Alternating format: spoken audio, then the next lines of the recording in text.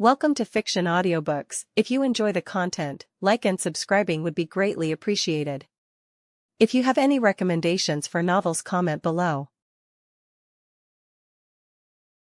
Please join my Patreon at https://www.patreon.com/fictionaudiobook. Chapter 160, Chapter 159, What She Lacks the Most. With Ravel, Ram, and Rem joining in, the entire Eligos peerage grew noticeably larger, and the training camp became a lot livelier as well. After learning that their seniors from the Eligos peerage were already training here, the three of them didn't hesitate at all. As Leo's servants, it was only natural that they joined in and became part of the training group. Leo had no reason to refuse either. Training 4 people or 7 made no real difference. They were all his own servants anyway, so they might as well train together. The overall schedule didn't change much. Mornings were still dedicated to basic training, and evenings to live combat practice. Everyone trained together during those times. The only real differences came in the afternoons, which were reserved for individual training. Ravel needed to fully familiarize herself with the enhancements brought by her rook trait, mastering her strengthened abilities while further raising the temperature of her phoenix flames. That kind of training would allow her to grow rapidly in a short time. With that in mind, Leo sent her to a volcano within the ancient battlefield, where she could focus on her training. Ram, on the other hand, had a full 10-year gap. After her horn was severed at the age of 7, she'd stopped training entirely. Her strength had recovered by now, but the discomfort and unfamiliarity caused by that long hiatus hadn't completely faded. Leo suggested that she start over from scratch, relearning how to wield her power properly before doing anything else. As for Rem, her training direction was even simpler. She needed to find a way to maintain her rationality while in her Oni transformation and control herself to avoid losing it. That was the only path of improvement available to her. There was no helping it. After a period of basic training and combat practice, Leo realized that Rem's growth rate was painfully slow. Compared to the other members of the Eligos peerage, those with dazzling potential, she lagged far behind. Even measured against ordinary people, her progress was underwhelming. As an Oni, her physical strength was outstanding. Even without transforming, she was the strongest in the Eligos peerage in pure physique. Not even Ram could compare to her in that regard. But whether it was physical conditioning, demonic power training, or pushing herself to the brink in live combat, her growth remained negligible. As a result, Rem had somehow ended up at the bottom of the Eligos peerage. Forget comparing her to Ram. Even Ravel and Mahiru, who had become Leo's servants only slightly earlier than her, were now stronger. Ravel could at least be explained, she was a high-class devil to begin with. But Mahiru had been an ordinary human before joining Leo. She joined the Eligos peerage only recently, and before this special training, her strength had been extremely limited. If not for the overwhelming power of Incinerate Anthem, she wouldn't have stood out at all during the old malfaction incident. She might not have even matched a mid-class devil. Now, after just over half a month of intense training, Mahiru had grown dramatically thanks to her terrifying potential. She was nothing like her former self. And yet Rem, who had trained consistently for 10 years, still couldn't measure up. That was honestly hard to excuse. This definitely isn't right. After witnessing Rem's abysmally inefficient growth firsthand, Leo immediately sensed that something was wrong. In the servant conversion trait evaluation, Rem was rated with the same high potential as Ram. There's no way her growth should be this slow. Among the current Eligos peerage, the fastest to grow were unquestionably Yukino, Mahiru, and Ram. All 3 possessed high potential. Once they entered special training, their growth skyrocketed. They grew stronger every single day at a shocking pace. Asuna, Yutaha, and Ravel were rated as medium potential, but their growth was hardly slow. Asuna's swordsmanship was becoming sharper by the day, and her mastery of blade blacksmith was growing increasingly refined. Yutaha, meanwhile, had fully demonstrated her talent with sacred gears. She was practically playing with Create World at this point, her strength rising dramatically. Even Ravel, after gradually mastering the enhancements granted by the rook piece, was growing at an incredible speed. Her flames burned hotter and hotter, and paired with her immortal body, she could absolutely challenge ultimate-class devils across ranks. At the very least, she could hold her ground and force a stalemate. The 3 of them might not match the explosive growth of Yukino's group, but they weren't far behind. Among those with medium potential, they were undoubtedly elites, especially Asuna and Yutaha. If they eventually mastered their Sacred Gear's balance breaker, they would surpass Ravel, a pureblood high-class devil, and become top-tier powerhouses in the devil world. If even they were growing this fast, then Rem, who shared the same high potential as Yukino, had no reason to lag so far behind. With that thought, a realization struck Leo. Rem's growth might only show a small portion in her normal state. The majority of it probably manifests during Oni transformation. Rem's sole standout trait was the terrifying burst of power she displayed when transformed. In her normal state, she was only on par with a mid-class devil. But once she transformed, her strength skyrocketed straight into ultimate-class devil territory, rivaling Ram, who was hailed as a prodigy. That level of amplification was even more outrageous than most Longinus. As someone who wielded a Longinus himself, Leo knew this well. Whether it was him, Yukino, or Mahiru, none of them could cross more than one rank before reaching Balance Breaker. Even the original protagonist, using the Red Dragon Emperor's power, could only double his strength every 10 seconds. After 2 minutes, at 8,190 times his base power, he could only unleash a single strike at the level of a high-class devil while still a low-class devil. That was a temporary leap of 2 ranks. Rem? She achieved that instantly just by entering Oni transformation, jumping from mid-class devil straight to ultimate-class devil. That level of enhancement surpassed many Longinus. Even Leo himself would likely need Balance Breaker to exceed it. Perhaps that was precisely why Rem had been rated as high potential in servant conversion, on par with Ram. In other words, Rem's high potential was almost entirely concentrated in her Oni transformation. Without transforming, she wasn't just unworthy of high potential. She probably didn't even qualify as medium potential. And even if she did, she'd be scraping the bottom. Because of that, Leo believed that most of the growth Rem gained during normal training was being siphoned directly into her Oni transformation. The harder she trained, the stronger her transformed state became, while her normal self barely improved at all. That imbalance was exactly why she kept losing control whenever she transformed, no matter how much stronger she got. If she grows twice as strong in her normal state, her Oni transformation might amplify that into 2, 3, maybe even 4 or 5 times the increase. No matter how much she improves, that overwhelming surge of power will always slam into her and make her lose control. So in Leo's eyes, if Rem wanted to truly grow stronger, her priority wasn't increasing her power. It was learning to control the power she already had. Then what should Rem do? After sorting through his thoughts, Leo called Rem out alone one night and explained everything to her. She asked the question almost desperately. She wanted to improve more than anything. In the past, she'd wanted to catch up to her sister. After Rem lost her horn and her power, Rem had desperately tried to grow stronger to protect her. Now, seeing the girls of the Eligos peerage transforming at a breathtaking pace, Rem was even more anxious. She was afraid of being left behind by her sister, of never being able to catch up again. Even more than that, she feared a future where everyone else could fight alongside Ram, while she alone lagged far behind, reduced to a bystander as her sister grew closer and closer to the others. Ever since coming here, the pressure on Rem had only continued to mount. She'd always known her sister was exceptional. But she never imagined that the others in the Eligos peerage would be just as outstanding, some nearly on par with Rem herself. And yet, no matter how hard she tried, Rem alone couldn't keep up. It was suffocating. Leo had noticed Rem's increasing agitation. That was why he'd called her out alone in the first place. There's one thing I can say for sure, Leo began calmly. Tiamat's original idea was wrong. He didn't waste time on theatrics as he analyzed the situation for Remington. Her plan was sound in theory, having the two of you reincarnate as devils. One of you would use the reincarnation ritual to restore a severed horn, while the other would strengthen herself to better control her power. The first part worked. The second didn't. She probably didn't anticipate that the stronger you became, the stronger your Oni transformation would grow as well. The result was that you lost control immediately after reincarnation, instead of reducing the risk. I'm guessing that the demonic power you gained after reincarnation wasn't very high. At least 90% of it was probably absorbed by your horn. It only fully erupts once you transform.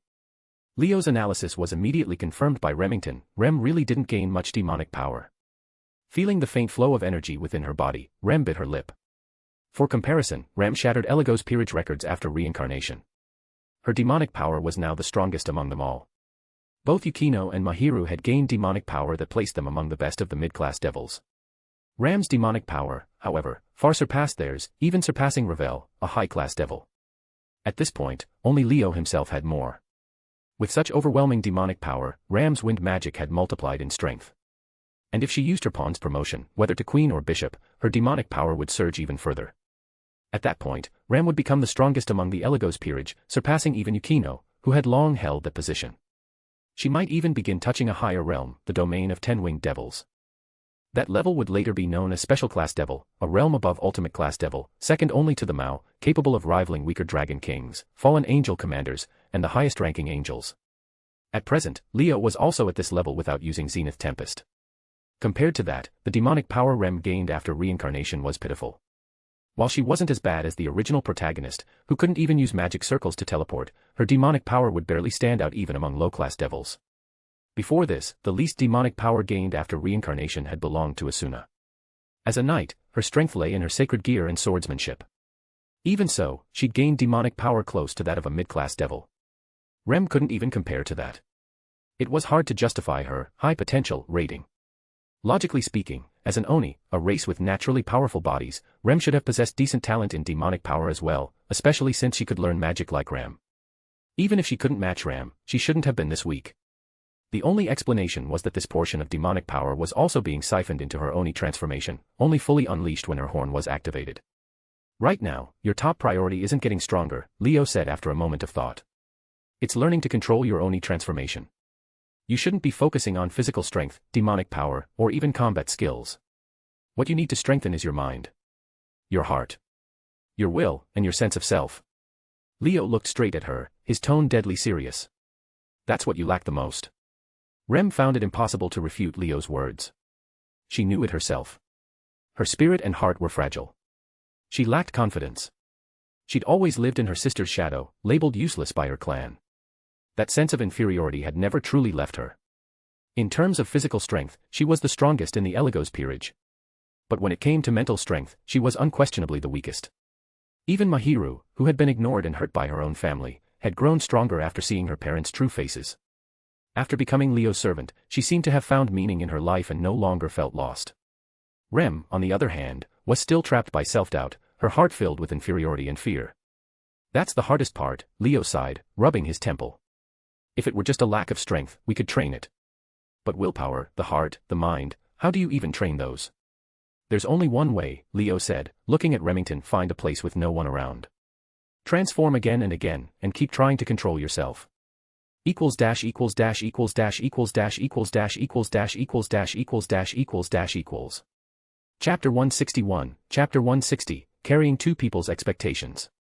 Eligos territory, ancient battlefield outskirts. When Leo and Rem arrived together, there was no sudden surge of vengeful spirits or monsters like in the past. Instead, the area was eerily quiet. There was no helping it. For more than half a month, the entire ancient battlefield had been used by the Eligos peerage as a live combat training ground. The inner area was one thing, but the outer perimeter had already been thoroughly ravaged. Vengeful spirits and monsters were now rarely seen, and the terrain was scarred with craters and shattered ground everywhere, clearly battered beyond recognition. The two stood facing each other. Leo looked relaxed. Rem, on the other hand, was visibly tense. All right, let's begin. He rested one hand on his hip, completely at ease, looking nothing like someone about to face a berserk Oni head-on. Relax. I'll be watching right here. There's no one around, so even if you lose control, it won't affect anyone.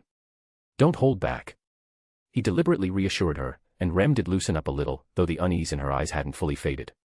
Are we really doing this here? She asked hesitantly. Actively entering Oni form?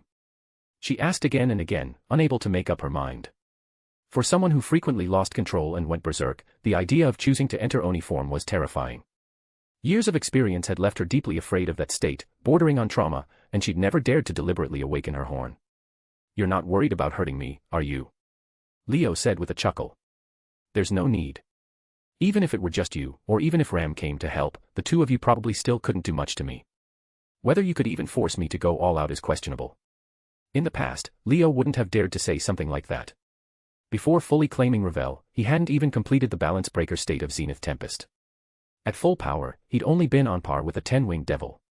Taking on two Oni who had reached the ultimate class devil level would have been risky. But now, even without using Zenith Tempest, his own strength already rivaled that of a 10-winged devil. Even an Oni transformed Rem was still a level below him. Hurting him was out of the question. Hurry it up. Stop hesitating. Or do you want me to call Rem over to keep you company? He pressed her again. And no. Rem understands. Please don't call my sister. She didn't want to trouble Rem again. Taking a deep breath, she slowly closed her eyes. Before long, Rem's aura grew violent. A white light flickered on her forehead, and the faint outline of a horn began to emerge, as if it were forcing its way out. Ugh. Pain crept into her expression, her voice strained. The turbulence around her intensified. Snap. Just as her consciousness began to sink, a hand suddenly reached out and flicked her forehead. Ah. The sharp pain jolted her awake. She clutched her forehead and cried out. The violent aura dispersed, and the white light vanished in an instant. Eligos-sama. Tears welled in the corners of her eyes as she looked up at him, standing right in front of her without her noticing, clearly questioning why he'd done that. Fail. Start over, Leo said calmly. You were already being affected by Oni form the moment you tried to awaken your horn. Your aura was completely unstable. There's no way you'd have kept control. You would have lost it, guaranteed. So try again. This time, awaken it slowly. Endure the process and don't let your consciousness sink. Focus on good memories. Don't let negative emotions interfere, hesitation, anxiety, all of it. If you can clear those away, you'll last longer. He offered his thoughts and advice, and surprisingly, it all made sense. After all, he'd read a large portion of the books in his study. Maybe not with Yukino's obsessive determination to read everything, but more than half, at least. That accumulated knowledge was proving useful, letting him give guidance in many areas. Otherwise, he wouldn't have been able to design training plans for all his servants like he did now. Those were qualities a king needed. To lead properly and help his servants grow, knowledge was essential. Because of that, Leo could quickly pinpoint Rem's problem and guide her accordingly. Come on. He stepped back to his original position, urging her on again. Yes. Rubbing her reddened forehead, Rem calmed herself and swiftly entered Oni form once more. Her aura flared again and again, her face twisting in pain, her voice strained. Each time she was about to lose control, Leo flashed forward and flicked her forehead, breaking her state and forcing her back out of Oni form. No, you're still rushing it. Slow down more. You need to consciously control the pace. Don't dive in all at once. Slower. Your mind can't keep up with the surging power. You'll just get overwhelmed. That was too slow. You suppressed the rising power with your consciousness. You can't even enter Oni form like that. Again. No. Again. Again. Leo had turned back into that Spartan demon instructor who mercilessly rained down barrages on the girls during morning training. His attitude was casual as ever, but his hands showed no mercy. He interrupted Rem again and again with forehead flicks, until her forehead was bright red. She was on the verge of tears. She even recalled the last time she'd gone berserk, when Leo had flicked her unconscious and she'd fallen into his arms. The memory left her flustered and irritated. Her usually expressionless, delicate face finally cracked, emotions spilling out. And with those emotions taking over, when she entered Oni form again, she completely cast aside hesitation and anxiety. Instead, that embarrassed frustration pushed her into Oni form faster than ever before. So fast that Leo didn't even have time to stop her. The white horn that had been flickering on her forehead finally fully emerged, and her eyes instantly glowed red. As expected, Rem lost control. Her aura exploded, leaping from mid-class devil straight into ultimate-class devil territory. The demonic power within her, normally not that high, surged violently, breaking through mid-class devil, then high-class devil, and continued rising. By the time it stabilized, her output wasn't much weaker than Ram's. So most of her demonic power is absorbed by Oni form. It only truly erupts after transformation. Watching this, Leo finally confirmed his suspicion. He'd found the real reason Rem's growth had been so slow. Her immense potential was almost entirely concentrated in Oni form. As that realization settled, the fully transformed Rem attacked. Boom. With demonic power erupting around her, she shouted and thrust her hand toward Leo. An astonishing cold burst forth. Countless shards of ice shot out, blanketing the sky as they surged toward him. Wherever they passed, the air temperature plummeted. This was Rem's specialty. Unlike Ram, who excelled at wind magic and could even create her own spells, Rem specialized in ice magic. She hadn't invented any of her own. She'd only learned a few basic spells. Her repertoire was limited, mostly simple ice barrages like this, showing just how weak her aptitude for magic really was. But backed by ultimate-class devil-level demonic power, even such straightforward spells became terrifying. Thousands upon thousands of ice shards filled the sky, impossible to dodge. Facing the torrential rain of ice, Leo didn't bother evading. He met it head-on. Boom. Purple demonic power burst from his body, instantly overwhelming Rem's aura. One magic circle after another appeared around him. Bang. The ice slammed into the expanding magic circles, colliding again and again with deafening noise. The shards shattered on impact, the force strong enough to kick up shockwaves that shook the ground beneath Leo's feet, sending thick dust into the air. Moments later, the dust was blown away. Leo stood there completely unharmed. The sight only further provoked Rem's bloodshot eyes. Die. She roared and launched herself like a cannonball, sonic booms ripping through the air as she swung her small fist down. Boom. The ground exploded under the punch, collapsing into a massive crater as debris flew everywhere. Leo had already taken to the air, 10 devil wings spread wide behind him. He streaked past at incredible speed, neatly avoiding the blow. Rem tried to pursue, but she was stopped. A magic circle appeared beneath her feet without warning. Chains formed from pure demonic power shot out, wrapping around her before she could react, binding her tightly. Ugh, aha. She struggled violently, unleashing tremendous strength, yet couldn't break free. Then, in a flash, Leo appeared behind her. He raised his fingers and aimed for her forehead. Rem instinctively flinched at the familiar motion, but unfortunately, that didn't help her escape what came next. Thud. The flick landed again, this time reinforced with demonic power. The impact slammed into her forehead, and Rem experienced that disorienting shock to her consciousness once more. Leo-sama. Her eyes widened as the red light faded. The white horn dissolved, her swollen aura and demonic power rapidly weakening. Then she went limp, collapsing unconscious into Leo's arms. Good. The transformation was short this time, so the strain on your body and mind isn't too bad. Holding her, Leo gave her a quick check before popping a small fruit into her mouth. Cough. Rem snapped awake and sat bolt upright, her face twisting in agony. So bitter. It was the bitterest thing she'd ever tasted, more bitter than all the hardship she'd endured trying to catch up to her sister over the years. Good medicine tastes bitter, Leo said lightly. Well, it's not medicine, but it wakes people up instantly. For you, it's pretty useful. He smiled at her first. Then immediately switched back into Spartan mode. Since you're awake, let's continue. Don't waste time. Rem stared at him. She was now absolutely certain. Her master was a devil among devils. A demon among demons. And yet, for some reason, his merciless attitude made her feel at ease. She didn't want pity. She didn't want sympathy. Those looks only reminded her how inadequate she was. So Leo's strict, almost ruthless approach reassured her instead. At least this way, she didn't have to worry about disappointing him. Or being abandoned. Someone who was truly disappointed would never push her this hard. As she thought that, Rem found herself thinking of her sister. Rem looked cold and uncaring, but she was gentler than anyone. That kindness had saved Rem, but it also made her anxious, constantly afraid that one day Rem might leave her behind. Leo-sama wasn't gentle. But that was exactly what Rem wanted. It made her realize something. She wasn't just carrying her sister's expectations anymore. She was also carrying her master's. Then. Let's continue. Having steeled her resolve, Rem forced herself to stand and entered Oni form again. She didn't notice that, somewhere unseen, a figure almost identical to her was standing there, watching silently, equals dash equals dash equals dash equals dash equals dash equals dash equals dash equals dash equals dash equals. Chapter 162, Chapter 161, Reformed. You've gotta be kidding. Time flew by, and the 1-month special training period for Eligos' servants was already nearing its end. Yukino Shita Yukino, Yukiasuna, Kasumiga Kaka Yudaha, and Mahiru had completely adapted to the harsh training regimen. They were no longer collapsing in exhaustion every day like they had at the start.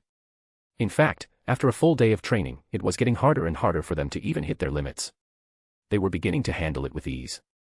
Ravel Phoenix, Ram, and Rem had joined later, but unlike Yukino and the others, who had started out as ordinary humans, all three of them came from extraordinary backgrounds. They were either pure-blood high-class devils or naturally powerful Oni, with solid foundations to begin with. Even with only a short period of training, the results were obvious. Ravel and Ram, in particular, were growing at an astonishing pace. One of them was still underage and had never fully unlocked her potential before, leaving plenty of room to grow. The other had a 10-year gap to make up for and was slowly filling in what she'd lost. Both were improving rapidly. As for Rem, her regular daytime training still showed only modest results. However, with Leo giving her one-on-one guidance every night, she had gradually begun to adapt to her Oni transformation. She could now maintain her sanity for short periods without losing control. At first, it had only lasted a few seconds. Then it slowly extended to a full minute. As the month-long training approached its end, she could now stay in her transformed state for 2 full minutes without going berserk. Of course, if she entered combat, that time would likely be shortened considerably, so it still wasn't very practical in real battles. Even so, Rem was genuinely happy. Unlike before, when her progress had been barely noticeable, this time she could clearly feel herself growing stronger. Every extension of her transformation time, even by a single second, made her happy for a long while. It meant she had finally found the right path. If she kept going like this, even if she couldn't completely master the power of her Oni form, being able to control it for several minutes would be enough to let her undergo a complete transformation. In a short time, she would become a hidden trump card among Eligos' servants, someone who wouldn't hold Leo or Ram back. From now on, Rem would continue pushing herself in this direction, determined not to disappoint Leo or Ram. Leo, of course, could see Rem's efforts. He had also been watching the growth of his other servants, and it left him deeply satisfied. A month wasn't long, but in that short time, every single one of Eligos' servants had been completely reborn. Leo was confident that once they resurfaced, they'd shock everyone who'd been keeping tabs on them. You'll understand when the time comes, he thought calmly. Trying to control us like before won't be possible anymore. Of course, Leo's side wasn't the only one making progress. Rias and Sona Citri hadn't slowed down either. Even though they were training in the underworld, Leo had kept in regular contact with Rias and Sona. They exchanged information often, keeping each other updated on their situations and changes. Because of that, both Rias and Sona already knew that Leo had taken in 3 new servants, one of them the young lady of House Phoenix, and the other 2 survivors of a fallen Oni clan. Phoenix, huh? When Rias heard that Ravel had become Leo's servant, her feelings were complicated. She couldn't help it. House Phoenix had practically become a sore spot for her. It wasn't that she had a grudge against the Phoenix family. On the contrary, they were related. By marriage. And it was a marriage Rias was absolutely unwilling to accept. Riser Phoenix was someone even Surzex, the famously approachable Mao, didn't think much of. Needless to say, Rias herself found him unbearable. He was nothing more than a sleazy delinquent. Sure, he came from a powerful family, and thanks to his Phoenix immortality he performed decently in raiding games, but Rias just couldn't stand him. She had dreams. Her ultimate goal was to dominate the raiding games, overthrow the current champion, and become the undisputed queen of the competition, making a name for herself across the entire devil world. In other words, Rias was a career-driven woman. There was no way she'd willingly settle down into marriage. House Phoenix was no weaker than the Gremory house. If she married into the Phoenix family, she'd be marrying into their household, becoming a dutiful wife and daughter-in-law. How would she ever have the freedom to pursue her ambitions then? So from the very beginning, Rias had never accepted the idea of marrying Riser. On top of that, she genuinely disliked his behavior. If she could, she'd love to follow Sona's example and crush Riser outright, breaking off the engagement entirely. Unfortunately, she wasn't nearly as skilled at schemes and planning as Sona. And House Phoenix knew exactly what kind of person Riser was, so there was no way they'd gamble the engagement on something like a chess match. Rias couldn't find any way out. She was nearing adulthood, and her anxiety was growing by the day. The 2 families had already agreed that once she officially came of age, they would hold an engagement banquet and announce the marriage to the entire devil world, locking it in for good. Given all that, how could Rias not feel conflicted upon hearing that the Phoenix family's daughter had become the servant of someone she considered an important rival? Even so, she didn't show it. She spoke to Leo as calmly as ever. Ravel Phoenix, the eldest daughter of House Phoenix. I've heard of her. They say she's sharp and talented, someone who might one day rival her brothers. Her voice came through the magic circle Leo had opened, making him smile slightly. She really is smart. She has a few small flaws, sure, but when it comes to intelligence and strategy, she might not be much worse than Sona. Rias was genuinely surprised. You rate her that highly? As Sona's childhood friend and closest companion, no one understood her abilities better than Rias. Rias was confident that Sona couldn't match her in raw power, but when it came to tactics and planning, Rias admitted that even 2 of her couldn't beat Sona. Sona had already solved a major life problem through sheer strategy, while Rias was still stuck in the mud. So hearing Leo say that Ravel's strategic ability was comparable to Sona's was shocking. She's my strategist, Leo said with a hint of pride. If it made sense, I'd have loved to give her the queen piece. And she's no slouch in combat either. Even relying purely on her Phoenix immortality, she can hold off an ultimate-class devil. Brains and brawn. No wonder Leo felt like bragging a little. For House Phoenix to hand over such an excellent daughter to you as a servant, they really must think highly of you, Rias said quietly. She believed Leo wasn't exaggerating, so she fell silent for a moment before speaking again. They don't compare to your family, Leo replied bluntly. Yours is willing to send their only daughter, the heir to the household, to someone else's family to be a wife and raise children. How could House Phoenix compete with that? That left Rias completely speechless. Enough about that, Leo said, sensing her complicated emotions and smoothly changing the subject. I heard from Sona that you've taken in 2 new servants recently. Is that right? He was genuinely interested. After all, if he remembered correctly, among Rias's new servants was someone who could change the course of the world. You heard from Sona already. Rias smiled, pushing down her earlier feelings. Clearly, this topic put her in a much better mood. Yeah, Leo said with a relaxed smile. I heard one of them is a Longinus holder, and you used all 8 pawn pieces to reincarnate him successfully. Sona had mentioned it just yesterday when she contacted him. She'd originally been checking on Leo and casually informed him that the sacred gear wielder she'd been keeping an eye on had become her servant. At the same time, she mentioned that Rias hadn't been idle either. Not only had Rias recruited more servants than Sona, they were all sacred gear users. One of them, like Yukino and Mahiru, was a Longinus holder, someone Rias had only managed to reincarnate after using all 8 pawn pieces. The boosted gear, Red Dragon Emperor's Gauntlet. It houses the soul of one of the 2 heavenly dragons, the Red Dragon Emperor. Its ability doubles the host's power every 10 seconds and allows that power to be transferred to allies or weapons. It ranks 5th among the 13 Longinus. Leo recited it calmly, smiling as if it were nothing new. This is a sacred gear ranked just below the 4 top-tier Longinus. It's said to possess limitless power. Its ranking is even higher than Yukino's Absolute Demise and Mahiru's Incinerate Anthem. Recruiting someone like that must have caused quite a stir among the Devil World's upper ranks, right? If he didn't already know how the future unfolded, even he would have been shocked. Rias having a Longinus holder under her command was no small matter. One of the 2 heavenly dragons becoming a devil, even Heaven and Grigori must have been startled, Leo added. But Rias simply laughed softly. That's thanks to you. You told me to keep an eye on the people at Ko Academy, and that's how I found him. She smiled wryly. At first, I thought he was just a twice critical user. I couldn't understand why someone like that would need 8 pawn pieces to reincarnate. Then I realized it was actually the boosted gear. I was completely stunned. Twice critical was an extremely common sacred gear that temporarily doubled its user's strength. It was considered a lower-tier substitute for the boosted gear. If that had been the case, a single pawn piece would have been enough. But the boosted gear was different. Ranked in the top 5 among Longinus, Rias had only managed to reincarnate him with 8 pawn pieces because he was still just an ordinary high school student. Otherwise, she'd have needed a mutation piece. Thinking about her new servant made Rias sigh. He's just like you said, a total pervert. She recalled his reputation at Ko Academy. He was infamous as one of the 3 great perverts of Ko. He'd enrolled there because it used to be an all-girls school with lots of female students. Despite being massively unpopular with girls because of it, he still did whatever he wanted, constantly pulling perverted stunts. His dream was to build a harem. After becoming a devil and realizing that dream might actually come true, he threw himself into devil work with enthusiasm, fantasizing about becoming a high-class devil, claiming the king piece, and using evil pieces to openly recruit beautiful female servants. A life surrounded by girls calling him master. That was his ultimate fantasy. He didn't take advantage of you, did he? Leo teased, knowing exactly what kind of guy he was. Pfft. Rias burst out laughing, barely holding it in.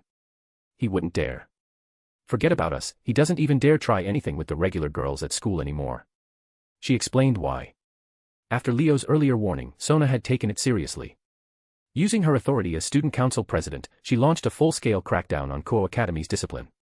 Anyone causing trouble was rounded up and dealt with harshly, leaving more than a few students traumatized. The so-called 3 great perverts, who constantly peeked at girls and talked trash in public, were singled out and publicly humiliated by Sona.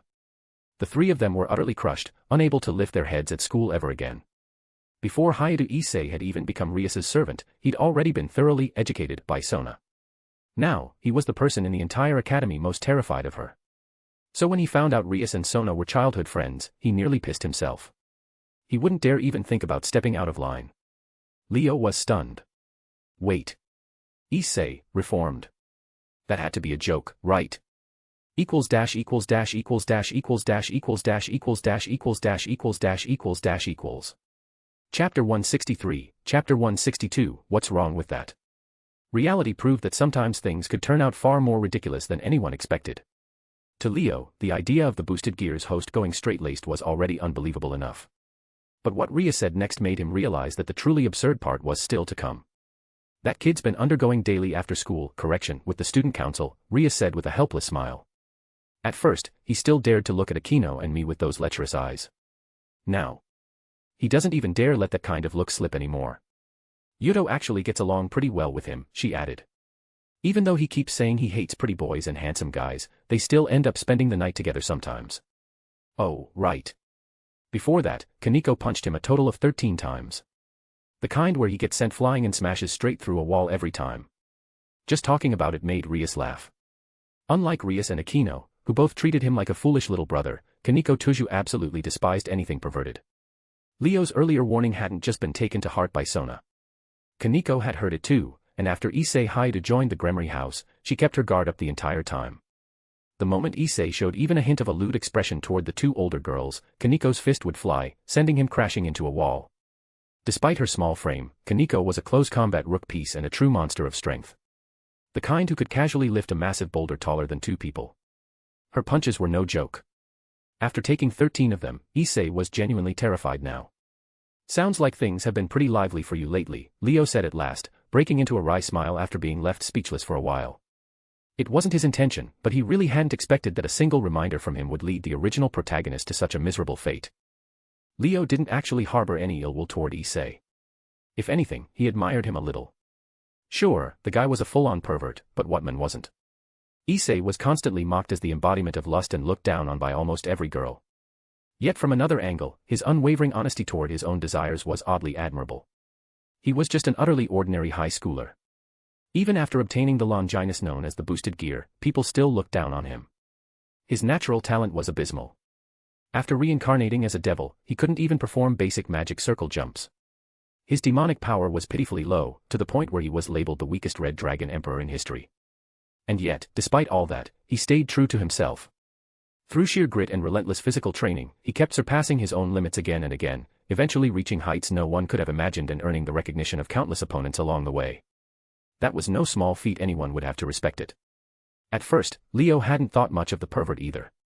That changed during the raiding game against the Bale House, when Issei fought like a real man, trading blow after blow, pushing past his limits for the sake of his convictions, and finally bringing down the Lion King himself. That moment had genuinely moved him. After that arc, Leo's view of Issei changed. It wasn't exactly going from hater to fan, but he definitely stopped hating him. That was why he'd warned Rias to keep an eye on the Red Dragon Emperor with limitless potential. First, Rias truly needed a servant like that to help her escape her predicament. Second, Leo kind of wanted to fight the Red Dragon Emperor himself. Sooner or later, he and Rias would both debut as part of the new generation of devils. When that time came, they'd take part in debut battles and clash with the most outstanding geniuses from the major families. The Eligos house servants and the Gremory house servants would inevitably meet in that debut battle, facing each other in a raiding game. He wanted to face that miracle-making Red Dragon Emperor head-on, fair and square, on that stage. That sounded like it would be fun. The thought alone made the corner of Leo's mouth lift unconsciously. "It's fine overall," Rias said, unaware of what Leo was thinking. "It's just that Sona is way too strict with him. He's my servant, you know." Rias's possessiveness was actually pretty strong. The Gremory house had always been famous for cherishing their servants, so even when Issei ogled her shamelessly, she didn't get angry. If anything, she found it amusing. That lecherous look was a massive turn-off for other girls, but to a devil like Rias, it really wasn't a big deal. Devils were creatures who stayed true to their desires. What was wrong with that? Leo himself lived by the same principle, didn't he? He never hid his intention to build a harem. He had never once considered recruiting male servants. Everyone under him was a beautiful girl. Anyone with eyes could tell what he was after. And yet, who actually cared? Powerful devils had that privilege. Devils who followed their desires were only natural. Even figures like Cerzex, Lady Phoenix, and Tiamat didn't mind at all. Some of them even helped him recruit servants proactively. That alone said everything. Even Sona Citri had never shown any issue with it, calmly accepting that all of Leo's servants were girls. To her, it was completely normal. Leo himself had never doubted that what he was doing was right. Lately, he'd even started doing exactly what Yukino and the others had suspected before, boldly walking into the hot springs and bathing together with them. At first, Yukino and the others had reacted strongly. But so what? Just as they'd realized, Leo already considered them his possessions. Protesting was useless. Once it became clear that resistance was futile, the girls eventually gave in and grew used to bathing with him. Rias didn't know about any of this, but even if she did, she wouldn't think it was a big deal. By the same logic, when it came to Issei's dream of becoming a high-class devil and openly building a harem, she didn't look down on him at all. If anything, she wanted to support him. As long as Issei worked hard and kept improving, and eventually became a high-class devil, she'd have no problem letting him leave her faction and stand on his own, receiving his own evil pieces in the devil world and recruiting the beautiful servants he liked. From Rias's perspective, Sona's correction of Issei wasn't just overstepping, it was a bit excessive. He was her servant, after all. If anyone was going to discipline him, shouldn't it be her? Of course, Rias was only mildly annoyed. It wasn't enough to make her resent Sona. She understood Sona's position. As the student council president, school discipline was her responsibility. Given her personality, there was no way she'd tolerate behavior that disrupted order. After thinking it over again and again, Rias ultimately accepted Sona's corrective education for Issei. Besides, Issei was already a second year. Once he graduated from Kuo Academy, it wouldn't be a problem anymore. By then, he could do whatever he wanted. For now, he could just endure it a little. Consider it a harsh training exercise for his willpower and self-control. If you're interested in that kid, you can always come meet him sometime, Rias said with a smile, seemingly sensing something. There'll be a chance. No need to rush, Leo replied, smiling back without denying it. Then his expression turned serious. Since the Red Dragon Emperor is now your servant, you need to be careful of the Grigori. I've heard the current White Dragon Emperor is among them. And he's incredibly strong. Rias's smile vanished. One of the two heavenly dragons, the White Dragon Emperor, she murmured. That's right. Leo nodded. The Red Dragon Emperor and the White Dragon Emperor, two legendary dragons once known as the two heavenly dragons. They possess power that surpasses even the Dragon Kings. Power that rivals the gods themselves. The strongest legendary dragons beneath the gods. Back when devils, angels, and fallen angels were locked in full-scale war, the Red Dragon Emperor and White Dragon Emperor started fighting each other right on the battlefield, ignoring everyone else. The damage they caused was so immense that the three factions joined forces to defeat them. Their bodies were torn apart, and their souls were sealed by God into two sacred gears, turning them into Longinus. From then on, the hosts of those sacred gears inherited their names. Driven by an ultimate rivalry, each generation of Red Dragon Emperor and White Dragon Emperor became mortal enemies. Whenever they met, it always ended in a fight to the death. Now, a new Red Dragon Emperor had appeared, within the Gremory House. When this generation's White Dragon Emperor emerged, conflict was inevitable. And that White Dragon Emperor belonged to the Fallen Angel faction, one of the Longinus holders cultivated by the Grigori. Is he that strong? Rias asked, frowning. Very strong, Leo answered without hesitation. Do you know how the Fallen Angel's governor describes him? Rias listened intently. The strongest White Dragon Emperor in history. Those words made Rias's expression change. That high of an evaluation. Her face grew solemn. It can't be helped, Leo said seriously. Compared to Issei, a normal high schooler with almost no talent and barely any demonic power after reincarnating, his opponent is a born prodigy. He's already mastered Balance Breaker. Even I'm not sure I could defeat him. It was one of the most dramatic contrasts in the original story. The current Red Dragon Emperor was the weakest in history. The current White Dragon Emperor was the strongest. They weren't even on the same starting line. The gap was so vast it was despair-inducing. At least, for now.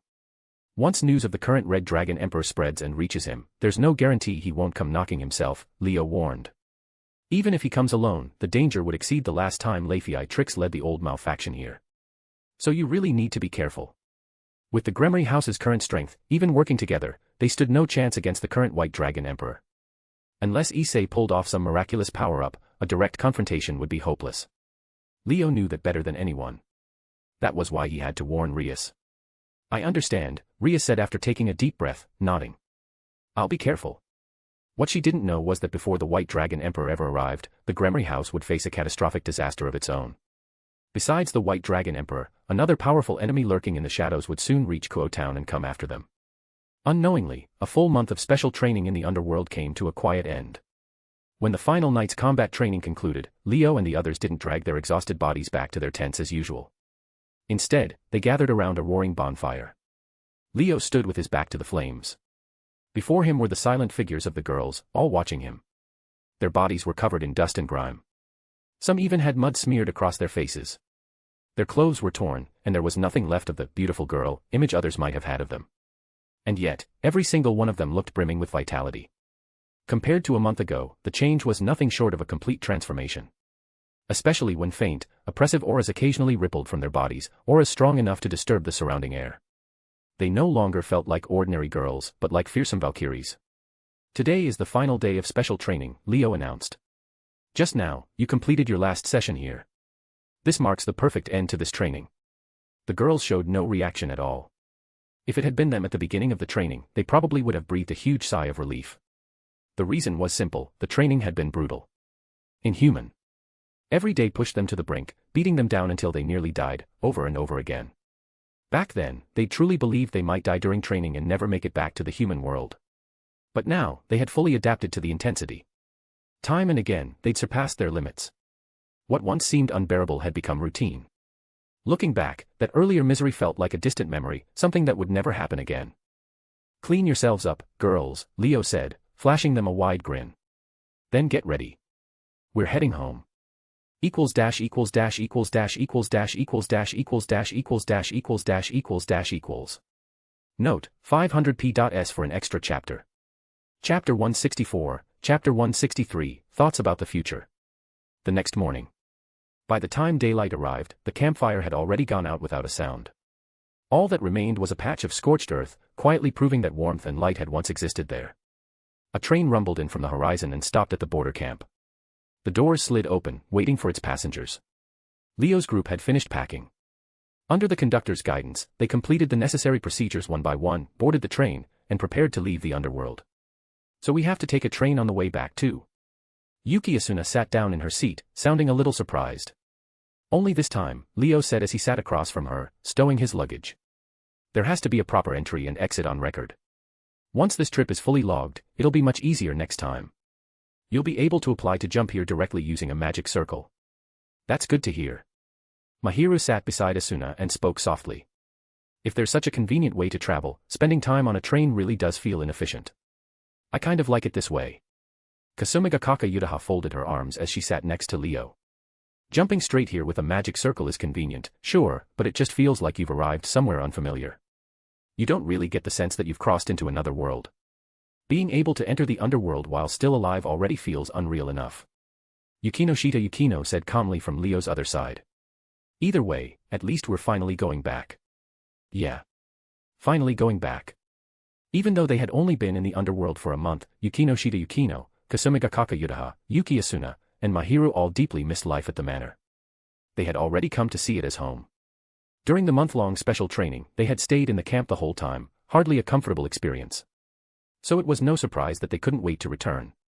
"I wonder what Leo-sama's manor is actually like." While Yukino and the others chatted among themselves, conversation was also happening on the other side of the train. Ravel, Ram, and Rem were seated together, looking out the window as they talked. "You used to live in the human world, right?" Ravel sat alone on her seat and took the initiative to speak to the sisters across from her. "Yes." Ram nodded expressionlessly. "The Oni village where Rem and I lived was in a remote part of the human world. No towns nearby, just mountains and forests. But that was 10 years ago." Rem continued, her voice dimming as if she'd remembered something painful. "After Tiamat-sama saved us and brought us to the underworld, we never left again. At first, they lived together with Tiamat in the familiar forest. Later, Tiamat decided that keeping the sisters away from civilization for too long wouldn't be good for their mental health. That was why she bought a residence for them in Luciford and had them live there instead. They had left the human world at 7 years old. Now, returning after 10 long years, they were both 17. So what do you plan to do after you go back?" Leo had overheard them and turned around. "Do you want to visit the Oni village?" To his surprise, both Ram and Rem shook their heads without hesitation. "The Oni are already extinct. The village was burned to the ground that night." Ram's tone was calm. Cold, even. "Going back would just mean looking at ruins. I've almost forgotten where the Oni village even was." Rem said quietly, just as detached. "There's no point in returning."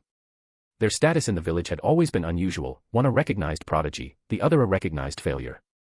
But regardless of which, neither of them felt any attachment to that so-called homeland. It was unavoidable. Because they were born with only one horn, the sisters had nearly been disposed of at birth. Even though Ram quickly displayed astonishing talent and power, causing the Oni to abandon that plan, their feelings toward the Oni were never warm. For Ram, that was already bad enough. For Rem, it was worse. She had grown up surrounded by contempt, disdain, and fear. If Ram hadn't protected her, she would have been dealt with long ago. In her normal state, she was seen as useless. Once she transformed, she was uncontrollable. To the Oni, Rem was nothing more than a ticking time bomb. It was easy to imagine what her life in the village had been like. Given that, it was only natural that Ram felt no fondness for the Oni either, especially when her little sister had been treated that way. Because of this, neither Ram nor Rem felt any lingering attachment to the Oni village or the Oni as a whole. Even knowing their people were gone, they felt no sadness, let alone any desire to return. As for the ones responsible for wiping out the Oni, Tiamat had already taken care of them. There was no revenge left to pursue. The entire existence of the Oni could be left behind. "I see." Leo nodded. Then how about trying a human school? If Ravel, Ram, and Rem were interested, Leo didn't mind pulling a few strings to get them transferred into Sobu High. If they transferred to Sobu High, things would get lively really fast. Yutaha remarked with a hint of amusement. Whether it was Ravel or the twin sisters, all three were strikingly beautiful, each in their own way. If they transferred in, the so-called 5 unattainable flowers would probably turn into 8. In fact, from certain perspectives, these 3 might become even more popular than the current 5. Ravel and Rem had angelic faces and devilish figures. Ram lacked the curves, but she was Rem's twin, and that alone pushed her appeal through the roof. If a certain perverted blonde loser saw you, you'd probably end up as the new heroines in her next work that very night. Thinking of that person, Yutaha's expression turned subtly complicated. A human school. Ravel looked tempted, but hesitant. If you come, you can transfer into our class and sit next to me. Mahiru said with a smile. Ravel and Mahiru were the same age. If Ravel transferred to Sobu High, she would naturally be a first year. Yukino Yukino and Yuki Asuna, meanwhile, looked toward Ram and Remington. They were in the international class. Normally, transfer students without prestigious backgrounds wouldn't be able to enter the class even if they joined as second years. But that was only under normal circumstances. With Leo's connections spread throughout Chiba, getting Ram and Rem into the international class would be trivial if he wanted to. If that happened, the twins would become classmates with Yukino and Asuna. Unfortunately, Ram and Rem didn't seem particularly interested in human schools. We are Leo-sama's servants, and we serve as his maids. Ram stated plainly. Compared to going to school, Rem and my sister would rather fulfill our duties at the manor. That was their answer. That's fine. Leo thought for a moment, then nodded. School is just school anyway. Yutaha and I are already third years. We'll graduate next year. If you don't want to go, then don't. Ravel, you can think about it carefully. If you're interested, just tell me later. What worried Leo more was whether they would even be able to live normal school lives going forward. Their identities were already exposed. Multiple factions, including the hero faction, were watching them closely. On top of that, the world order was bound to change drastically. The hidden world was heading toward an unprecedented period of reform and turmoil. If that happened, Leo doubted they'd even have the chance to attend school properly anymore. If so, there was no reason to force Ram and Rem into Sobu High. By the way. Yukino looked at Leo and Yutaha. Have you decided what you'll do after graduation? University? Or taking time off to work? Everyone's gaze immediately shifted to the two of them. I plan to continue on to university. Yutaha answered without hesitation.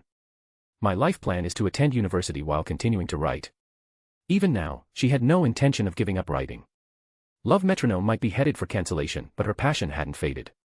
If anything, encountering the supernatural world had given her even more ideas and inspiration. She had already decided, if Love Metronome really did end, she wouldn't write romance anymore. She would write a fantasy novel based on what she had seen and experienced. I probably won't continue school. Leo said instead, giving a completely different answer. This year, I'll officially debut as a new generation devil. I want to focus all my energy on the raiding game, aim for strong results, restore the Eligos family, and redevelop our territory. In other words, after graduating high school, Leo would most likely return to the underworld and shift his focus there. As for the human world, he could hand his territory over to another high-class devil, or entrust it to servants like Yukino, whose families were already based in Chiba. If, after his graduation, one of his subordinates advanced to high-class devil and wanted independence, he wouldn't oppose letting her inherit what he built and manage Chiba's devil affairs. That said, it wouldn't be easy. Although Yukino and the others had grown tremendously in strength, according to underworld records, they were still firmly low-class devils. Devil society enforced its hierarchy with extreme strictness. Promotion required not just power, but accomplishments. Strong performances in the raiding game. Personal moments of brilliance that demonstrated potential. Contributions through achievements or successful devil business operations. All of these factors influenced how the higher-ups evaluated a devil. Only when they deemed someone qualified would a promotion notice be issued. That was how Leo himself had advanced, accumulating results through steady devil business, barely meeting the power requirements, and finally being promoted to high-class devil. Only then had he been granted his evil pieces and debuted as a king. Hayadu Issei shared a similar dream, debuting as a devil, becoming a high-class devil, and building a harem using the evil pieces he received. Come to think of it. I haven't asked them yet whether they want to become independent as high-class devils in the future. The thought struck Leo suddenly, and his gaze swept across the girls. Independence as a high-class devil didn't mean they would stop being his servants. If their master ever needed them, even servants who had become kings could be summoned back to fight at his side. That was true for ordinary servants, and even more so for Leos. Because of the servant conversion trait, their reincarnation bond would exist forever. Their souls still belonged to him. Because of that, Leo wouldn't oppose his servants becoming independent. He just didn't know whether they wanted that. If they didn't, even after becoming high-class devils, they could remain by his side as servants and refuse to receive evil pieces. For now, it's too early to think about that. Leo pushed the thought aside. I'll ask them when the time comes. Although his servants far surpassed ordinary low-class devils in both potential and strength, aside from Ravel, every single one of them was still officially low-class. Independence was something to consider after they reached mid-class devil. What mattered now was life after returning to the human world. There'll probably be a lot of reactions to our return. Leo murmured, thinking of all the eyes watching him. The train began to move, heading toward the hollow opening in the sky ahead. Equals dash equals dash equals dash equals dash equals dash equals dash equals dash equals dash equals dash equals. Chapter 165, Chapter 164, The Flower of Tengen. Leo's estate, basement. Before Leo and his group left the human world, this place saw constant use every single day. But after they departed for the underworld, it was completely abandoned. For a full month, no one set foot here, and the magic circle in the basement faded into dull obscurity. Today, however, the magic circle lit up once more, bursting forth with a dazzling crimson glow. Within that red light, the figures of Leo and the others slowly emerged, returning once again to the estate. We're back. Finally back. There's no place like home. Even the air feels different. Yukino and the others spoke one after another, their expressions visibly relaxing. Even the way they dragged their suitcases seemed lighter, the atmosphere turning cheerful in an instant. So this is Leo-sama's residence in the human world.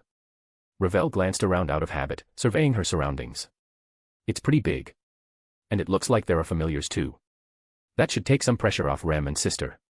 Ram and Rem whispered to each other nearby, already treating this place as their future workplace. To be honest, with familiars handling the estate's chores, there was no real need for two maids. But since they liked it, Leo had no reason to object. Just look at Graphia.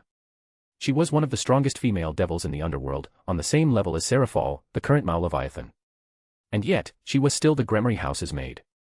She was also the wife of Surzex, the strongest Mao, Rias's sister-in-law, and even held the queen peace. Yet she still worked as a maid.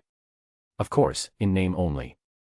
In reality, Graphia handled nearly all major and minor affairs of the Gremory house, her authority and status no different from that of the lady of the house. Since Ram and Rem insisted on the role of maids, Leo might as well let them manage the entire estate. They could oversee the familiars and assign tasks as needed. That way, it wouldn't diminish their standing at all. While Leo was thinking this over, a figure suddenly rushed into the basement. Yo, you're back. The bright, carefree voice reached them before the person did, drawing everyone's attention to the entrance. Musashi-sensei. Asuna called out happily. The newcomer was none other than Miyamoto Musashi. You stayed behind. Leo sounded genuinely surprised. He had assumed that after they left for special training in the underworld, Musashi would return there as well. That was on Seraphal-sama's and Surzex-sama's orders, Musashi said, immediately understanding his surprise. They said that although you went to the underworld to train, the old Mao faction and that hero faction wouldn't know about it. So there was a chance they might send people here, or even attack this estate. Considering that possibility, Surzex-sama and Seraphal-sama decided to turn the tables. They stationed people here to lie in wait, and even had some disguise themselves as you, to lure the enemy out. If we could capture someone, we might be able to squeeze out useful information. Because of that, Musashi hadn't returned to the underworld, staying behind at the estate the entire time. Did anyone take the bait? Yukino asked immediately, making everyone tense as they looked at Musashi. Someone did, but not the old Mao faction or the hero faction, Musashi said with a helpless shrug. Their intelligence network seems pretty solid. They probably already knew you weren't here, so there was no movement from them this past month. Instead, the church, the fallen angels, and even people from other mythologies sent a few scouts. Mostly small fry. They were probably just testing our reaction, or trying to gauge your situation. None of them were worth much. Even if we caught them, there was nothing useful to extract. In other words, Musashi had gained nothing this past month. I see. Yutaha clicked her tongue softly, disappointed. I was hoping we'd catch a big fish. Even if we didn't, it's fine, Musashi said calmly. This was just a casual move by the Maos. If we gained something, great. If not, no big deal. Surzex-sama and Seraphal-sama probably didn't expect much either. I heard they're making moves elsewhere. As long as something happens somewhere, it's not a loss. With that, Musashi dropped the topic. Her sharp gaze swept over the group, her eyes narrowing. Your training results look pretty impressive. As a warrior, Musashi's instincts were keen. She immediately sensed the changes in Leo and the others. The girls' growth was obvious. Each of them carried themselves differently now, calmer, steadier, no longer as inexperienced as before. Their progress was clear at a glance. But the one who had changed the most wasn't them. It was Leo. That natural presence, that completely different level of existence and detachment, told Musashi that something earth-shaking had happened to him. The change stirred her warrior's blood. When she first stepped into the basement, she'd nearly drawn her blade on instinct. Not because she sensed danger, but because she sensed a life form above her own. The urge to challenge something stronger was ingrained in her very being. To challenge stronger opponents, to temper oneself in desperate situations, to grow without end. This was the essence of a true warrior. So even though Musashi looked as calm and casual as ever, she'd been holding herself back the entire time. Her hand unconsciously rested on her sword hilt, temptation flaring again and again before she forced it down. Leo noticed it too. He could faintly feel that sharp, refined killing intent locked onto him, ready to erupt at any moment. Another battle junkie. His expression didn't change, but inwardly he sighed. Tiamat was one thing. She was a dragon, a naturally aggressive race. But Musashi? She used to be human, and now she was a devil. Neither should be this obsessed with fighting. And yet her fighting spirit was even stronger than Tiamat's. At least Tiamat could restrain herself. Musashi was barely holding on. That was just who she was. Even before becoming a reincarnated devil, she'd wandered the world as a ronin, challenging powerful warriors and famous figures alike, using any means necessary to win. After reincarnating, she saw a far broader world, encountered countless unbelievable powerhouses. Not only did that fail to dull her warrior's heart, it only made her more eager to challenge the strong. Over the centuries, she rose from an ordinary reincarnated devil to someone just one step away from Mao class. How could someone like that ignore a strong opponent who made her competitive fire burn this fiercely? Especially when Leo had once been far weaker than her, yet now had transformed into someone who made her feel genuine pressure. Finally, Musashi couldn't hold back anymore. It's still early, she said, eyes blazing as she looked at Leo. Why don't I test how much you've grown, Leo-sama? Seeing this, Ravel, Ram, and Rem all changed expressions and instinctively stepped forward, only to be stopped by Yukino and the others. It's fine. They used to spar all the time, Mahiru said gently. Musashi-sensei's just feeling inspired, Asuna added with a wry smile. This isn't the first time, Yutaha said indifferently. I'm curious too, Yukino said calmly. I want to know how strong our master is now, compared to a Mao's servant. The three exchanged glances, then fell silent. Leo relaxed as well. Just like they said, this wasn't their first match. There was no reason to be nervous. They'd sparred plenty of times before. And he'd never won once. Now that he finally had the power, wasn't it time to get even? His fighting spirit ignited. Then let's do it. No more words were needed. Leo tossed his luggage to Ravel and stepped forward. Haha. Musashi laughed brightly, darting to stand opposite him. Her hand closed firmly around her sword hilt, her fighting spirit exploding outward without restraint. Let's move back, Yukino said immediately, leading the others farther away. Is she that strong? Rem asked softly, seeing how serious everyone looked. She didn't know Musashi, and she couldn't tell how powerful the swordswoman was. In her eyes, Leo's strength was unquestionable. He could easily defeat her even after she went berserk, something even her beloved sister couldn't do. Unless the opponent was a dragon king like Tiamat, there was no way her master would lose. Or so she thought, until Ram spoke. That swordswoman is probably stronger than me. Rem froze. She's stronger than you, sister. Ravel spoke up. She's the knight piece of the current Mao Leviathan. She's fought under Leviathan-sama for hundreds of years. Her swordsmanship is said to be unmatched even across the entire underworld. She's defeated fallen angel commanders and the church's highest-ranking warriors. People from all three factions call her the strongest devil swordswoman, the flower of Tengen. As a daughter of House Phoenix, Ravel hadn't met Musashi personally, but she knew her reputation well. Servants under a Mao were famous figures in the underworld, and Musashi was among the most renowned. She really is that strong, Ravel concluded. Even Mao-class beings might not be able to defeat her. Whether Leo-sama can win, it's hard to say. As those words fell, Leo and Musashi moved. Shwa. Leo unfurled his devil wings and shot into the air, instantly seizing the high ground. 10 wings. Musashi stared in shock. Then her grin widened. So that's it. You really did change a lot. 10 wings. Just one more pair than before, yet the difference was worlds apart. Before, even with a Longinus, Leo had still been a step below her. Now, he stood on the same level, right on the threshold of Mao class. And with the world's second strongest Longinus on top of that. No wonder her fighting spirit was roaring. Looks like I can go all out from the start. Musashi slowly drew her twin blades. And she meant it. As her swords slid free, her aura swelled visibly, growing stronger by the second. When both blades were fully drawn, tips pointing toward the ground, the pressure she released made the floor tremble. Invisible sword energy seemed to rage through the air. Sharp.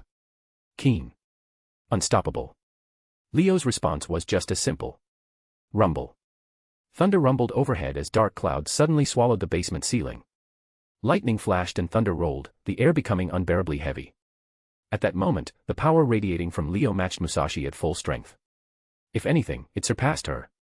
The girls all understood instantly. This fight would far exceed any of their previous sparring matches. A battle unlike any before was about to begin. Equals dash equals dash equals dash equals dash equals dash equals dash equals dash equals dash equals dash equals. Chapter 166, Chapter 165, The Reversal of Strength. So that's Zenith Tempest. Feeling the overwhelming sacred gear fluctuations filling the entire space, Ram, who had already retreated far from the center of the battlefield, wore an uncharacteristically serious expression. So terrifying.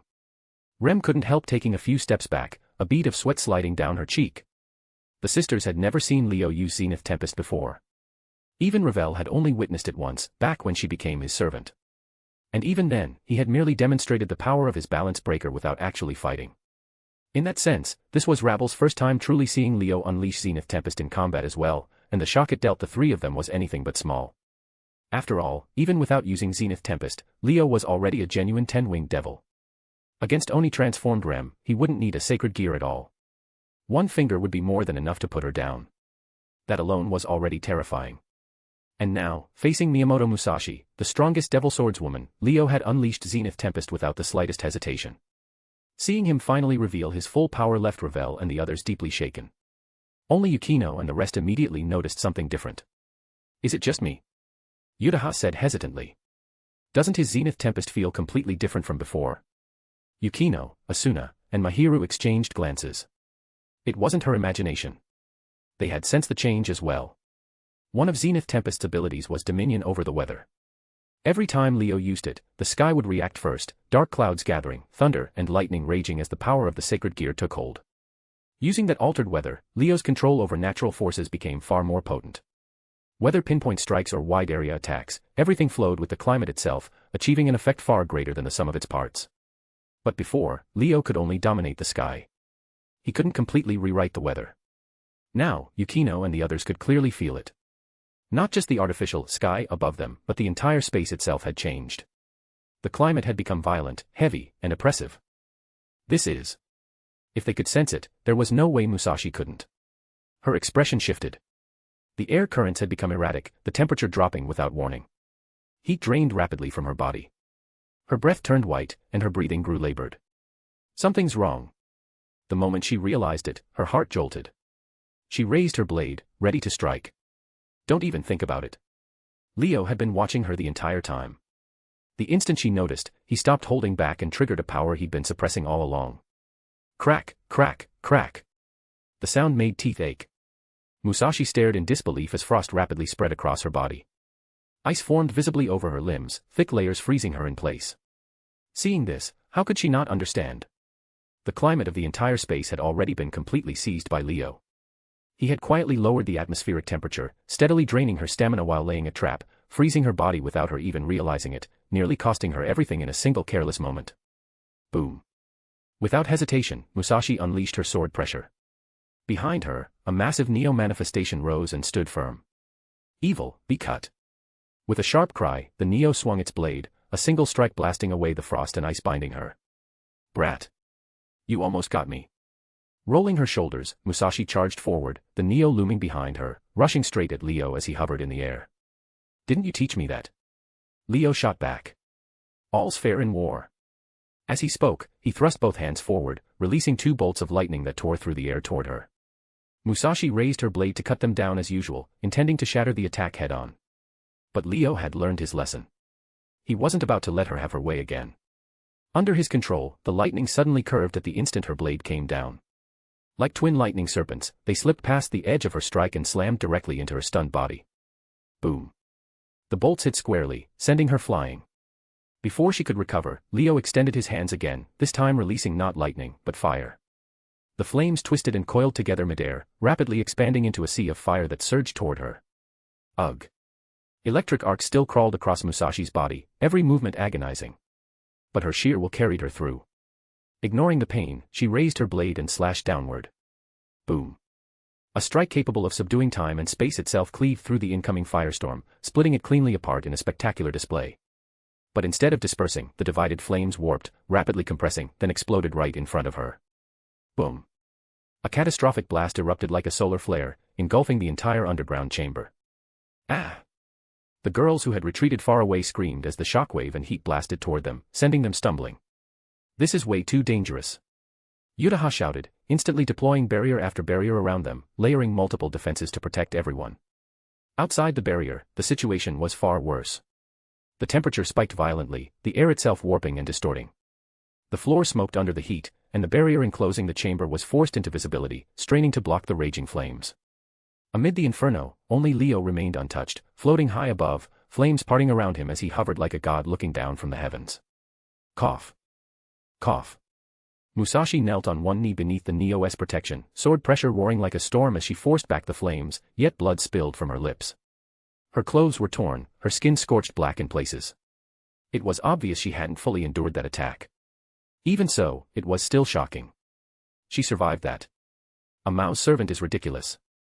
Leo muttered. And which one of us is ridiculous?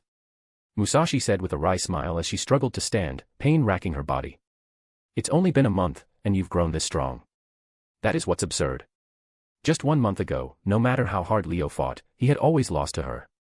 Even wielding Zenith Tempest, the world's second strongest Longinus, he couldn't escape being overwhelmed by her blade, forced to surrender again and again. And now, he was suppressing her outright. The change was unbelievable. Do you really think I only trained in the underworld for a month? Leo said calmly, looking down at her battered form. Don't forget, my greatest gain wasn't the training. It was 3 exceptional servants. A young lady from House Phoenix, and 2 Oni orphans, one with top-tier mid-level potential, the other 2 rivaling Longinus holders themselves. After servant conversion and the feedback from their traits, Leo was no longer comparable to who he had been a month ago. A 10-winged devil with purer blood than even a Mao. A devil approaching perfection. Zenith Tempest itself had undergone multiple enhancements. How could he still be the same sheltered noble Musashi once suppressed so easily? Perhaps there was still a gap between him and someone standing just a step below Mao class. And Musashi's blade, capable of cutting even time and space, was still terrifying. But Zenith Tempest, now rivaling even the Holy Spear, was enough to overturn the balance completely. The difference in strength had reversed. Now, the stronger one was Leo. And the battle that followed proved it. As if to cement his victory, Leo showed no mercy, launching an all-out assault. He didn't move from the sky, but every gesture shook the world. Torrential lightning. Seas of flame. Devastating winds. Absolute ice. Crushing earth. Raging floods. Disasters on the scale of nature itself crashed down upon Musashi, leaving her like a fragile boat in a storm, barely holding on, moments from capsizing. She had faced such power before, once able to cut through it all with ease. But not now. Leo's mastery over Zenith Tempest had reached a profound level. Weather, elements, everything that looked like divine wrath was, in truth, wielded effortlessly at his command. Her godlike swordsmanship had nowhere left to shine. He focused on one rule: avoid her blade. Both himself and every attack he released did the same. Lightning curved. Flames compressed and detonated. Storms broke into cutting winds. Ice became unseen freezing air. Even earth shattered into flying debris, and water transformed into countless liquid spears. Impossible to defend against. This is really bad. Musashi was gasping, covered in wounds. Blood streamed down her forehead, staining half her face and forcing one eye shut. Got you. Leo raised one hand. Lightning and flame coiled together in his palm, making the air scream. The attack shot forth, blazing and thunderous, illuminating everything. No. Not yet. Musashi's single open eye burned with fierce resolve. If I can't hit you, then I'll cut everything. The Neo behind her stood tall. One blade, 3 bows, break infinity, reach 0. The sword rose, sword pressure exploding. Shatter. the blade fell. And the world itself was cut apart, equals dash equals dash equals dash equals dash equals dash equals dash equals dash equals dash equals dash equals. Chapter 167, Chapter 166, Am I About to Die? Crap. The moment Musashi's Neo avatar behind her released the terrifying sword pressure and brought her blade down, plunging the entire space into absolute silence and darkness, the same word flashed through everyone's mind, including Leo's. In that instant, it felt like the world itself slipped out of alignment. One side slid upward, the other downward, and a horrible, tearing sound like a dying scream rang in everyone's ears. Their hearts nearly stopped. This woman is completely insane. Even Leo, who'd thought he had victory in the bag, couldn't help but curse. Musashi had used this slash before, but back then, she'd held back. She had to. Otherwise, that strike, one capable of suppressing space and time, would truly split the world apart, shattering this entire pocket of space. That wasn't something you could shrug off. Space could repair itself, sure, but it took time. At its core, Musashi's sword was an attack that reduced everything to zero. It turned existence into nothingness, reality into void. It was the pinnacle of swordsmanship. If she went all out, even if space eventually healed, it wouldn't be a simple matter. If she held back, fine. But if she didn't, then at the very least, this underground chamber would be erased completely. When that happened, Leo, Yukino, everyone present, even Musashi herself, would be dragged into the dimensional gap by the collapse of space. That place was the boundary between worlds, between the human world and the underworld, the human world and the heaven and the underworld. A realm of absolute nothingness. Only things exiled from all worlds existed there, things that didn't belong anywhere. Fragments of broken subspaces, discarded existences, all of it drifted there. Once you were cast into the dimensional gap, coming back was incredibly difficult, even for a Mao-class being. As far as anyone knew, only one existence could move freely through that place. And only because it never entered the worlds themselves and caused no real harm had the major factions chosen to look the other way. No blacklist, no ranking, nothing. But if that thing ever appeared in the world, it would be unquestionably the strongest existence alive. Even the chief gods and god kings of every mythology would fear it.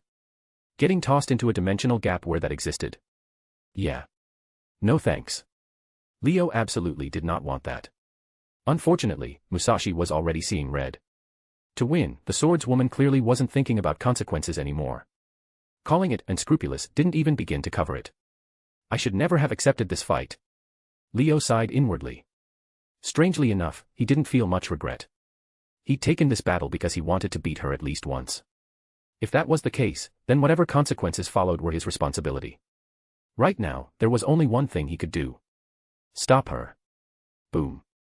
As everyone stared in horror at Musashi slicing the world apart, the underground space on the verge of collapse, an overwhelming aura of pure white erupted from Leo's body. It was vast and pristine, like untamed nature itself, limitless like the sky. The moment it appeared, the very flow of the world was forcibly altered. Demonic power surged violently through Leo. Behind him, his 10 devil wings began to split and unfold.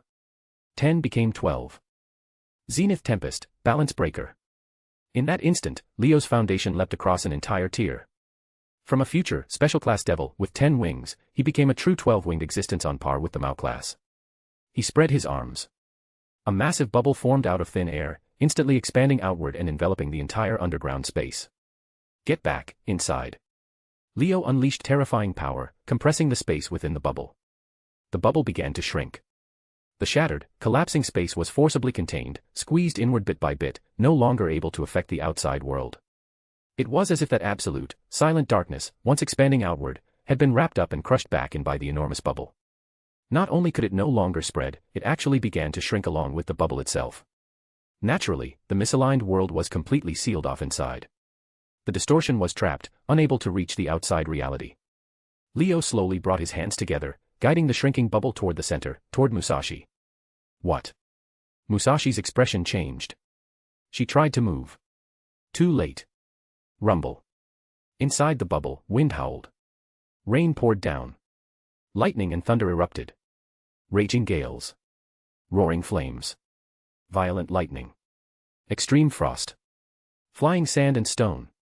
Torrential floods. Every form of natural disaster descended like divine punishment, instantly swallowing Musashi. Even the Neo avatar behind her was shattered on the spot. She seemed to shout something, but no one could hear it. The endless calamities completely engulfed her, and her figure vanished within the storm of destruction. Musashi-sensei. Yuki Asuna cried out in alarm. What is that?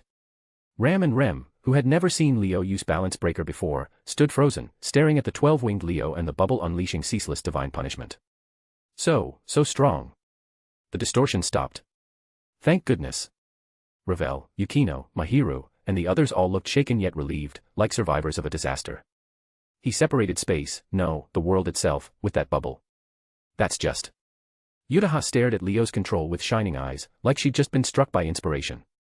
As a barrier specialist, her perspective was different from everyone else's. To her, Leo's balance breaker was fundamentally similar to her own sacred gear.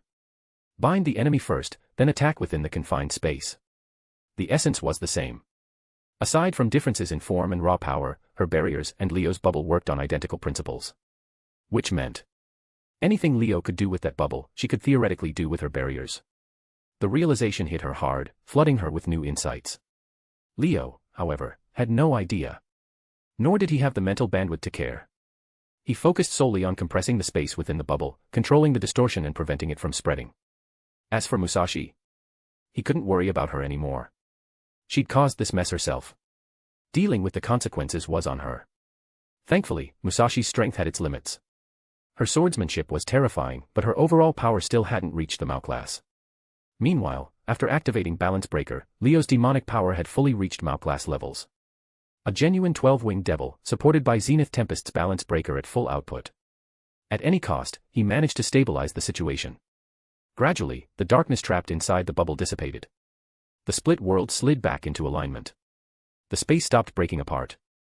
Only then did Leo disperse the divine punishment within the bubble. The raging disasters calmed and vanished. When the bubble finally burst, a charred figure fell out, crashing heavily onto the ground. Musashi-sensei. Asuna rushed forward immediately, with Yukino and the others following close behind. Damn, she's tough. Leo descended from the air as well, looking at Musashi's blackened body. He quietly let out a breath he hadn't realized he'd been holding, then muttered under his breath. He'd honestly thought she'd end up exiled alone into the dimensional gap. Instead, she'd held on, barely. Still, the damage was brutal. After getting hammered non-stop by divine punishment, she looked like she was hanging on by a thread. Asuna and Mahiru immediately released their demonic power, converting it into healing energy to treat Musashi's wounds. No good. Her injuries are too severe. This level of healing won't be enough. Ram spoke after a quick examination. She was an expert in magic. Even though she specialized in wind magic, her knowledge and insight weren't limited to that. It was obvious to her, Asuna's and Mahiru's healing couldn't save Musashi. Even a top-tier healer specializing in recovery magic formula would struggle to pull Musashi out of danger in her current state. Honestly, surviving that level of divine punishment at all was already her limit. Is she going to die? Rem asked quietly. You're kidding, right? She's a Mao's servant. Yukino and Yutaha exchanged uneasy looks. Use this. Ravel hurriedly pulled out a small bottle and thrust it into Asuna's hands. This is. Everyone froze for a moment. Phoenix Tears. Mahiru recognized it instantly. The legendary item said to heal any injury. After the old Mao faction incident, Mahiru and the others had an especially deep impression of it. You actually had Phoenix Tears on you. Leo, who'd been ready to take Musashi back to the underworld for help, looked at Ravel in surprise. It's my personal stash, Ravel said softly. They're extremely difficult to make, so I only carry one bottle. Creating Phoenix Tears required a special ritual, and a pureblood devil of House Phoenix had to drip their tears into a specially prepared vessel. Those tears had to be shed without emotion. If there was emotion involved, they were just ordinary tears, shed for oneself, not others, and they had no effect. Because of that, even pureblood devils of House Phoenix could rarely make Phoenix Tears. Ravel almost never did. If it weren't for emergencies, she wouldn't have bothered carrying a bottle at all. She hadn't expected it to be used here. I should probably find a way to make more, she thought quietly. Hang in there, Musashi-sensei. Asuna pulled out the stopper and poured the Phoenix Tears onto Musashi. The liquid rippled like a drop falling into a lake, spreading outward from the point of contact until it washed over her entire body. The charred skin began to flake away, her wounds healing at a visible speed. After a long moment, Musashi let out a pained groan and slowly opened her eyes. Are you okay? Musashi-sensei. Asuna asked urgently. So I didn't die. Musashi stared blankly at the people surrounding her, murmuring the words after a long pause. What? Leo looked at her with a stiff smile that wasn't really a smile. Were you hoping you would? Of course not. Realizing what she'd almost caused, Musashi shrank back, laughing awkwardly. Hey, surviving this is pretty great, right? Guess I got lucky. Everyone's veins practically popped. Lucky my ass. Do you have any idea we almost died because of you? And she's still smiling. Just because you're a mouse servant doesn't mean you can go that far. The group tore into her without mercy, and Musashi curled into a tight ball under the verbal onslaught. Leo shook his head with a wry smile, turned around, and walked away, deciding not to get involved. Equals dash equals dash equals dash equals dash equals dash equals dash equals dash equals dash equals dash equals. Chapter 168, Chapter 167, The Underground Destruction Magic Formula. A month wasn't nearly enough to leave any obvious changes in the manor. At least, not Leo's manor. Even though Leo had taken his servants and left, the familiars remaining behind continued maintaining the estate as usual. So when Leo and the others returned, everything looked exactly the same as when they'd left. Nothing had changed. Musashi had indeed brought people from the underworld and set up an ambush here. Over the course of the month, they tried to make contact with the forces that had been keeping an eye on Leo and his group. Through magic detection, Leo had sensed quite a few figures lurking around the manor's perimeter, as if they'd been watching the place the entire time. However, none of them had actually entered the manor. They were clearly trying to avoid leaving traces that someone sharp-eyed might notice. What a waste. It didn't help much at all. Leo shook his head.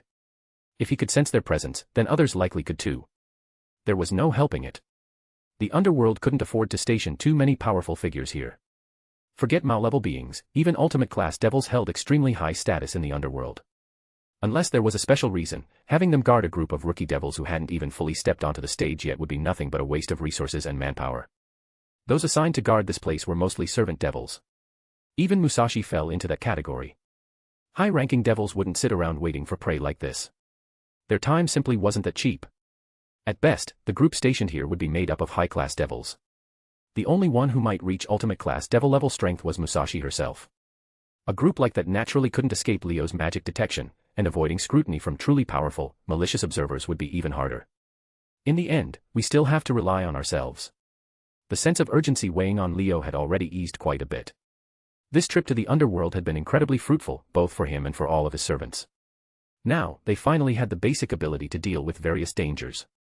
Because of that, Leo no longer felt the same constant pressure he had before. Oh, right. I should contact Rias and Sona as well. The thought suddenly crossed his mind. He'd already agreed with Rias and Sona that he'd let them know once he returned, so they could exchange information. It's still early. They should be at school already, right? Leo glanced at the sky outside, then unfolded a communication magic circle in his palm and tried contacting Sona. After waiting for quite a while, there was still no response. He tried contacting Rias next, but she didn't respond either. Whatever. I'll try again tonight. Leo didn't find it suspicious. Both Sona and Rias took their identities as students very seriously. They cherished their time studying in the human world and were deeply attached to Ko Academy. During school hours, unless it was an emergency, they wouldn't casually accept communications from others. This wasn't the first time Leo had run into this, so he didn't think much of it. But when evening came and he still couldn't reach either Rias or Sona, no matter how many times he tried, he finally realized something was wrong. Don't tell me something happened. Leo frowned, then quickly headed down to the basement and stepped into the magic circle there. The magic circle began to glow red, preparing to carry Leo through a spatial jump toward Ko Academy. But before the red light could reach its brightest point, the magic circle gradually stopped functioning, the glow dimming until it faded away. Leo's expression finally darkened. He knew exactly what this meant. It meant that this jump had either been interfered with by an unknown factor, or the destination itself had been sealed off. Something had happened at Ko Academy. Tokyo, Kanagawa Prefecture. Kuo Town. As night fell, an intensely crimson magic circle appeared abruptly outside Kuo Town, and several figures emerged from it without a sound. With magic circle jumps, can we only arrive outside the town at most? Leo and his servants descended upon Kuo Town, every one of them wearing a grim expression. Especially Leo, Yukino, and Ram. The moment they laid eyes on Kuo Town under the night sky, their faces grew heavy. What's going on? Yukino's expression changed sharply. Doesn't it feel like the flow of power throughout the entire town is twisted? Aside from Leo, she was the only one who had learned magic detection, so she immediately noticed something was wrong with Kuo Town. Nearby, Ram closed her eyes and lifted her head, as if sensing something. The wind magic she specialized in was closely tied to the atmosphere itself.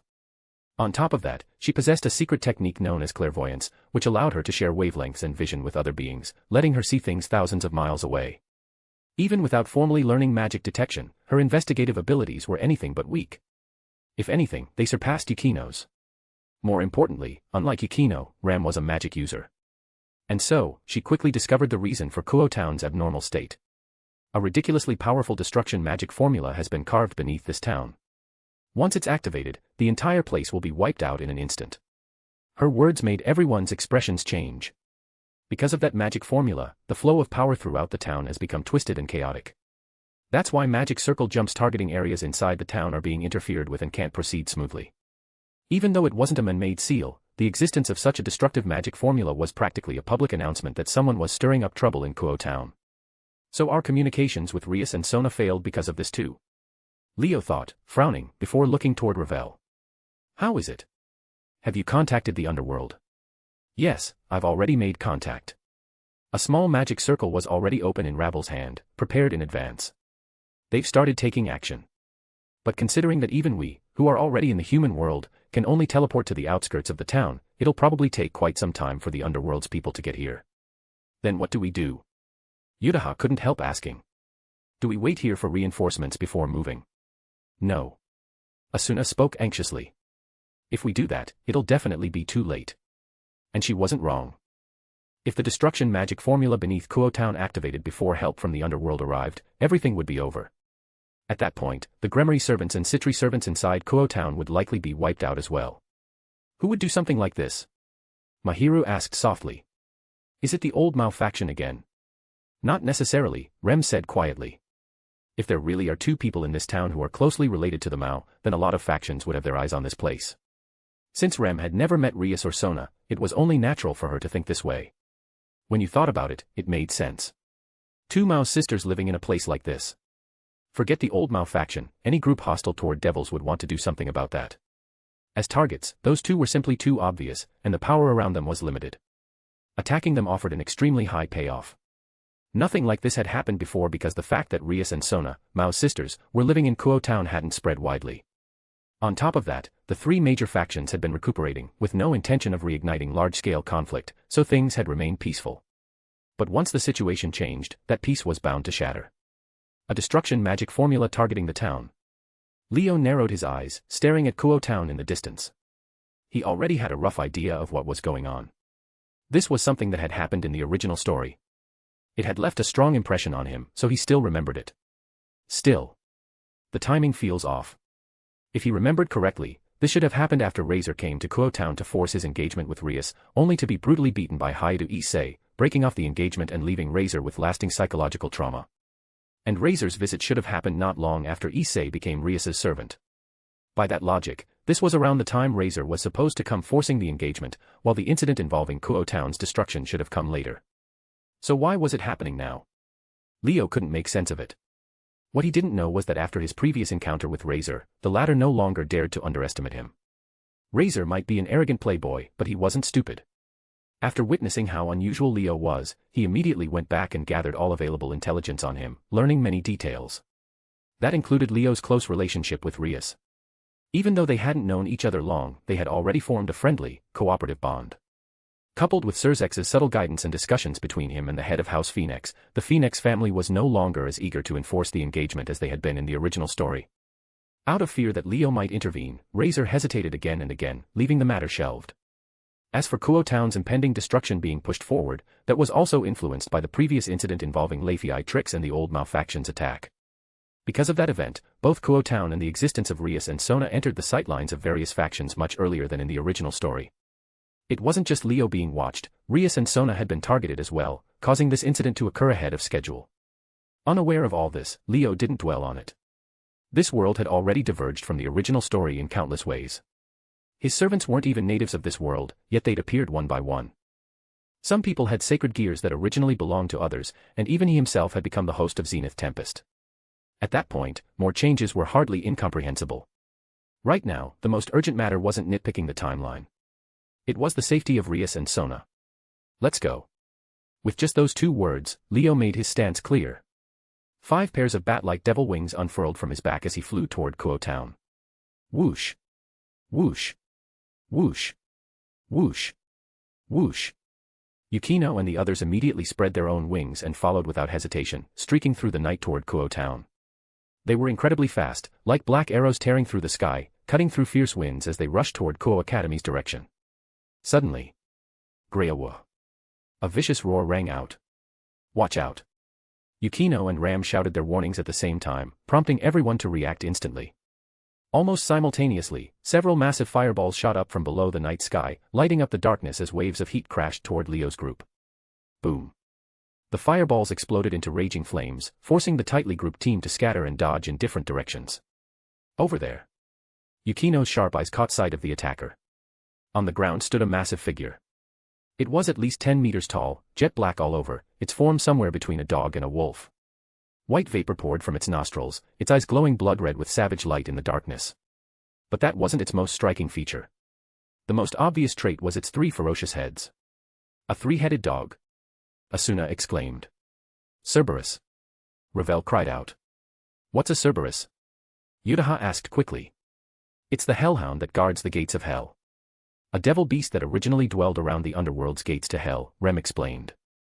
Why would a hellish creature appear here? Mahiru asked, voicing the question no one could answer. This is getting troublesome. Ram, who had been gathering information using clairvoyance, glanced underground and spoke those words. Everyone soon understood why. Graa.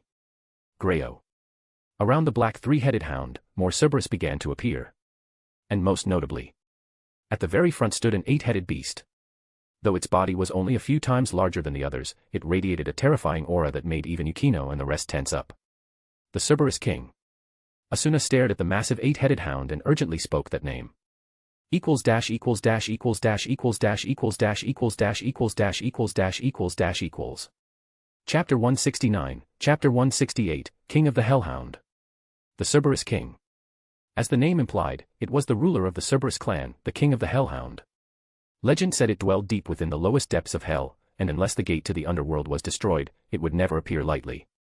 Yet now, in a town where Cerberus should never exist, the human world no less, the King of the Hellhound had appeared without a sound. And it hadn't come alone.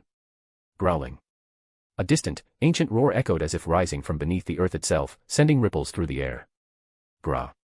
Gra. One Cerberus after another answered their king's call, their roars overlapping as Kuo town seemed to transform into a city of hell, an icy, ominous aura spreading out of nowhere. At this moment, Kuo town wasn't empty. On the contrary, people were going about their daily lives as usual, completely unaware of anything amiss. They had no idea that a ticking nuclear bomb lay beneath their feet, or that their town had already become a battlefield. The distant roars reached their ears, making them look toward the source in confusion. Conversation sparked up everywhere, the streets lively as ever. And in the midst of all that, the battle between Leo's servants and the Cerberus clan erupted without warning. Boom. Boom. Boom boom boom. On the ground, Cerberus after Cerberus spat out blazing fireballs, sending them soaring into the sky before detonating in front of Leo and the others. Explosions and waves of flame blossomed endlessly beneath the night sky, more dazzling than fireworks, and countless times more deadly. The temperature spiked rapidly. An ambush. Watch out. Leo's servants reacted instantly, each using their own means to withstand the sudden assault. Yukino formed a thick wall of ice, stopping the incoming fireballs head-on. Asuna created 2 water-attribute holy swords, crossing them in front of her as torrents of water washed away the oncoming flames and shockwaves. A barrier had already unfolded around Yutaha. Fireballs slammed into it, explosions blooming one after another, yet none could breach the transparent wall or reach the girl inside. Mahiru released purple flames shaped like a cross, the violet fire clashing violently with the hellfire spewed by the Cerberus. As for Ravel, Ram, and Rem, one didn't bother defending at all, letting fireballs explode directly against her body. Another whipped up raging air currents that blew every fireball away. The last one wielded a morning star, dodging swiftly and knocking incoming fireballs aside, flinging them behind her as she moved. Leo kept things simple. Before the fireballs could reach him, he fired off bursts of demonic power, blasting them apart midair. His performance wasn't the flashiest, nor the most eye-catching. Yet on the ground, the only Cerberus that hadn't joined the fireball barrage, the Cerberus King, had locked onto him. As if sensing that Leo was the most dangerous opponent. 6 eyes across 3 heads glowed with icy blood-red light. Leo felt the savage hostility fix on him. He knew the Cerberus King had chosen him as its target. He didn't care. No time to waste here. Leave this place to you, Leo said quickly to his servants. I. Before he could finish, danger screamed through his instincts. Without hesitation, he snapped open the 5 pairs of devil wings on his back and vanished in a blur. Whoosh! At the same instant, a massive black shadow surged up from below at terrifying speed. 3 jaws snapped open, sharp fangs gleaming coldly as they bit down on the spot where Leo had been a second earlier. Grulul. The Cerberus King appeared in midair, wings spread wide from its back, letting out a terrifying roar. The soundwave crashed outward like a gale, slamming into Leo as he retreated at high speed. His clothes whipped violently, and his brow furrowed. Looks like shaking this beast won't be easy. As that thought crossed his mind, the Cerberus King turned into a massive blur once more, charging straight at him. President. Leo-sama. Master. The servants cried out, trying to rush to his aid, only to be intercepted by the Cerberus pack on the ground. Unlike their king, they couldn't fly. Instead, they planted themselves like living turrets, endlessly spewing fireballs. The fireballs rose like meteors, blanketing the sky as they rained down on the girls, forcing them to halt. Let's deal with these Cerberus first. Leo-sama should be fine on his own. Ravel spoke calmly despite the chaos. Relying on her immortal body, she didn't dodge at all, letting fireballs bombard her as flames engulfed her form. Fiery wings spread from her back as she observed the battlefield and made her call. The girls exchanged glances, then all nodded. They accepted Ravel's plan and turned their focus to the Cerberus pack. Asuna-san and Mahiru-san will be the main attackers. Yutaha-san, use your barrier to block the fireballs. Yukino-san, freeze the area and limit their movement. Ram-san and Rem-san, push them in from the edges. Don't let them escape. Ravel's voice still carried a hint of youth, yet it was frighteningly composed. In that moment, she felt less like a noble young lady and more like a commanding tyrant. The strategy was simple, clear, and effective. Every servant nodded in agreement. Leo had already told them, if he wasn't present, Ravel was to take command. With a tactician nearly on par with Sona Citri under him, not using her would have been foolish. Even if Ravel's style leaned toward dominance, Leo didn't mind letting her show her worth, as long as she didn't go too far. So the girls followed her orders. Even someone as proud as Yukino. Because she couldn't find a single flaw in Ravel's plan. Cerberus were magical beasts. Like devils, they were restrained by holy swords and holy relics. That made Asuna and Mahiru the perfect main attackers. The overwhelming fireball assault could be blocked by Yutaha's barriers. Yukino's freezing aura might not be as lethal as a holy sword or holy relic, but for fire-based hellhounds, it was something they instinctively feared. More than enough to restrict their movements. With Ram and Rem harassing from the sides, it was the optimal formation. And so, the girls launched their counterattack. Asuna gripped a water attribute holy sword in each hand, diving down alongside Mahiru, whose hands burned with cross-shaped purple flames, closing the distance to the Cerberus pack. Boom boom boom boom boom boom boom. Sensing the surge of holy power, the Cerberus grew restless, firing off more fireballs at the 2 girls. A barrier snapped open in front of them, stopping every blast. The explosions flared harmlessly ahead, unable to slow their advance. Come forth, Ice Princess. Yukino summoned the humanoid Ice Princess.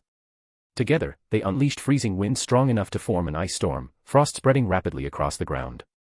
Ice and frost crept over the Cerberus, the cold clearly unbearable for them. They shook violently, roaring in fury. Then came annihilation. First one down.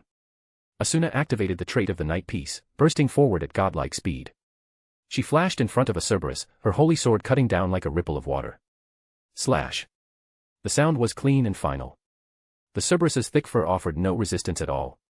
Like snow touching molten iron, it parted instantly. All 3 heads were severed at once. The beast didn't even have time to scream. Its heads turned to dust the moment they were cut, smoke rising from the necks as even the blood vanished on contact. That was the power of a holy sword. Devil or magical beast, any creature of demonic nature lost whatever part touched it. A fatal blow, without exception. Moments later, the Cerberus's body also crumbled into dust, utterly erased. Boom. At the same time, Mahiru descended from above, slamming the purple cross of flames directly into another Cerberus. The beast let out a tortured howl as it was reduced to nothing. No, burning was just the surface effect. In truth, the holy power within the purple flames purified the Cerberus completely, erasing it even faster than the one Asuna had beheaded. As one of the 3 holy relics, the holy cross far surpassed even a holy sword. Such power was only natural. Gra. Gra. The remaining Cerberus finally realized the danger posed by Asuna and Mahiru. Some were driven mad with ferocity and lunged at them. Others panicked, retreating in an attempt to flee the battlefield. It was pointless.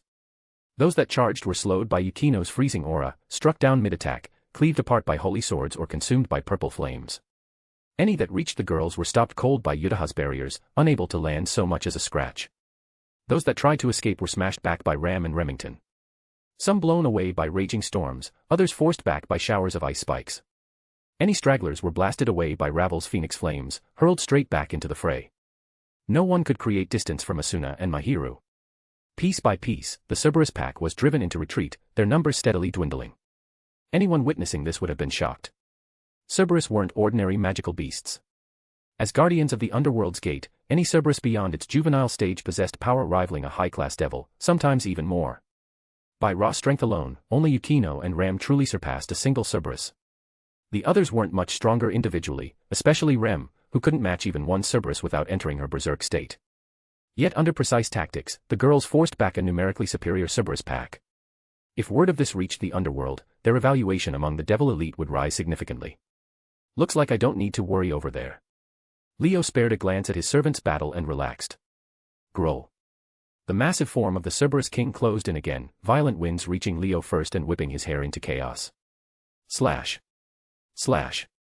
Slash. Its forelimbs transformed into razor-sharp claw blades, carving glowing arcs through the air as it slashed repeatedly at Leo.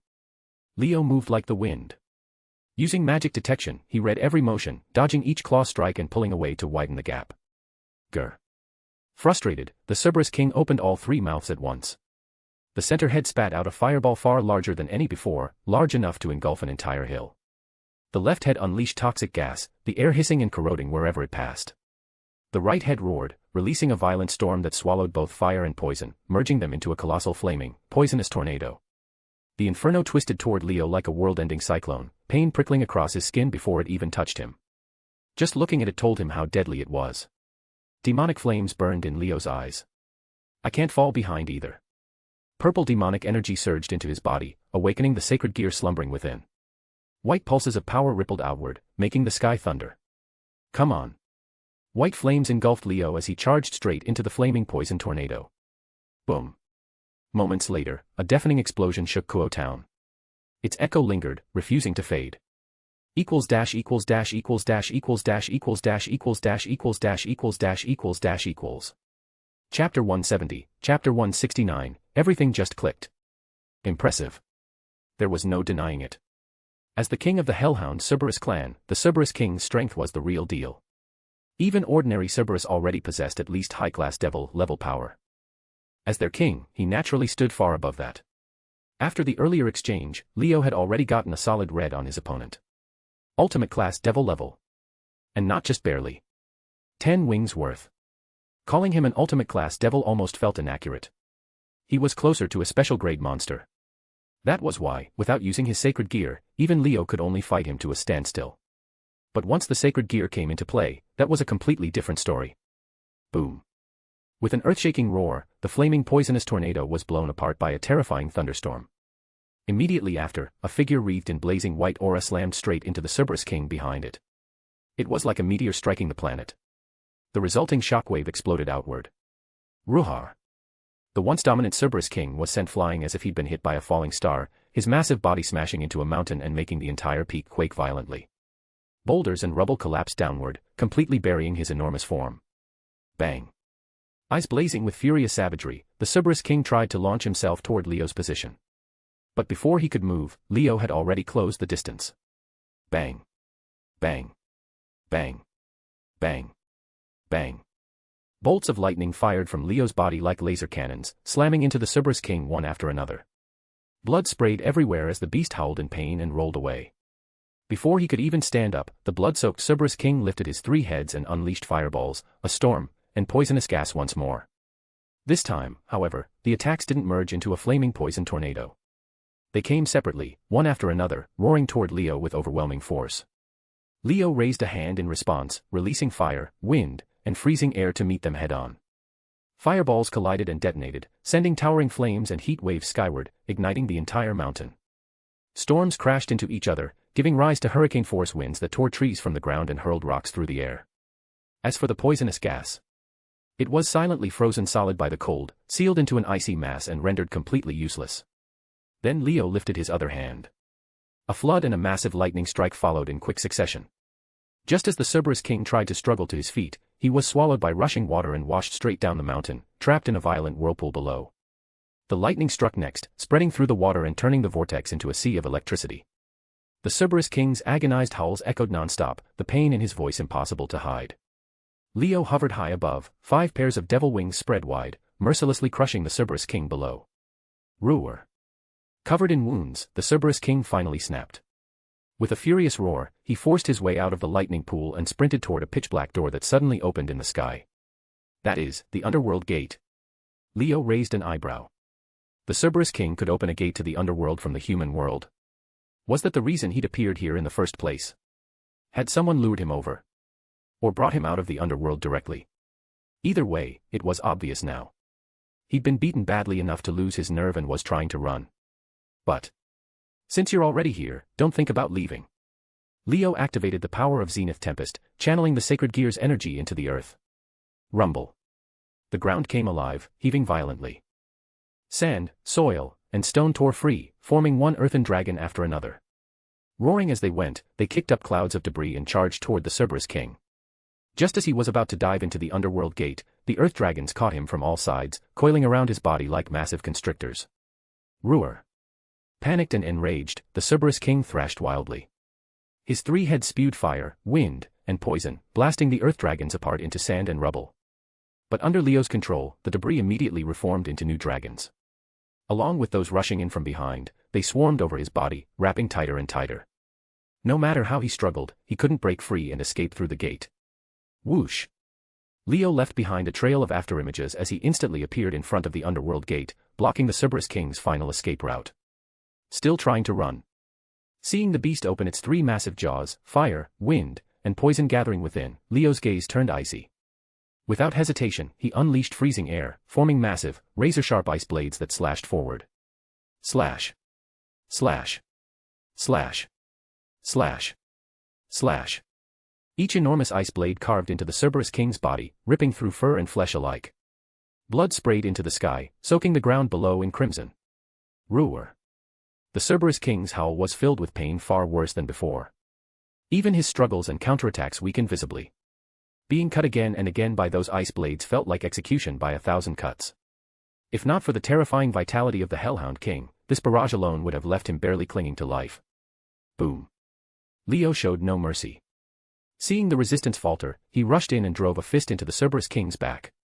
He wasn't skilled in close combat, but after becoming a perfect devil, his physical abilities had improved drastically. With massive demonic power poured into the blow, and striking the Cerberus king's weakest point. The result was devastating. The giant body was sent crashing down, slamming hard into the earth. The ground shook again as thick dust clouds rose, rubble flying everywhere, many stones stained with blood. Damn, that felt good. No wonder so many people like fighting up close. One solid punch and everything just clears up. Leo exhaled deeply in midair, a wide grin spreading across his face. When the dust settled, the Cerberus king's massive body was revealed once more. He couldn't get up. The enormous form lay in a blood-soaked crater. 2 of the 3 heads were unconscious, tongues lolling out, leaving only the middle one whimpering weakly. Leo descended and landed in front of him. So, he said calmly, what should I do with you?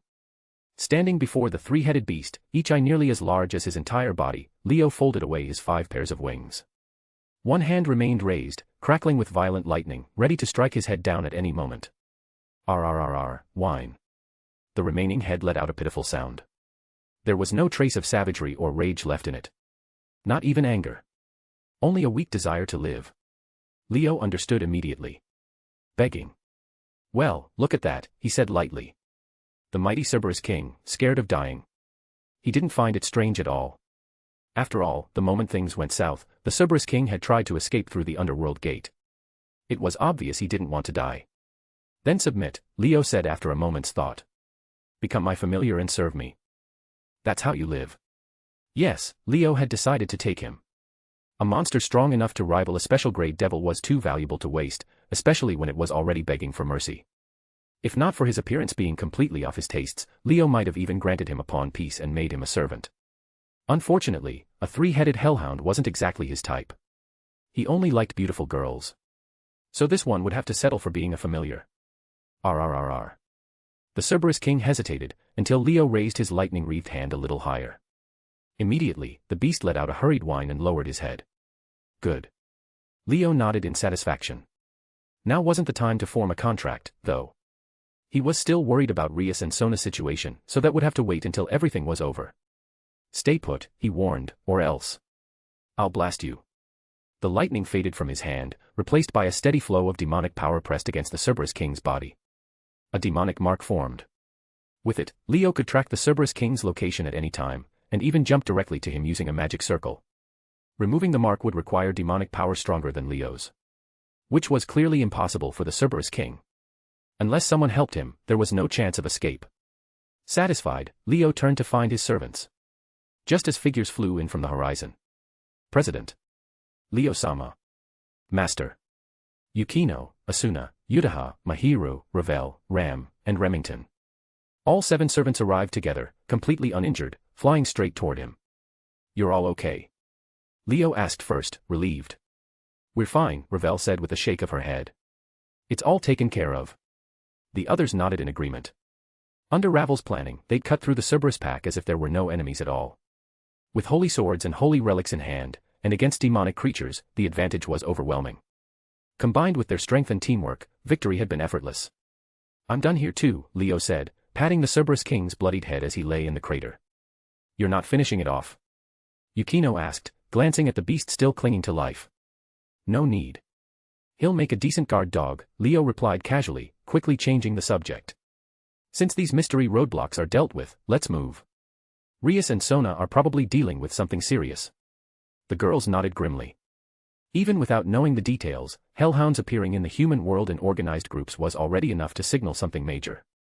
These Cerberus were probably meant to cut off reinforcements, Ravel said thoughtfully. Not us, but anyone coming from the underworld. That made sense. Someone had attacked Kuo town, specifically the Gremory and Citri servants, and planted destructive magic formulas beneath the town. It was clearly a planned operation. And if that was the case, intercepting reinforcements was only logical. Which left one question. Who was behind it all? Let's go. Leo spread his 5 pairs of devil wings once more and rose into the sky. The servants followed, quickly leaving the wounded Cerberus king and the devastated battlefield behind. The chaos from these battles would definitely cause panic in Kuo town. But that was a problem for later. The underworld could handle cleanup after everything was over.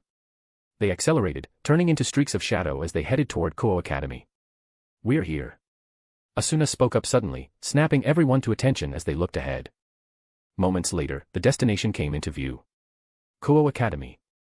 But one glance was enough to tell them something was very wrong. Equals dash equals dash equals dash equals dash equals dash equals dash equals dash equals dash equals dash equals. Chapter 171, Chapter 170, a figure from legendary records. Under the cover of night, Kuo Academy looked like a slumbering beast. Silent and unmoving, yet it exuded an eerie presence. Kuo Academy had never felt like this before. But tonight, it was as if it had suddenly turned into a demon's lair. Something deeply terrifying seemed to lurk within, enough that anyone with sharp senses would notice something was wrong at a single glance. The most abnormal thing of all was this. At this very moment, the entire academy was shrouded in a crystalline barrier. That was a barrier. Utaha was the first to recognize what it was, blurting it out. Someone's deployed a massive barrier around Kuo Academy. She hardly needed to explain. As they rapidly closed in, everyone could already see it clearly. Surrounding Kuo Academy were figures in school uniforms, continuously pouring demonic power into the barrier to keep it running. Everyone present recognized them, except for Ram and Remington, that's Sona-senpai. Mahiru pointed toward the person at the front. It was Sona Citri. The ones who had deployed this large-scale barrier around Kuo Academy were Sona Citri and the Citri servants. Sona. Leo called out without thinking, immediately drawing the attention of the entire Citri group. Leo. Sona, who had been staring at Kuo Academy with a tense expression while continuously supplying demonic power, barely suppressing the worry in her eyes, snapped her head up at the sound of his voice. She looked toward the sky, surprise and joy flashing across her face. Leo-sama. Beside her, Tsubaki had also been visibly tense and anxious, but the moment she saw Leo, she let out an obvious sigh of relief. Asuna. Mahiru. Kasumigakaka-senpai. The rest of the Citri servants noticed the girls behind Leo as well, calling out in delight. After the previous old malfaction incident, many of the Citri servants had grown quite close to the girls from Leo's group. Seeing familiar faces again, they were naturally overjoyed. That joy, however, froze instantly. When they noticed the 5 pairs of devil wings spread behind Leo, everyone, including Sona, stared in shock. 10 wings. Tsubaki could hardly believe her eyes. Leo, you. Even Sona looked stunned. Although she had stayed in contact with him, Leo had never mentioned that he had advanced to a 10-winged devil. She had no idea. Until now. Are you okay, Sona? Leo ignored their shock, landing in front of her. As he spoke, he retracted his devil wings. The girls followed one after another, landing behind him and quietly observing the Citri servants. We're fine. Sona finally snapped out of it, pushing aside the issue of 10 wings. She looked surprised. But why are you here? She truly hadn't expected Leo to suddenly appear here with all of his servants. After all, she hadn't asked him for help. She only knew that he was supposed to return to the human world today. I tried contacting you all day, Leo said simply. Neither you nor Rias replied. Even magic circle jumps were malfunctioning. If I didn't realize something was wrong after that, I'd be an idiot. Only then did Sona understand why he had come. He had just returned to the human world today. Of course he would contact her and Rias. But neither of them responded, and even magic circle travel was affected. There was no way that didn't mean trouble. So, he came to save her. The thought made her lips curve upward slightly, despite the situation. But she quickly composed herself again. We didn't expect something like this either. By the time we realized what was happening, it was already too late. The mastermind behind this incident hadn't tried to seal off Kuo Town. On the contrary, they wanted the news to spread, to lure them out here. However, the destructive magic formula buried beneath Kuo Town was continuously gathering power, disrupting the flow of energy throughout the area. By the time Sona and the others realized something was wrong, even though they could still send out calls for help, incoming communications and magic circle jumps from the outside were heavily affected and couldn't function properly. Left with no choice, they could only act on their own, casting spells to stall for time and waiting for the underworld to send reinforcements. Who did this, Sona-sama? Ravel asked, unable to hold back. Was it the old Mao faction again? Yukino, Asuna, Utaha, and Mahiru, all of whom had experienced the last incident, instantly tensed. No. It wasn't the old Mao faction. Sona shook her head. The one behind this is a fallen angel. More specifically, a fallen angel officer. Kokabeel. The moment she said that name, everyone except Leo changed expression. Kokabeel. Asuna exclaimed. Wait, do you mean the Kokabeel I'm thinking of? Even if they weren't as widely read as Yukino, they had all learned the essential basics. And anyone with even a cursory understanding of mythology would recognize that name.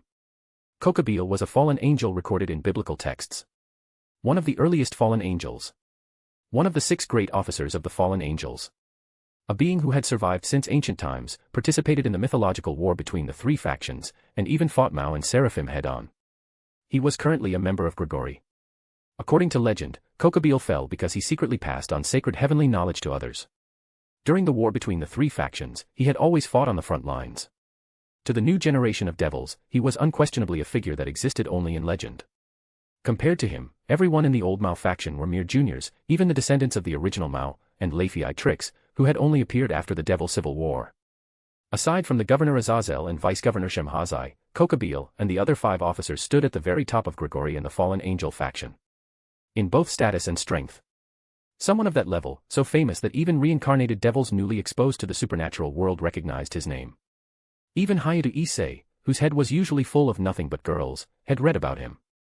Once you became a reincarnated devil, you were expected to at least remember the names of the 4 Mao, the 4 Seraphim, and the fallen angel officers. They were the highest echelon of the 3 factions, the strongest and most renowned figures. All of them were recorded in mythological texts. Unless someone was truly ignorant, it was impossible not to know them. That was why, when Sona spoke his name, no explanation was needed. Leo's group was left completely stunned. I know this is hard to believe, but it's the truth, Sona said heavily.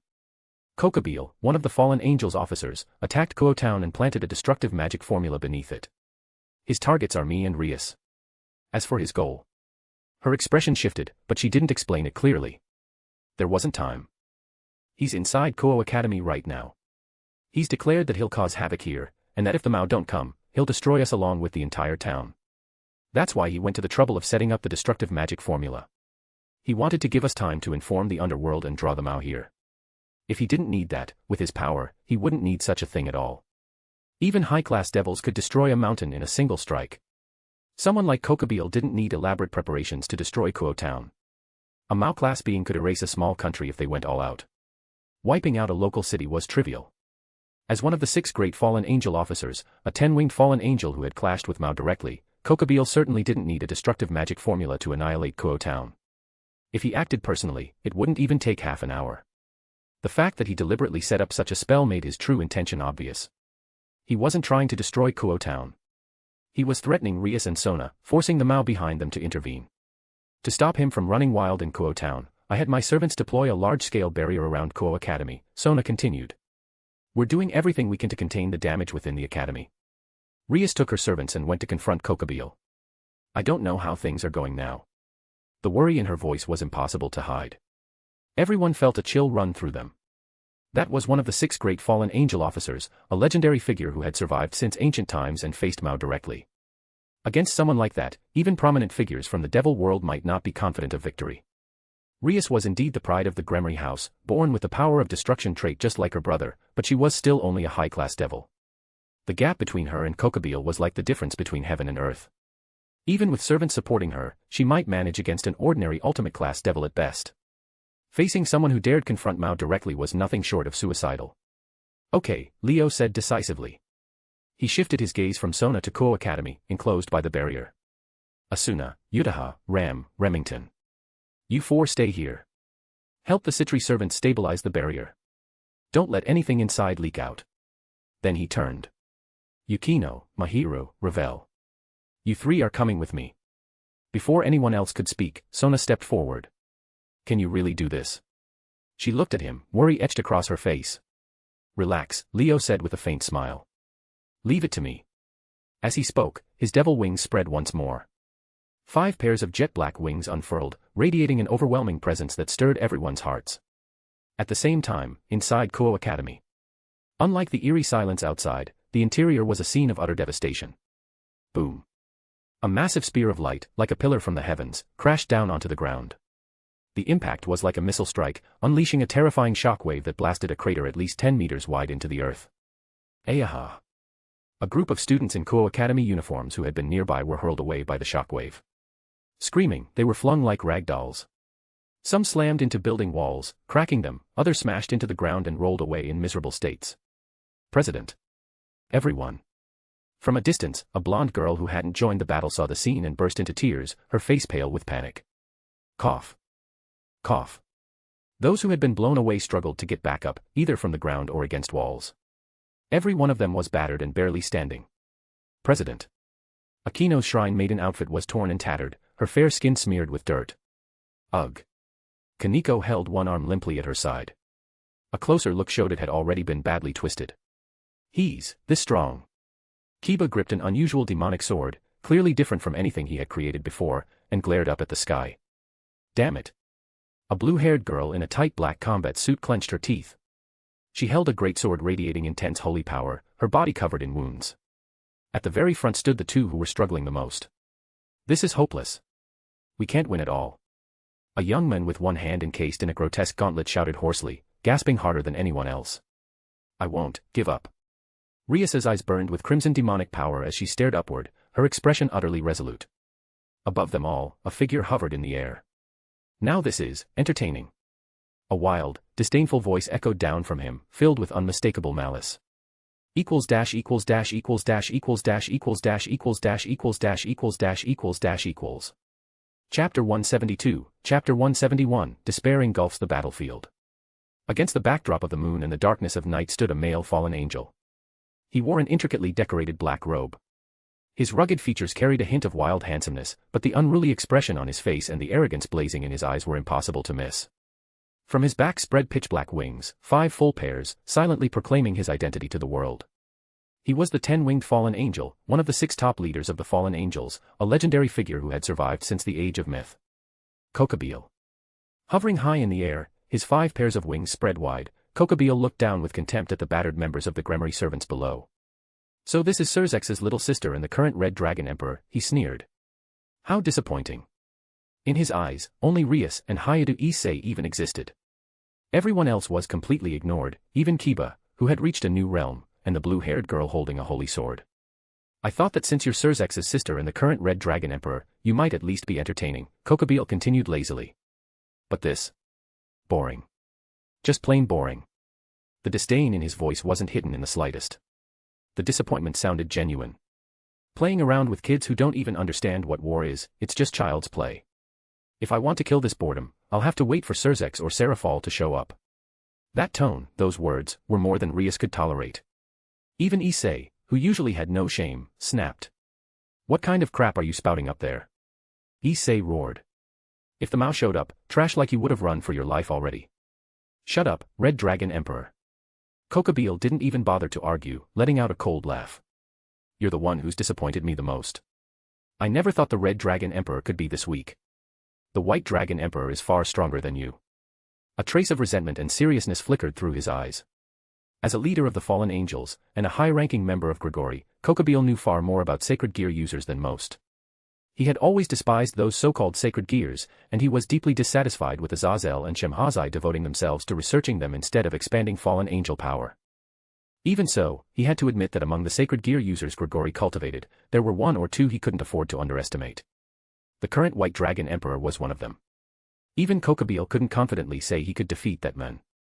That was why, before coming to Kuo Town, he had held at least some expectation and caution toward Hayato Issei as the current Red Dragon Emperor. Who would have thought he'd turn out to be such a fraud? Forget comparing him to the White Dragon Emperor. Even the ordinary sacred gear users Kokobeel looked down on were stronger than this. If not for the sheer power of the Longinus known as the boosted gear, capable of doubling its user's strength every 10 seconds and transferring that power to others, Kokobeel wouldn't have spared Issei a second glance. Your only use here is boosting Surzex's sister and the others so they can barely pose a threat to me, he said mockingly. At least then, you might provide some entertainment. Otherwise, I'd have erased you already. His mocking laughter made Issei's blood boil. Kokobeel. Ria stopped Issei before he could charge again, glaring up at the fallen angel. Do you really want to start a full-scale war between the three factions? A fallen angel leader personally attacking the sister of a Mao. This alone was enough to shatter the delicate balance the three factions had struggled to maintain and reignite the ancient war. Even knowing that this was exactly what Kokobeel wanted, Rias couldn't help but ask. Sure enough, her words only made him laugh harder. How many times do I have to say it before you get it? Kokobeel's voice echoed across Kuo Academy. That's exactly what I want. You kids who haven't even lived 100 years. How could you possibly understand? Do you know how many wars the three factions have fought? How many died? Do you know how much hatred has piled up over countless years? How many oceans of blood? He clenched his fist tightly, his emotions spiraling out of control. Angels and the church slaughtered countless devils and fallen angels in God's name. And the devils killed just as many of us. The numbers are beyond your imagination. And after all that hatred, all that bloodshed, Azazel and Shemhazai dare to say it's enough. That we should stop fighting. How could something like that ever be allowed? His 5 pairs of wings spread wide, blotting out the sky like a curtain of filth and darkness. I can't stand it. After fighting for tens of thousands of years, they just decide to stop. Do those bastards even know how many times I've bled? How many brushes with death I've survived? I dream of wiping out angels and devils alike, of erasing every race except fallen angels so this world is finally clean. These years of ceasefire have been unbearable. Boring beyond endurance. So I'll start the war again. If I crush Surzex's sister to death, crush Serafal's sister too, and drag the Mao into battle, then even if Azazel and Shemhazai want to avoid it, they'll have no choice but to fight. And once devils and fallen angels went to war, how could heaven and the church stay silent? Even if they wanted to, Kokobeel would never allow it. That was why he hadn't come alone. He had allied with heretics within the church, had them steal a treasured holy sword, and lured its pursuers to Kuo Town to drag them into this chaos.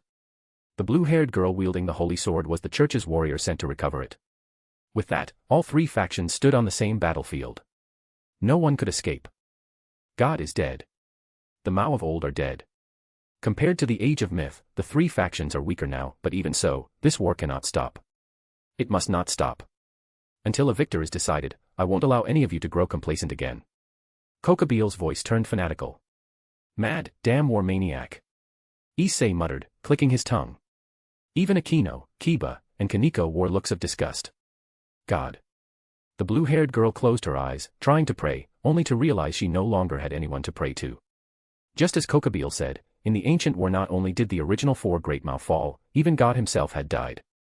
The being recorded in the Bible as the Almighty Creator had long since perished. And this time, there would be no resurrection. Normally, as long as faith remained, a god could revive no matter how many times they fell. But some deaths were absolute. Gods slain by ultimate god-killing weapons often couldn't revive, or only with extreme difficulty.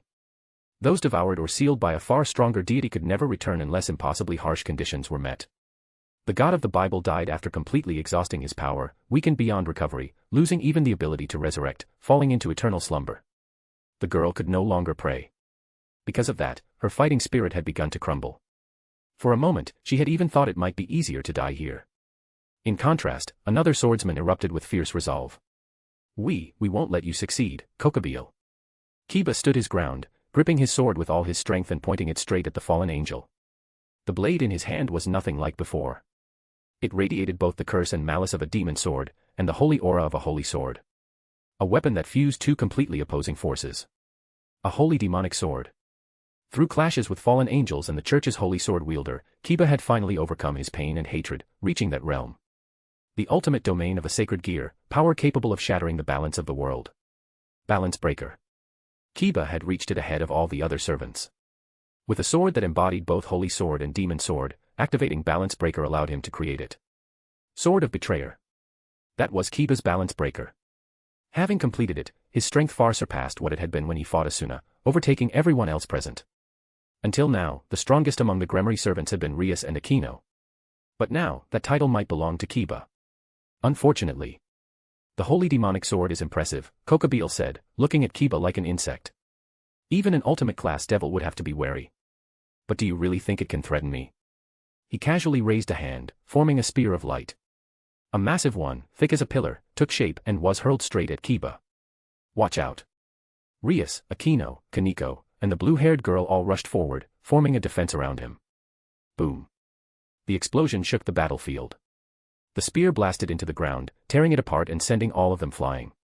President. Kiba. Issei roared, spreading his devil wings and charging straight at Kokabeel. You, bastard. Rage flooded his mind, surging into the sacred gear on his right arm. The green gem on the dragon claw-like gauntlet flared with blinding light. Boost.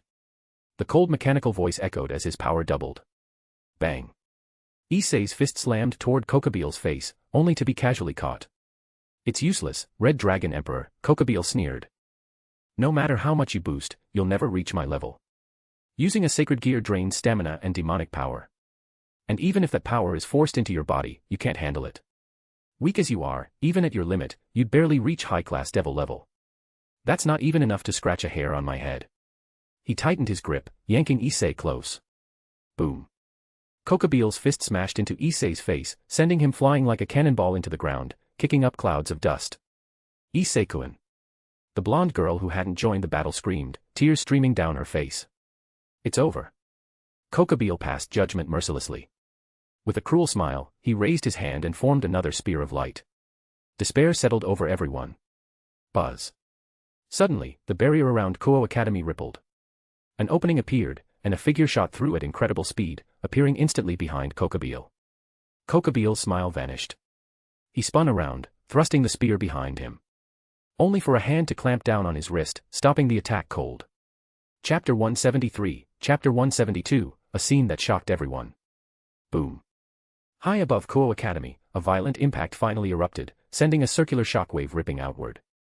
The gusts kicked up by Kokabeel's sudden movement collided with the air burst created by that figure's lightning-fast arrival.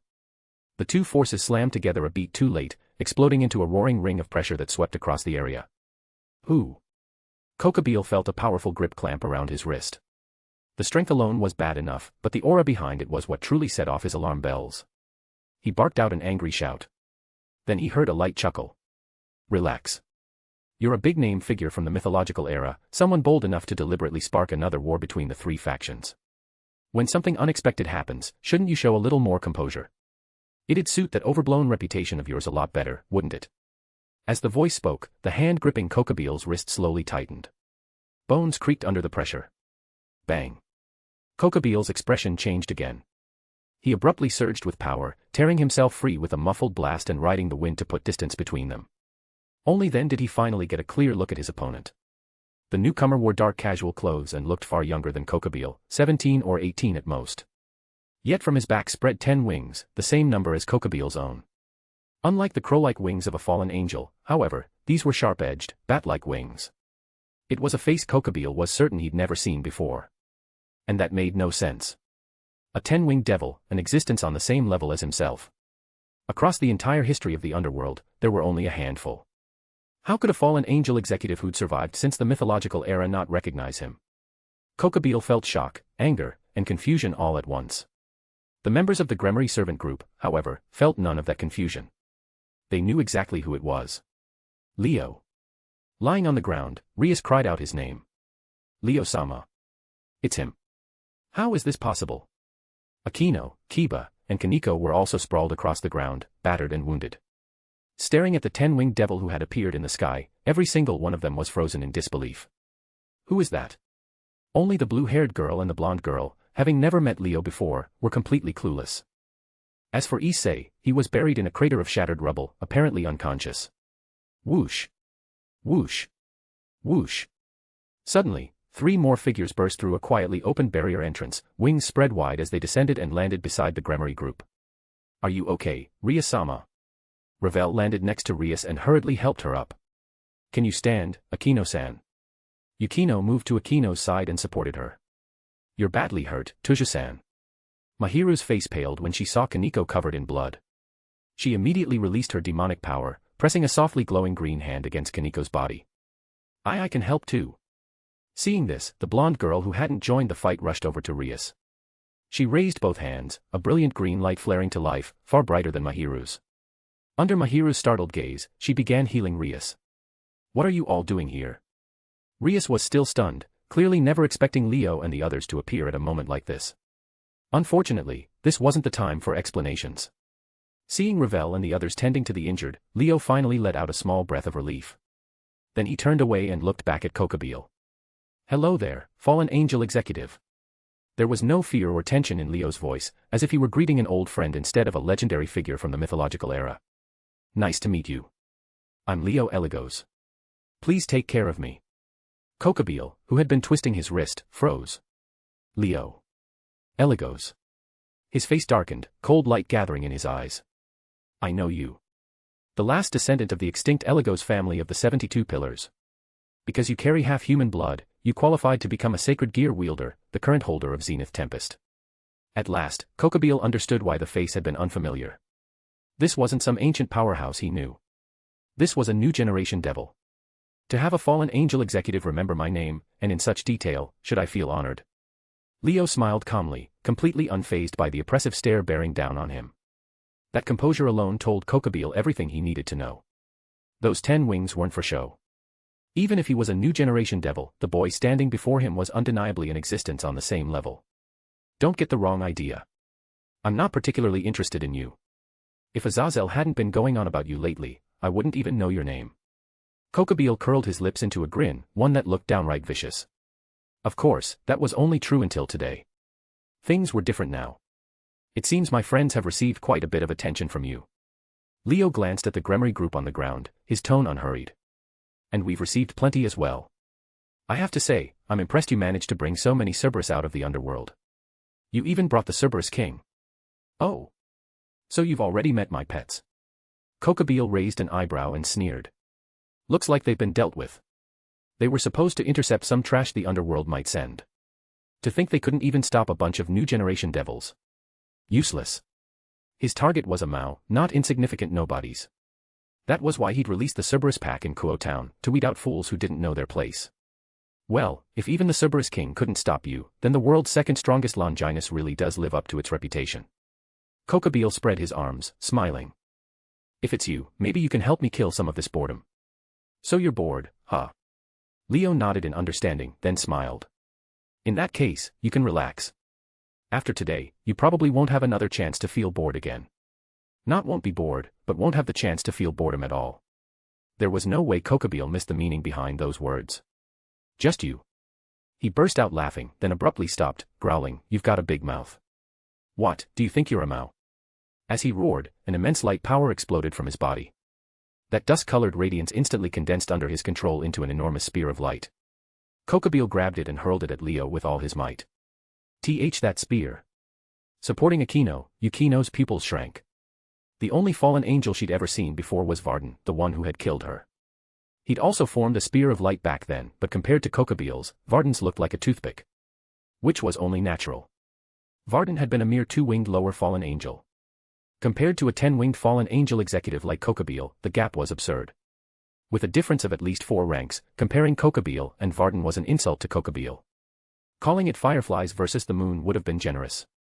The spear Kokabiel formed was like a pillar from the heavens, over 10 meters long and 3 or 4 meters wide. Even several adults together would struggle to wrap their arms around it. When it was thrown, the atmosphere shrieked. Shock waves rippled outward from the tip, one after another, its presence utterly terrifying. No one doubted that if struck by it, not just a person, but even a mountain would be erased in an instant. If Kokabiel had used that spear against the Gremory group earlier, they wouldn't have stood a chance. Kuo Academy itself would have been completely destroyed. And light was poison to devils. With a spear of that scale, even a Mao-class devil would think twice. Yet facing a weapon capable of erasing any devil below Mao-class, Leo didn't dodge. Under countless horrified gazes, he simply reached out and raised his hand toward it. Bzzzzz. The moment the spear's tip touched Leo's palm, a piercing hum rang out. It was as if the weapon had slammed into an indestructible barrier. The massive spear strained forward, grinding violently against his hand, sparks of light flying like fireworks. Bang, bang, bang. Dull explosions rang out from Leo's palm as the spear desperately tried to push through. But it failed. Boom. With one final, thunderous blast, Leo flicked his arm and sent the gigantic spear hurtling skyward. It struck the barrier enveloping Kuo Academy, rippling across its surface before slowly dispersing. Hiss. Thin wisps of smoke rose from Leo's upturned palm. Aside from that sound, the entire battlefield fell silent. A deathly silence. That's impossible. Kokabiel finally roared in disbelief. Rias and the others were completely stunned. Even Yukino and the rest stared in shock, eyes slowly widening.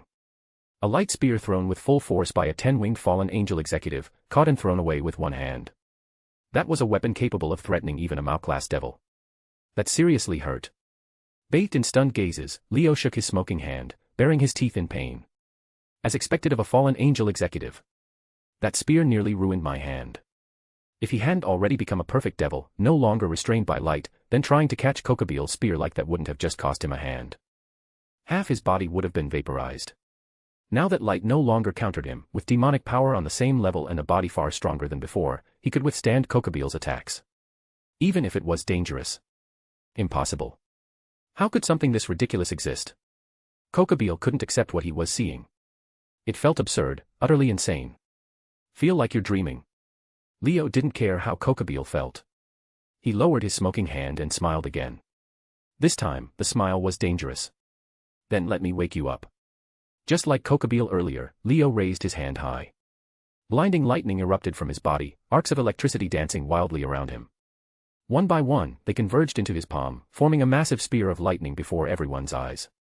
Aside from being forged of lightning and glowing with an azure light, it was identical to the spear Kokabiel had created. Just as massive. Just as overwhelming.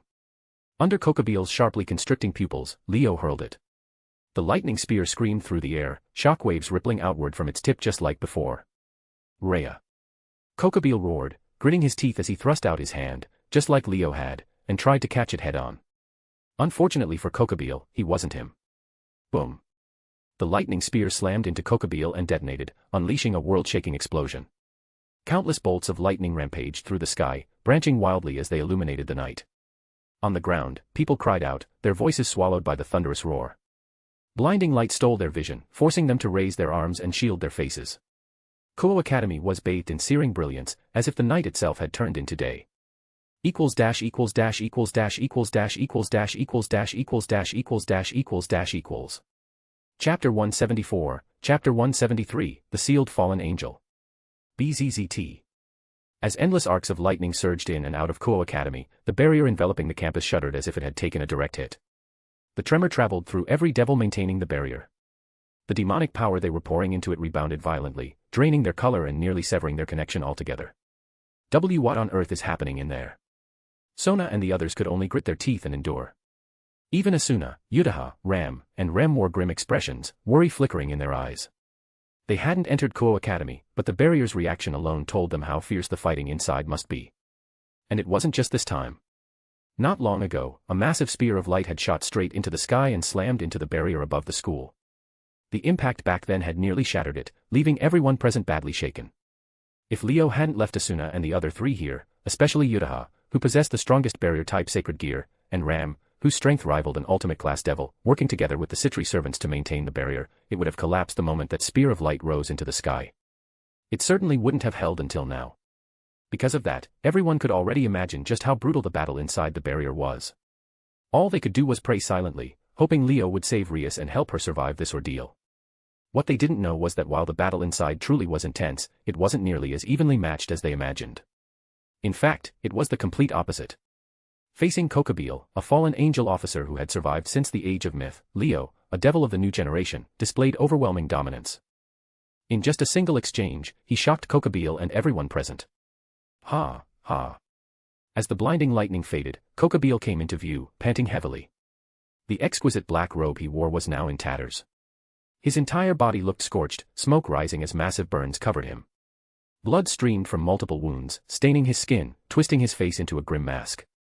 Seeing Kokabeel in such a miserable state, Rias and the others, finally recovering from the aftershock, lowered their hands from in front of their faces and sucked in sharp breaths. They couldn't believe it. Just moments ago, Kokabeel had been acting like an untouchable god, forcing everyone into despair. Now he'd been reduced to this. And the one who'd done this was Leo Eligos, someone most of them were already familiar with. Rias especially had witnessed his strength before.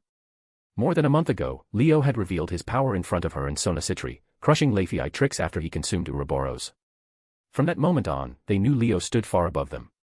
But even then, Leo hadn't been this overwhelming. Back then, he was only capable of contending with 10-wing class beings. Now, he was clearly superior to them.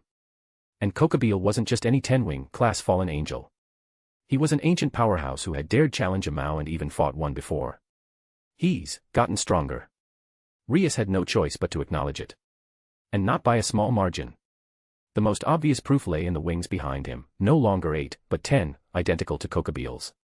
That alone was enough to show just how much he'd grown in the span of a single month. Shock, disbelief, and awe spread through everyone on the ground. Their gazes trembled as they looked up at Leo hovering in the air. Leo simply looked at the battered, bleeding, gasping Kokabeel and casually spoke. Well. Feeling clear-headed now. The playful tone made veins bulge on Kokabeel's forehead. Rage surged up, mixed with crushing humiliation. Don't get cocky, you little brat. Ignoring his injuries, Kokabeel unleashed a torrent of light. He thrust out his hand, and immense light power condensed around him, forming countless light swords that blasted toward Leo. They streaked through the air like flashes of brilliance. From the ground, it looked like endless streams of light raining down on Leo, as if to turn him into a pincushion. But Kokabeel wasn't the only one moving fast. Leo, who had been monitoring him with magic detection the entire time, reacted instantly. As the light swords flew, lightning erupted from Leo's body once more. Countless lightning swords formed and surged forward to meet them. Boom boom boom boom boom boom boom boom boom. Light and lightning collided midair above Kuo Academy, explosions erupting one after another as shockwaves scattered sparks and arcs of electricity. Even as he continued firing light swords, Kokabeel raised both hands, condensing a massive spear of light above his head before hurling it forward, the atmosphere tearing apart from the force. Leo mirrored him almost perfectly, forming a colossal spear of lightning and throwing it straight back. Boom. The instant the two spears collided, the shockwave blasted outward. The clashing swords, along with Leo and Kokabeel themselves, were all sent flying dozens of meters away. Light explosions, lightning detonations, roaring shockwaves. Everything shook Kuo Academy to its core. Then, the two figures snapped their wings open and vanished into blurs, charging straight at each other. Kokabeel condensed light swords in both hands and rushed forward, his face twisted as he slashed at Leo. His close combat skill was terrifying. Dozens of sword arcs flashed out in an instant, dozens of strikes in a single second, forming a dense web of blades that swallowed Leo whole, leaving no room to dodge. Yet instead of retreating, Leo surged forward. A raging gale wrapped around him, forming armor of wind as he charged straight into the storm of slashes. Clang clang clang clang clang clang clang. Every strike landed on the wind armor surrounding Leo, only to be violently deflected. The moment the assault was repelled, Leo moved. A spiraling vortex of flame appeared in his hand, slamming forward toward Kokabeel. Boom. The vortex detonated in front of him, a wave of fire swallowing Kokabeel whole. The scorching heat roared, only to be met by Kokabeel's furious shout. That level. Through the flames, he spread his wings wide, then folded them tightly around himself, shielding his body. The next second, the black wings snapped open, blasting the flames away. At the same instant, the light sword in his hand had already transformed into a light spear. He hurled it forward, aiming straight for Leo's chest. Before it could land, Leo barely moved. With a casual sweep of his hand, his palm, burning with surging demonic power, smashed the light spear apart. Coquebil's eye twitched violently. How is he doing this? He couldn't understand it. He couldn't understand Leo's strength at all. Yes, Leo was young, but he was a Longinus holder. None of those were normal. Once a Longinus was fully unleashed, it could completely disrupt the balance of power. So Coquebil wasn't surprised Leo possessed immense strength. The Grigori themselves had 2 Longinus holders of similar age, both terrifyingly powerful. Stronger than almost any fallen angel officer, arguably even beyond them. And Leo didn't just hold any sacred gear. He wielded Zenith Tempest, the second strongest sacred gear in the world. One of the 7 highest-ranking Longinus, far surpassing the ones held by those Grigori members. Given that, his power was acceptable. But no matter how strong you were, there were rules. As a devil, racial weaknesses were absolute. They could never vanish, never be overcome. Even super devils like Surzex and Ajuka, who were said to have surpassed the devil race, still retained those weaknesses. They still feared light and holy power. Yet those rules didn't seem to apply to Leo at all. It made no sense. Too bad Leo had no intention of explaining. Crackle. Lightning erupted along the arm Leo raised, countless arcs dancing wildly. TCH. Coquebil's expression changed as he tried to move, only to realize he couldn't. At some point, frost had crept over his body, freezing his joints and locking his wings in place. Only then did he realize the temperature around him had dropped below freezing. Subtle cold had spread across his body, locking him in ice. Boom. He tried to shatter the ice, only for lightning to blast forward from Leo's arm, slamming into him and sending him flying. Boom. Boom. Boom. Boom. Bolts of lightning struck one after another, detonating across Coquebil's body. Amid screams of agony, blood sprayed everywhere as his form was blasted into ruin. A fallen angel officer, huh? Leo smiled, lightning still crackling along his arm. That's all you've got? The calm, indifferent tone delivered the greatest humiliation Coquebil had ever known. Leo Eligos. Light flared across Coquebil's body as he charged through the rain of lightning like a madman, rushing straight at Leo. It looked like he was ready to die together with him. Leo's expression didn't change. He casually waved his free hand. Boom. A massive slab of rock shot up from the ground, hurtling into the sky and slamming into Coquebil. Boom. Boom. Boom. Boom. Countless enormous rocks followed from all directions, crashing into him and burying him completely. Leo clenched his raised hand. The rocks compressed together, fusing into a single colossal sphere more than 10 meters in diameter, floating in midair. I guess this counts as a different kind of Chibaku Tensei. Leo hovered calmly before the giant stone sphere, chuckling softly. Too bad you're not Kagaya Otsutsuki. You don't get to become the moon, Coquebil. There was no response. The massive light power surrounding Coquebil gradually faded until nothing remained. Even Leo could only detect the faintest trace of life with magic detection. Barely alive. That was his limit. Completely sealed by Zenith Tempest's Earth attribute, it was no different from being trapped by Chibaku Tensei itself. At the same time, Leo poured more Earth aspect power into the ground below. A massive magic circle surfaced. This was the destructive magic formula carved beneath Kuo Town. It had always been there, at least the core of it. Leo had sensed it the moment he entered Kuo Academy. Now, he'd simply forced it into the open. He raised his hand and released a bolt of lightning straight into the magic circle. Crack! Like shattered glass, the magic circle broke apart. And with that, the crisis in Kuo Town was finally resolved. Equals dash equals dash equals dash equals dash equals dash equals dash equals dash equals dash equals dash equals. Chapter 175, Chapter 174, The Smile of the Holy Mother. With the crisis resolved, Leo left the massive stone disc floating in midair and flew back down to land in front of Rias and the others. How is it? Are you badly hurt? He folded away the 5 pairs of devil wings on his back, hard to ignore just moments ago, and looked Rias over as he asked. I'm fine. Most of my injuries are already healed. Rias was being supported by Ravel. Nearby, Mahiru and the blonde girl were moving briskly among the members of the Gremmery peerage, healing them one by one and steadily restoring their condition. Why, you're really okay. Rias's wounds did seem mostly gone. Her gaze lingered on Leo, taking in the fact that he looked completely uninjured, and her expression turned a little dazed. She wasn't the only one. Everyone else looked much the same. After all, Kokobeel, the fallen angel who had just pushed them to the brink of death, had been effortlessly defeated by a boy their own age. The impact of that reality was hard to process. Rias and the others were still struggling to wrap their heads around it. Leo, on the other hand, looked as relaxed as if he'd just dealt with an ordinary opponent. Do I look like I'm hurt? He pointed up at the massive stone disk in the sky. If anyone's in trouble, it's that guy. That only made their expressions more complicated. I knew you'd grown a lot stronger after that special training, Rias said with a wry smile. But I never imagined it would be to this extent. It's unbelievable. She had kept in close contact with Leo the whole time. Because of Surzex, she had also been paying close attention to everything he did in the underworld. And since Leo never bothered hiding it, Rias already knew that this trip hadn't just strengthened the members of Leo's peerage, Leo himself had gained the most.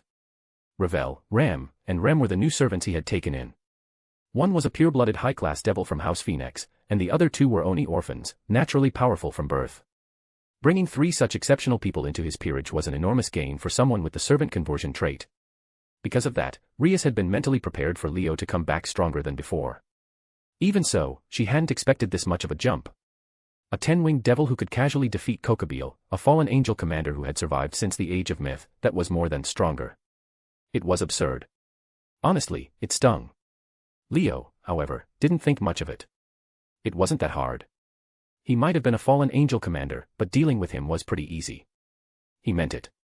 Compared to Miyamoto Musashi, who had forced him to end the fight with Balance Breaker, Kokobeel really wasn't that threatening. They were roughly on the same level, both close to Mao class, capable of facing such opponents head-on. But in terms of pure strength, Musashi was far beyond Kokobeel. Her swordsmanship was practically divine. She could suppress time and space themselves, break through infinity to reach 0. A single slash that could split the world in 2 was enough to make even Mao-class beings avoid it. One slip-up, and you might end up losing to her despite having the advantage. Kokobeel didn't compare. His greatest strength was the fallen angel's light power. That overwhelming light might be deadly to other devils, but to Leo, who had become a perfected devil and overcome his racial weaknesses, it was just another combat method. That was why Leo could defeat Kokobeel so easily, yet couldn't do the same to Musashi, despite them being on the same tier. Ravel had mentioned it before as well. Musashi had once defeated a fallen angel commander. It just hadn't been Kokobeel. Anyway, I'm just glad you're all okay. Only after seeing Aquino and the others fully healed did Leo speak up again. So, who are those two? He was referring to the blonde girl still treating others, and the blue-haired girl quietly receiving her healing, a dangerous-looking holy sword still in her hand. He already knew who they were, but he still needed Rias to introduce them properly. Now that you mention it, I haven't introduced her to you yet. Rias composed herself and waved to the blonde girl. Come here, Asia. Having just finished healing the blue-haired girl, the blonde responded and hurried over, looking flustered. This is Asia, my new bishop piece, Rias said with a smile. I told you before that I'd taken in 2 new servants recently, right? One of them is the current Red Dragon Emperor, and the other is this girl. Yes, I'm Asia Argento. The blonde girl bowed nervously, hands clasped in front of her.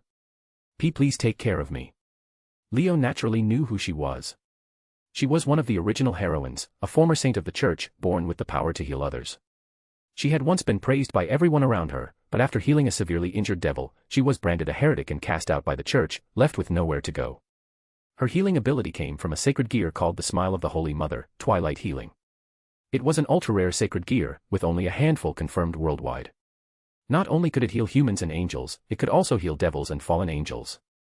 Almost any wound could be cured, though it couldn't restore stamina or regenerate lost body parts. Among all sacred gears, recovery-type ones were the rarest. And the Smile of the Holy Mother stood at the very top, second only to one of the 13 Longinus, the Holy Grail of the underworld. In terms of value, it even surpassed sacred gears like Blade Blacksmith, Sword Birth, and others of similar caliber. Because of this ultra-rare sacred gear, the blonde girl had once been targeted by those with ill intent.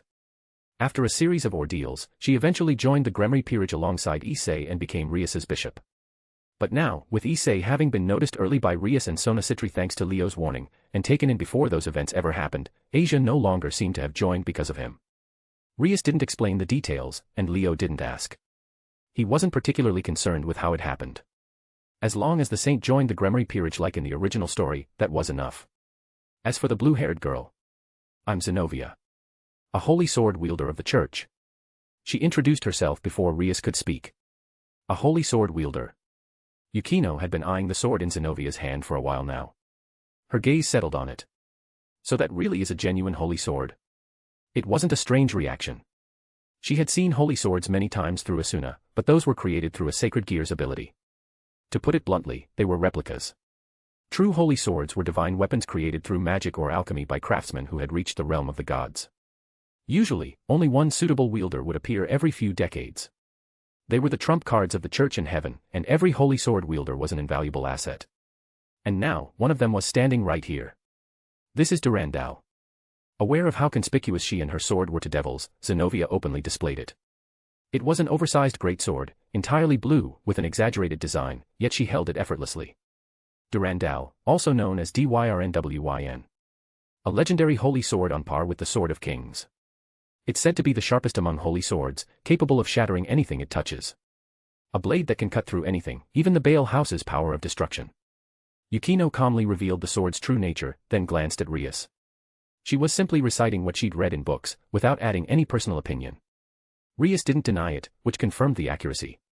To be honest, the sacred aura radiating from the sword was the strongest Yukino had ever felt, far beyond any holy sword Asuna had created. The only thing she had ever seen with greater holy power was. She subtly glanced at Mahiru, who was running with Kiba toward the unconscious Issei. The violet flames released by her incinerate anthem carried holy power beyond even Durandal. Of course, in Leo's eyes, it was different. To him, neither incinerate anthem nor Durandal compared to Cao Cao's holy spear. That was the true pinnacle among holy relics and sacred weapons. In terms of holy power, nothing else came close. I was sent by the church to pursue Kokabeel and retrieve the holy swords he stole, Zenovia said simply. Then she looked up at the massive stone disk in the sky, pressed her lips together, and added, but judging from the situation, it seems everything I did was completely beyond my ability. She looked dispirited, her shoulders slumped. That wasn't how she normally was. Rias and the others remembered clearly how arrogant Zenovia had been when she first arrived in Kuo town. Bold enough to threaten them outright, warning them not to lay a finger on the holy swords Kokabeel held. But in the battle against Kokabeel, she'd suffered a far greater blow than Rias herself. Not because she lost. Zenovia knew her limits. Even as a rare holy sword wielder, she wasn't strong enough to stand alone against a commander. What truly shattered her was the revelation that God was dead. Kokabeel had dropped that bombshell in the middle of the fight. Until then, the truth had been strictly sealed off. Neither heaven nor the church's upper ranks had let anyone below them know. Learning that truth left Zenovia completely deflated. And she wasn't the only one. Asia, who also came from the church, had been deeply shaken as well. For those who lived by faith in God, the news of his death was devastating enough to strip their lives of meaning. Compared to that, nearly dying at Kokabeel's hands felt insignificant. You're Leo Eligos, right? Zenovia forced herself to straighten up and addressed him. I know who you are. Oh. Leo raised a brow. Even a holy sword wielder from the church knows a nobody little devil like me. Before, you weren't worth paying attention to. But once it became known that you wield Zenith Tempest, not just the church, heaven itself began watching you closely, Zenovia said frankly. I've heard that even Lord Michael is observing you from the shadows. If I didn't know about you, that would be strange. At that, everyone tensed. Michael, one of heaven's 4 great seraphim, the angelic leader with 12 golden wings, revered as the voice of God. With God gone, he was effectively heaven's highest authority, a figure whose status rivaled the Governor-General of the fallen angels and the strongest Mao among devils, Lucifer. Being watched by someone like that wasn't necessarily a good thing. How flattering.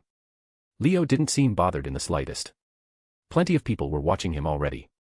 The fallen angel's Governor-General was paying attention, and even the leader of the hero faction had personally sought him out. At this point, he was used to it. Unless someone told him that the 3 strongest beings in the world were all watching him at once, nothing else would really surprise him. So he changed the subject. For now, let's figure out what to do with him. He pointed up at the massive stone disk in the sky. The others nodded silently. I'll call Sona and the others in first. Ria spread a magic circle across her palm and began contacting the outside world, equals dash equals dash equals dash equals dash equals dash equals dash equals dash equals dash equals dash equals. Chapter 176, Chapter 175, The Restless Heavenly Dragon. While Leo and the others were discussing how to clean up the aftermath and what to do with Kokabeel, far above the sky some distance away from Kuo Academy, a white streak suddenly appeared, like a meteor tearing through the night. It looked sacred in the darkness, impossibly pure. There wasn't a trace of shadow on him, not a single blemish. The sight felt dreamlike, beautiful and unreal, as if something out of a fantasy had crossed into reality. The white figure descended swiftly and landed atop a tall building, finally revealing his full form. On closer inspection, it was someone clad in pure white full-body armor. The armor resembled a dragon, its helmet shaped like a dragon's head, its hands and feet formed like claws. A chain like a steel dragon's tail hung behind him. From his back extended a pair of radiant wings, their frames pure white and their membranes glowing blue. Symmetrical blue gemstones were set all across the armor, emitting a holy brilliance. Despite its dragon-like form, it looked anything but ferocious. Bang! The white dragon armor suddenly dissolved into particles of light, exposing the person within. It was a silver-haired, foreign-looking young man. He looked about the same age as Leo, tall and slender, with long limbs and strikingly handsome features. Even his clear, captivating eyes were blue. He looked exactly like the kind of prince who stepped straight out of a fairy tale, more than enough to leave countless girls swooning. Especially that faint smile at the corner of his lips.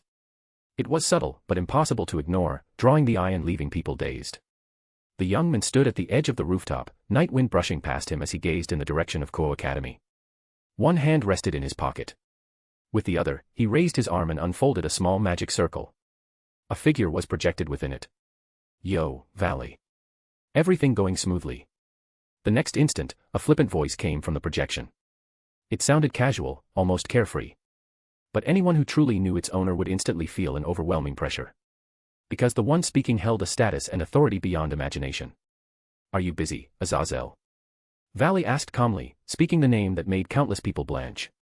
Azazel, the Governor-General of the Fallen Angels, the leader of Grigori, the supreme 12-winged fallen angel. Yes. The owner of that voice and the projected figure was none other than the head of the fallen angels, Azazel. Once a close attendant of God, he had grown dissatisfied with the empty, desireless life of heaven and chose to fall, becoming one of the earliest fallen angels. He became the leader of those who followed the same path, offering them refuge when they had nowhere else to go. In time, the fallen angels rose to become one of the three great factions and seized half of the underworld's rule. He was the most despised existence to angels, and the one devils feared the most. Grigori was founded by him. Countless sacred gear users within it had been personally researched, developed, and trained by him. Calling him the person who understood sacred gears best in this world wouldn't be an exaggeration. And now, this fallen angel leader, seen by many as a villainous boss, was chatting with Valley in a tone so casual it sounded like a wandering drifter. "Busy." "Extremely," Azazel complained, half sighing. "I already have a ton of scheduled research, and now I have to deal with the mess Kokabeel caused. Seriously, can't I ever catch a break?" "That bastard." Valley didn't respond. "My side didn't go very smoothly," he said, still looking toward Ko Academy, smiling despite his words. "Sorry, Azazel." Kokabeel was defeated. Azazel paused. Defeated. He sounded intrigued. "That's unexpected. Kokabeel wasn't especially strong, but he was still one of our executives. Losing in a place like Kuo Town doesn't make sense. I don't believe the Gremry servants or Citri servants have that kind of strength. Did Sir Zex and the others make it there in time? Or?" Azazel's tone sharpened slightly. "Was it your rival?" Valley shook his head. "Not him," he said flatly. "I didn't see him, but I can tell. He's still far from being able to defeat someone on Kokabeel's level. Unless he activated the power of Juggernaut Drive." Azazel fell silent for a long moment before speaking again. "That's the least likely scenario," he said firmly. "He's still unimaginably far from reaching Juggernaut Drive.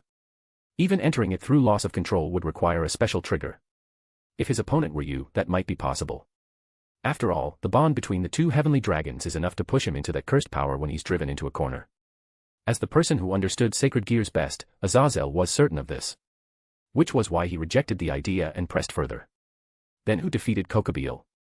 Valley didn't keep him waiting. Or rather, he had no intention of building suspense. "It was the one you've been paying attention to lately," Valley said, sounding genuinely pleased. "He's gotten stronger again. Kokabeel wasn't even a match for him. He was defeated with ease." Azazel raised an eyebrow. "Leo Eligos." He laughed. "I see. If it was him, that makes sense." His voice carried a hint of genuine delight. "Before this, it would have been difficult for him," Azazel continued. "When he fought Leafii Trix, he was only an 8-winged devil. Even with the power of Zenith Tempest, he barely managed to defeat Leafii Trix in his enhanced state. Back then, he already had the strength to stand on the same stage as Kokabeel, but there was no way he could have beaten him so easily." "That's true," Valley agreed. At the time, the only noteworthy thing about him was being the host of Zenith Tempest. But now, it's different. He has 10 wings now. And his control over Zenith Tempest has improved by several levels. I didn't see him use Balance Breaker, but the way he handled his sacred gear, it's impossible that he hasn't reached that domain. Azazel sounded surprised. 10 wings already, he said. I thought he defeated Coquebille using Balance Breaker. So Coquebille couldn't even force it out of him. Looks like Leo Eligos' data needs an update. At the same time, Azazel understood why Valley had contacted him. Coquebille was defeated by the Eligos kid and is now in the devil's hands. That complicates things. The moment Azazel learned of Coquebille's plan to ignite a 3-faction war, he sent Valley out to retrieve him. He didn't want war, and he didn't want Coquebille to fall into someone else's hands and become leverage against the fallen angels. He believed that with Valley's strength, bringing Coquebille back would be easy. Unfortunately, things didn't go as planned. I wanted to ask if you want me to take him back by force, Valley said, still staring toward Ko Academy, as if he could see someone there. His posture was restless, eager. If you hadn't warned me beforehand to avoid too much contact with the devils, I would have acted already. Azazel knew exactly why Valley felt this way. It was his old problem flaring up again. You're itching for a fight, aren't you? Azazel said confidently. You want to test Zenith Tempest? It's a Longinus ranked higher than me in both status and position, Valley replied with a smile that dodged the question. The current him is finally worthy of me challenging him. Honestly, if Azazel hadn't warned him in advance, Valley wouldn't have been able to restrain himself. Leo's displayed strength had stirred something deep within him. His blood, his instincts, the dragon inside him were all screaming the same thing. That man was a worthy opponent. And that was exactly what he'd always been searching for.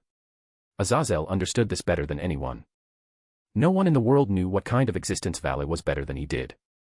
That was why he had warned him before sending him out, to avoid contact with the devils. After all, the Red Dragon Emperor was there. Valley's destined nemesis. If he lost control and acted, things would spiral out of hand fast. Yet ironically, it wasn't this generation's Red Dragon Emperor that triggered him, but the current host of Zenith Tempest. That might be even worse. If you attack the Red Dragon Emperor, we could at least explain it as the ancient feud between the two heavenly dragons, Azazel said with a headache. But if you go after the Eligos kid, the devil side would absolutely explode.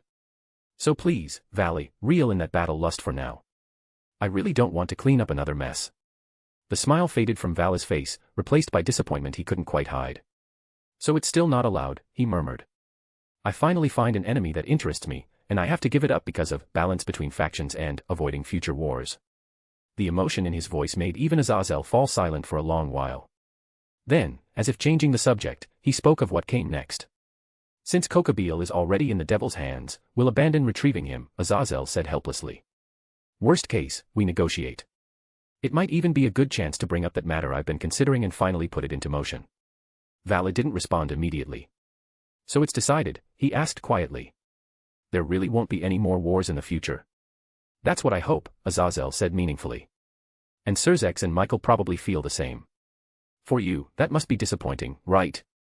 Yeah, Valley admitted, almost to himself. I often wonder why I was born in this era. Everyone's trying to avoid war, preaching peace. Even with God dead, the world didn't descend into chaos. There are still so many strong people in this world. Why can't I fight them freely? I want to defeat them. Azazel had heard these words countless times. Which was why he felt that the dragon child he had personally raised might already be cornered.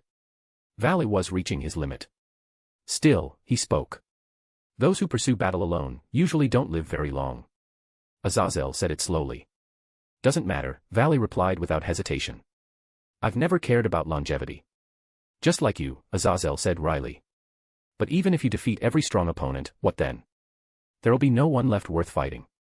That was his implication. Valley's answer came just as quickly. Then I'll die. A world with no strong enemies. That would be unbearably boring. And he had no interest in such a world. Come back soon, my white dragon emperor. Azazel sighed, rubbing his temple. I may have to make a trip myself afterward. With that, he ended the call. Only then did Valley finally look away from Ko Academy and down at the dimmed magic circle in his hand. After a long silence, he murmured. Sorry, Azazel. I'm not interested in the world you're trying to create either. So he would leave. After all, standing alongside those who were about to become enemies of the entire world sounded far more interesting. equals dash equals dash equals dash equals dash equals dash equals dash equals dash equals dash equals dash equals. Chapter 177, Chapter 176, Divine Dividing. Just as Vala made up his mind to leave, he sensed something and halted mid-step. A smile curled at the corner of his mouth as he spoke. So you've already noticed me, huh? The moment the words left his lips, a voice answered from behind him.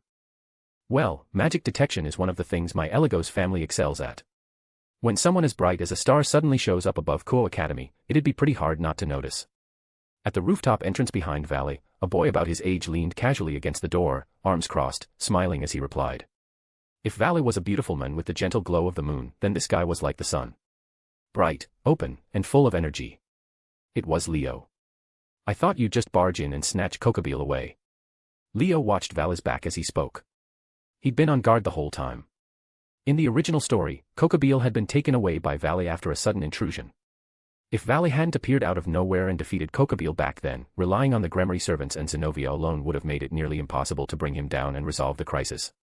Of course, that was without counting the protagonist going all out. If Hayate Issei had truly pushed himself to the limit and forced out the Red Dragon Emperor's power at any cost, beating Kokobile might have been possible. In the original story, to defeat Riser and stop the forced marriage, Issei had sacrificed an arm to forcibly obtain 10 seconds of balance breaker. That method was something only a sacred gear housing a monster soul could pull off. By striking a deal with the soul of the Red Dragon Emperor sealed within the boosted gear, Issei had traded one arm for 10 seconds of balance breaker, gaining the power needed to defeat Riser.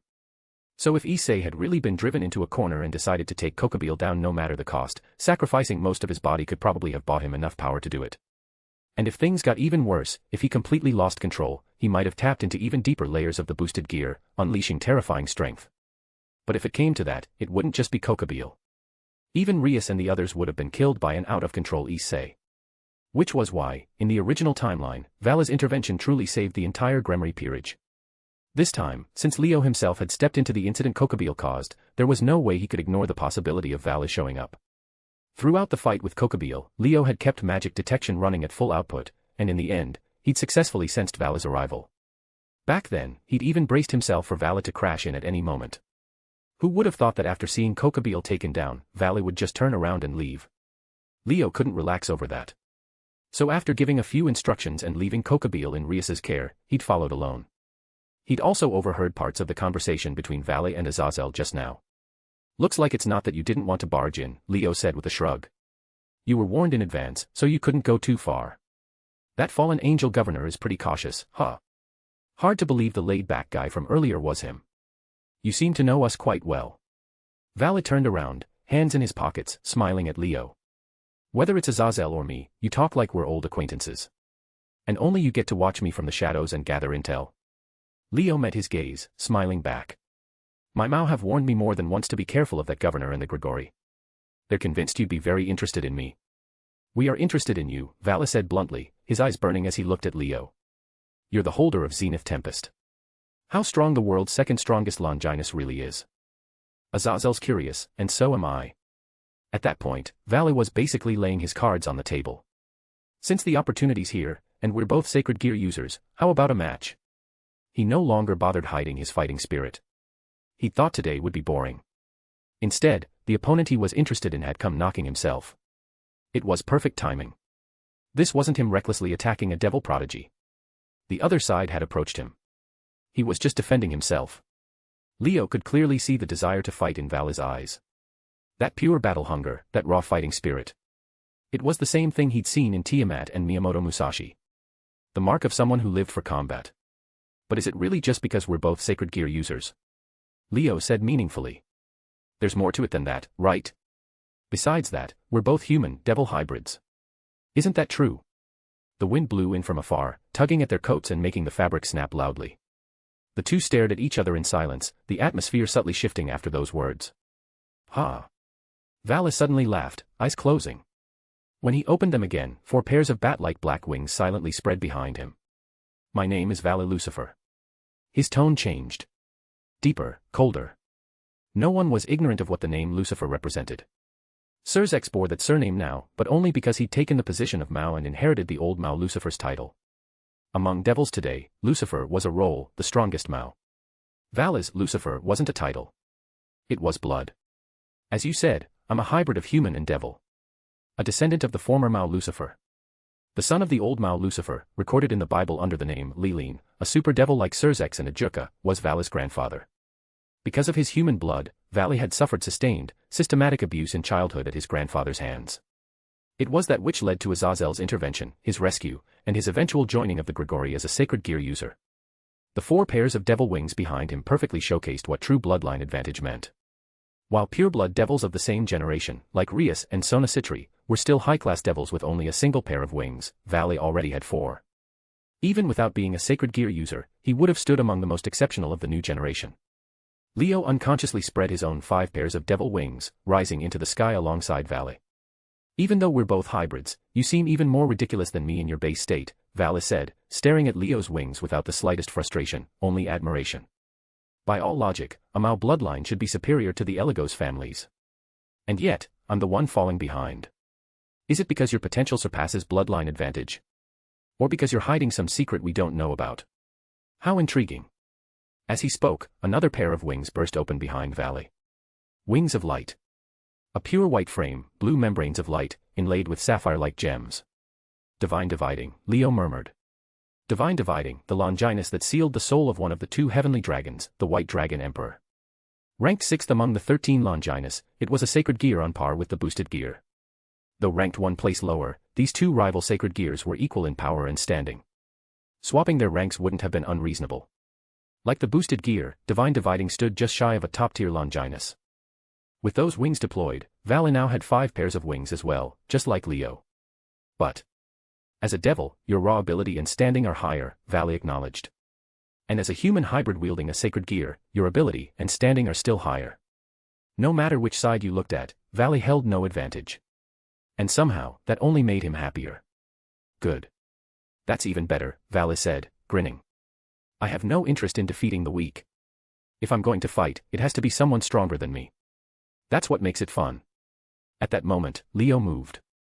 With a powerful beat of his 5 pairs of wings, his body became a streak of light, shooting toward the outskirts of Kuo town.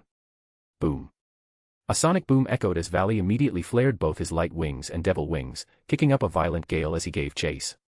2 streaks of light cut across the sky above Kuo town, one pursuing the other, until they left the city behind and reached an uninhabited wilderness. Boom. The instant they entered the deserted area, pure white aura erupted around Vali's body. Balance breaker. The blue gems on his light wings blazed with brilliance. Vanishing dragon balance breaker. A deep voice resounded from within the blue gems as the white aura surged like a volcanic eruption. Encased within it, Vali donned a suit of radiant white full-body armor. A dragon-shaped helmet. Dragon armor. A chain-like dragon tail whipping behind him. Blue gems across his body flashed in sequence, sacred and immaculate. This was the balance breaker of Divine Dividing. Divine Dividing scale male. Going straight to balance breaker. Leo stopped mid-flight, staring at the armored dragon figure and letting out a wry smile. When the opponent is you, anything less wouldn't even qualify as a proper fight. Vali's voice rang out from within the helmet, filled with excitement and battle lust. Come on. Let me see what you've got. As he spoke, he raised his gauntlet hand and released his demonic power. Amplified by draconic might, it condensed into a brilliant, star-like blast that he hurled toward Leo. Mid-flight, the blast suddenly shattered, splitting into countless smaller shots that rained down in a dense barrage. From that single exchange, Leo knew it. Vali's attacks right now were on an entirely different level compared to Kokabil's light sword barrage earlier. Holding back here would be suicide. Without hesitation, Leo unleashed the power of Zenith Tempest, roaring flames surging up before him. From within the fire, countless flaming shots streaked out like meteors, colliding head-on with the incoming blasts.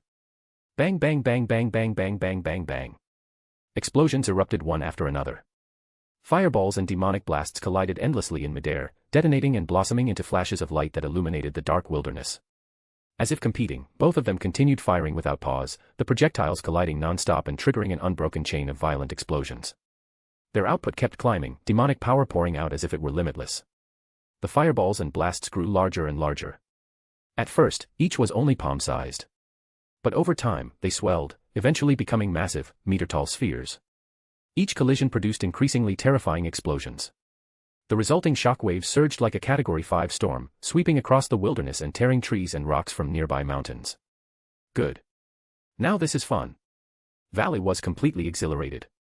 At some point, his body became a white meteor, trailing a long arc of light as he blasted through layers of explosive shockwaves at incredible speed, charging straight at Leo.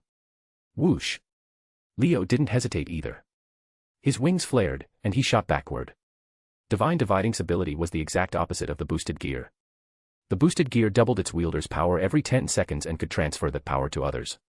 Divine Dividing halved the opponent's power every 10 seconds, and absorbed that stolen power for its own use.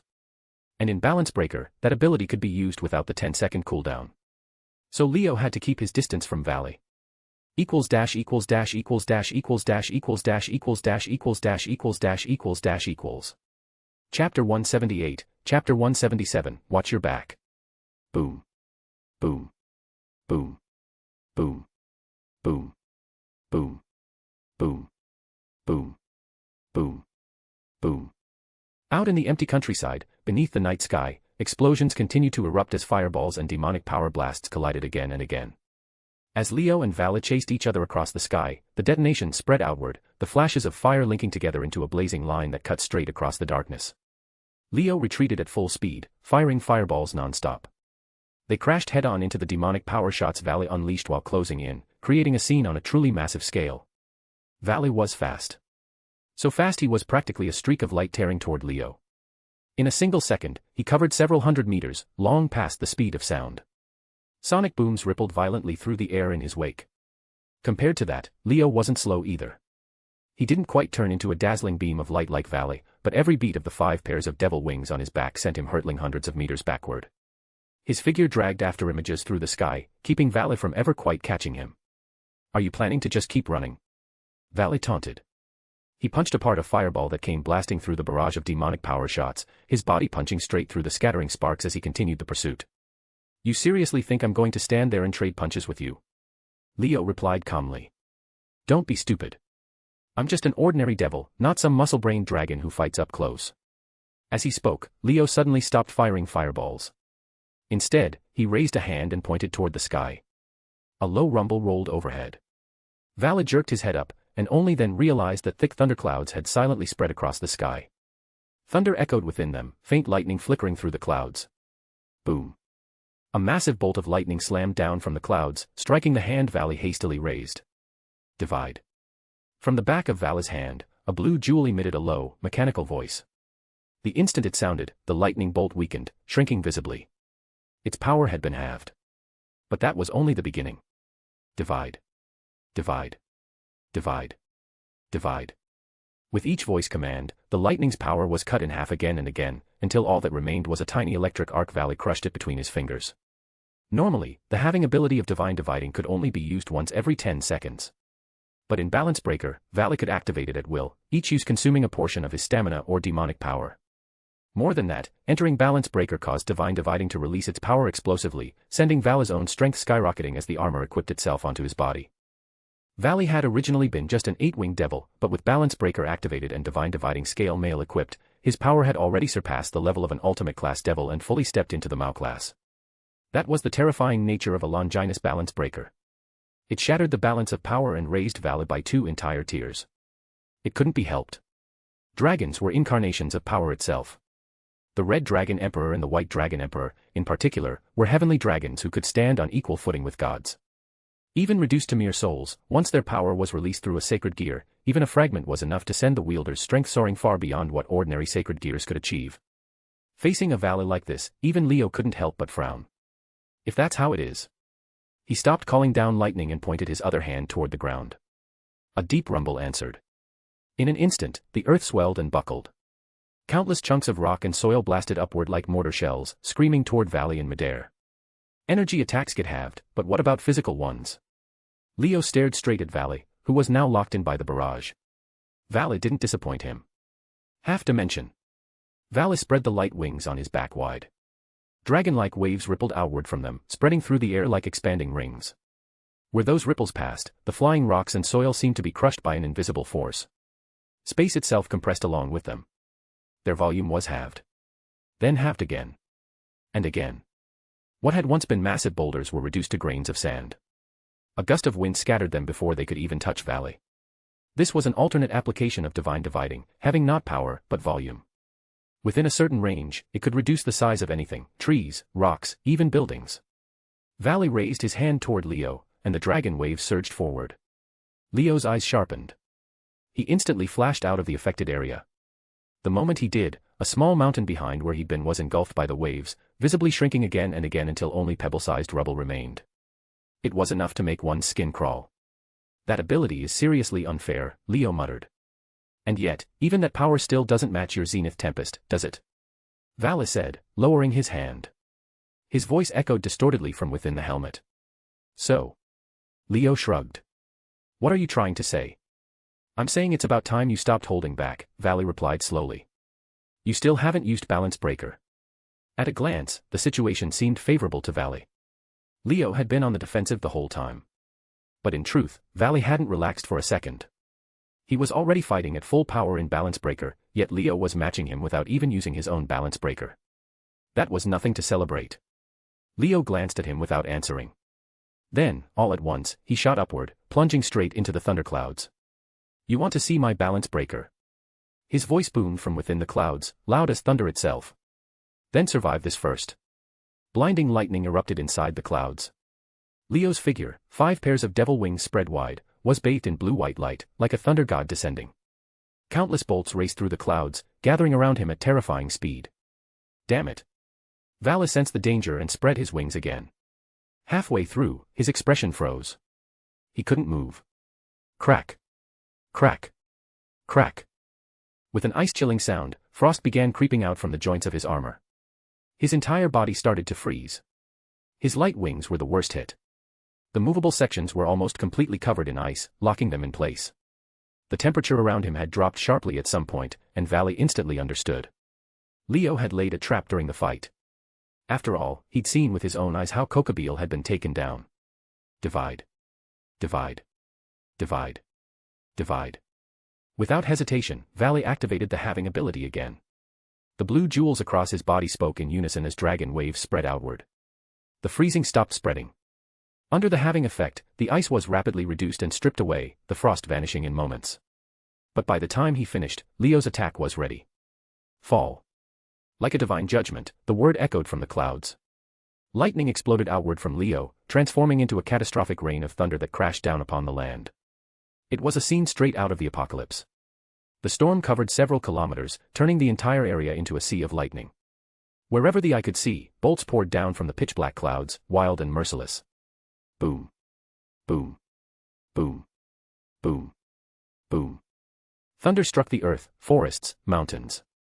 Deafening explosions chained together as massive blue-white serpents of lightning writhed across the land, destroying everything in their path. The ground shattered. Forests collapsed. Mountains were blasted apart piece by piece. And at the very center of it all was Valley. Lightning rained down around him. Lightning rained down above him. Lightning filled his vision. His armored figure looked pitifully small, like an ant facing the wrath of the heavens. Aia.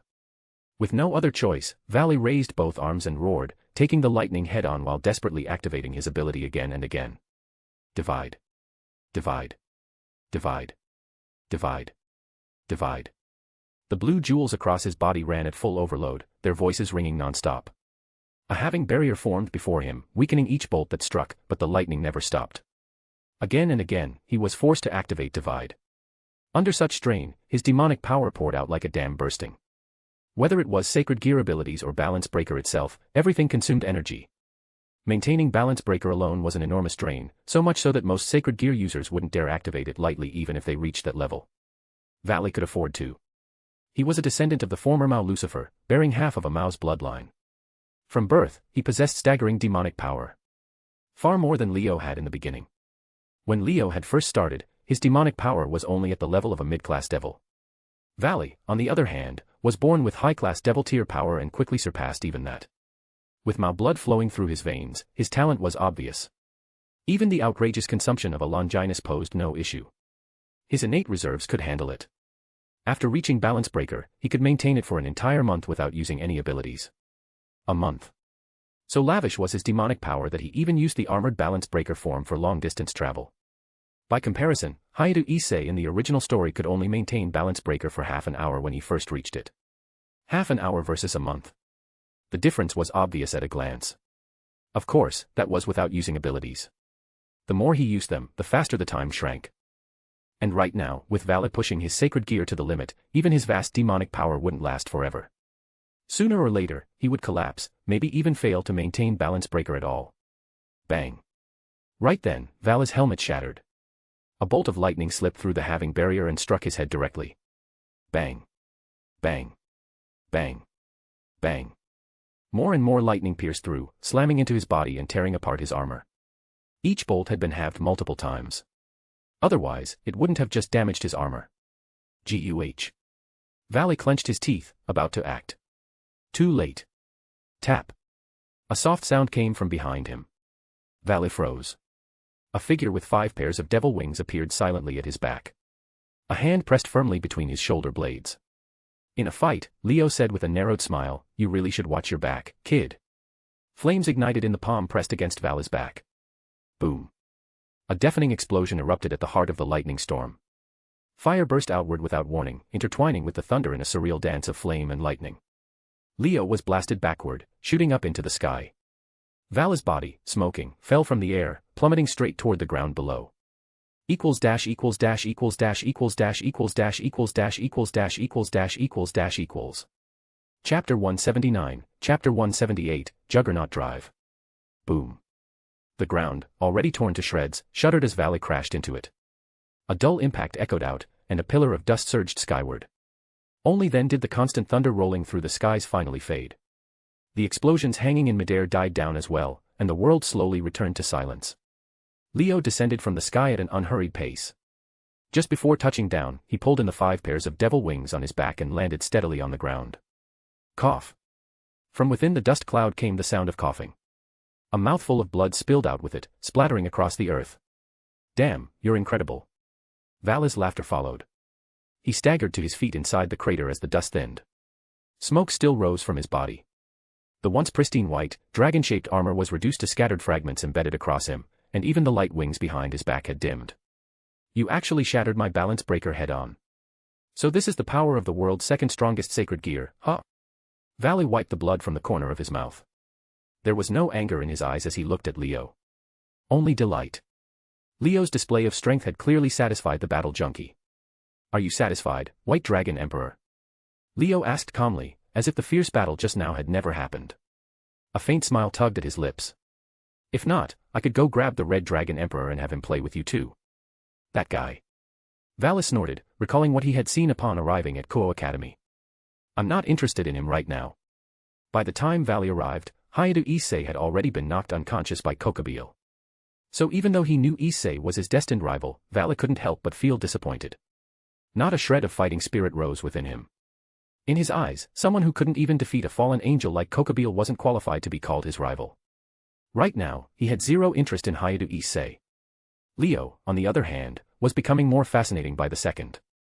"I'm only interested in the strong," Vala said plainly. "And you qualify?" Leo had only one thought in response. "Chosen by the heavenly dragon, huh?" That love for battle really is draconic to the core. It was obvious Leo didn't want to continue the fight. "I'm not uninterested in you," he said, glancing at the surroundings, now little more than scorched ruins. "But let's call it here for today. If we keep going, the fallout will be too big." Even though they were fighting outside the city, the commotion had been massive. Leo was confident that every major faction had already noticed and was rushing over. He had no intention of putting on a show for a bunch of lurking spectators. That was why he was ready to stop. In the first place, he had only come to meet Vala. See what the strongest White Dragon Emperor in history was really like, and how capable he was. Now that he had a good grasp of Vala's strength, there was no reason to keep going. But Leo wanting to stop didn't mean Vala agreed. "I haven't even seen your balance breaker yet. How could this possibly end here?" The fire in Vala's eyes didn't fade. It burned even hotter, more intense than before. Knowing his opponent still had greater power in reserve, walking away now was unthinkable. Otherwise, he wouldn't be Vala Lucifer. "Still want to fight?" Leo raised an eyebrow, sounding bored. "I mean, I could, but what's the point?" Thanks to his armor, Vala had avoided taking a direct, fatal blow. But with his balance breaker shattered, his condition was far from good. Even if he could keep fighting, he wouldn't be anywhere near his peak. And if even peak Vala ended up like this, what meaning was there in continuing? Leo, meanwhile, was completely unscathed. At most, he'd spent some demonic power, and far less than Valley had. Don't be fooled by the apocalyptic scale of Leo's attacks. His reserves were still abundant. Even now, standing still and talking, his demonic power was rapidly recovering. That was one of the perks of becoming a perfect devil. Whether stamina or demonic power, recovery was absurdly fast. Even injuries healed quickly, no slower than being treated by a second or third-rate healer. Leo was already a 10-winged special-class devil, a rank higher than Vala's 8 wings. That alone meant his demonic power far surpassed Vala's. In this state, Leo could freely unleash Zenith Tempest without suffering serious drain, at least before activating Balance Breaker. Valley, on the other hand, had gone straight into Balance Breaker from the start and then poured out massive amounts of power using the abilities of Divine Dividing. His consumption was unquestionably far greater. One side uninjured, stamina and power still plentiful. The other wounded, power depleted, stamina strained. There was no reason to keep fighting. Valley knew that too. But still. I have a stronger power I haven't used yet. Those words made Leo's heart lurch. Others might not understand what Valley meant, but Leo, who knew the original story, understood perfectly. Normally, the ultimate state of a sacred gear was Balance Breaker. Beyond that, there was nothing. However, an extremely small number of sacred gears could release power beyond even that. These were gears like the Boosted Gear and the Divine Dividing, forged by sealing the power or soul of a powerful being within them. Because their cores were the souls of those beings, removing the seals allowed that power to be drawn out without limit, reproducing the creature's full strength through the wielder. This ability, to forcibly and temporarily release the sealed power, was unique to such sacred gears. It was called Juggernaut Drive. If the sealed being was a magical beast, it was Beast of Supremacy. If it was a dragon, then it was Juggernaut Drive, also known as the Dragon of Supremacy. The former depended on how powerful the sealed beast had been in life. The latter was usually far stronger, especially in the case of the Boosted Gear and Divine Dividing. Since they sealed the souls of heavenly dragons capable of rivaling gods, using Juggernaut Drive granted power on par with a deity, if only temporarily. Of course, such power came at an enormous cost. The stronger the released power, the greater the risk. It placed a crushing burden on the user, drastically shortened their lifespan, and could cause complete loss of reason, resulting in catastrophic rampage until everything, including the user themselves, was pushed to the brink of destruction. When Hayadu Issei was said to potentially access deeper power upon losing control, that was exactly what it referred to. Juggernaut Drive. As the host of the Divine Dividing, Valley could naturally use it as well. And unlike Issei, he could burn through his immense innate demonic power to use it for several minutes without losing control. There's a risk of losing my lifespan, Valley said, madness creeping into his eyes. But you're worth paying that price. Behind him, the dim light wings suddenly blazed to life. The blue gems embedded within them erupted with blinding brilliance. Leo felt it instinctively. A chill crawling up his spine without warning. Something dangerous was about to emerge. Valley. A voice rang out from within the Divine Dividing. Leo's eyes narrowed. That voice, the White Dragon Emperor. Not Valley, but the heavenly dragon sealed within the sacred gear itself. The dragon soul that had once rampaged across the battlefield of the ancient war, forcing the three factions to unite and destroy it, before the God of the Bible captured its soul and forged it into a sacred gear. Stop this. In your current state, you can't control Juggernaut Drive. The warning snapped Leo to attention. Normally, Valley could suppress Juggernaut Drive for several minutes with his vast demonic power. But now he was injured, his reserves heavily drained. Entering that state now would almost certainly lead to complete loss of control. I can handle it, Albion. Valley's gaze never left Leo as he replied. The strongest enemy I seek is right in front of me, and he hasn't even gone all out. If I hold back now, I'm not worthy of the title White Dragon Emperor, or the name Lucifer. Ignoring Albion's protest, Valley raised one hand high. I, who am about to awaken. He began to chant.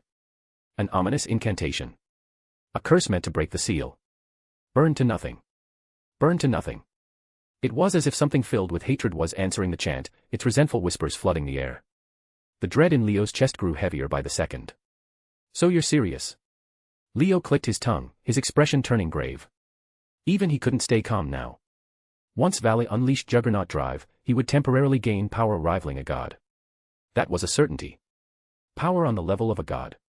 Only super devils like Surzex or Ajuka could compare, and even super Mao-class beings like Seraphal and Graphia, or the strongest Dragon King, Tiamat, fell far short.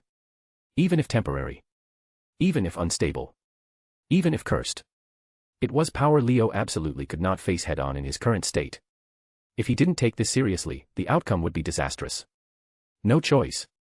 Leo drew in a deep breath and released all of his demonic power. Boom. Pure white aura exploded from his body, whipping up a storm. It was different from Vala's white aura. If Vala's was like a brilliant star, Leo's was like the blazing sun. The former was holy and immaculate. The latter was vast and natural. As this terrifying aura, far more fearsome than Vala's balance breaker, erupted, the sixth pair of devil wings slowly manifested behind Leo. Vala's pupils shrank. Then he laughed, even more delighted than before. Balance breaker. Leo spoke the words. I am the heavenly dragon who has stolen the principles of domination from God. Vala continued his own ominous chant. The power surging from both of them made the earth tremble. Bzzzt. Space suddenly warped around them. Wait. Leo. A figure appeared beside him and grabbed his shoulder. Surzex-sama. Leo froze mid-release, staring in shock. The newcomer was Surzex. Stop it. Valley. Another figure appeared beside Valley, seizing his arm. A man who didn't look particularly upright or young. His features were exotic, foreign-looking. He wore an ornate robe no less splendid than Surzex's, his handsome face carrying a carefree, roguish charm. He radiated the same playboy vibe as Riser, but without the sleazy delinquent edge. Instead, there was a dangerous, bad boy allure. Azazel. Valis stopped, surprised. Leo immediately turned to look at the men, eyes gleaming. Azazel, the Governor-General of the Fallen Angels. A 12-winged fallen angel. The leader of one of the three great factions. The men most obsessed with sacred gears. The one who understood them best. The greatest researcher. The sharpest mind in the original story. At last, he had appeared. Right in front of Leo. Equals dash equals dash equals dash equals dash equals dash equals dash equals dash equals dash equals dash equals. Chapter 180, Chapter 179, Time to lower the curtain. The trembling earth suddenly fell silent, as though someone had pressed a pause button on the world. The arrival of the strongest Mao and the leader of the fallen angels forced both Leo and Valley to rein in the power they had been about to unleash. Why are you here? Valley was silent for a moment, then asked, his expression flat. Because of you, obviously. Azazel could see the displeasure in Valley's eyes and sighed helplessly. The commotion over here was this massive. Did you really think I wouldn't figure out what was going on? Because of Cocabeal, the area around Kuo Town had already become a focal point of attention for every major faction. Under those circumstances, a battle of this magnitude suddenly erupting on the outskirts of Kuo was impossible to ignore. Azazel, in particular, knew full well that Valley was in the area. He also knew that with Valley's personality, there was every chance he would be at the center of whatever had just happened. So he had rushed over from the underworld without a second thought. It was fortunate that there was nothing in the vicinity to interfere with magic circle transportation, or he never would have arrived this quickly. Long time no see, Surzex. Azazel turned to the red-haired mouse standing beside Leo and greeted him with a smile, looking perfectly at ease. You came too. I should have come sooner. Surzex responded with an equally composed manner, as if the men before him were not one of the devil faction's greatest enemies. After all, this disturbance in Kuo directly involved my sister. Indeed. Surzex had arrived in the human world, in Kuo Town, after Leo reached Kuo Academy. Seeing that Cocabeal had already been dealt with by Leo, Surzex had initially planned to leave without revealing himself, to avoid drawing attention from those who were keeping a close eye on the situation. What he hadn't expected was that before he could leave, Leo and Valley had started fighting, escalating into this fierce battle. This was a clash between two beings with Mao-class combat power. If things went wrong, the consequences could be catastrophic. So Surzex had stayed hidden, ready to intervene at any moment. He certainly hadn't anticipated that Azazel would also come to the human world, and that they would both step in at the same time. Valley Lucifer, is it? Surzex clearly already knew Valley's identity. His gaze as he looked at the young man was complicated. You actually recruited a descendant of the original Mao's bloodline into the Grigori, and one who also happens to be this generation's White Dragon Emperor. Azazel, what exactly are you trying to do? Honestly, learning of Valley's identity had unsettled even Surzex. After all, he was currently using the name Lucifer as his own surname. Strictly speaking, one could say he had usurped the throne of this young man's ancestor. He bore no animosity toward the Mao bloodline. If anything, he had always felt regret, feeling that perhaps they should never have gone down the path of civil war. If they had been more cautious back then, more patient, could they have avoided the slaughter? Could they have found a way to coexist? This was a thought Surzex had always harbored, a reflection of his compassionate nature. He had always believed that what they did back then was not entirely right. They shouldn't have driven the old Mao faction out so thoroughly, but should have sought a path of coexistence. Then today's conflicts would never have come to pass. Of course, anyone who heard this would call him naive. Because while he wanted coexistence, the other side did not. The Old Mao faction was, by and large, a group steeped in past glory. They believed all devils should naturally bow before them and could never let go of old grudges, insisting on waging war against the angels and fallen angels to the bitter end, even if it meant extinction. That was something the reformist faction could never accept. Given the circumstances of that era, if they hadn't stood up to resist the Old Mao faction, the devil race might truly have fought itself into oblivion. They had no choice but to wage that civil war. This was also why the Old Mao faction could never forgive the reformists. In their eyes, these were the people who stole their thrones, betrayed them, and brought them humiliation. An irreconcilable contradiction. Surzex was not ignorant of this, yet he still naively believed they should have tried harder to seek change.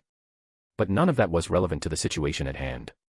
Valley was indeed a descendant of the original Mao's bloodline, but he clearly had no ties to the Old Mao faction. Instead, he was deeply entangled with the fallen angels, serving as a member of the Grigori. The critical point was that Valley was a half-blood, born of the original Mao's lineage and a human. He had inherited not only the power of Lucifer but also the power of the White Dragon Emperor. Either one of those powers alone would be enough to propel someone toward the pinnacle of strength. Yet Valley possessed both. It was simply inconceivable. The descendant of the original Mao Lucifer had become the current White Dragon Emperor. It sounded like a joke. And for such a supremely gifted existence to have been recruited by the Grigori. Surzex couldn't help but read into it. Would you believe me if I said it was all fate? Azazel spread his hands and grinned flippantly. With that look on his face, no one who saw it would choose to believe him. Only Leo knew that Azazel genuinely had no grand scheme. In many people's eyes, the Governor-General of the Fallen Angels was no different from a final boss villain. Everyone assumed he was always plotting something in the shadows. In reality, Azazel was a remarkably simple-minded researcher whose only true passion was studying sacred gears. He didn't even care much about his position as Governor-General. If he could, he'd happily resign. But others didn't buy it. They only assumed Azazel was preparing to cause trouble and said things like this to throw people off. Leo felt that Azazel's own attitude was the main reason this happened. When you always act so flippant and shady, and look like the textbook template of a villain, and then refuse to give serious answers, of course no one's going to trust you. If Leo hadn't known the Governor-General's true nature from the original story, even he wouldn't have believed the men with that carefree, devil-may-care demeanor. Fate, you say? Surzex looked at Valley for a long moment. Then fate is truly cruel. His heart was heavy. For this generation's White Dragon Emperor to be this exceptional, this terrifyingly talented, how was Hayato Issei supposed to compete? As the current Red Dragon Emperor, Issei still hadn't even figured out the full capabilities of his own sacred gear, let alone mastered it to the point of approaching balance breaker. That was still impossibly far away for him. Right now, Issei would struggle even against a mid-class devil. Unless he risked destroying his body or lost control and awakened the power of Juggernaut Drive, he was the weakest person in the Gremry peerage besides Asia. Valley, on the other hand, was already an 8-winged ultimate-class devil who could use balance breaker at will. He even seemed capable of activating Juggernaut Drive on his own. The gap was simply enormous. If the Red Dragon Emperor and White Dragon Emperor were to have their fated showdown now, Issei would have only one outcome, annihilation in less than a second. One could barely hold his own against a mid-class devil. The other could briefly wield power rivaling a god. There were at least 5 or 6 tiers between them, enough for Valley to crush Issei with a single finger. And yet, one was a descendant of Lucifer while the other was a servant of his own little sister. Both were devils. Surzex felt more and more that fate was unbearably cruel. Don't be so tense. Azazel caught the deeper meaning in Surzex's words but deflected with a sidelong grin. Your side gained a supremely gifted existence of your own, didn't you? Azazel's gaze shifted to Leo, his eyes brimming with unmistakable interest. You must be Leo Eligos, the host of this generation's Zenith Tempest, right? Azazel clicked his tongue in wonder. Another human devil half-blood, another Longinus wielder, and another inheritor of an outstanding devil bloodline. I originally thought having one Valley was astonishing enough. Turns out there's another one walking around in this world. In terms of devil bloodline, Valley was a descendant of the original Mao, while Leo was a descendant of a pure-blooded devil house among the 72 pillars. While not quite on Valley's level, that still put him far above ordinary human-born sacred gear wielders like Issei. In terms of sacred gears, both Leo and Valley wielded Longinus. But Leo's Zenith Tempest was one of the 4 supreme Longinus, ranked second among them. Valley's Divine Dividing, while equally formidable, ultimately stood a tier below in status. One had the superior bloodline. The other had the superior sacred gear. Weighed against each other, Leo was by no means inferior to Valley. If anything, he was subtly the more impressive of the two. The proof was right before their eyes. Despite having the lesser bloodline, Leo's rank as a devil was higher than Val's, a descendant of a Mao, no less. His mastery of his sacred gear also exceeded Azazel's expectations. To have defeated Val's balance breaker without even using his own, forcing Vala to resort to the extremely dangerous Juggernaut drive. If word of that got back, the entire Grigori would be losing sleep. Your Zenith Tempest seems to be even stronger and more unusual than what's recorded in the Grigori's files. Azazel looked at Leo as though he were gazing at a treasure, and grinned. How about considering coming over to my side? When it comes to understanding and researching sacred gears, if the Grigori claims second place, no one in this world would dare claim first. This much, Leo already knew. That was precisely why he had considered reaching out to this Governor-General before, hoping to receive guidance and help reaching Balance Breaker. But now, he no longer needed that. I'll pass. I'd rather not end up on your operating table getting dissected. Leo tossed out the line casually. Azazel looked like he wanted to say more, but Surzex cut him off. Are you going to explain what happened here, Azazel? Surzex's gaze turned sharp. What Coquebel did cannot simply be swept under the rug. He didn't particularly want to pursue the matter. After all, he had no desire to spark another war. But endless appeasement would only make things worse, and this incident had directly involved his sister. Even someone as mild-tempered as Surzex was not prepared to let this go quietly. Everything worked out in the end, didn't it? Azazel still seemed intent on deflecting, scratching his head. Besides, whether it was stealing the church's treasured holy swords or making a move against your sister, all of that was Coquebel acting alone. Myself included, none of the other fallen angel cadres knew anything about it. Surely that counts as innocent by reason of ignorance. Do you really think that argument would convince us? Surzex frowned, his tone stern. Plotting to dismantle the balance of power among the three factions, attempting to reignite the war. You expect a simple claim of ignorance to make that disappear. If that level of naivety were possible, it wouldn't be Surzex. It would be Azazel. That's exactly why I sent the White Dragon Emperor to clean up the mess our own people started. Doesn't that demonstrate our stance clearly enough?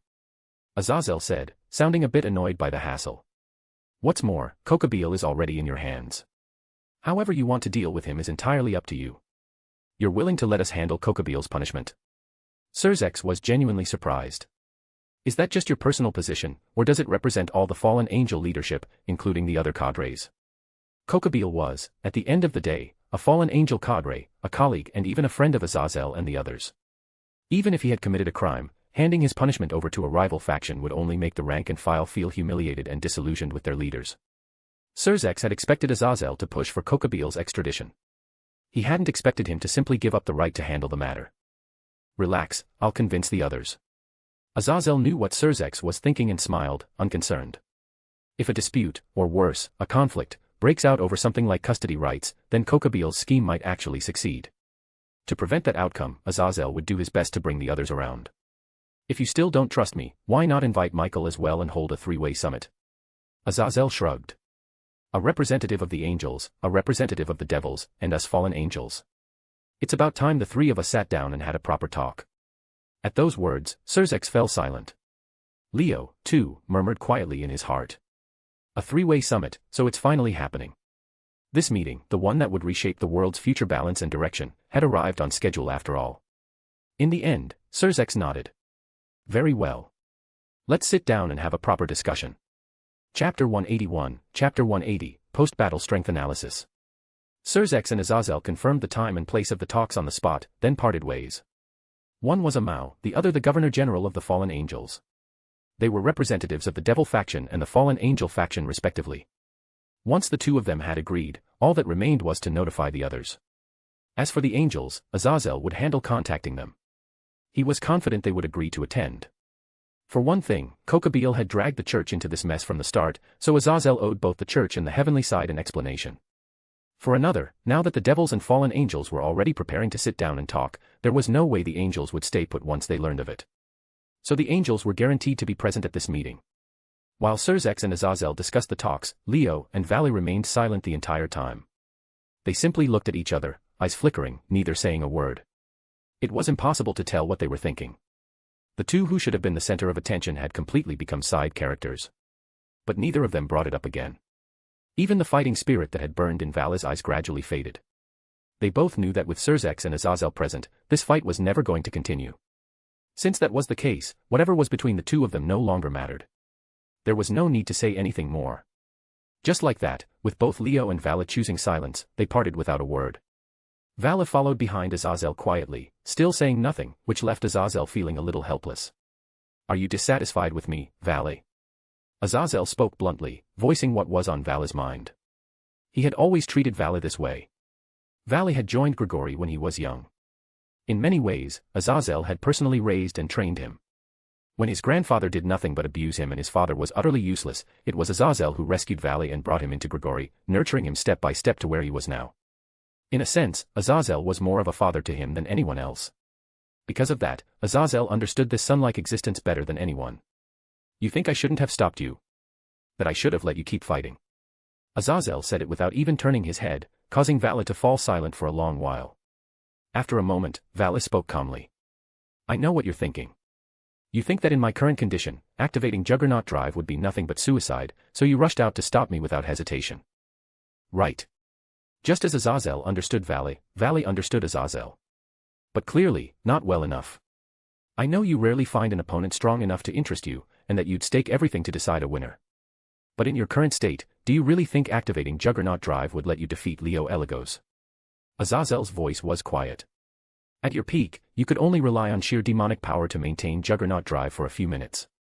In your current condition, how long do you think you could use that power once you activate it?" That made Vala slow his steps. "In your present state, you probably couldn't even maintain Juggernaut Drive for 30 seconds, Azazel said mercilessly. "Even if we ignore the risks of losing control or shortening your lifespan, do you really think 30 seconds would be enough to defeat him?" His meaning was obvious. Risking everything to chase victory was already questionable, but risking everything and still failing to win was an even bigger problem. "The reason I stopped you is simple. If you'd pay such a heavy price and still fail to secure victory, then isn't it better not to fight at all?" Azazel's earnest words made Vala frown deeply. "So you think I would lose?" Vala looked straight at him. Azazel stopped, turned around, and met Vala's gaze. "If I said yes, would you think I was underestimating you?" He answered with a question, but it was as good as an answer. Of course, Vala didn't think Azazel was belittling him. No one understood his strength better than the men standing before him. After all, Azazel had personally trained him. Whether it was how to use his sacred gear, how to reach Balance Breaker, or how to temporarily maintain Juggernaut Drive for several minutes through massive demonic power, it was all researched by this man and taught to him. Because of that, even if Vala didn't like what he was hearing, he had to take it seriously. Is Leo Eligos really that strong? That was Vala's only question. Even he, who could wield power rivaling the gods, might lose. Did Leo truly possess that kind of ability? In terms of raw power level, he's definitely inferior to you, Azazel said decisively. He hadn't fully grasped Leo's true depth yet, but based on the performance of Zenith Tempest, the world's second strongest sacred gear, the foremost researcher on sacred gears could still make some analysis and educated guesses. In Azazel's view, Leo hadn't reached god-tier power yet. But then again, neither had Vala. Your Juggernaut Drive still has many flaws. Leaving aside its dangers and cost, with your current capabilities, it's actually very difficult for you to perfectly control god-tier power. Even if you possess god-tier strength, your imperfect control during battle causes massive waste. Your output never truly reaches that level. On top of that, there's a time limit, and your condition itself isn't ideal. In my opinion, even if you activated Juggernaut Drive, there would still be many ways to deal with you in that state. You don't need god-tier power. As long as you exceed Mao class, there's a chance to defeat you, so long as you don't fight head-on. Azazel's calm analysis left Vala speechless. I have to say, Leo Eligos' growth rate is astonishing. Just a few months ago, he was nothing more than an utterly ordinary high-class devil, barely even qualifying as one. But the moment he awakened Zenith Tempest, this Longinus, it was like he'd been completely reborn.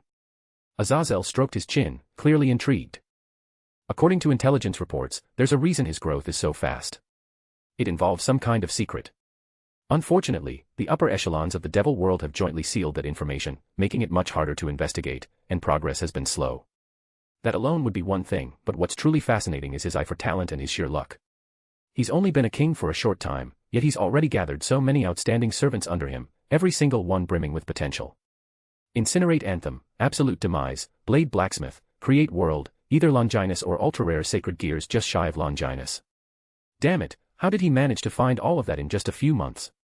Azazel looked like a researcher whose soul had burst into flames, eyes shining, itching to act, yet utterly frustrated by the fact that his research subject already belonged to someone else. Compared to his earlier calm analysis, he looked far more animated now. To be honest, Valley wasn't uninterested in those people either. Those wielders of Longinus and ultra-rare sacred gears all had immense potential. Once they matured, they would probably provide him with plenty of entertaining battles. Unfortunately, they were still too inexperienced. Even Yukino, who had followed Leo the earliest, hadn't yet reached Balance Breaker. At their current level, they were nowhere near qualified to be his opponents. As a result, the only one who truly interested Valley was Leo himself. So where do you think Leo Eligos stands right now? Valley asked. Him. Azazel suppressed his frustration and regret, thought for a moment, then slowly spoke. In his normal state, as a 10-winged ultimate-class devil, even without activating Balance Breaker, relying solely on Zenith Tempest, the world's second strongest sacred gear, he can challenge opponents a full tier above himself, reaching power on par with Mao class. That much Valley already knew. After activating Balance Breaker, he himself reached Mao class. There was no way Leo, who had suppressed him, lacked comparable strength. What his Balance Breaker actually is, and what abilities it grants, remains unclear. But from what I saw just now, its initial manifestation was the growth of a sixth pair of wings, raising his demonic power squarely into Mao class.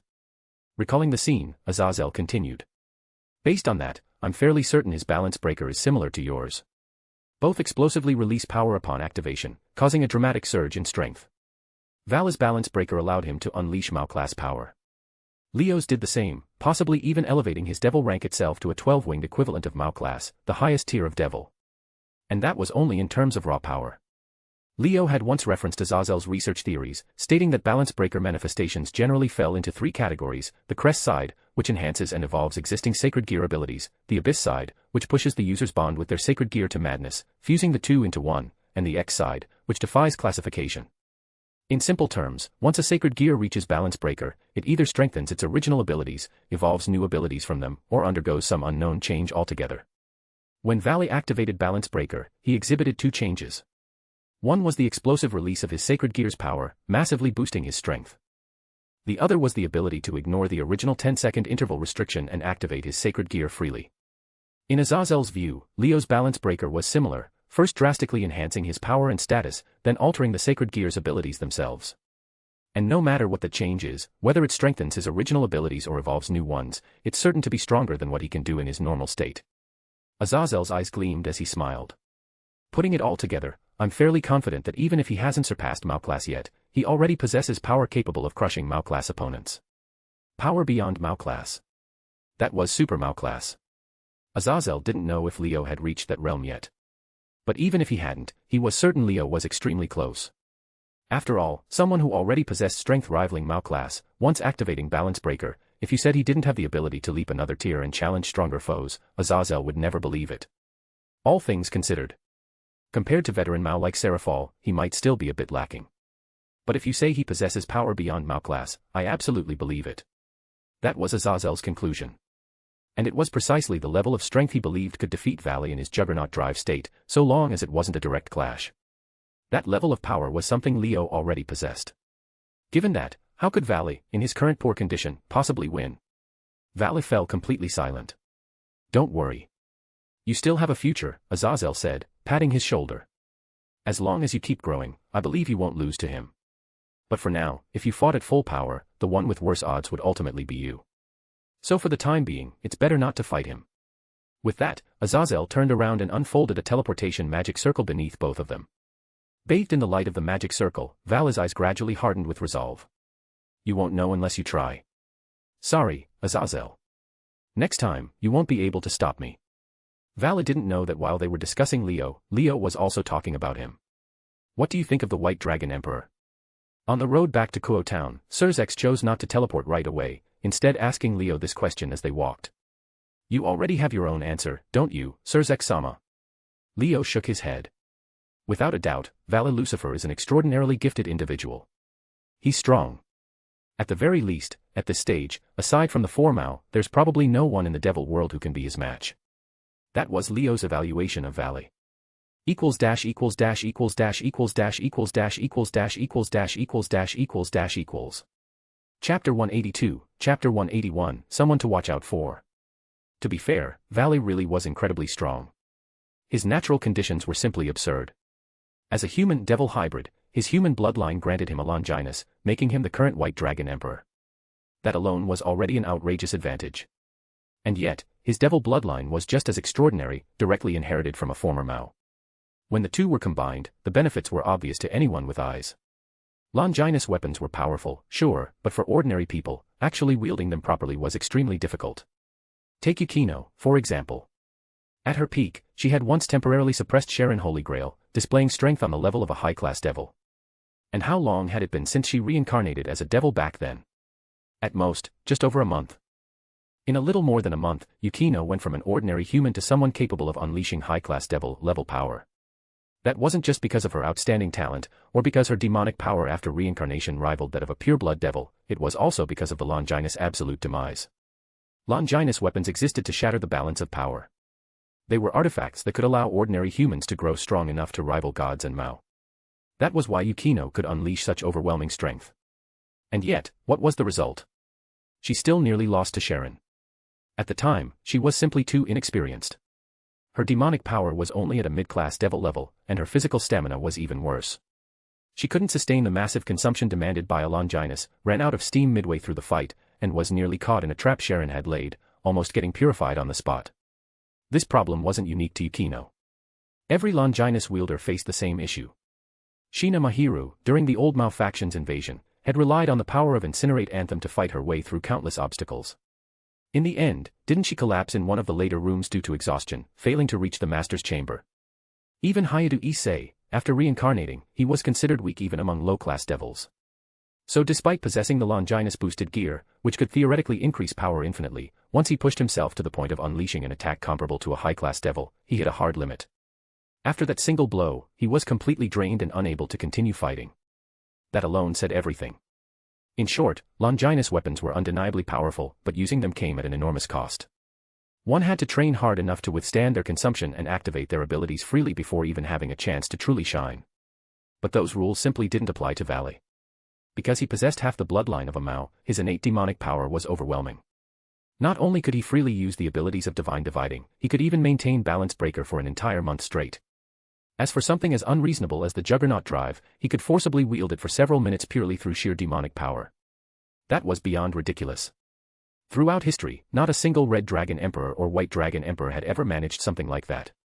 Balance Breaker itself had been reached by many past Red Dragon Emperors and White Dragon Emperors. But Juggernaut Drive was practically a curse. No one had ever been able to control it through their own power. Whenever previous Dragon Emperors activated Juggernaut Drive, the outcome was almost always the same: total loss of control, rampaging until everything within their field of vision was destroyed. And when they finally stopped, it meant their vitality had been completely drained by Juggernaut Drive. All that awaited them afterward was death. Even Hayadu Issei, the protagonist of the original story, had completely lost control after triggering an incomplete Juggernaut Drive, drastically shortening his lifespan. If Valley hadn't intervened, and if what he activated hadn't been incomplete, he would have continued rampaging until his life was fully burned away. All of this made one thing clear. Valley, who could forcibly use Juggernaut Drive for several minutes through sheer demonic power alone, was an existence that defied all common sense. That was why he was the strongest White Dragon Emperor in history. No exceptions. With his current strength, even without Juggernaut Drive, just using Balance Breaker already put him firmly at Mao-class combat power. And how many Mao-class fighters were there in the entire underworld? Setting aside the four great Mao, whose strength surpassed Mao-class, as well as special existences like Graphia, among the publicly known forces of the Devil World, only a handful of devils possessed Mao-class strength. For example, a few of the top-ranked participants in the raiding game. Or some ancient relics among the 72 Pillars families who had survived to the present day. Other than them, there were no more. But even if those devils possessed Mao-class power equal to Valley's, could they really defeat him? Don't forget, Valley was the host of Divine Dividing. Once he was given the chance to activate his ability, the consequences were almost unimaginable. Every 10 seconds, an opponent's power could be halved once. And if he was in Balance Breaker, he could activate that ability at will. Theoretically speaking, the moment someone was touched by Valley, they would be reduced to nothing. Even Leo didn't dare to let Valley get close enough to use his ability on him. If that was the case for Leo, others would only be more cautious, more constrained. So in Leo's view, Valley was already terrifyingly strong even without using Juggernaut Drive. If he added that on top, then in the entire underworld, only the four great Mao could stand against him. Anyone else would simply be unreliable. That was the sheer weight of White Dragon Emperor plus Lucifer. So even you think the same way? Surzex looked conflicted. He was extremely wary of Valley. After all, Valley's natural advantages were absurd, and he also shared an inextricable connection with Surzek's own house. As a descendant of Lucifer, would he harbor hostility toward the current Mao who had seized the name of Lucifer? That was still unknown. And as the current White Dragon Emperor, he was also a sworn enemy of the servants under Surzek's sister. It could be said that Vala's very existence was a threat, at least to Surzek's and Rias. If Surzek's weren't so kind-hearted, and if another, more suspicious Mao were in his place, they might already be restless enough to think, this child is terrifying. He cannot be allowed to live. Do you think Azazel had some ulterior motive when he brought that person into the Grigori? Surzek's real concern lay with the fallen angel governor. There was no helping it. Just as mentioned before, in the eyes of many, Azazel was practically a villainous final boss. Every move he made seemed like it could be hiding some kind of scheme, making it impossible not to stay on guard.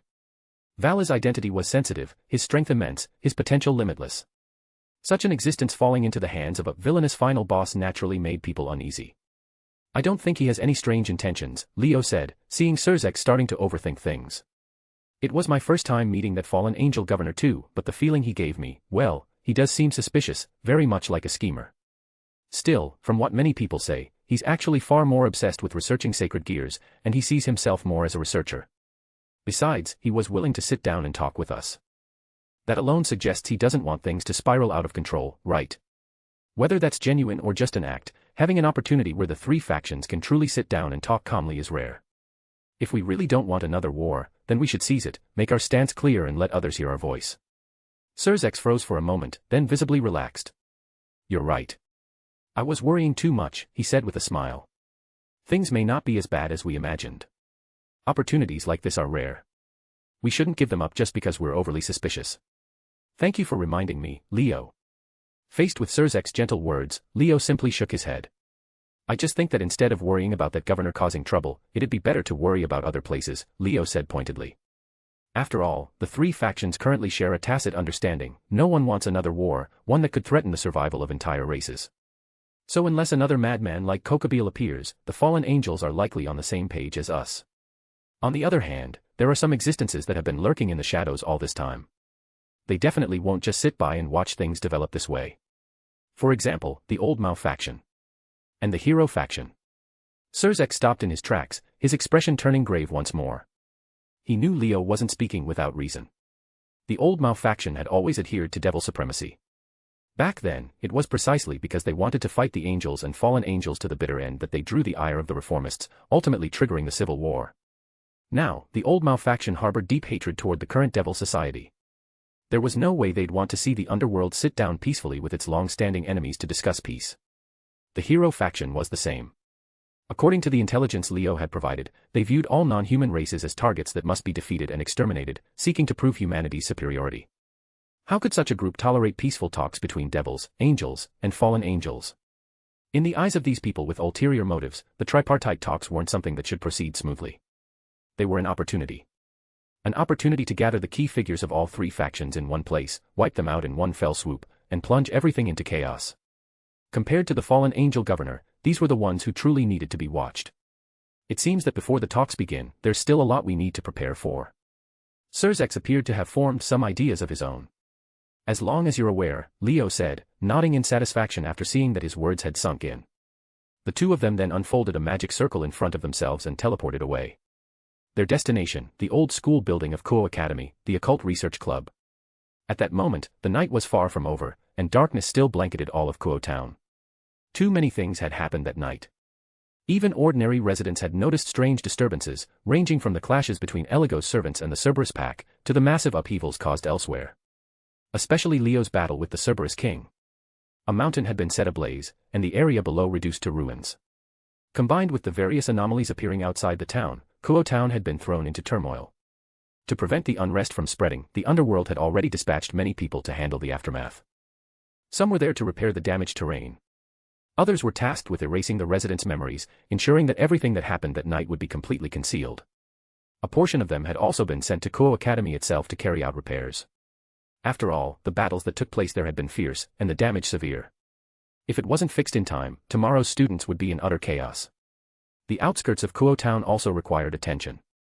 The impact of Leo and Vala's battle was even greater than what had occurred at the academy. Leaving it unattended would only spark public panic. Thus, throughout the night, countless unknown devils arrived in Kuo town, diligently working to clean up the aftermath. Meanwhile, the occult research club room on the second floor of the old school building remained brightly lit. Members of the Eligos servants, the Gremory servants, and the Citri servants were all gathered there, listening to Surzek's announcement. That's the situation. The three factions will soon hold a formal talk. As parties directly involved in this incident, you may all need to attend and provide a comprehensive explanation and report. Surzek's words caused everyone present to exchange uneasy glances. A tripartite summit. Sona Citri adjusted her glasses, her expression serious. I didn't expect things to escalate to this point. The others looked just as uneasy. The incident had been massive, but no one had expected the final outcome to be talks between the three factions, leaders sitting down for negotiations. This was unprecedented. The three factions that have been enemies since ancient times, actually sitting down to negotiate. Rias murmured softly. This has never happened before, Ravel said, visibly tense. In contrast, Leo spoke calmly. Not exactly. While this is the first formal talk, the three factions have cooperated once before. As he spoke, Leo turned his gaze toward someone in the room. The others followed his gaze, realization dawning on their faces. Wait, what? Why is everyone looking at me? Standing in the corner, looking completely lost, Hayadu Issei suddenly found himself at the center of attention and panicked. Seeing the original protagonist, Leo couldn't help but smile. Because the thing residing inside your body is the very reason the three factions cooperated that one and only time. That was what Leo said. Chapter 183, Chapter 182, Envy, Jealousy, and Hate. To be fair, even though the two heavenly dragons were targets to be hunted down, the fact that they managed to force the three factions to join hands just to suppress them was something worth bragging about for a lifetime. Back then, the three factions were still in the middle of a war. The hatred between them was far deeper than it was now. And yet, because of the two heavenly dragons' sudden rampage, they were forced to halt the war and cooperate in a joint subjugation. That alone showed just how desperate things had become. And honestly, it made sense. At their peak, the two heavenly dragons were true god-tier beings, existences capable of standing toe-to-toe with chief gods and supreme deities from other mythologies. Throwing them into a battlefield between the three factions was no different from a dimensionality crush. The three factions back then were nothing like they are today. Now, the devil side has Surzek and Ajuka, two super devils whose power rivals god-tier beings. The fallen angel side has the Grigori, which has trained numerous sacred gear users, including the White Dragon Emperor. Even the angel side has the church's elite warriors backing them up. Despite facing a crisis of racial survival, their overall combat power is anything but lacking. But in the mythological era, things were very different. Aside from the angel side, which still had the aloof god of the Bible, the strongest force among the devils was the four great Mao. On the fallen angel side, it was a group of executives led by Azazel. Most of these were only Mao class, and whether any super Mao class beings even existed was still uncertain. To make matters worse, the god of the Bible had already exhausted himself sealing Trihexa and could no longer maintain his peak strength. As a result, even the only true god could not step in to suppress the two heavenly dragons. With no one able to stop them, the two heavenly dragons unleashed a full-on dimensionality crush across the battlefield. They ignored the threats from all three factions and fought as they pleased. And when they got carried away, they even hurled out the line that would be passed down to this day. So what if you're gods and Mao? You're not allowed to interfere in a dragon's duel. That, of course, provoked universal outrage, and led to the three factions joining hands to bring them down.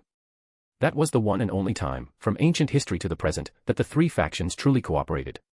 Which was why Leo said what he did to Hayadu Issei, the current Red Dragon Emperor. Ah, who are you, exactly? Issei wasn't sure whether he knew that history or not, but when Leo suddenly spoke to him, he blurted it out in confusion. After all, Kokabeel had knocked him unconscious. Issei hadn't seen the fight between Leo and Kokabeel at all. As far as he knew, he'd taken a nap, and the terrifying enemy who had driven them into a corner had somehow been dealt with.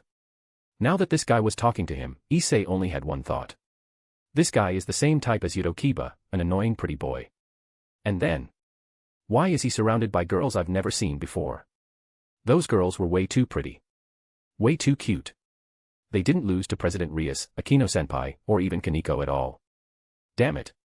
All pretty boys with absurd luck with women should just drop dead already. While Issei was grumbling to himself internally, Rias spoke up. Come to think of it, you haven't met Leo yet, Issei. As if to change the mood, Rias called him over. This is Leo Eligos, the heir of the once extinct Eligos family. Like Sona and me, he's a high-class devil. And he's an active king who's about to officially debut. At her introduction, Issei's eyes went wide. He's a high-class devil like president and the student council president. An active king. Issei pointed at the group of girls beside Leo, shouting in disbelief. Then does that mean all these beautiful girls are? Seeing how over the top his reaction was, Leo couldn't help but laugh. Of course he knew exactly what Issei was shocked about. So he answered cheerfully, without a hint of restraint. That's right. They're all my servants, members of my harem. That bold declaration left the girls speechless. Yukino Shita Yukino shot Leo a sideways glance. Kasumiga Kaka Yutaha rolled her eyes. Yuki Asuna gave a dry, awkward smile, while Shina Mahiru's cheeks turned faintly red. Each of them felt a little strange and uncomfortable, but perhaps they'd already prepared themselves mentally for this sort of thing. Or maybe the repeated mixed baths during their special training had already made them accept certain realities. In the end, all four remained silent and didn't argue back. As for Ravel, Ram, and Rem, they were even calmer. One was a noble born from a pure-blood devil family, and the other two were Oni who had lived in the underworld for years. Their sense of ethics was fundamentally different from that of humans. To them, a high-class devil like Leo having a harem was completely normal. And since they were already his servants, his possessions, being acknowledged as members of his harem was something to be proud of. After all, in the underworld, most high-class devils treated their servants as slaves. Female servants were nothing more than tools to vent desire and satisfy physical needs, with no right to any formal status as harem members. Compared to that, the fact that Leo acknowledged them at all already made him far better than most. Under those circumstances, the three of them found Leo's words entirely natural and had no reason to object. Which was exactly why. Issei completely snapped. No way. You're kidding, right? He looked at Leo with a complicated expression, admiration and excitement mixed with envy and jealousy, and even outright hatred. The admiration came from seeing a role model for life. The envy and jealousy came from watching someone else live out his dream. For Issei, who wanted to become a high-class devil and openly have a harem, Leo was the very image of success, the embodiment of everything he envied, resented, and longed for. His mental defenses shattered instantly. I don't believe it. I refuse to believe this is real. He's just a slightly sunnier-looking, infuriating pretty boy. Why does he get to achieve my ultimate life goal the moment he shows up? This world is way too unfair. Bloody tears of accusation streamed from Issei's eyes as he rejected reality. Don't be rude, Issei. Rias grabbed his ear and scolded him sharply. It seems I need to teach you not just about shamelessness, but also about manners and hierarchy. Sona Citri seized his other ear, her voice cold. That hurts, hurts. President, please spare me. Student Council President, mercy. Issei screamed as he struggled. No matter what, he's a noble by blood and a high-class devil on the same level as President and the Student Council President, Akino Himejima added gently. Being this rude will only bring trouble. And Leo-sama is a close friend of Rias-sama and the President, Shinra Tsubaki chimed in. How could you be so disrespectful? One after another, everyone joined in to lecture him, until Issei was forced to beg for mercy repeatedly, swearing he'd never do it again. Saji, come over and say hello too. At that moment, Sona called someone else over. It was a male student in Kuo Academy's uniform, someone who hadn't appeared earlier. This is Saji Genshiro, the new servant I mentioned before. Sona introduced him to Leo. I'm Saji Genshiro, President Sona Citri's pawn piece. Pleased to meet you. He stood straight like a junior who'd just been called on, then bent deeply at the waist in a formal bow. Clearly shaken by Issei's example, he didn't dare show the slightest disrespect. Leo, of course, recognized him. Saji Genshiro, a second year at Kuo Academy, the student council's secretary, and one of Sona's servants. In the original story, he always saw Issei as his rival. Compared to Issei, he was weaker and often unreliable, but he was diligent and hardworking. Sona had used 4 pawn pieces to reincarnate him, which said a lot about his potential. By Leo's standards, he'd rank as having solid, mid-tier potential. He was also a sacred gear user. His sacred gear was called Absorption Line, a sacred gear that could connect to any object and draw out its power. It was the same type of sacred gear as Issei's boosted gear, both being sacred gears that sealed legendary dragons within them. The difference was that Issei's boosted gear housed the Red Dragon Emperor, one of the 2 heavenly dragons, while Saji's absorption line sealed part of one of the 5 great dragon kings, the prison dragon, Vritra. Among the 5 great dragon kings, Vritra's raw power was relatively weak, but in terms of special traits, it ranked first. Its cursed black flames were notoriously troublesome. Once they latched on, they were far more irritating than facing other dragon kings. Unlike Tiamat, who now lived in seclusion in the familiar forest and served as one of the underground referees and true administrators of the raiding game, Vritra had been slain long ago. Its soul was sealed into sacred gears and split apart into multiple fragments. As a result, there were many holders of Vritra's power, and Saji was just one of them. Even so, possessing a fragment of a Dragon King's power made Saji a rare talent. The fact that Sona used 4 pawn pieces on him might not mean he was extraordinary, but it certainly meant his potential wasn't low. If he ever gathered all of Vritra's sacred gears, became its sole host, and awakened its soul, his potential wouldn't be inferior to rare sacred gear users like Yuki Asuna, Kasumiga Kaka Yudaha, or Yudo Kiba. For the Citri peerage, which valued versatility over raw power, Saji's addition was a strong and meaningful boost. Relax. No need to be so stiff. Leo smiled at him. I'm very close with your master, so you don't need to treat me like some noble. Just think of me as a senpai. Ah. Saji immediately looked to Sona for confirmation. Do as Leo says, Sona replied calmly.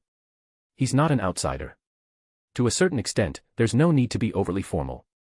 That single remark made several people exchange glances. Rias narrowed her eyes.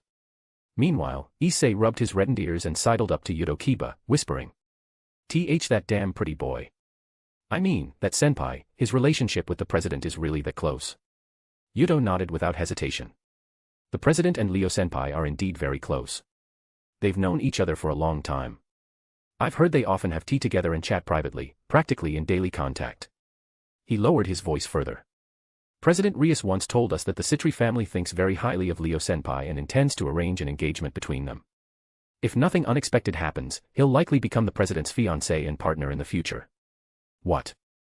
Issei's eyes flew open, and he was just about to shout when Yudo clamped a hand over his mouth. Don't make a scene, Yudo said helplessly. You'll just get scolded again. MMMPH. Issei nodded frantically, signaling Yudo to let go. Inside, he couldn't help muttering. Now I don't even know whether I should be more jealous or more impressed. Sona Citri was a rare beauty in her own right. At Kuo Academy, her popularity was second only to Rias and Akino. If not for her cold, strict personality and her somewhat lacking figure, she might have even surpassed Akino. Many students at Kuo admired Sona. If this news ever got out, Leo would become the target of universal envy and jealousy. Issei felt the same.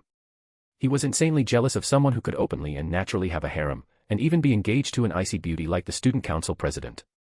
But after being strictly disciplined by Sona for so long, Issei no longer felt romantic attraction toward her, only fear and respect. So toward the men who could conquer the student council president, all he could do was sigh in admiration. Damn it, when will I, a man of passion, ever reach such heights? I want a beautiful fiancé too. I want a whole harem of cute girls.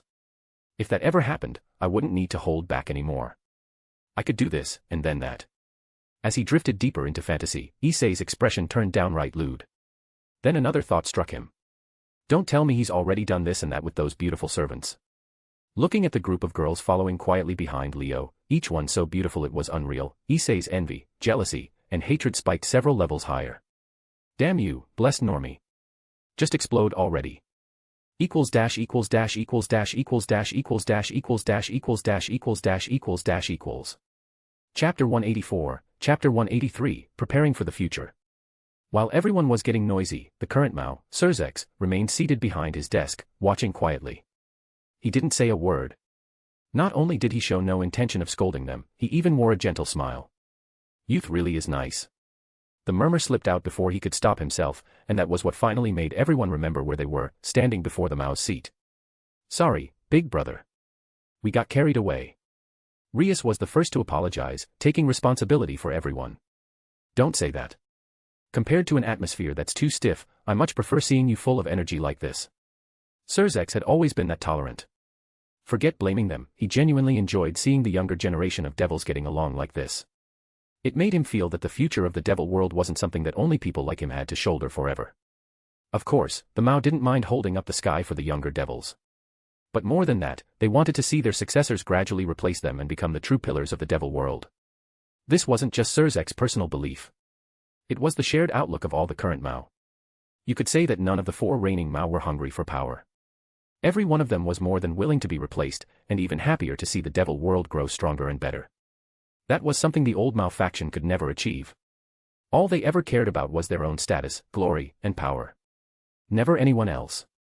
What I needed to say is basically done, Surzex continued, getting straight to the point. The 3-way talks are unavoidable. As the main parties involved in this incident, you'll all need to attend when the time comes. The specific agenda and location still need to be discussed with the other 2 sides. On top of that, there are security concerns and external policies to consider. Realistically, it will still be a while before the talks actually begin. This wasn't a small matter. A three-way meeting like this was unprecedented. There were far too many issues to consider, and without extensive coordination and complicated procedures, nothing could be finalized. That was why Surzex had only come to give them a rough heads-up, so they could start preparing. Once the time, location, and process were confirmed, someone would naturally be sent to notify them. During this period, you need to act cautiously, Surzex said seriously. While the three factions are focused on confirming the talks, they likely won't have the bandwidth to watch over the human world. You must be extremely careful and make sure no one with ulterior motives finds another opportunity. At that, everyone frowned. Are you referring to the Old Mao faction and the Hero faction? Sona Citri asked in a low voice. Not just them. Surzek's expression grew even more serious.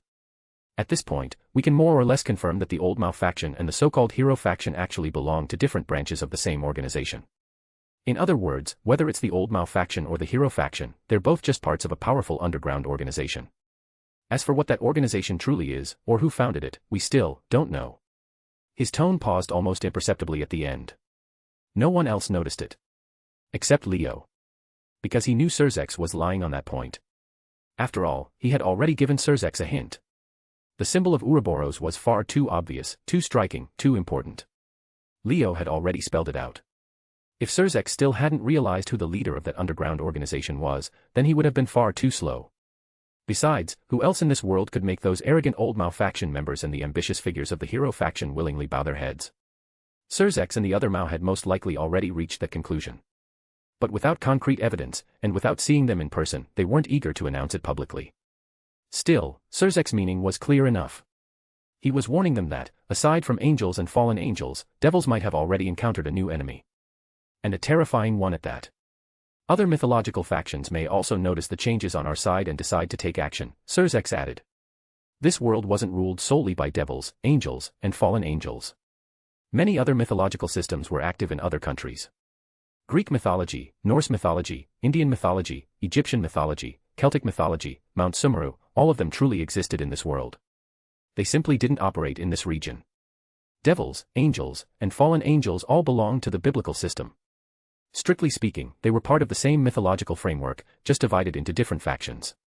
Now that the three factions within the biblical system were preparing to sit down and talk, such a development, one that could reshape the future balance, was bound to draw attention from other mythological forces. If any of them believed it was more beneficial for the biblical factions to keep fighting internally, it wouldn't be impossible for them to interfere. That meant the group they needed to guard against wasn't limited to the mysterious organization alone. It also included other mythological factions. Of course, the chances of those factions getting involved weren't particularly high. After all, their gods were still alive, and more than one of them. Unlike the biblical system, where the biblical god had been the sole god. Once he died, and if he couldn't be revived, the entire system lost its god-level combat power.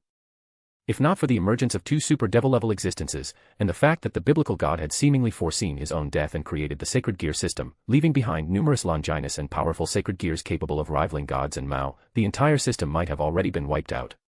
And even if other mythological factions did target the biblical system, they usually aimed at the three major factions themselves. They weren't like the Old Mao faction, the Hero faction, or Kokabeel, who all set their sights on young devils like Leo, Rias, and Sona. Bullying the younger generation was something only ruthless terrorist organizations would do. Those famous mythological factions likely wouldn't stoop that low. But better safe than sorry. What if they really did take an interest in Leo and the others? Just among the people present, there were already 4 Longinus. That alone was unbelievable. Even the Grigori, an organization dedicated to researching and cultivating sacred gear users, only had 2 Longinus holders internally. Yet in this tiny occult research club room, there were 4. If that information got out, there was no guarantee some faction wouldn't suddenly become interested and come looking for trouble. Because of that, Surzex wasn't just here to warn them. He also had arrangements to make. I, Serafal, and Ajuka will each send a portion of our servants to the human world to support you, Surzex announced. Additionally, we'll create a special pocket dimension. Only the 3 of you and your servants will be able to enter it. This space will directly connect to the magic circles you've set up, eliminating all interference. No matter when or where you are, you'll be able to teleport into it freely and support each other. This pocket dimension would serve not only as a shelter, but also as a transit hub. If they encountered an enemy they couldn't overcome, Leo and the others could retreat there at any time. If someone else was attacked, those who weren't involved could also use the space to quickly reach the battlefield. No more situations like this time, where certain circumstances prevented direct magic circle jumps into Kuo Town or Kuo Academy. Surzex had even prepared communication tools for them. These are specially made devices. Once activated, they'll immediately send out an alarm. You won't run into situations where you can't contact each other. He handed several oddly shaped devices to Leo, Rias, and Sona. If a device is destroyed, the alarm will be transmitted directly to the underworld. In an emergency, you can destroy it yourselves, and the underworld will immediately dispatch troops to support you. Surzex had thought of everything. Clearly, the string of unexpected attacks over the past few months had made him wary. Leifei tricks, Chow Chow, Kokabeel. In just over a month, Leo and the others had faced 3 different factions and powerful enemies. If anything else went wrong, there would be no point in holding the 3-way talks at all. After making all these preparations, Surzex added one final remark. This is also a good opportunity. The 3 of you can train together. That pocket dimension was prepared specifically as a training ground for you. At that, Rias and Sona both perked up. Training. Rias glanced at Leo. That sounds perfect to me. We really do need to organize group training, Sona agreed. Otherwise, the next time danger comes, we might not be lucky enough to survive it. They didn't yet know how effective the special training of Leo's servants truly was, but Leo's growth was something they had witnessed firsthand. In just a month, he had become this much stronger, strong enough to easily deal with fallen angel executives. To say that hadn't stimulated them at all would be a lie. Leo's servants had also grown increasingly powerful. Not only had Yukino and the others undergone a clear change in presence and aura, 3 new combatants had joined them as well. Rias and Sona had a good grasp of how strong those 3 were. Take Ravel, for example. She was a genuine pureblood devil, the young lady of the Phoenix family, a bona fide high-class devil with immortal body. With that kind of strength, she would easily contend for a top 3 spot within the Gremory or Citri servants. As for Ram and Rem, as descendants of the naturally powerful Oni race, no matter how weak they were, they couldn't possibly be weak in absolute terms. As Leo's servants continued to undergo a complete transformation and grow stronger, Rias and Sona couldn't afford to lag too far behind. Even setting aside comparisons with Leo's group, neither of them wanted to be as helpless as before when danger struck. When Leifei tricks attacked, it was only because Leo fought with everything he had that they managed to survive. Otherwise, even if Rias and Sona had teamed up, they would have had no chance of winning. As for Kokabeel's assault, it went without saying. Without Leo's timely rescue in the depths of despair, they would have been reduced to ashes along with Kuo Town itself. Back then, Leo and Yukino's group had already sensed the danger of being targeted by various ill-intentioned forces, which was why they decided to undergo special training to strengthen themselves for the crises ahead. Now, Rias and Sona felt the same way. They, too, believed that with their current strength, they could no longer protect themselves against the dangers yet to come. If that was the case, there was only one option. They had to become stronger. It's good that you've realized this, Surzex said with a satisfied nod. Then he turned to his sister. Rias, you can also try releasing that sealed bishop piece of yours. The room went quiet for a moment. Is that really okay, big brother? Rias asked in surprise. Yes. Permission has already been granted, Surzex replied with a smile. Its ability is still extremely dangerous, but at this point, it may not be impossible to try and control it. As he spoke, he glanced at Leo. With him here, even if the power of Rias Bishop went out of control, there should be a way to handle it. Leo wasn't who he used to be. Defeating Kokabeel and the White Dragon Emperor without using Balance Breaker meant his strength had already reached Mao class. Rias Bishop was powerful, but it was still far from enough to truly affect a Mao class existence. On top of that, with the current tense situation, Rias and the others needed to improve their strength as quickly as possible.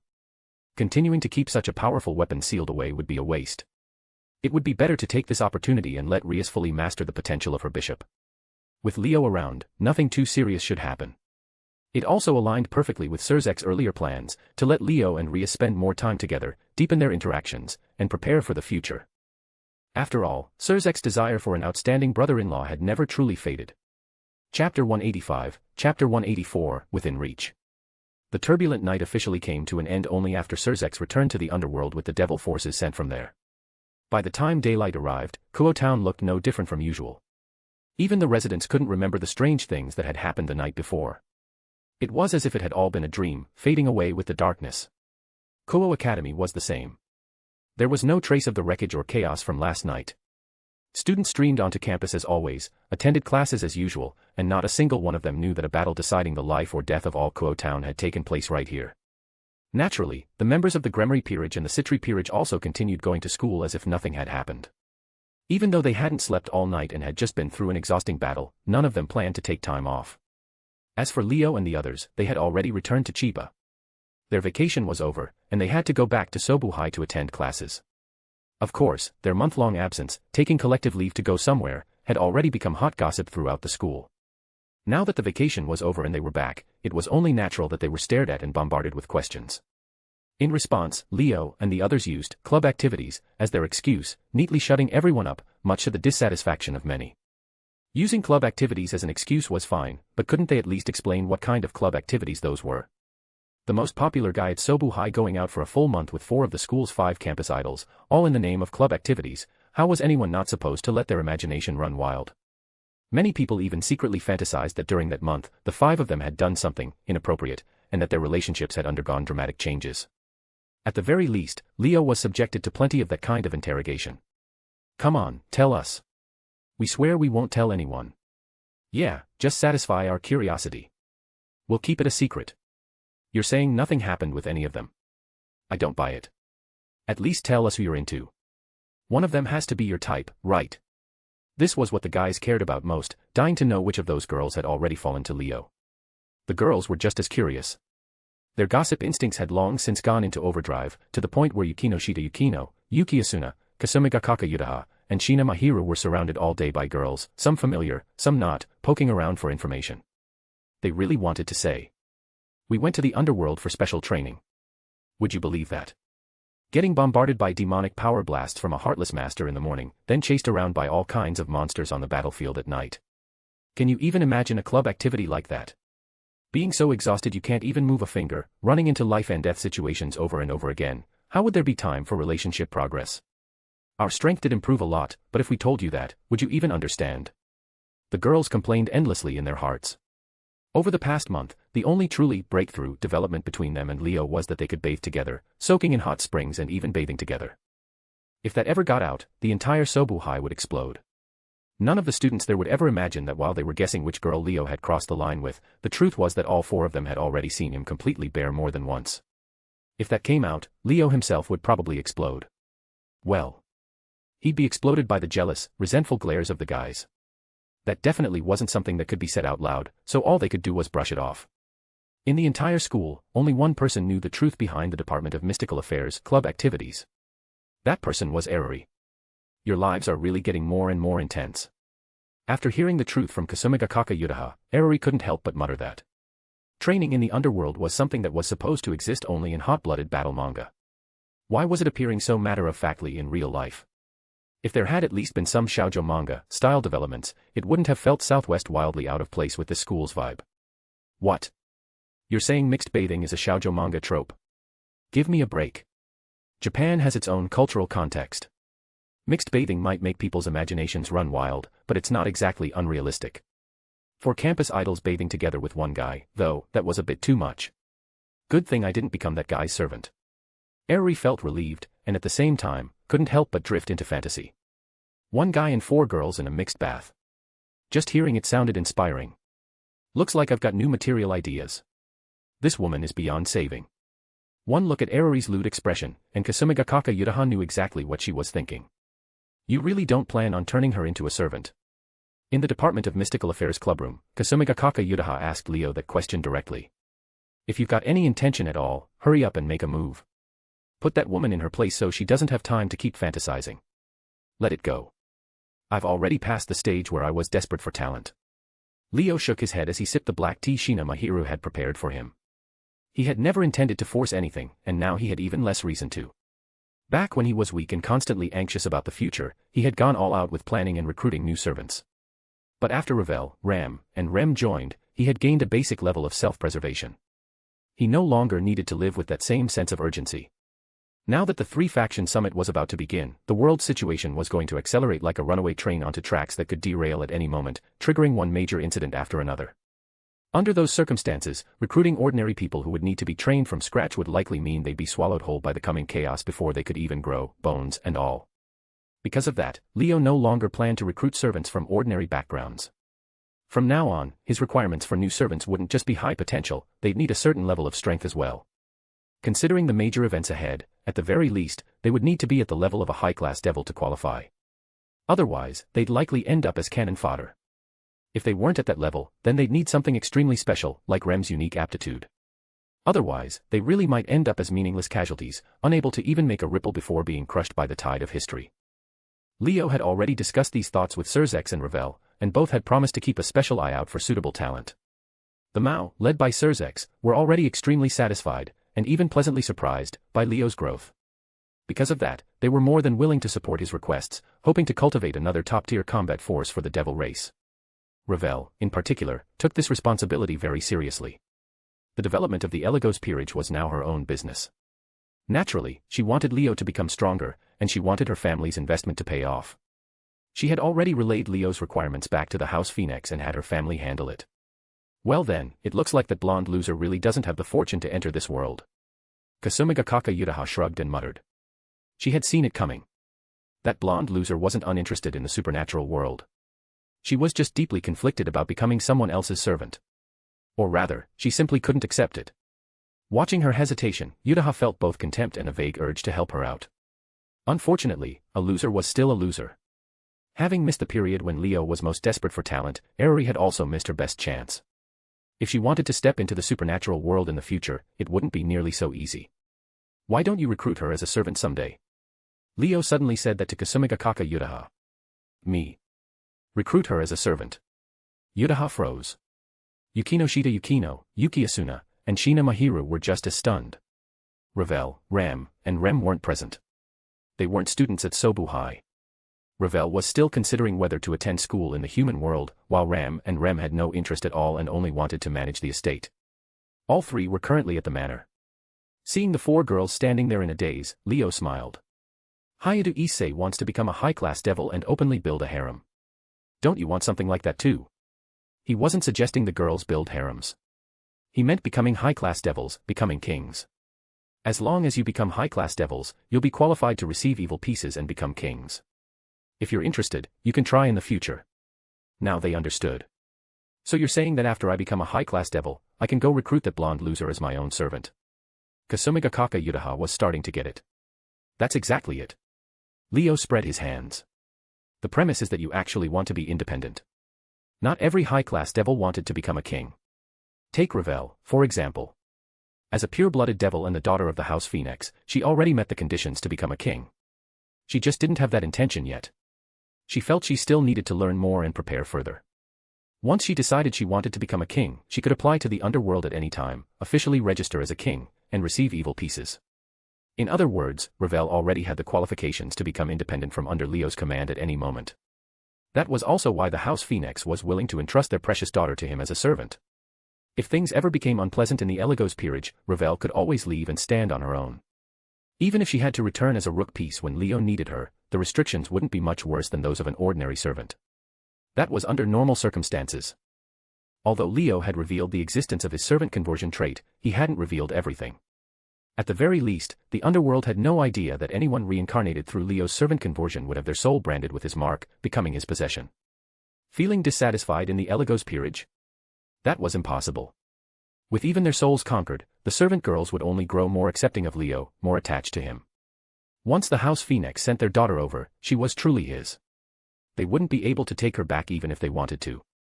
That was why Leo didn't mind his servants becoming independent and turning into kings. Independent or not, they would still be his servants. His. Becoming a king. Kasumigakaka Yutaha really was tempted. And not just her. Yukino Shita Yukino had ideas of her own as well. Becoming a king, recruiting servants, leading a team into raiding games, making a name for myself in the devil world, that doesn't sound bad. She thought quietly. She was someone who genuinely wanted to change things. Even after accepting Leo as her master, that didn't mean she was content with the status quo. After becoming Leo's servant and turning into a devil, she had founded the service club at school, trying to change the world by changing others, and proving to her family that her chosen path wasn't wrong. So then, debuting in the devil world as a king, steadily climbing in status through raiding games, gaining the power to change the world. Wasn't that a more realistic, more clearly defined path? With that thought, Yukino Shita Yukino quietly made up her mind. But right now, we're still the lowest low-class devils. Kasumigakaka Yutaha was more realistic, and more rational. She poured cold water on the idea immediately. How long have you even been devils? Leo shot her a look, annoyed. Even I spent a full 15 years going from a low-class devil to a high-class devil. You've all been devils for less than half a year. Being the lowest low-class devils is completely normal. That was the truth. In the underworld, there were countless devils who spent their entire lives as low-class or mid-class devils. Becoming a high-class devil meant being granted a noble title, becoming part of the aristocracy. That was something only a minority could ever achieve. For most devils, high class was nothing more than an unattainable dream. The situation's only getting more tense, and the battles we face will keep increasing. When that time comes, that'll be your chance to build achievements. Leo said it plainly. As long as you rack up enough merits, you'll realize that becoming a high-class devil is nothing more than something within reach. Chapter 186, Chapter 185, A Friendly Exchange. After school that afternoon. Using the magic circle in the Department of Mystical Affairs clubroom, Leo and the others teleported straight back to the mansion. In the basement, they regrouped with Ravel, Ram, and Remington. Are you ready, Ravel? Leo asked. No one had even changed clothes. They were still in their school uniforms as they stood before the magic circle, speaking to Ravel, who had a small one unfolded in her palm. Yes. Everything's ready, Ravel replied. She checked something within the miniature magic circle before reporting. The underworld has already sent over the coordinates for the designated pocket dimension. They've also registered the demonic power signatures of all Eligos servants. She continued, the magic circle in this basement is now linked to that specific pocket dimension. As long as registered personnel step inside, we'll be able to jump directly there through the magic circle. Hearing that, Leo nodded. In that case, let's go take a look. With that, he stepped into the magic circle first, the girls following close behind as they entered together. A sharp hum rang out. The next instant, the magic circle erupted with an unprecedented crimson glow, enveloping Leo's group and forcing them to shut their eyes. When they opened them again, they were no longer in the mansion's basement. They had arrived in an unfamiliar space. So this is the pocket dimension Sir Zexama prepared for us. It's huge. The servant girls gasped in shock, then burst into excited chatter. The space was vast, so vast it seemed endless. Calling it a pocket dimension almost felt inaccurate. It was more like an entire world, with no sense of confinement at all. The terrain was equally diverse. Rolling hills, open plains, forests, lakes, there were even scattered buildings in the distance. It looked so natural that one could easily mistake it for a world formed on its own rather than something artificially constructed. Leo and the others stood atop a hill, right by a cliff's edge, giving them a clear view of the surrounding scenery. No wonder the girls couldn't help but marvel out loud. Is this really something that was artificially created? Yukino couldn't help asking. Devil technology has advanced to this point already. Even though she had read about such things before, seeing the natural landscape with her own eyes still left her stunned. It's not actually that rare, Ravel said calmly. Heaven and the fallen angels have technology on the same level. Pocket dimensions have long been commonplace among the three factions. In fact, among devils, they're used every time a raiding game is held. If anything, we probably make the most use of them. Raiding games in the devil world were usually held inside pocket dimensions, and the setting changed every time. Sometimes it was an endless wasteland. Other times, a dense urban cityscape. Occasionally, they even recreated famous locations from the human world. In the original events, the battle over Rias' engagement with Riser took place in a pocket dimension that recreated Kuo Academy. Rias and Sona's debut match was held in one that replicated a shopping mall in Kuo Town. That alone showed just how extensively devils used pocket dimensions, and how mature the technology had become. Of course, Ravel added, constructing something this large and this complex is still a lot of work. Sir Zexama clearly put considerable effort into this place. But instead of a response from Eligos servants, what followed was a familiar, soft chuckle. If my brother knew his efforts hadn't gone to waste, I'm sure he'd be delighted. The speaker was none other than Sir Zek's younger sister, Rias. Behind Leo and the others, two magic circles spun open at the same time atop the hill, and two groups emerged from them. They were the Gremory servants and the Citri servants. So you're here too, Leo said, greeting Rias and Sona Citri. Yeah, we came to take a look, Rias replied as she approached with her servants, smiling. Didn't expect you to beat us to it. We just arrived ourselves, Leo shrugged.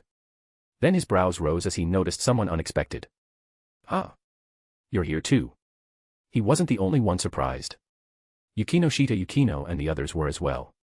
That was because the person in question wasn't originally part of the Gremory servants. She was a holy sword wielder from the church, the Durandal user, Zenobia. The blue-haired swordswoman was standing among the Gremory servants, having come along with them. Everyone present was sharp enough to immediately sense what was different about her. There was no trace of a human aura left on her. Instead, she carried the unmistakable presence of a devil. Why you reincarnated as a devil? Yuki Asuna blurted out. The others were equally shocked. Only the Citri servants remained calm. It was obvious they already knew. Let me introduce her properly, Ria said, the corners of her lips lifting slightly. She looked genuinely pleased. This is my newest servant. Like Yudo, she's one of my knights. As her words fell, Zenobia silently spread her wings, revealing a pair of jet-black bat wings. I understand your surprise, Zenobia said flatly. But this is the truth. Since God is gone, I'm nothing more than a lost lamb without faith. In a way, becoming a devil feels only natural. Her face was expressionless, yet there was a hint of resignation in her voice. Everyone understood immediately. Turning into a devil out of sheer loss of faith, that's even more impulsive than me, Kasumiga Kaka Yudaha muttered under her breath. Zenobia. Asia, as someone from the church herself, looked at her with concern and gently tried to comfort her. Well, becoming a devil isn't that bad, right? Hayadu Issei said, scratching his nose before speaking up loudly. I think it's pretty lucky, actually. I mean, devils can openly build a harem. Just that alone is enough to make someone think, no regrets becoming a devil. At least, that was true for him. Lucky. Zenobia sighed. That was supposed to be God's domain. Now that God is gone, becoming a devil can actually be considered fortunate. Life really is unpredictable. Eligos servants exchanged glances before ultimately accepting it. So now the Gremory servants also have a holy sword wielder, Shina Mahiru said quietly, prompting silent nods from the others. Holy swords were natural enemies of devils. Because Yuki Asuna possessed the sacred gear blade blacksmith, she was already considered an exceptionally sharp weapon among Eligos' talented servants, especially in raiding games against devils. Her reputation in the devil world was actually quite high, making her someone other young devils needed to watch out for. Now, the Gremory servants had gained a holy sword user as well, and a genuine one at that. Durandal was one of the highest grade holy weapons in the world. With it, the Gremory servants were undoubtedly strengthened even further. Of course, compared to Shina Mahiru, a wielder of holy relics, Zenobia still fell a tier short. So while Eligos servants took note of the situation, they didn't feel truly threatened. Someone like Zenobia wasn't the main concern. I think the one we really need to watch out for is Kiba-kun, Yuki Asuna said, her gaze shifting between Yudo Kiba and Zenobia before settling on Kiba's gentle smile. After the Kokobile incident, the Gremory Knight had overcome his psychological trauma and let go of his hatred for holy swords. In doing so, he finally reached the peak of his sacred gear and achieved his balance breaker. The Sword of Betrayer. This balance breaker allowed him to create weapons that combined the opposing powers of holy swords and demon swords. If Yudo Kiba activated his balance breaker and wielded the Sword of Betrayer, he could also deal effective, specialized damage to devils. Leo had already told Eligos servants that Kiba, having reached balance breaker, was easily among the top 2 strongest in the entire Gremory peerage, possibly even number 1. Even Zenobia with Durandal, or high-class devils like Rias and Akino Himejima, might not be able to defeat him. That realization gave Yuki Asuna a sense of urgency. After a month of special training, she was confident she could defeat the old Yudo Kiba. She wouldn't lose to his demon sword like before. But balance breaker Kiba was a different matter entirely. She knew that even now, she likely wasn't his match. Their sacred gears were on the same level. At best, Asuna only had a slight edge because holy swords counter devils, but Kiba's swordsmanship, combat experience, and physical abilities more than made up for it. Now that he could also create holy swords through his Sword of Betrayer, even that advantage was gone. If she wanted to surpass him, there was only one way. She had to reach balance breaker herself. Looks like I need to push myself even harder, Yuki Asuna sighed, then straightened up, her eyes burning with determination. She wasn't the type to give up easily anymore. Leo, meanwhile, had no idea his servants were already used to grinding themselves this hard. He wasn't particularly focused on either Zenobia or Yudo Kiba. After all, he was already a perfect devil. Devil's inherent weaknesses no longer applied to him. To him, holy swords were nothing more than weapons with special properties. Neither Zenobia nor Kiba posed much of a threat. Even balance breaker Kiba hadn't reached the level of an ultimate class devil, let alone Mao class. At his current level, that kind of strength might as well be non-existent. Rather than them, Leo was more curious about one of Ria's other servants. Didn't Surzek-sama say your bishop could be unsealed now? He asked. Why didn't you bring him along? I'm not ready yet, Rias replied simply. That child is far too introverted and shy. Forget bringing him somewhere unfamiliar like this, just getting him out of his room is already difficult. She looked genuinely troubled. Her other bishop had great ability and potential, but his personality was a serious issue. Getting him to go outside at all was a challenge, let alone bringing him to a pocket dimension. For the time being, he won't be coming, Ria said with a wry smile. Once I've done enough counseling, I'll introduce him to you. Leo chuckled. Fair enough. Just another problem child. It's not like I don't have those at home. Yukino and the others shot him a look, saying nothing. Ignoring them, Leo clapped his hands to draw everyone's attention. Since we're all here, how about a few practice matches? Surzex had said this place wasn't just a shelter. It was also a training ground. With the servants of 3 high-class devils gathered here, sparring with each other seemed like a great opportunity. As expected. This is a rare chance. With conditions like this, we should make the most of it. Rias and Sona Citri exchanged glances, then smiled in unison. Let's have a friendly exchange. Equals dash equals dash equals dash equals dash equals dash equals dash equals dash equals dash equals dash equals. Chapter 187, Chapter 186, Rias's Resolve. This time, it wasn't just the Eligos servants and the Gremory servants sparring with each other. The Citri servants would be joining in as well, instead of being sidelined as spectators like last time. Since this was purely for sparring and exchange, there were no rules about order or priority. Teams would be formed freely. If you wanted to fight someone, you just went up and invited them. There was plenty of time. This definitely wasn't going to be a one-match and done affair for everyone today. Some people might fight several times, maybe even 10 or 20 bouts in total. After finishing one match, you could immediately challenge someone else, or pause to rest, reflect on your performance, and think about what needed improvement. As for getting injured and being unable to fight again, that wasn't a concern at all. I'll be in charge of healing everyone, so please don't worry about injuries. Asia said this with a smile as gentle as an angel's, instantly captivating everyone who saw it. Honestly, the former saint of the church really was so kind and warm that she felt angelic in the truest sense of the word, making even Shina Mahiru sigh in admiration. This is what a real angel is like. Compared to Asia, even someone publicly acknowledged as an angel like herself had to admit she fell short. Of course, Mahiru could heal as well. And with Yuki Asuna, Akino Himejima, Shinra Tsubaki, and others who had some recovery abilities, everyone could fight freely without worrying about holding back. With that settled, the newcomer Zenobia was the first to step forward. I hear you're also a holy sword user. She directed the question at Yuki Asuna. To be precise, I'm a sacred gear user, Asuna replied calmly. It's just that my sacred gear is related to holy swords. She had no intention of labeling herself strictly as a holy sword wielder. Then let's exchange techniques as fellow holy sword users, Zenobia said seriously. President Rias has told us more than once that every member of the Eligos servants is exceptional. I want to test myself against you, as a fellow swordsman. All right. Seeing Zenovia's earnestness, Asuna smiled gently. It would be an honor to cross blades with the wielder of Durandal. The two of them headed down the hill together to find a place to fight. Then I'll challenge Yudokuin, Yukino said as she stepped forward, inviting Kiba. Facing a sacred gear user who's mastered balance breaker should be very enlightening. Among the Eligos servants, Yukino had been the first to join and had followed Leo the longest. Now that Leo had already reached the realm of balance breaker, she felt that, as his earliest follower, she should strive toward that level as well. At the very least, she couldn't let herself be overtaken by others. That was why she chose to challenge Kiba, someone Leo held in high regard, to see his sword of betrayer for herself. I'd be happy to fight a Longinus holder, Kiba replied readily. Back when the Eligos servants and the Gremory servants had clashed as full teams, Yukino's performance had been outstanding. Even though she wasn't the Eligos queen, she had fought evenly with the Gremory queen. At the time, Kiba had already thought she was incredibly strong, stronger than himself. And that was when she had only been Leo's servant for a few months, without undergoing especially harsh training. After special training, she was clearly even stronger now. She might have already surpassed the Gremory servant's former number 2, Queen Akino. Because of that, Kiba also wanted to fight her, to test his own strength and reclaim some pride for the Gremory servants.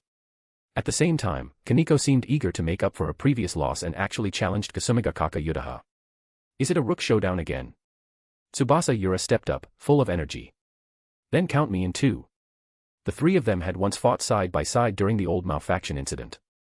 Back then, they'd survived thanks to Yudaha's barrier. After sharing that experience, their relationship had improved quite a bit. As another rook, Tsubasa didn't want to be left behind. Similarly, Rei Kusaka and Momo Hanakai, two Citri bishops, challenged Shina Mahiru together, teaming up against her alone.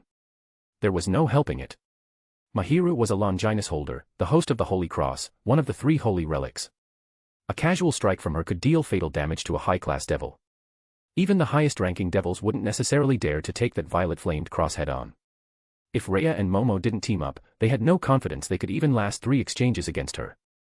Mahiru didn't refuse. She smiled and nodded in agreement. The remaining people quickly formed their own matches as well. Ravel wanted guidance from Shinra Tsubaki, who was both a queen and a friend of her master, so the two decided to spar.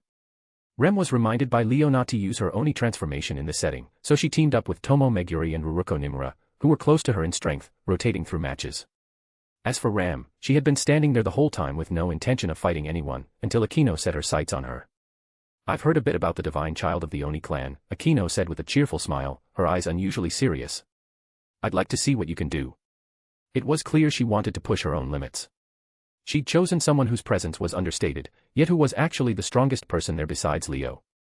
Just how strong was Ram? Aside from the Eligos servants, probably no one truly knew. But Akino had heard rumors of the one-horned Oni god.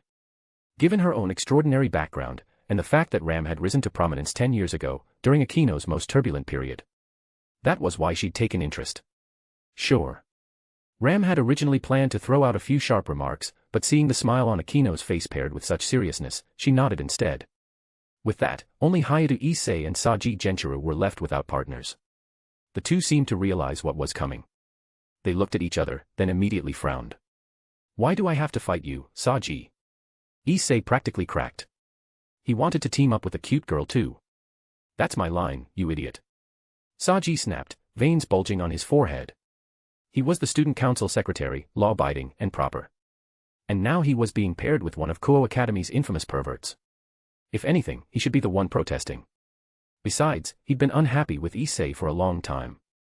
His own sacred gear was only formed from part of a Dragon King's power, while Issei's was one of the two heavenly dragons. The fact that a rule-breaking pervert outranked him, and constantly monopolized the president's time for corrections, made it impossible for Saji to look at him kindly. He really didn't want to believe that the Red Dragon Emperor was a guy whose brain was full of nothing but boobs. And to top it off, the heavenly dragon ranked above a Dragon King. That part hurt the most. They glared at each other until the irritation boiled over. "Let's settle this, Saji." "Prepare to die, Hayadu." "Ooh." Without any warning, both summoned their sacred gears and charged straight at each other, startling Rias and Sona Citri, who had been talking with Leo. "What are those two doing?" Rias muttered. "Ignore them," Sona replied flatly. Black lines fell over both of their foreheads as they sighed and rubbed their temples, then turned to Leo, who was watching with amusement. Just moments ago, both of them had been inviting Leo to spar. That's right. Rias and Sona intended to challenge Leo. "Are you sure?" Leo asked, not refusing, just confirming. It wasn't that he looked down on them. The gap in strength between them was simply too large. Even without using a sacred gear, Leo was a genuine 10-winged devil. Rias and Sona were only high-class devils, 2 full levels below him. That kind of gap was like a natural barrier. Even if Leo held back, it wouldn't be a great experience. Originally, he thought they would team up against him, which might have been interesting. But Rias refused. "I want to try on my own first." Her eyes were filled with determination as she looked at him. She already had an unfinished match with Leo. And having always regarded him as a rival, it only made sense for her to challenge him here. She knew full well how far behind she was. After all, she'd seen Kokabiel's fate with her own eyes. That fallen angel executive had looked like a child in front of Leo, defeated with ease. Meanwhile, even with her servants and the church's holy sword users, she hadn't been able to defeat Kokabiel and had been completely overwhelmed. Anyone could guess what would happen if she challenged the men who had effortlessly crushed Kokabiel. Even so, she wanted to try, to see how long she could last against him. All right. Seeing she wasn't joking, Leo thought for a moment, then nodded. "Let's do it." It was just sparring. What was there to lose? Besides, he'd been curious about the famous trait, Power of Destruction, for quite some time now. "Then I'll go after you're done," Sona said with her eyes closed. Clearly, she also wanted to challenge Leo alone and see how far she could go. Ever rational and calm, Sona treated this as an opportunity to understand herself and to understand Leo. Even if she lost, it wouldn't matter. As long as she gathered enough information to formulate strategies, it wouldn't be a waste. To her, temporary victory or defeat had never been the most important thing. What mattered was the final outcome, and what she gained from the process. Later, the two of them could even team up to challenge Leo for real. After all, this was just sparring. It certainly wouldn't end after a single match. If possible, Sona even wanted to test various tactics on Leo that she'd never had the chance to use before, adjusting her approach based on the battle itself. Once everything was decided, the three of them spread their wings and flew toward another area. Issei and Saji, who were still brawling, saw this scene. For some reason, it made their chests feel tight, like watching the girl you like get taken away right in front of you. It's all your fault, Saji. Take this punch. How is this my fault, damn it? They quickly flew into another rage, venting their frustration on each other and rolling back into a fight. Unfortunately, no one was watching anymore. Then. I'm coming. Above a desolate stretch of land, Leo and Rias faced each other at a distance. Sona had already moved far away, adjusting her glasses as she stared intently at the two of them, clearly preparing to gather data. After making her declaration, Rias's eyes filled with crimson demonic power, burning bright. Whenever you're ready. Leo's posture was relaxed, his expression easy, looking completely unguarded. Yet the 5 pairs of devil wings behind him constantly reminded his opponent just how vast the difference was. With only a single pair of devil wings, Rias looked solemn. The man before her was her friend, a rival she acknowledged, and someone on the same level as Kokabil, if not far above him. She couldn't afford to be careless. Even seeing how relaxed Leo was didn't change her resolve. This has to be full power from the start. Red demonic energy flared around her body, shaking the air. Be reduced to ashes. As she spread her hands, a magic circle spun open before her, gathering an immense amount of demonic power. Boom. In the next instant, the red energy condensed into a massive sphere and roared out of the magic circle toward Leo, making the air howl and thunder. Impressive demonic power, Leo said, praising her even as he raised one hand. A magic circle spun into existence, releasing an equally massive sphere of energy to meet it. Bang. The two spheres collided in midair, erupting with a terrifying explosion as shockwaves swept across the sky and land alike. Chapter 188, Chapter 187, Nature's Hope. In this battle, Rias truly went all out. She even pushed past her limits. She knew exactly what kind of opponent she was facing. There was no way she could afford to hold back. The moment the fight began, she unleashed everything. Her demonic power exploded outward, and the power of destruction surged like a dam bursting open, transforming into a relentless barrage of demonic bullets that shot toward Leo. The scene looked a lot like when Vala Lucifer had overwhelmed Leo with his own barrage. The difference was scale. Vala's blasts were like artillery shells, raining down densely enough to level a city. Rias's, on the other hand, were only softball-sized, but there were countless of them, fired like a machine gun. Each bullet carried the power of destruction. In sheer presence, her assault was even more overwhelming than Vala's. Every single shot contained terrifyingly concentrated demonic power. One alone would be enough to put an ordinary high-class devil on the defensive. With this many concentrated into a single attack, anything below high-class devil level would be wiped out in an instant. Unfortunately for her, Leo was her opponent. Boom boom boom boom boom boom boom. Explosions tore through the sky above the wasteland. Leo's response was simple. Several magic circles unfolded before him like the muzzles of cannons, firing demonic bullets of their own. His shots collided with Rias's midair. Each impact triggered another explosion. The sky filled with continuous blasts like a string of firecrackers. The atmosphere trembled, shockwaves and fierce winds whipping across the battlefield. The turbulence didn't stay in the air. It crashed down to the ground, stirring up thick sandstorms. For a moment, the entire wasteland looked like it had been swallowed by a natural disaster. Ha! Rias cried out, spreading her hands. Several magic circles spun into existence, stacking atop one another. A staggering amount of demonic power gathered within them before erupting into a roaring torrent. It devoured the incoming bullets and blasted straight at Leo. Even he raised a brow. Well, damn. The power of destruction really is something. Wherever the torrent passed, everything vanished. The demonic bullets it swallowed were erased. Even the air, the sand, the debris, everything in its path was obliterated without a trace, as if it had never existed. That was the tyranny of the power of destruction. It didn't matter what the target was. Without sufficient strength to resist, it would be destroyed instantly, leaving nothing behind. It was because of this trait that Surzex had risen to the position of the strongest Mao. His very being was a manifestation of destruction.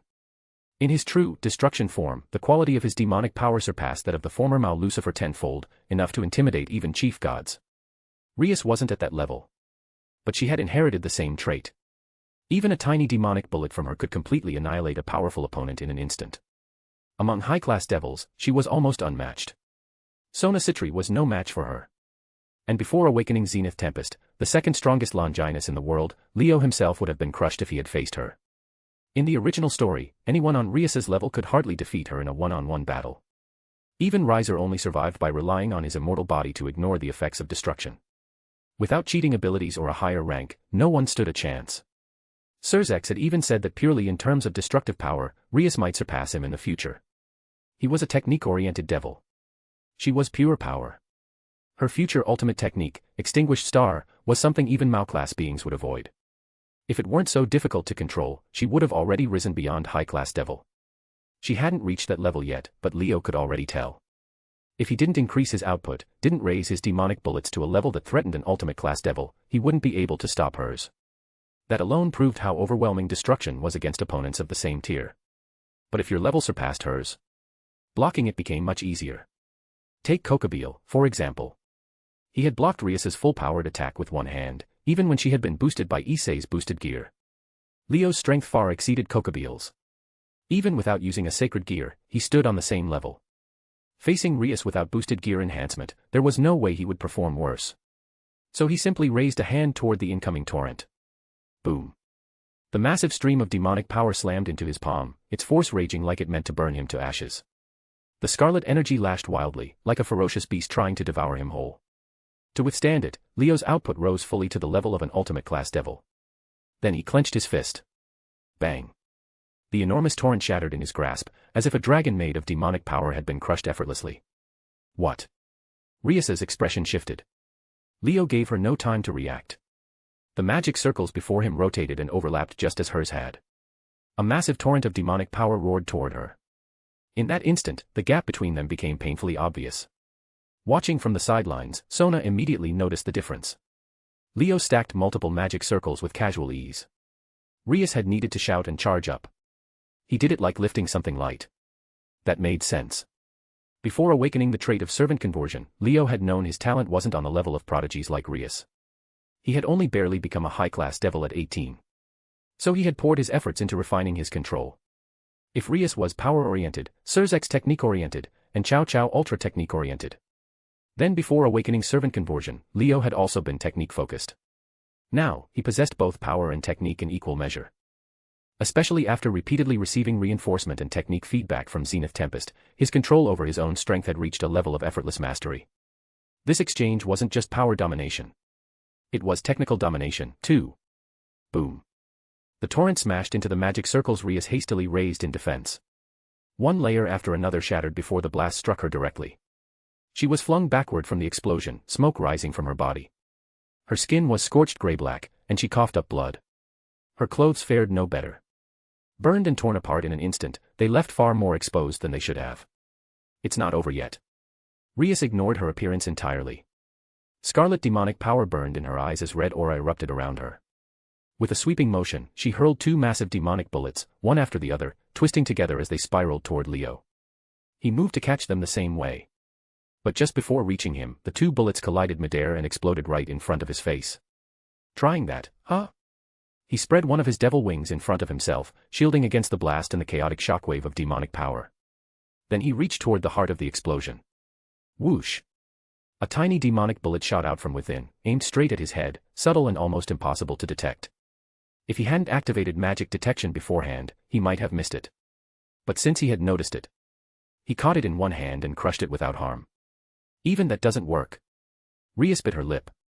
Before she could rally herself for another attack, Leo moved. He stepped forward as if walking on air. The next instant, he vanished, like he had dissolved into the atmosphere itself.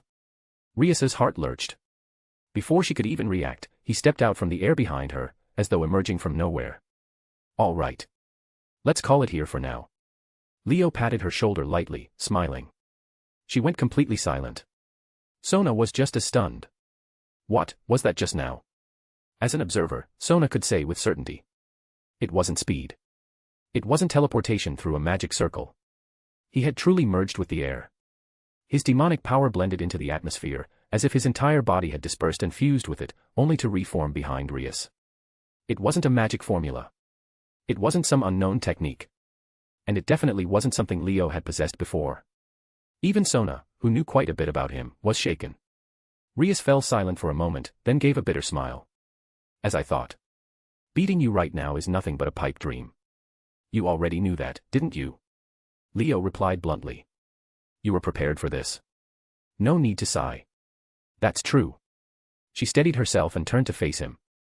So that was. More or less. Leo didn't go into too much detail. Zenith Tempest has two fundamental abilities, control over weather, and control over natural attributes. In the past, I mostly used it to manipulate earth, water, wind, and fire. But that wasn't Zenith Tempest's limit. It was mine. Its ability is to dominate natural attributes, not just release natural power. So as long as my mastery is high enough, merging myself with the wind attribute like I just did is possible. That was how he had blended into the atmosphere and appeared behind her. Sona's instincts had been right. He had dispersed into the air itself, more precisely, into the wind. Wind was part of the atmosphere. The two were inseparable. If he wanted to, he could now merge with fire, sink into water, or disappear into the earth. He had developed this technique while training alone in the harsh environments of the ancient battlefield at the border of the Eligos territory, fully experiencing the ever-changing nature of the elements. The original host of Zenith Tempest, Dulio Gesualdo, had created a technique called Speranza Bala di Sapone, which evoked precious memories in others. Leo hadn't managed to replicate that. So he created something new instead. He named it Nature's Hope. When activated, he could transform into natural energy itself. In simple terms, it was elementalization. That's seriously impressive. Rias let out a breath of admiration after hearing his explanation. Leo cleared his throat. His gaze flicked over her once before he spoke. You might want to change your clothes first. Chapter 189, Chapter 188, I really don't want to see her. It turned out that the president of the Occult Research Club, and Kuo Academy's beloved big sister, wasn't just wealthy. She was generous, too. Even after Leo reminded her to change clothes, Rias only raised a brow and shot him a teasing half-smile. She didn't bother covering up at all. Right there in front of him, she casually tore off her ruined uniform before reconstructing a brand new Kuo Academy outfit with demonic power. Leo stood there, stunned. Rias, meanwhile, acted as if nothing had happened. Or rather, as if it wasn't even worth acknowledging. She turned to Sona instead. You're up next. With that, she stepped aside. Sona had already witnessed Leo's strength, but instead of shrinking back, her fighting spirit flared. She took Rias's place and engaged him directly. Her demonic power wasn't as overwhelming as Rias's, but her technique was on another level. The moment a water-blue aura ignited around her, streams of water surged in from every direction, gathering at her command. Water was her specialty. Even without creating it from scratch, she could draw every drop of moisture from the surrounding environment. That way, she conserved demonic power while manipulating far greater volumes than she could have produced herself, turning minimal force into maximum impact. Before the fight even began, she had already surveyed the terrain, pinpointing every nearby water source. The instant she released her power, torrents rushed in, from underground veins, from distant rivers, swirling around her. Under her control, the water shifted forms, soaring eagles, slithering serpents, roaring lions, packs of wolves, even a massive dragon. They charged Leo in a thunderous assault. This was Sona's pride, her water arts. But her true strength wasn't just her mastery of water. It was her calm, calculating mind. She treated Leo like a living test subject, constantly putting her battle strategies into practice. Again and again, she made unpredictable moves. At one point, she charged straight at him, blending herself among the water beasts. When Leo blocked the attack at close range, it became clear. That wasn't her. Just a water clone. Another time, she reclaimed the water Leo had scattered and reshaped it into crystalline mirrors. Her reflection appeared in every surface, filling the battlefield. Real or fake? Position indiscernible. To fool his magic detection, she even dressed her water clones and mirror images in clothing infused with her demonic aura, while she herself slipped quietly through the countless streams surrounding him, like a mermaid gliding through her own domain. And just like Rias, she was generous. Completely unbothered by her lack of clothing. Leo got quite the eyeful. Unfortunately, Sona was generous, but not particularly well endowed. Still, he was satisfied.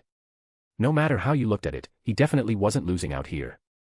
So, to properly respond to her effort, Leo stopped holding back. He directly stripped her of control over the water, turning every drop she had painstakingly gathered into his own weapon.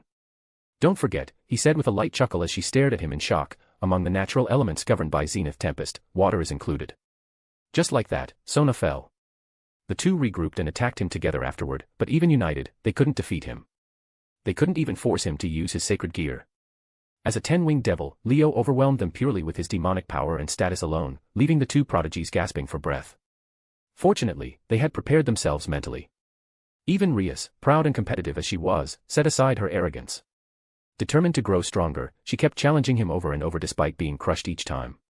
Leo was more than happy to oblige. And absolutely not because the two of them occasionally provided visual incentives. It wasn't just the three kings who trained this way. Throughout the separate space, others were sparring as well.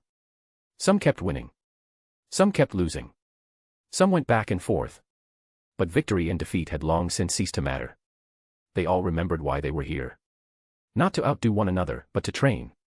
To grow stronger. To prepare for whatever crisis might come next. With that shared resolve, the days passed quickly. Every afternoon after school, everyone gathered here voluntarily. They paired up, formed teams, sparred relentlessly. On weekends, they stayed all day, skipping meals and rest to squeeze out every possible improvement. To give them real combat experience, Leo even tossed Cerberus King into the mix as a sparring partner. The three-headed hound of hell that Kokobeel had brought to the human world had long since been beaten into submission. The night Kokobeel was defeated, Leo returned and formally contracted with the beast, making it his familiar. He'd originally planned to leave it guarding his estate. Now, though, it made for the perfect training partner. As king of the three-headed hellhounds, Cerberus King possessed strength comparable to a ultimate-class devil. Among the Citri, Gremory, and Eligos servants, only Ram could defeat it. The others stood no chance. Rias and Sona were only high-class devils. They weren't its match. Yukino could contend with it using absolute demise, but victory was out of reach. Kiba, having attained Balance Breaker, could threaten it with his Sword of Betrayer, but Cerberus King far outclassed him in raw power. As long as it avoided a direct hit, it would win. A sparring partner this strong was too valuable to waste. As for Leo, while he occasionally trained Rias and Sona together, most of his time was spent with Remington. Her Oni transformation was unstable and short-lived, limiting its effectiveness in real combat. Just like before, Leo worked with her repeatedly, stopping her when she lost control and helping her gradually master it. In short, his mission this time was to strengthen the three servant groups. Which was probably exactly why Cerzex had arranged this. Unfortunately, Rias's other bishop still refused to leave his room, too afraid to come here. Otherwise, Leo wouldn't have minded helping him control his power, just as Cerzex suggested. Training one was training. Training a group was training. One more wouldn't make a difference. As time passed, news about the peace conference finally arrived from Cerzex's side. After mutual agreement between the three factions, the date was set for 1 week later. By then, it would be exactly 2 months since the Kokobeel incident. Representatives of the Devil, Angel, and Fallen Angel factions would all come to the human world to attend the summit. The attendees had been confirmed. From the Devil side, the current Mao, Cerzex Lucifer, and the current Mao, Seraphal Leviathan. Cerzex was the Devil's supreme leader. Seraphal handled diplomacy. Their presence made perfect sense. From the Angel side, Michael, leader of the Angels, one of the 4 great seraphim, and now heaven's highest authority, the former right hand of the God of the Bible. From the Fallen Angel side, Azazel, of course. It would have been stranger if the Governor-General hadn't attended. Those were merely the official representatives. Leo, Rias, Sona, and the others would also be summoned as participants in the Kokobeel incident. The location of the summit was, unsurprisingly, Kuo Academy, the epicenter of the event. Speaking of which, what about Kokobeel? Leo asked from the rooftop of a building in the separate space, looking at Sona, who had brought the news. What happened to the mastermind? That day, after returning to Kuo Academy with Cerzex, they handed over Kokobeel, still sealed inside the massive stone sphere, for the Mao to deal with. Cerzex took him back to the underworld. And then, nothing. In the original story, Vala Lucifer had taken him away, and Azazel had punished him. Now that he was in devil hands, Leo was curious how things had changed. For now, the final decision regarding that fallen angel executive hasn't been made, Sona said, adjusting her glasses. Some in the upper ranks advocate immediate execution as a warning. Others want to use him as leverage in negotiations with the fallen angels. But their reaction has been strange. They haven't requested his extradition at all, as if they don't care what happens to him. That's made things complicated. Cerzex-sama has imprisoned him. His power is sealed. He's nothing more than a prisoner awaiting judgment. I've heard he keeps shouting that he wants to duel the current Mao. He can't accept being a captive of devils. He'd rather die fighting a strong opponent. That sounded exactly like the war-obsessed maniac. The old Mao might have taken the bait. But the current 4 Mao weren't battle junkies. They wouldn't. The other 3 Mao refused his challenge, Sona said, her tone turning slightly awkward. But my sister, the current Mao Leviathan, accepted. Leo fell silent. Okay. Maybe one of the current Mao did have a violent streak. She did it for you, didn't she? He asked. It sounded like a question, but he was certain. Otherwise, that Siscon Mao would never have responded to such a cheap provocation. Sona said nothing. That was answer enough. So, how's Kokabeel? Leo asked at last. He didn't need to think hard about it. There was no way Kokabeel could defeat Seraphol. A 10-winged fallen angel at best reached Mao class in power. Seraphol was already Super Mao class. The difference was overwhelming. Between Mao class and Super Mao class lay a gap that couldn't be bridged. When two Super Mao class beings clashed, even Mao class fighters couldn't interfere. Kokabeel's outcome was obvious. 10 seconds, Sona said. He lasted 10 seconds against your sister. Leo rubbed his chin. That's not bad. No. She closed her eyes. I mean, he was frozen into an ice statue 10 times within 10 seconds. Leo froze. The two stared at each other for a moment, then silently changed the subject. As expected of a current Mao. Even if she wasn't a so-called cheat like Surzex or a Juka, she was still absurdly overpowered. Kokabeel had once fought a Mao before. But that had been one of the old Mao. Seraphol had made something very clear. The era had changed. Is your sister coming to the summit? Leo sighed. I really don't want to see her. Sona nodded in complete agreement. But people really shouldn't tempt fate. Sometimes, the more you dread something, the more likely it is to happen. Chapter 190, Chapter 189, The Mao Girl's Sudden Attack. That day, just like always, Leo's group and Rias's group, including Sona, finished school and used the magic circles in their homes to teleport into the separate dimension for training. But when 3 magic circles appeared at the same time and everyone stepped out, they found someone already there. A guest. In a space that shouldn't have been accessible to outsiders. Sotan. A teary, overly dramatic cry rang out. Before anyone could react, a blur shot forward at terrifying speed and threw herself at Sona, wrapping her in a tight hug. Everyone froze. The girl clinging to Sona was a stunning beauty. She didn't have Rias's mature, voluptuous charm, nor Sona's slender, icy elegance. Instead, she looked like she'd stepped straight out of a fairy tale. Innocent, bright, overflowing with energy. Just standing there, she radiated cheerfulness. Her looks rivaled Rias and Sona easily, delicate and cute. She wore a JK uniform and looked every bit like a high school idol who could suddenly jump onto a stage and break into a lively dance. Right now, that idol was hugging Sona tightly and rubbing her cheek against hers. Sona. My Sona. Big sis, missed you so much. I've been wasting away without you. Sona stood there like a doll, stiff as a board. Her usual cool, rational composure was gone. Panic flickered plainly in her eyes. Sis. It took her several seconds to get the word out. Why are you here? Even Leo's eyelid twitched. He'd half a mind to turn around and walk away. He absolutely hadn't expected her to show up here. Who is she? Some of the servants who didn't recognize her exchanged confused looks. But sharper minds like Yukino, Utaha, Asuna, and others immediately pieced it together. Sona Senpai's sister. That was how the girl introduced herself. And Sona had called her sis. And Sona Citri only had one sister. The strongest female devil in the underworld. The only female Mao among the current rulers. The absolute authority in diplomatic affairs. Born of the Citri house, yet inheritor of the name Leviathan. Seraphol Leviathan. Why, your Lady Leviathan? The girls gasped. Leviathan. Ha. Ha. Issei and Saji reacted a beat slower, then stared in shock. She's the strongest and most beautiful female devil in the underworld. That Lady Leviathan. Issei practically shrieked. Ever since becoming a devil, he'd been fantasizing about meeting this legendary female Mao. In his imagination, she was a sultry, captivating older sister type with a killer figure and seductive lips that made every word sound enticing. Instead, this was a hyperactive, adorable high school girl. The gap was insane. Strongest and most beautiful is just what other people say. Seraphol hugged Sona like a giant plushie, looking both shy and delighted. I'm just a cute magical girl. Don't call me Leviathan, call me Leviathan instead. Leo nearly groaned.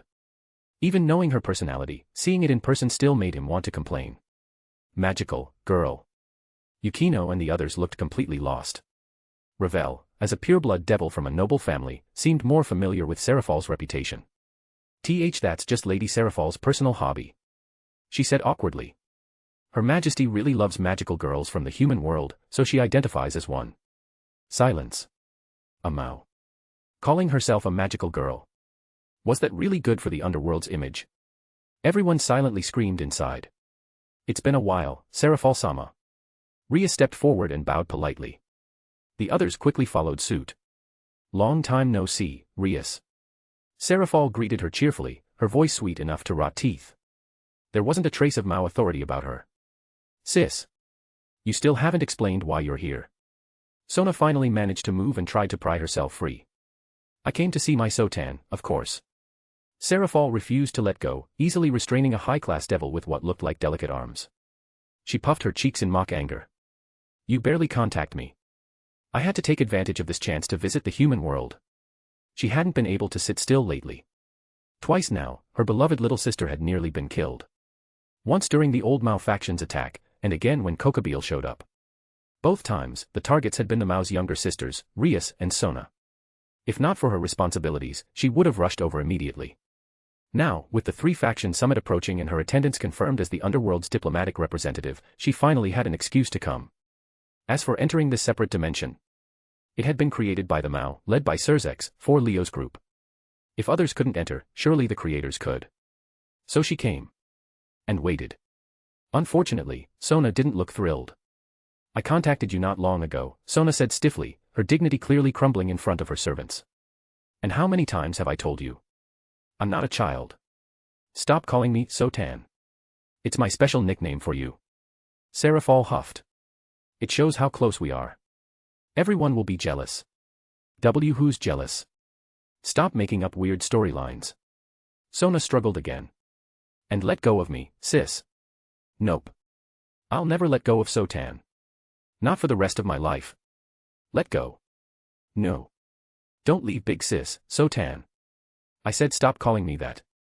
Sotan's so cold, come cuddle with big sis. Ah. Sis. Where are you touching? The two beauties twisted together in full view of everyone. The atmosphere was getting dangerously close to R-rated. Several of the girls blushed. Gulp. Issei and Saji stared with shining eyes, swallowing hard. When Sona let out a sharp yelp and Serafal's hand wandered somewhere it definitely shouldn't have, their breathing grew heavy. I wish I were that hand. Before their delusions could go any further. Thud. Kaniko's fist slammed into Issei's stomach. He doubled over, eyes bulging as spit flew from his mouth. And you, Saji. Tsubaki smacked Saji hard on the back of the head, sending him face first into the dirt. Guys are the worst. Kaniko calmly stepped on Issei's head, grinding it into the ground. Ahaha. Kiba had turned around the moment Serafal and Sona started wrestling. Hearing the chaos behind him, he could only laugh awkwardly. As for Leo, he watched openly. None of the girls dared stop him. You show me this and expect me to stay bored? That was what he wanted to say. Seeing his blatant interest, Yukino and the others shot him disdainful looks. Then Serafal noticed him. Ah. The underworld's only female Mao reacted like she'd just spotted her mortal enemy. She rushed over and planted herself in front of him, hands on her hips. You annoying jerk. I knew you'd be here. She pointed at him, puffing up in outrage. Adorable outrage. But Leo knew better. She might look cute, but she absolutely held grudges. Out of jealousy, because of how close he was with Sona, she had definitely targeted him before. Running was pointless. Even if he tried, she'd catch him. Serafal was a super Mao class powerhouse. According to Sona, she could freeze someone like Coquebille 10 times in 10 seconds, precise down to 1 freeze per second. Even now, Leo could probably only defend himself at best. So he gave up escaping and put on the fakest smile imaginable. Hello, Serafal-sama. Long time no see. The perfunctory tone was obvious. Humph. Leviathan doesn't want to see you at all, she snapped. You wicked scoundrel trying to steal my Sona. Hiding here won't save you. Wherever my Sona is, I'll be there. Yes, yes. You two are inseparable, Leo replied dryly. Being called a scoundrel by a female Mao makes it sound like I committed some unforgivable crime. Haven't you? Serafal shot back without hesitation. Following my Sona around all day, what could be more unforgivable? Don't make me sound like a stalker, he said, mouth twitching. And I don't follow her around all day. I don't believe you. Serafal declared firmly. My Sotan is so cute. Even I want to follow her everywhere. How could a badman like you not want to? If anything, aren't you the worst one here? Leo decided it wasn't worth saying out loud. Chapter 191, Chapter 190, Sona Citri's Choice. Serafal's aggressive attitude toward Leo caught everyone off guard. No one had expected Sona's older sister to treat him so coldly. After all, Leo and Sona had always gotten along well. By all logic, Serafal should have been friendly with him too, especially considering his potential. Even now, he was strong enough to defeat a fallen angel executive with ease. For the Mao who upheld the devil world, talent like that should have been cherished. And yet, this reigning Mao seemed openly hostile toward him. The others exchanged puzzled looks, silently asking each other what was going on. Big sister. Sona finally couldn't take it anymore. She stepped forward and dragged Serafal aside. Ow, Sotan, you're hurting your big sister. Serafal put on a pitiful expression as she was pulled away. Sona didn't buy it for a second. If I were capable of hurting a Mao, that would be impressive, she said flatly. Stop pretending to be weak. And stop treating Leo like that. As a Mao, you should show some magnanimity. But I'm mad. Serafal puffed out her cheeks. He's trying to steal my Sotan. Steal me? Sona shot back. Has he done anything wrong? You're so mean, Sotan. Serafal huffed. You're smart. Don't tell me you haven't realized the family already sees that bad guy as your future fiancé. They're planning to have you two get engaged. Sona fell silent. Of course she knew. As the next head of the Citri house, and someone sharp enough to catch the faintest shift in the wind, she could easily piece things together. Unless the family deliberately hid everything from her, any hint was enough for her to see the bigger picture. She had always understood that even after canceling her previous engagement through her own efforts, the family would never let her remain single forever. The once glorious 72 pillars had already lost over half their bloodlines. The number of pureblood devils was shrinking year by year, replaced by half-devils and servant devils. In times like these, every pureblood devil family feared their lineage would end in their generation. For them, producing the next generation of pureblood devils was paramount. There was no way they'd allow an eligible heir to stay unmarried indefinitely. Marriage alliances between pureblood families were unavoidable in today's devil world. Even a prosperous family like House Phoenix eagerly arranged engagements to secure their future. So Sona had always known. Even if she fought off one engagement, another would eventually come. All her struggle had really done was buy time and change the candidate. It wasn't just her. Rias had been the same. Even if she resisted her engagement with Riser, success would have only meant being matched with someone else. That was the unavoidable duty and fate of pureblood devils. If not for Issei winning over the Gremory house in the original story, Rias would never have gained true freedom in marriage. As for Sona, she had been quietly delaying the inevitable, maneuvering behind the scenes where no one could see. She had prepared herself to keep resisting. Yet unexpectedly, the Citri house stopped searching for a new fiancé for her. How could she not be suspicious? Once suspicion took root, it didn't take much deduction to understand their plan. They weren't looking for a new candidate because the chosen one was already by her side. They allowed her freedom because her relationship with Leo was progressing smoothly. The two were growing closer on their own. When the timing felt right, the family would simply bring it up and let things fall into place naturally. After realizing all this, Sona thought it over again and again. And in the end, she chose to allow it. If I'm going to be engaged no matter what, she murmured quietly, then why not choose someone I don't dislike? That was her answer. If she had to have a fiancé, she wanted it to be Leo. At the very least, she knew him well. She admired him. Over the past few years, their time together had been nothing but pleasant. There was no reason to introduce unnecessary complications. In other words, Leo wasn't just the future son-in-law chosen by the Citri house. He was the future husband Sona herself had chosen. Otherwise, with her cool and strict personality, how could she, like Rias, have let him see her completely bare without the slightest concern? Only because it was Leo. Anyone else? Not a chance. But Serafal couldn't accept it. No, no, no. Sotan belongs to her big sister. Not to anyone else.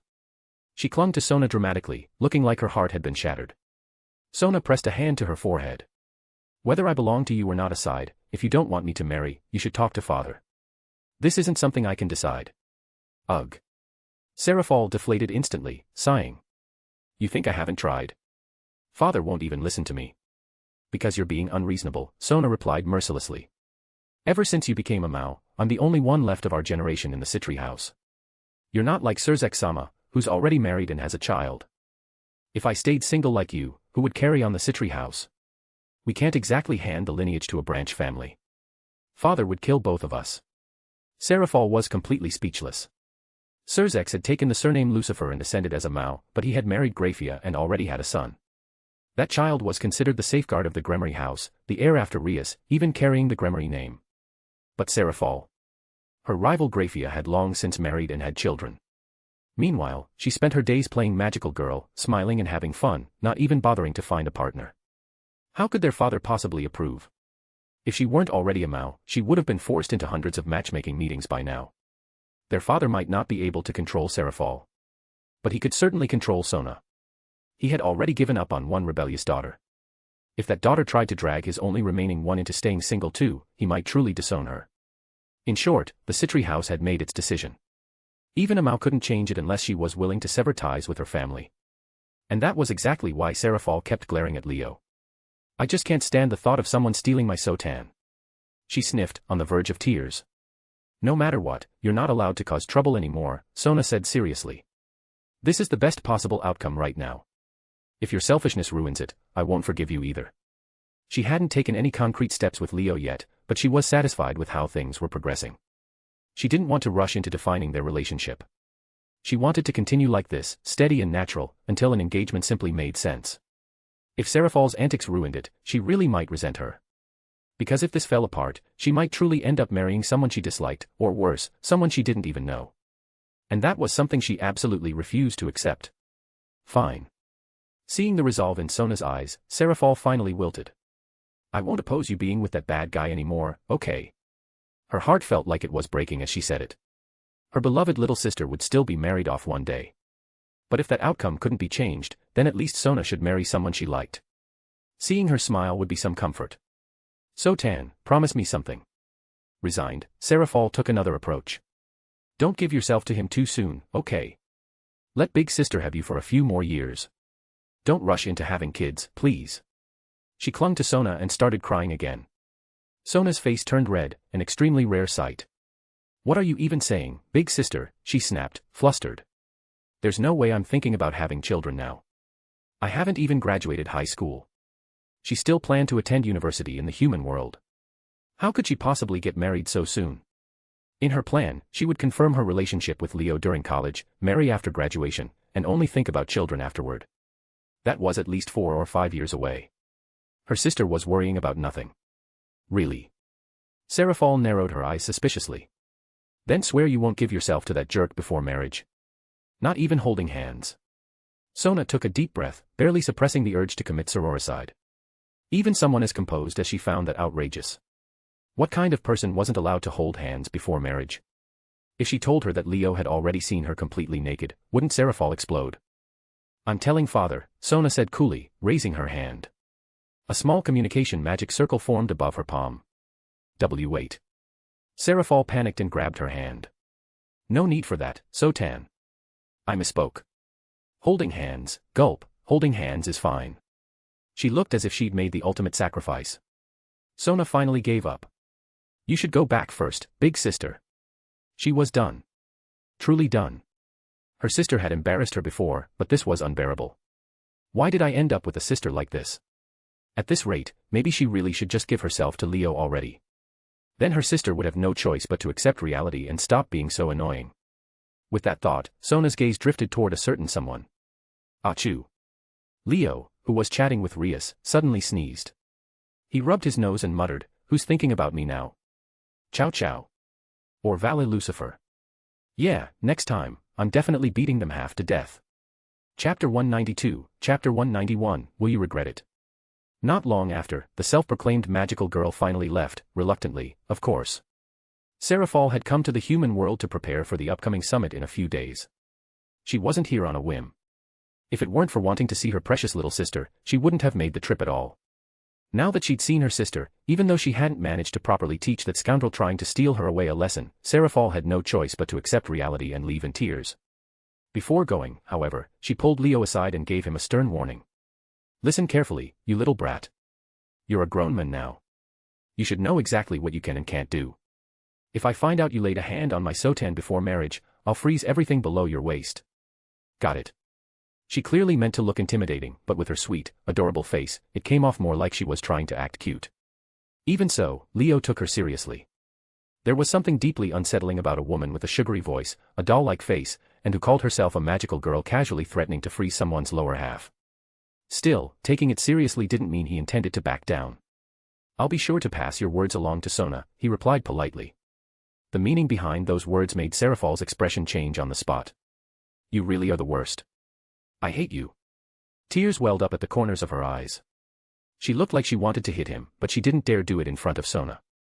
In the end, she stomped hard on his foot before storming off, full of anger and grievance. How old are you? And you're still stomping on people's feet. Leo rubbed his foot, wincing. That hurt more than Kokobeel's light spears or Valley Lucifer's demonic blasts. At least he'd blocked those attacks with ease, caught them barehanded, even. But that stomp genuinely hurt. Don't mind my sister. Sona stepped forward at last, studying him with a look he couldn't quite decipher. She'll learn her limits eventually. She won't target you like she used to. I hope so. He shrugged, unaware of the deeper meaning behind Seraphal's mention of marriage earlier. Even if she wants to, she probably won't have many chances from now on. Seeing the Mao girl he once avoided at all costs, he realized the pressure she gave off felt much lighter now. He wasn't the same as before. Strength brought confidence. He no longer feared Seraphal the way he once had. He still wasn't a match for that veteran Super Mao class powerhouse, but he had enough ability to protect himself. Give him a little more time, let him grow stronger, and he'd eventually reach her level. At that point, there'd be nothing to fear. Whether through his own training or by finding new servants, he was certain it wouldn't take long. Now that he had become a perfect devil, his potential far surpassed what it once was. Even without relying on the servant conversion trait as a cheat, he could rapidly increase his strength through training alone. The days of spending over a decade just to barely advance a rank were gone. For now, he wasn't in a rush to recruit new servants. Training on his own still brought steady growth. That said, finding new servants remained the most efficient path. Even someone with only moderate potential would boost his strength significantly at this stage. Night descended quietly. The three groups, the Eligos peerage, the Gremory peerage, and the Citri peerage, gradually left the separate dimension, each returning to their own responsibilities. Over the past month, not everyone had stayed inside training non-stop. Devils still had duties at night, responding to summons, handling requests. So the separate dimension was rarely full. Sometimes a few were missing. Sometimes an entire peerage would be absent, leaving the space unusually empty. With the summit approaching, everyone had already begun easing up on training intensity. They couldn't afford to overexert themselves right before such a crucial event. Aside from right after school, when the dimension was still lively, it gradually emptied after nightfall. By late night, it was usually completely deserted. That evening, Leo left early and returned to the manor. Just as he entered his room, preparing to shower and head to bed, there was a knock at the door. Come in. He didn't even look up. He was used to someone showing up at this hour. There were plenty of women in the house, and some were attentive by nature. If he was in the manor, someone would occasionally bring him a cup of hot black tea. Asuna, Mahiru, Rem. It was usually one of the four who noticed he'd returned. Sure enough, the one who entered carrying a tray was Asuna. Ravel had some new tea leaves sent over from her family yesterday. Want to try some? She smiled gently, her presence filling the room with warmth. Sure. Let's try it. By then, he'd already taken off his shirt and was walking around bare-chested. Asuna's cheeks flushed slightly, but she didn't avert her eyes. She wouldn't have managed that before. But after they'd soaked in the hot springs together, mixed bathing and all, this felt minor in comparison. You got back a while ago, didn't you? He asked casually while sipping the tea. Where is everyone? Only Ram and Rem are home handling chores. The others are still out working, she replied honestly. My commission today was simple, so I finished early. The summit is in 2 days. Tell everyone to ease up on their assignments, he said, setting the cup down. At times like this, staying in peak condition matters most. Because something might happen at the summit. She paused before continuing. Surzek-sama once mentioned an underground organization. Will they show up? Oh. His hand stilled slightly. He looked at her.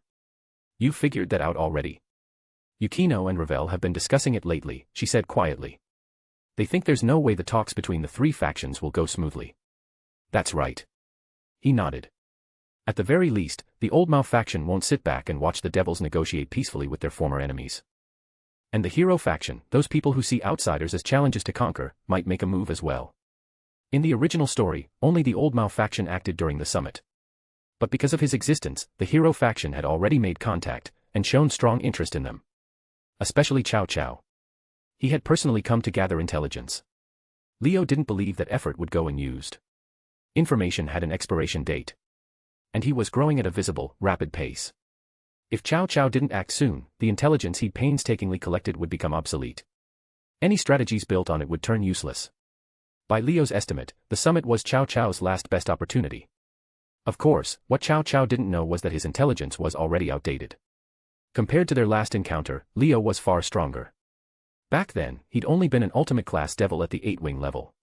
Even after fully activating Zenith Tempest, he could barely reach the strength of a 10-wing special-class devil.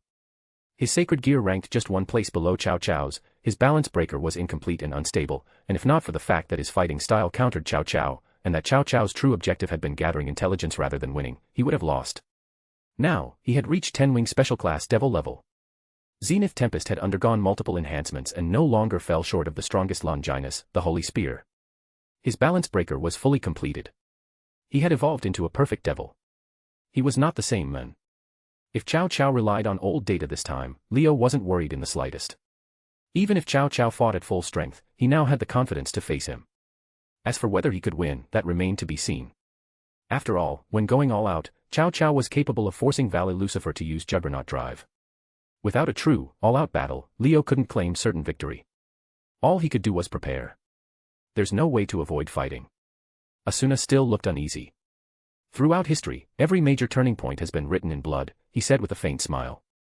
All we can do is grow stronger, prepare thoroughly, and meet whatever comes head-on. I understand. She inhaled deeply, her gaze steady. If it can't be avoided, then I'll fight to the end. Looking at her resolute expression, for a brief moment, he almost saw the flash Asuna he remembered from his previous life. Do you regret it? The question slipped out before he realized. Being dragged into something like this, a life-or-death game. Do you regret picking up the sword? What he really meant was, do you regret becoming a devil? If she hadn't, she wouldn't be caught up in all this. He didn't say it aloud, but she understood. I don't. She smiled softly. Her voice was gentle, but firm. I've never regretted reincarnating as a devil. And I've never regretted picking up the sword. If you hadn't given me the chance to reincarnate, President, I would have died in that dark alley that night. And if I hadn't picked up the sword, I might still be that obedient daughter, living out a so-called elite life where my future was decided for me. I believe everyone feels the same. She knew it even if they didn't say it aloud. Yukino, that tsundere, had always been overlooked at home. Now she had power that made her family see her differently. She could see the truth of the world instead of being blinded by a peaceful illusion. She was more satisfied than she'd ever admit. Mahiro was the same. She had long cut ties with her family. What she cherished now was life in the manor, the family known as the Eligos peerage. As for Yutaha, even if she'd chosen to become a devil on impulse, she was clearly enjoying herself now. A light novel author with a head full of wild imagination, how could she not relish stepping into a fantastical world like this? Ravel, Rem. They were natives of this world to begin with. Despite facing danger time and again, not a single member of the Eligos peerage regretted becoming his servant. If anything, they were grateful for the power to resist injustice. And he had given them that power. Is that so? He looked at her gentle smile and murmured quietly before lifting his teacup again. They said nothing more. They simply sipped their tea in silence. And the room felt warm. Chapter 193, Chapter 191.5, Hot Water, Extra R18, Skippable. The tea was finished. Leo set his cup down and stretched until his neck popped. Asuna was still sitting across from him, hands around her empty cup, that soft pink on her cheeks from earlier. He stood up. I'm going to soak. The water was already drawn. He always said it running before bed. Training wrecked his shoulders, and nothing fixed that like water so hot it burned out whatever was still rattling around in his head. The summit was in 2 days. He didn't want to think about it. He stripped, left everything on the bedroom floor, and stepped in. The heat worked into his shoulders. He sank low, leaned back, closed his eyes. His mind was almost blank when the door opened. President, I'm coming in. Asuna stepped through wrapped in a towel. She pinned her hair up. Her face was already red. She lowered herself into the opposite end. Come here. Her ears went red. She looked at the space next to him, then at him. Moved through the water and settled against his side, close enough that her shoulder pressed into his arm. He tucked a loose strand of hair behind her ear. She flinched, then went still. His hand slid from her ear to her neck. He gripped her by the nape and bit down gently on the curve of her collarbone. President. Her hand grabbed his thigh under the water. He kissed the spot he'd bitten and moved up the side of her neck. She tilted her head to give him more room. He pulled back. She was flushed down to her chest, eyes glassy, lip bitten red. He put his hand on the towel. Can I take this off? She nodded once. He pulled it loose and let it sink. His hand found her waist under the water, slid to her hip. She was softer than the training gear ever showed. Narrow waist, soft hips, her skin pale where the flush hadn't reached. A few loose strands of chestnut hair clung to her neck and shoulders. Small breasts, pink nipples, and the flush had spread all the way down her chest to her stomach. She was pretty. He already knew that. Seeing her like this was different. "President, you're staring," she murmured, face red. "You look beautiful." She opened her mouth and he kissed her before she got a word out. She made a startled sound against his lips, froze for a second, then kissed him back. Her fingers curled into his chest, she pressed closer, and he could feel her heartbeat hammering through her ribs. His hand found her breast, thumb across the nipple, and her breath broke. She pulled back with a gasp and then leaned right back in, kissing him harder. He rubbed his thumb in slow circles and kissed down her jaw to the spot below her ear. Every time his lips pressed there, her breath hitched and her fingers dug in. When he took her nipple in his mouth, she grabbed his hair. "Ah. President, that's..." She didn't finish. He sucked gently, rolled the other between his fingers, and she arched into him. MMH. Her thighs clenched under the water. Her hand in his hair tightened every time he used his teeth. When he lifted his head, she made a frustrated sound and reached for him. His hand slid down her stomach instead. When his fingers slipped between her thighs, she tensed, legs pressing together on reflex. Then she relaxed them apart. He found her clit and she jerked. Wait. He kept his touch light. Small circles, barely any pressure. When her hips pushed forward, he pressed harder. When her breathing got ragged, he eased off. She squirmed against him, frustrated rolls of her hips. He was hard against her thigh and she could feel it. That feel good. Why yeah. Face half buried in his shoulder. He slid a finger inside her. She inhaled sharply, mouth falling open. Tight, hot even compared to the bathwater. He curled forward, looking for the angle, and when he found it, the sound she made went straight to his cock. He added a second finger when she relaxed enough, kept his thumb on her clit, and she rocked against his hand in small movements that sent ripples across the water. Every few breaths she'd whisper, "President," against his shoulder. He kissed her temple and eased his hand away. "WH. Why did you stop? Hold on." He lifted her by the waist and sat her on the tub's edge. Cold air hit her skin and she shivered, goosebumps racing up her thighs. She looked down at him with confusion and frustration, and then he settled between her legs and put his mouth on her. Her hand slammed down on the stone. President, you don't have to dash." He licked up her slit and she stopped talking. Her other hand went to his hair and gripped hard. He could taste her, warm and slick, and her thighs clamped against the sides of his head. He focused on her clit. Steady pressure, tongue circling, occasionally sucking. Her hips kept jerking, pressing closer. She wasn't being quiet anymore. Loud, open-mouthed, voice cracking on every exhale. I can't, I'm going to." He slid 2 fingers back inside her and didn't let up. She came with her fist in his hair. She couldn't finish. Her whole body shook, thighs clamping around his head. He kept his mouth on her, gentler, rode it out until the shaking stopped. When he looked up, she was a wreck. Hair loose around her shoulders, cheeks and chest burning red, eyes glassy and wet. He smiled. She looked away. "Come here." He held out his hand. She slid back into the water, into his lap. Legs around his waist, arms over his shoulders. Her heartbeat was going crazy against his chest. He brushed her hair back from her face. She watched him with half-focused eyes. "Okay. A pause. I want more." He kissed her. She pressed into it, tasting herself on his mouth and not pulling away, hips shifting against him. He was hard against her and she could feel it. He reached between them and pressed the head of his cock against her entrance, other hand on her hip. She held his gaze and sank down onto him slowly. His head dropped back against the stone. Tight, hot, and the slow inch by inch of it blanked his head completely. The summit, Chow Chow, the hero faction, all of it just gone. He gripped the edge of the tub to stop himself from pulling her down the rest of the way. When she settled all the way, she went still, breathing through it. Her brow creased, then slowly smoothed out. "You good?" She nodded. Fingers curled against the back of his neck. "Just, give me a second." He kissed her and waited. She moved first. A small roll of her hips. They both exhaled. Again. Deeper. A soft ah, and her eyes went half shut. Then she found a rhythm and stopped being careful. Head tipping back, throat bare, hair falling in wet tangles over her shoulders. Water sloshed against the tub walls. "You feel good," he told her. She shivered. He started meeting her, slow thrusts matching her rhythm, pressing deeper each time she came down. She gasped and grabbed his shoulders. Ah, there. He kept that angle. Hands on her hips, guiding, and she rode him while the water lapped over the edge. She was making sounds with every movement, forehead pressing against his. President. She whispered.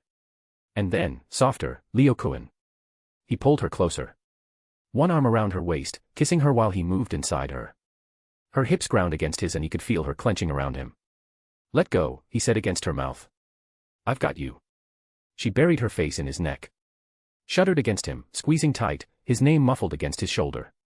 He held her through it, then let go himself, pressing deep, breath ragged against her hair. They stayed like that. He reached back and turned the hot tap. Fresh heat crept in around their legs. Your knees are going to be terrible tomorrow, he said. She lifted her head. Face still red, hair a disaster, eyes soft. She looked at him and laughed, breathless and shaky.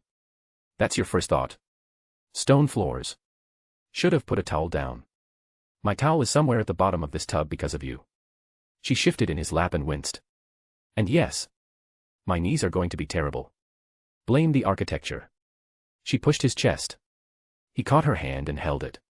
Quiet for a while. Steam rising. We should clean up, she said. Before someone gets back. Ram and Rem are here. They wouldn't come into your bathroom. True. He thought about it. Yukino would. Asuna went stiff. She's not home, right? Not yet. Then we still have time, she said, and then froze. He grinned. That's not what I. He kissed her. Her protest died somewhere between his mouth and the hand he slid up her back. Her arms went around his neck and her hips shifted against him and he was getting hard again, still inside her. Again, she whispered. He pulled her closer. She didn't resist. The second time was slower. Less urgency, more of finding what she liked, rolling her hips at different angles until she found the one that made her voice crack. He kissed her neck, her jaw, the spot below her ear that made her gasp every time. Leo Kuan, there, don't stop. He didn't. Chapter 194, Chapter 192, I was here first. At the same time, in the separate dimension. The three servant groups had already left to handle their own matters. Yet within a snow-covered mountain, a lone figure appeared once more. Yukino had finished her work for the day, and returned to train. Because. Ice Princess. At her cold command, the 3-meter-tall inhuman princess behind her parted her icy lips and exhaled a stream of frost. The breath wasn't large. In fact, it was thin, like a single arrow of ice. Wherever it passed, the air itself froze. The endless white snowfield crystallized instantly, jagged ice spreading rapidly along its path. Yukino's gaze followed the stream without blinking. Only when it reached a distant mountain and froze it solid into an ice-covered peak did she finally look away. So this is the limit of absolute demise at this stage. She turned to the ice princess standing behind her. At first glance, the figure looked the same as ever. Silent, imposing, radiating a suffocating chill. But only Yukino could tell something was off. In the past, whether under her control or acting autonomously, the ice princess moved like a living being, responsive, fluid, never hesitating. Now, its reactions were slower. Almost sluggish. It took a second or two before responding to commands. Even its power had grown unstable. She had fired that attack 3 times already. Each time, the output varied wildly. At its strongest, it surpassed anything she had achieved at her peak. At its weakest, it was inferior to the attacks she could produce with her own demonic power back when she had just reincarnated as a devil. Something was wrong. And it had been like this for days. So every night after finishing her duties, Yukino had secretly returned to this dimension alone, researching and testing absolute demise. Today, she finally understood why her sacred gear was behaving this way. It's standing at a crossroads, unsure which direction to take. That was the answer. After months of training, especially her special training in the underworld and the recent efforts here, her control over her sacred gear had improved by leaps and bounds. Compared to when she first obtained it, the difference was night and day. And as her mastery deepened, she had pushed it to its limit. To a fork in the road. Sacred gears aren't static. They can evolve with the host's will, or undergo a dramatic breakthrough through intense emotional change. That's balance breaker. My absolute demise is right at that threshold. There are 2 paths ahead. One is strengthening the sacred gear itself. The other is stepping into balance breaker. Thanks to the books she had devoured in the manor library, and advice from those who had already reached balance breaker, she quickly grasped the situation.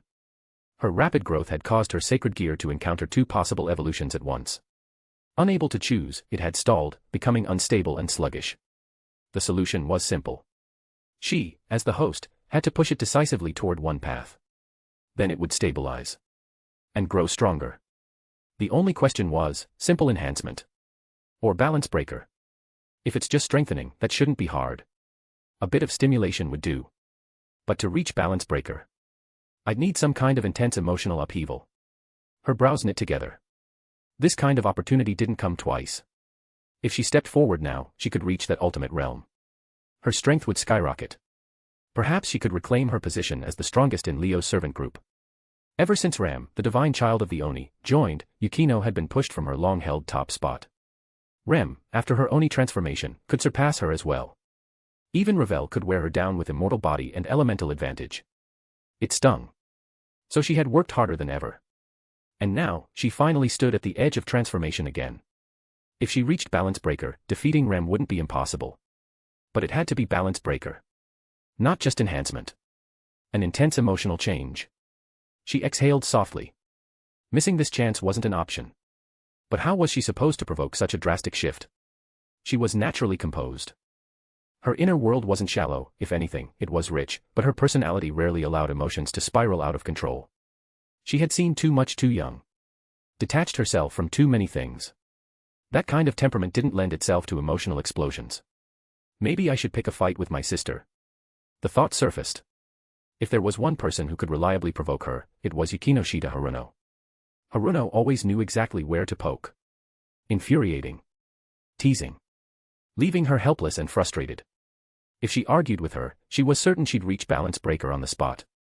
The problem was, she never argues back. Yukino knew that much. No matter how she tried to start something, Haruno would just smile it off. Laugh it away. And she'd fail to achieve her goal, possibly even pushing absolute demise toward simple enhancement instead. That would be a waste. And ever since Yukino moved into Leo's manor as his servant, something had shifted. Haruno used to visit often. Dropping by her apartment under the excuse of checking on her little sister. Now, Haruno had all but disappeared from her life. Even phone calls were rare. Sometimes their mother, usually distant and indifferent, would call to ask about her situation. But Haruno. It felt like the distance between them had suddenly stretched too far. Yukino knew the truth. It wasn't Haruno drifting away. It was her. Their worlds were no longer the same.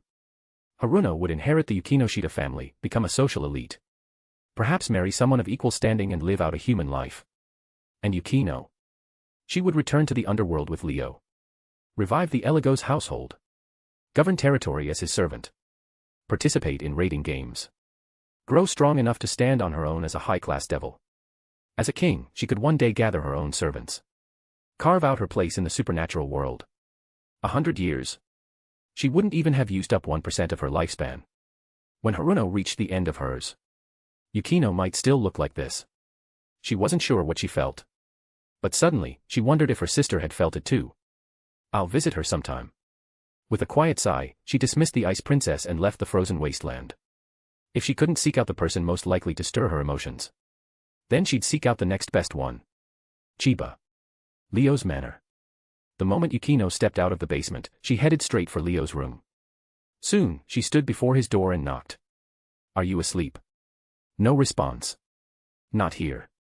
She frowned and pushed the door open. Normally she wouldn't enter someone's room uninvited. But Leo didn't exactly knock before entering hers. Even when she was changing or sleeping, he'd just walk in and say, I'm entering my servant's room. I don't need to knock, do I? The audacity. The first time, she'd nearly crashed out. If she hadn't been barely covered at the time, she absolutely would have. Since then, she'd adopted the same habit. She stepped inside. 2 empty cups of black tea sat on the table. Clothes were tossed aside nearby. Then, she heard noises from the bathroom. As she listened, her ears turned red. Idiot. Her teeth clenched. Before she returned, Leo had invited Asuna to bathe with him after tea. It wasn't unprecedented. But this time, there was no one else. Just the two of them. And Leo had never been particularly good at restraint. Flustered and red-faced, Asuna had been dragged inside. And thoroughly devoured. Yukino could piece together the rest. Her jaw tightened. Then, unexpectedly, a dull ache spread through her chest. I was the one who came first, equals dash equals dash equals dash equals. Chapter 195, Chapter 193, that depends on what it is. Yukino had never imagined she would one day feel hurt over a man having sex with another woman. She had never even imagined herself getting close to any boy. She got along with her father well enough, at least better than with her mother or sister. But she had never felt this kind of pain just because he favored her sister more. She only wanted to prove to her parents that she was no less capable. Plenty of boys had tried to get close to her over the years. She was quite pretty, after all. Yukino had never denied this, and could even openly compliment her own looks in front of complete strangers. She knew what she looked like. And because she knew, she also knew exactly why those men tried to approach. Because she was pretty, so they wanted to be with her. To Yukino, that was nothing but the fake. What she had always sought was the genuine. Something not decorated or packaged by appearances, by looks, by outer presentation. Take herself. If someone liked her for her face, for the version of her she showed the world, then they didn't actually like Yukino Shida as a person. They liked a pretty girl who happened to carry that name. The moment someone prettier or more impressive came along, they'd feel the same pull, the same desire. Because that was what they were really chasing. That kind of affection, in Yukino's eyes, was the fake. And yet, everyone around her seemed to prefer the fake. Only she kept searching for the genuine. Given all that, Yukino never believed she could get close to any man. She didn't even bother pretending otherwise. She was as cold as she could be, as sharp-tongued as she could be, scaring off anyone who dared come near. This attitude was also her true nature. Her genuine self. So she would never hide it. If you told her past self that someday she'd feel hurt because a man was having sex with another woman, she would have scoffed. But how could her past self have known? Everything she once believed in and accepted turned out to be fake too. Whether it was ordinary life, or the world she had always wanted to change, all of it was nothing but surface. Genuine fakes, through and through. The truth of this world had always been hidden beneath that ordinariness. Lurking in the shadows. In the darkness. That was the genuine article. Honestly, Yukino was grateful to Leo. Grateful that he had given her the chance to see the world as it truly was. To find the genuine. So even though she never said it aloud, Yukino had long since accepted everything. Including the fact that Leo considered her his property, considered her a member of his harem. Things that her past self would have found utterly absurd. The main reason was that Leo had never forced her. Never dragged her into any of it. With her personality, if he had, she probably would have done what she always did, tried to change things, or fled from his side entirely. Even becoming a stray devil wouldn't have been off the table. But he hadn't. Despite all his flirting, he had never forced her to do anything before she came to terms with it on her own. Even though he constantly called her his property, his servant, a future member of his harem, he had never once been disrespectful in those early days. Things like barging into her room without knocking while she was changing, chatting with her while completely naked as if it were the most natural thing in the world, or soaking together in a hot spring. None of that had happened before. Not until Yukino accepted everything. Acknowledged everything. Only then did that man become so brazen. He had always known where the line was. He seemed shameless. Seemed like nothing was off limits, like he was having the time of his life being a devil with zero restraint. But he had never truly crossed a line. He paid attention to how his servants were doing. What they were thinking. He cared about how they felt. He called himself their master, but never actually treated them as servants. The way he interacted with them daily was closer to being around friends. He often said that the Gremory family had treasured their servants for generations, doted on their peerage. But in Yukino and the others' eyes, he was worse than any Gremory. He practically spoiled them rotten. Every action he took came from the heart. His feelings toward his servants might not be called passionate, but they were absolutely sincere. Unlike the social games at school, or the politics of the real world, where every smile hid something, being around that man, every second of it, you could feel that this was just him. No act, no agenda. So whether it was her, or Asuna, Yutaha, Mahiru, or the rest, they were all genuinely content to stay by his side. Even if they sat together in silence reading books, it never felt uncomfortable. That was remarkable. She herself went without saying. As reclusive as she was, there was never a moment she could be called sociable. Asuna, Yutaha, Mahiru, they all preferred solitude over company. The faces they showed to the public were just masks, maintained for the bare minimum of social circles and relationships. Even Eruri, the blonde who seemed to get along with everyone, would definitely prefer hiding away to secretly work on her doujinshi over spending all day chatting and laughing with people who didn't know her real self. Unattainable beauties were unattainable precisely because they were not only beautiful, but impossible to get close to. Yet around Leo, that principle simply didn't apply. All 4 of these flowers atop their distant peaks had already accepted Leo. Accepted the arrangement as it was. Yukino knew this day would come eventually. That man wanted a harem, after all. How could he possibly keep his hands off when surrounded by so many beautiful women? Girls were far more perceptive than boys imagined. Unless they were the truly innocent, truly naive type, they always knew what boys were thinking. You think sneaking a girl off to a secluded spot is subtle? You think taking a girl to a hotel and insisting you just want to sleep, just want to rest, actually fools anyone? Wrong. Dead wrong. Sometimes, when they played along, it wasn't because a boy's game was slick. It was because they were willing. And so, as Leo barged into their rooms with increasing boldness, as he grew more enthusiastic about bathing together, the girls had already more or less figured it out. This man was going to make his move. Even Yukino had mentally prepared herself. What was happening now wasn't particularly surprising to her.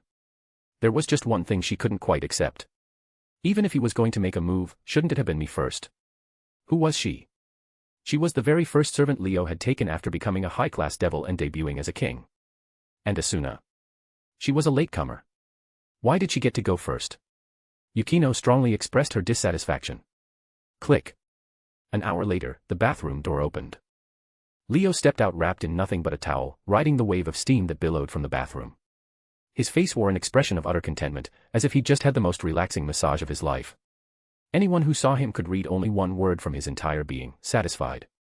But before he could wipe that blissful look off his face, his body went rigid. Because standing right in front of him, arms crossed, ice cold, was a girl. Why are you here? Leo's brain short-circuited. Why? Yukino said coldly. You don't want to see me here. That's not it. Leo said, face stiff. How long have you been here? He prayed that Yukino had only just arrived. If so, maybe he wouldn't be socially dead. Carefree and easygoing as he normally was, tonight was his first time. Both lives combined, this was the night he'd finally lost his virginity. The last thing he wanted was for someone to have been listening. Unfortunately, his fragile wish was doomed. I'd say I arrived fairly early, Yukino said, expressionless. After all, someone who talked big about building a harem surrendered not long after starting. How could I possibly have come late? Bullshit. Leo exploded, practically jumping out of his skin. Who surrendered? I only did that the first TI. The sentence died halfway. Right. If Yukino had heard even that much, then she really had arrived early. And he really was socially dead. Leo was instantly overcome with the urge to cease existing. Where's Asuna? Yukino couldn't have cared less whether her scum of a master was having an existential crisis. She glanced at the bathroom. In there. Cleaning up. Leo's response was lifeless. Yukino wanted to say something more, but couldn't figure out what. She settled for glaring at Leo, letting out a cold snort, and turning to leave. Wait. Leo panicked. He lunged forward and grabbed her, pulling her into his arms. What are you doing? Yukino yelped, then went red to her ears. And who could blame her? Leo was wearing nothing but a towel, hugging her bare-chested. Clothes enough that she could smell the body wash and shampoo on his skin. Yukino, who could barely handle physical contact on a good day, felt her composure crack. But Leo didn't let go. So, can we make a deal? Leo held her and smiled sheepishly. What happened tonight, don't tell anyone, okay? The sex with Asuna. That, he didn't mind people finding out. It was bound to come out sooner or later. He'd never hidden it. Even if it was discovered, he could face the contemptuous stares of his servants with perfect composure. But finishing embarrassingly fast the first round? Absolutely not. Just as Yukino had said, it contradicted the image of the man who was always going on about building a harem. Sure, he'd quickly rallied and come back for round 2, proving himself. But he really didn't want anyone finding out that he'd gotten a little too excited and lasted about as long as a sneeze his first time. This had to stay buried between himself, Yukino, and Asuna. Nobody else could ever know. You're still capable of shame. Yukino struggled, and upon realizing she couldn't break free, sneered. Isn't your skin always impossibly thick? That depends on what it is. Leo declared with iron resolve. Other stuff? Fine, whatever. But this? Absolutely not. This can never get out. Why not? Yukino shot back. Aren't you always saying we're the closest to each other? That we're fated companions for tens of thousands of years? What could possibly need hiding? How is that the same thing? Leo's mouth twitched. This is personal privacy. Everyone has a sense of shame. I don't make you all report which day of the month you get your period, do I? Nobody would report that to you. Yukino was genuinely angry now. And I have zero interest in advertising your embarrassments. Let go of me. She struggled again. Instead of letting go, Leo held on tighter. If you got here that early, why did you stay the whole time instead of leaving? Leo calmed down, his intelligence reclaiming the high ground. Don't tell me you have some kind of eavesdropping fetish. Who has a fetish like that? Yukino's eyes narrowed dangerously. You're the one who suddenly made a move on someone. You don't get to blame people for overhearing. Other people, no. Leo looked at her steadily. Then, as if he'd seen through something, he smiled. But you. That's fine. After all, you're my first servant. The words froze Yukino in place. The next instant, Leo swept her off her feet, making her cry out. What are you doing? You.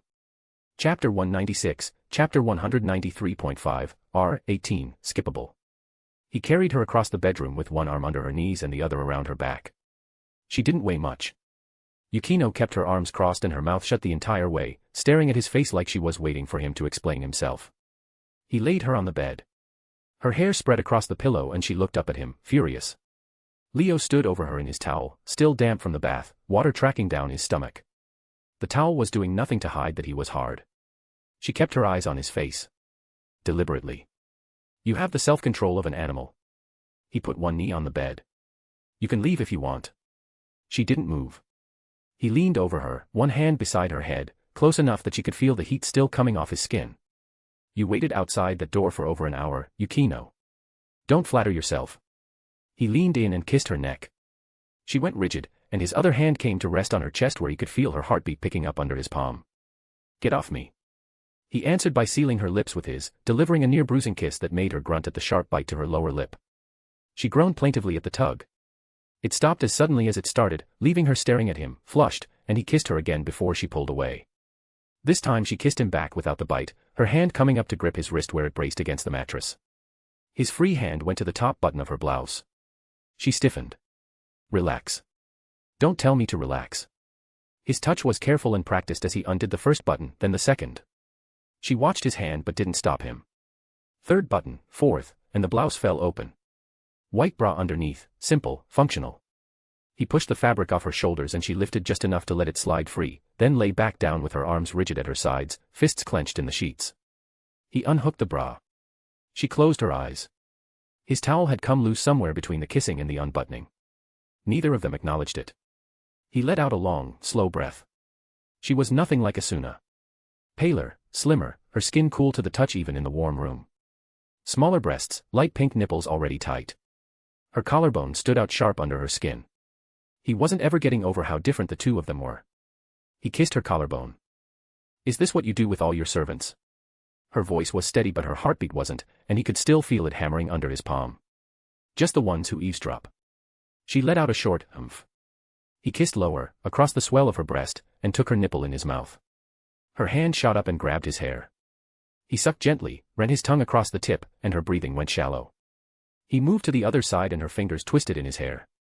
When he scraped his teeth lightly she made a sound through clenched teeth, barely audible, and turned her face into the pillow. A low whimper slipped past her lips. He exhaled sharply against her skin. His hand slid down her stomach.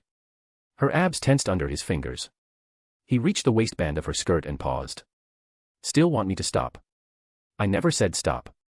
Muffled by the pillow. I said get off me. Those are different. He pulled her skirt down. She lifted her hips. White underwear, damp. He hooked his thumb under the elastic and dragged them down her thighs. She pressed her legs together on reflex, then slowly, deliberately, relaxed them apart. He touched her. His composure broke for a moment, eyes widening in surprise at how what she already was, enough that she'd been soaking through for a while if her underwear was any indication. His fingers slid along her slit and she bit down hard on nothing, jaw locked. He found her clit and circled it, light pressure, and her hips twitched. You're soaked. Shut up. She tried to sound stubborn. It came out a plea. He kept his touch slow. Her hand was still in his hair, pulling harder every time he changed pressure. Her breathing kept slipping, evening out for a second before hitching again. When he slid a finger inside her she sucked in a breath, thighs tensing around his hand. Tight, hot, her body gripping him. He curled forward, found the angle, and her whole body jerked. Stop. He added a second finger, kept his thumb on her clit. She was rocking against his hand in small, involuntary movements, her head still turned into the pillow. She pressed her lips together hard, breathing through her nose, but she kept rolling against his hand. His mouth left her breast and trailed down, kissing across her ribs, her stomach, her hip, her inner thigh. She finally looked at him. Flushed from her cheeks to her chest. He put his mouth on her. Her back arched off the bed. She grabbed a fistful of sheets with one hand and his hair with the other. He licked up her slit, flat tongue, slow, and her thighs clamped against his head. He focused on her clit. Steady pressure, tongue circling, and within seconds she was shaking. She came fast. Her whole body went taut and the sound she made was furious, like he'd done something unforgivable. He gentled his mouth and rode it out, fingers still inside her, feeling her pulse around them. When the shaking stopped she lay there, chest heaving, arm thrown over her eyes. He wiped his mouth on his shoulder and moved back up over her. You. She took her arm off her eyes. Grabbed the bra still tangled in the sheets and threw it at his face. He caught it. She was flushed down to her chest, hair stuck to her forehead, lips swollen. She raised her arms above her head and looked away. He supposed he shouldn't have been surprised at the rush that hit him looking at her like that, arms up and eyes turned to the wall, but it hardly even compared to anything he'd felt before. Her gaze traveled down. She swallowed. He settled between her legs. She was slick and swollen, and when the head of his cock pressed against her entrance she tensed, her hand shooting up to grip his forearm hard enough that her nails broke skin. Go slow, she said. He pushed in. Slow, just the head, and she inhaled through her teeth. Her grip on his arm turned white-knuckled. He held still, but her legs hooked around his hips and pulled him deeper. Her breath caught and she buried her face against his neck. His thumb pressed against her clit, rubbing slow, and he felt her relax around him, just slightly. She pulled him the rest of the way in. He couldn't help a low, startled sound at the sensation of actually being inside her. He had, of course, had his fingers in her only minutes ago, but this hardly even compared. He started to move. She was tight enough that it blanked his head, the summit and everything after it just gone. Her nails bit into his neck. He pulled back and pushed in again, a little deeper, and her breath hitched. Her legs tightened around him. She was quiet under him, jaw set, eyes shut. Short, controlled exhales through her nose. She was rationing every sound like it cost her something. He shifted his angle. Her eyes flew open and she grabbed his face with both hands, then his shoulders, then her nails were dragging down his back. He kept that angle. Deeper. Small sounds on every thrust, getting louder despite the way she pressed her lips together. Her hips started meeting his, grinding up against him when he pushed in. The feeling of her tightening around him was nearly enough to finish him right there. The sight of her squirming and trembling under him, hair sticking to sweat-slick skin, pressing up into him with every thrust, he was saving this mental image. Leo. Softer than he'd ever heard her say it. Don't stop, I. He kissed her and she moaned into his mouth, clenching around him, her whole body pulling him in. She came with her fingers digging into his back, his name half formed on her lips. He lasted longer this time. Held her through it, kept moving while she shook, and when he came he pressed in deep and went still, his face against her neck, both of them breathing hard. Her fingers loosened on his back. She turned her head and looked at the ceiling, chest still rising and falling. He lifted himself onto his elbows and looked down at her. Hair a mess across the pillow, a bite mark on her collarbone he didn't remember leaving. She glared at him, but the glare had no teeth. He grinned. Don't say it. Say what? Whatever you're about to say. Don't. He kissed her forehead instead. She closed her eyes and let him. He stayed there for a second longer than he needed to. She smelled like his sheets now. The bathroom door opened. Asuna stood in the doorway wrapped in a towel, hair still damp, skin pink from washing. Her eyes went from Leo to Yukino to the discarded clothes across the bed. Color flooded her face. Leo rolled onto his back. Come here. Her towel was clutched so hard her knuckles were white, but she walked to the bed anyway. Sat on the edge, close enough that her knee touched his hip. She was looking at Yukino, not him. Yukino met her eyes, then looked away first. He reached up and tucked her damp hair behind her ear. She leaned into the touch. His hand slid down to her shoulder, tugged gently at the towel. She let it fall. She was still flushed from earlier, skin warm and soft. Her eyes traveled across Yukino's body, then she looked down at herself, then away. He pulled her down onto the bed beside him. She settled against his side, hand resting on his chest. He kissed her, slow and familiar, and she opened her mouth for him immediately, fingers curling against his skin. When he pulled back, Yukino was watching them. He turned to Yukino. She let him pull her close, body pressing along his, and when he kissed her she bit his lip and licked the sting away. Asuna's hand on his chest slid lower. He was getting hard again, and when her fingers wrapped around him he exhaled, pressing into her grip. She stroked him slow, watching his face. Yukino's hand covered hers. Asuna looked at her, startled. She didn't look back. Her cheeks were burning and she was staring hard at the ceiling, but her hand stayed where it was, following the rhythm. Asuna's thumb circled the head of his cock while Yukino squeezed the base, and his hips jerked hard enough that both of them felt it. He turned toward Asuna and kissed her neck. On his other side, Yukino pressed her mouth to his shoulder, teeth grazing his skin. He turned Asuna onto her back and pushed inside her. She took him easily, still slick from earlier, and her breath left her in a long, open moan. Soft and slick and so good. Her hips rolled up to meet every thrust. Yukino watched from beside them, propped on one elbow. Her hand found Asuna's and laced their fingers together, and Asuna squeezed back. He reached for Yukino with his free hand, found the back of her neck and pulled her close, kissing her while he moved inside Asuna. Her hand slid down Asuna's stomach, hesitant, then more deliberate. When her fingers found where they were joined, Asuna's voice cracked. Yukino-san. Her fingers circled Asuna's clit, light, tentative. Asuna grabbed her wrist and held it there. He thrust deeper and Asuna hooked her ankles behind his back, pulling him in. Asuna scarcely managed a whimper, fingers fisting in the sheets, cunt squeezing around him. He pulled out of Asuna, breathing hard, and turned to Yukino. She was already on her back. He pushed into her and she made a sharp, quiet sound. Still sensitive from before, still wet, and this time there was no resistance. She took all of him at once and her thighs clamped around his waist and she pulled him close. Asuna curled against her side, breath still ragged, and pressed her lips to Yukino's shoulder, then her neck. When her mouth found the spot just below her ear, Yukino made a sound she hadn't made all night. Leo. One hand found Asuna's hair, the other dug into his shoulder, holding onto both of them while he fucked her. Asuna's mouth stayed at her neck, breathing against her skin, and her whole body shuddered between them. He felt her tighten around him and didn't hold back. He came with her, her hand gripping his shoulder, Asuna's breath warm against her skin. He collapsed onto his back between them. When he came to, Asuna had nestled into his left side, already half asleep, her hand resting over his heart. Yukino lay on his right, staring at the ceiling, her breathing slowly evening out. He turned his head toward her. She didn't look at him. Asuna made a sleepy, contented sound against his chest. Yukino finally looked at him. Her eyes were wet, her cheeks still flushed. She opened her mouth, closed it, and said nothing. She looked away again. Closed her eyes. Her hand found his under the covers. Chapter 197, Chapter 194, she got there faster. Morning sunlight came through the window, warm and easy. Leo woke up more comfortable than he'd ever been. He tried to stretch. The next second, he realized he couldn't. Both his arms were pinned under someone's head. Asuna lay on his left, his arm as her pillow. Her breath was soft and warm against his face. A thin blanket barely covered her. Her shoulders were bare, hands resting outside the covers. Her cheeks were flushed, skin almost glowing.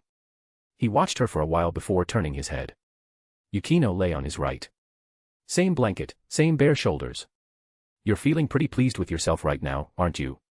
Yukino was already awake. The moment his gaze landed on her, she glared back. But her eyes were wet, glistening, and the usual calm was nowhere to be found. She looked almost pouty. It was cute. Leo grinned. The kind of grin you wanted to punch off someone's face. Shouldn't I be? He pulled her close by her bare shoulder. The famous ice queen of Sobu High, in my bed. I think I've earned the right to be smug. I didn't give you anything, Yukino said sharply. You took it. Did I? Leo grinned. Because the way I remember it, you stopped struggling the moment I carried you to bed. Yukino went red. Would struggling have helped, she said through gritted teeth. I'm not exactly a match for you. But if you really didn't want it, I wouldn't have pushed that hard. Leo snorted. Admit it, Yukino. You just didn't want to fall behind. You couldn't stand being second. That's why you went along with it.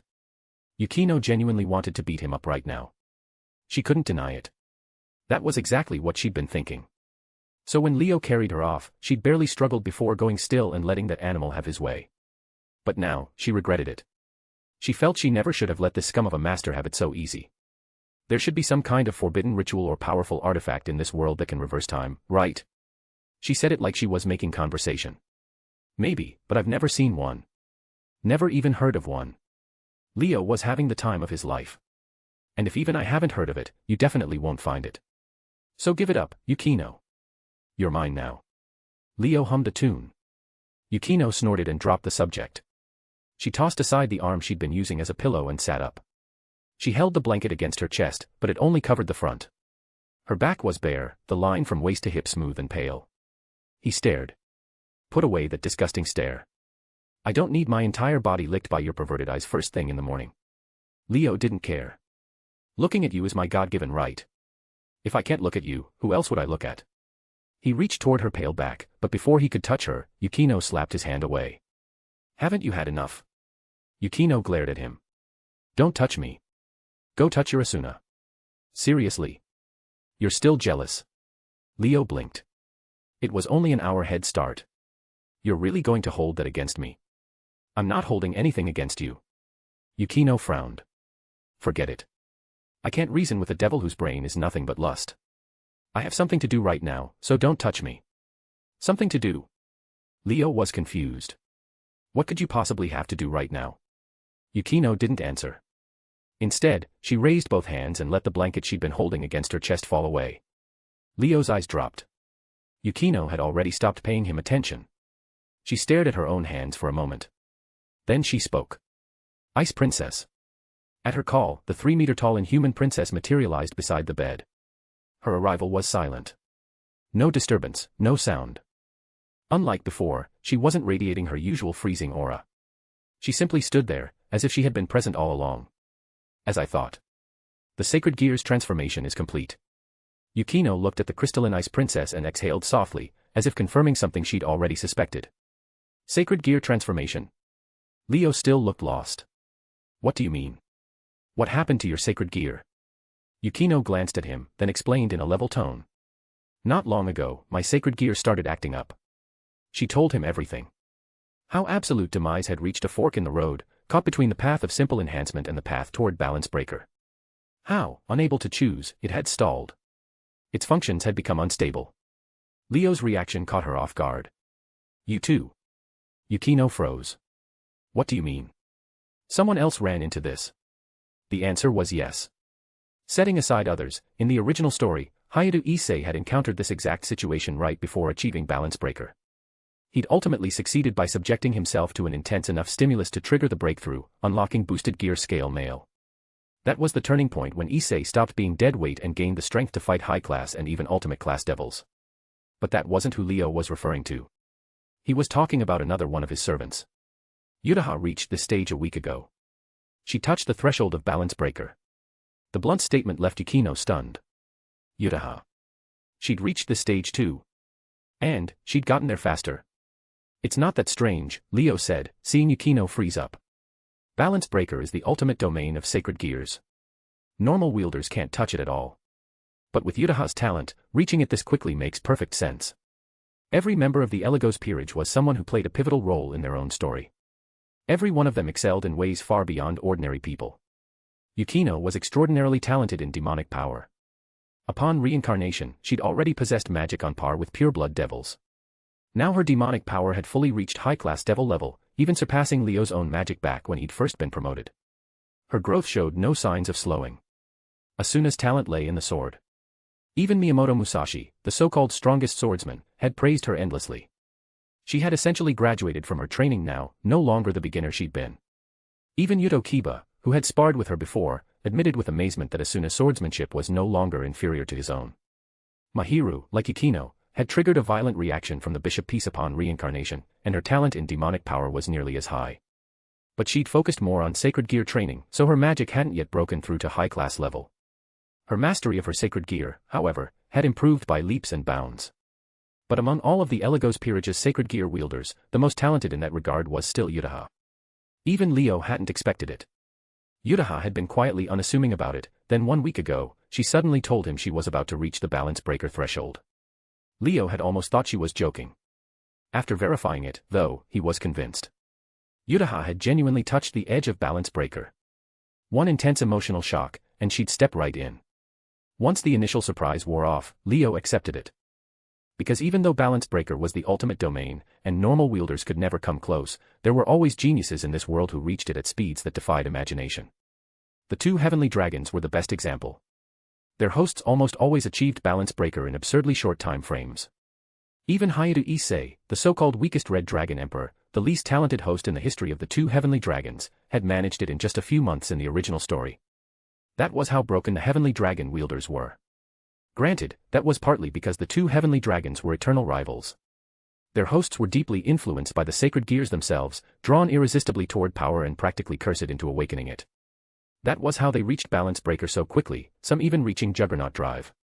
But among the wielders of other sacred gears, there were also genuine prodigies who grew at jaw-dropping rates. Especially the Longinus holders. As living violations of the world's power balance, if they couldn't grow fast enough to touch the ultimate domain, that would be the real anomaly. And that wasn't even the most absurd part. In this world, there were people who were natural-born Balance Breaker wielders. The moment their sacred gear awakened, they could already use its Balance Breaker form. Canis Lycaon, the 10th-ranked Longinus. Its current wielder was one such natural-born user.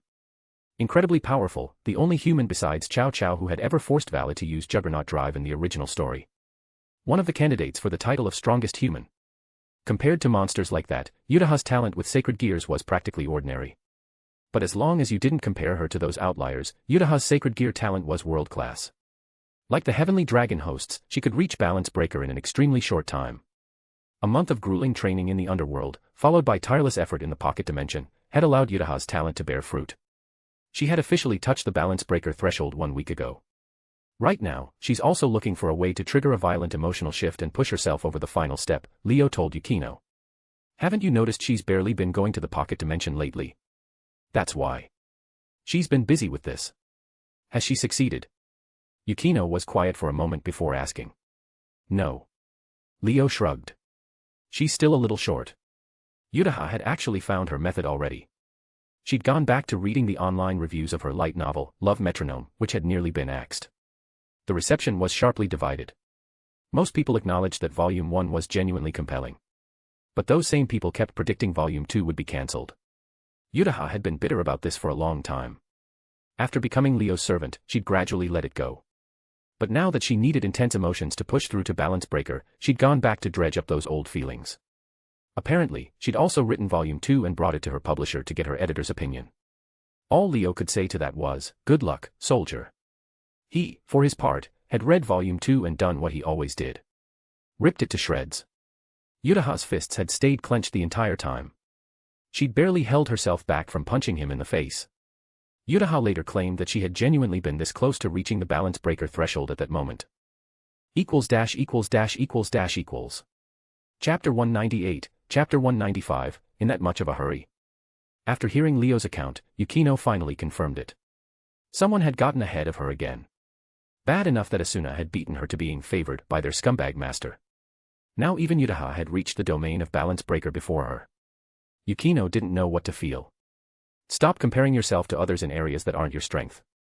Leo read her expression instantly. Your real talent has always been demonic power. And in that department, didn't you break through faster than anyone? That calmed her down somewhat. It was true. Her demonic power was the first to break through in the entire Eligos peerage. Even Ram and Ravel fell short of her in that regard. She was second only to Leo himself in raw magical ability. That was her real domain. There was no point measuring herself against others where she was weakest. Besides, even when it came to Balance Breaker, she wasn't necessarily behind Yutaha. Kasumiga Kaka-senpai may have touched this domain before me, but I think I've overtaken her. I completed it faster than she did. As she spoke, Yukino glanced toward the Ice Princess at the bedside. Demonic power flowed from her body through invisible channels into the sacred gear, and a formless wave of energy rippled across its surface. That wave was powerful enough to affect the flow of the entire world around it. The Ice Princess's aura surged visibly, climbing at a speed the naked eye could track. Seeing this, how could Leo not understand? You've already completed Balance Breaker. He was genuinely surprised. Yukino nodded. Her usually cold expression softened noticeably, her improved mood plain to see. In truth, she hadn't expected it either. Just last night she'd been agonizing over how to push her sacred gear through that final step and truly achieve Balance Breaker. Then she woke up this morning and found it was simply done. Why? After her initial confusion, Yukino understood immediately. Leo figured it out just as fast. Well, well. The great Yukino Yukino finally got eaten up by the kind of men she's always looked down on. How could there not be some intense emotional upheaval? Leo's teasing made Yukino's cheeks flush. She glared daggers at him. But she didn't deny it. Last night, her emotions had been extreme, to say the least. How could they not be? First she'd discovered someone had beaten her to the punch. She was Leo's first peerage member, and yet Asuna had gotten there first. She'd been left standing outside the bathroom, listening to the absurdly dramatic sounds from inside, her heart in turmoil. Then a certain scumbag master had grabbed her, tossed her onto the bed, and taken her on the spot. And then he'd dragged out the girl who'd been eavesdropping at the bathroom door for one massive shared bed. How was someone who'd been completely inexperienced until that very night supposed to handle all of that calmly? Last night was, without question, the most mortifying experience of Yukino's entire life. More shocking than discovering she lived in a world full of supernatural powers. More shocking than learning she'd been killed and reincarnated as a devil. Even now, just thinking about it made her want to dig a hole and bury herself. Her heart still couldn't settle, let alone during the actual events themselves.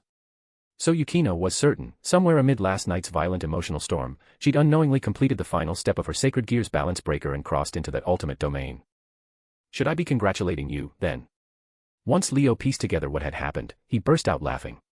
Sure, it sounded absurd. Achieving balance breaker through that. Ridiculous on every level. But when you compared it to Hayadu Issei from the original story, it suddenly didn't seem so outlandish. After all, that guy had reached balance breaker by poking breasts. If Yukino could reach it through a more crowd-pleasing method, why the hell not? Never mind whether it was absurd. The only question that mattered was whether it had caused an intense enough mental shift to satisfy the conditions for balance breaker. As long as the Sacred Gear received a powerful enough emotional shock, that shock became the catalyst for reaching the balance breaker domain. How exactly that shock came about? Irrelevant. What mattered was that Yukino was now the second person after Leo himself to reach balance breaker. That was enough. This is only the beginning. Yukino ignored his teasing, or rather, realized that reacting would only make him more insufferable, and said coolly, I've reached balance breaker, yes. But I still need time to get it under control. Fair enough. Leo was a balance breaker user himself and understood what she meant. He nodded. You should be able to communicate with Ice Princess now. Has she told you how long you can maintain balance breaker at your current level? Yukino closed her eyes and reached out to Ice Princess. A moment later, she had her answer.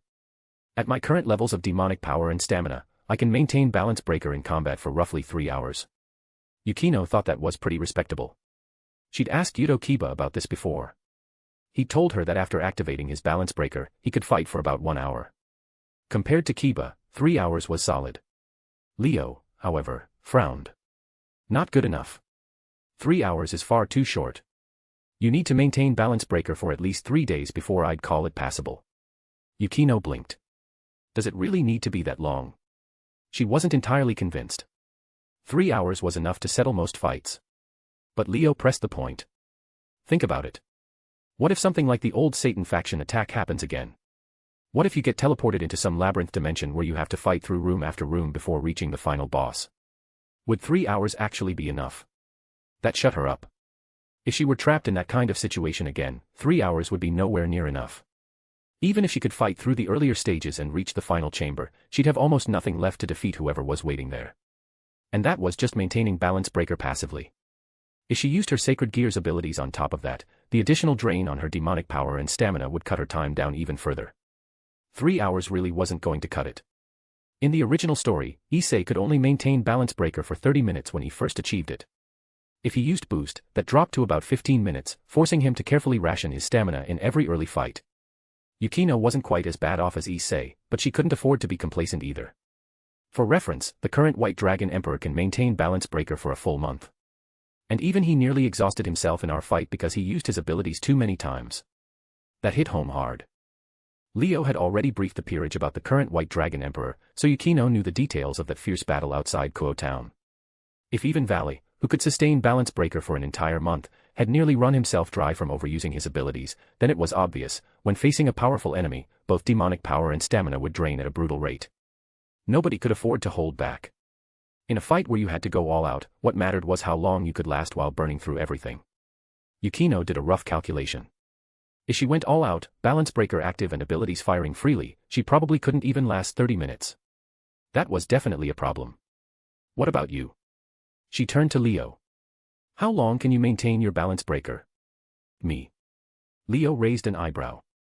Conservative estimate, about 3 months. Yukino fell silent. 3 months. That dwarfed her 3 hours. It dwarfed Vala's 1 month by a massive margin. But it made sense. Leo was now a 10-wing special class devil, a full tier above Vala's 8-wing class. Even though Vala was a descendant of Lucifer with naturally immense demonic power, enough to briefly invoke Juggernaut Drive by burning massive amounts of energy, Leo was a perfect devil. His bloodline was in no way inferior to Vala's, and was quite possibly superior. 3 months was genuinely a conservative estimate. Leo could probably sustain it even longer, but just as Vala had to account for the cost of using his abilities, Leo factored in his own ability usage and settled on 3 months as a safe figure. You already have high-class devil levels of demonic power.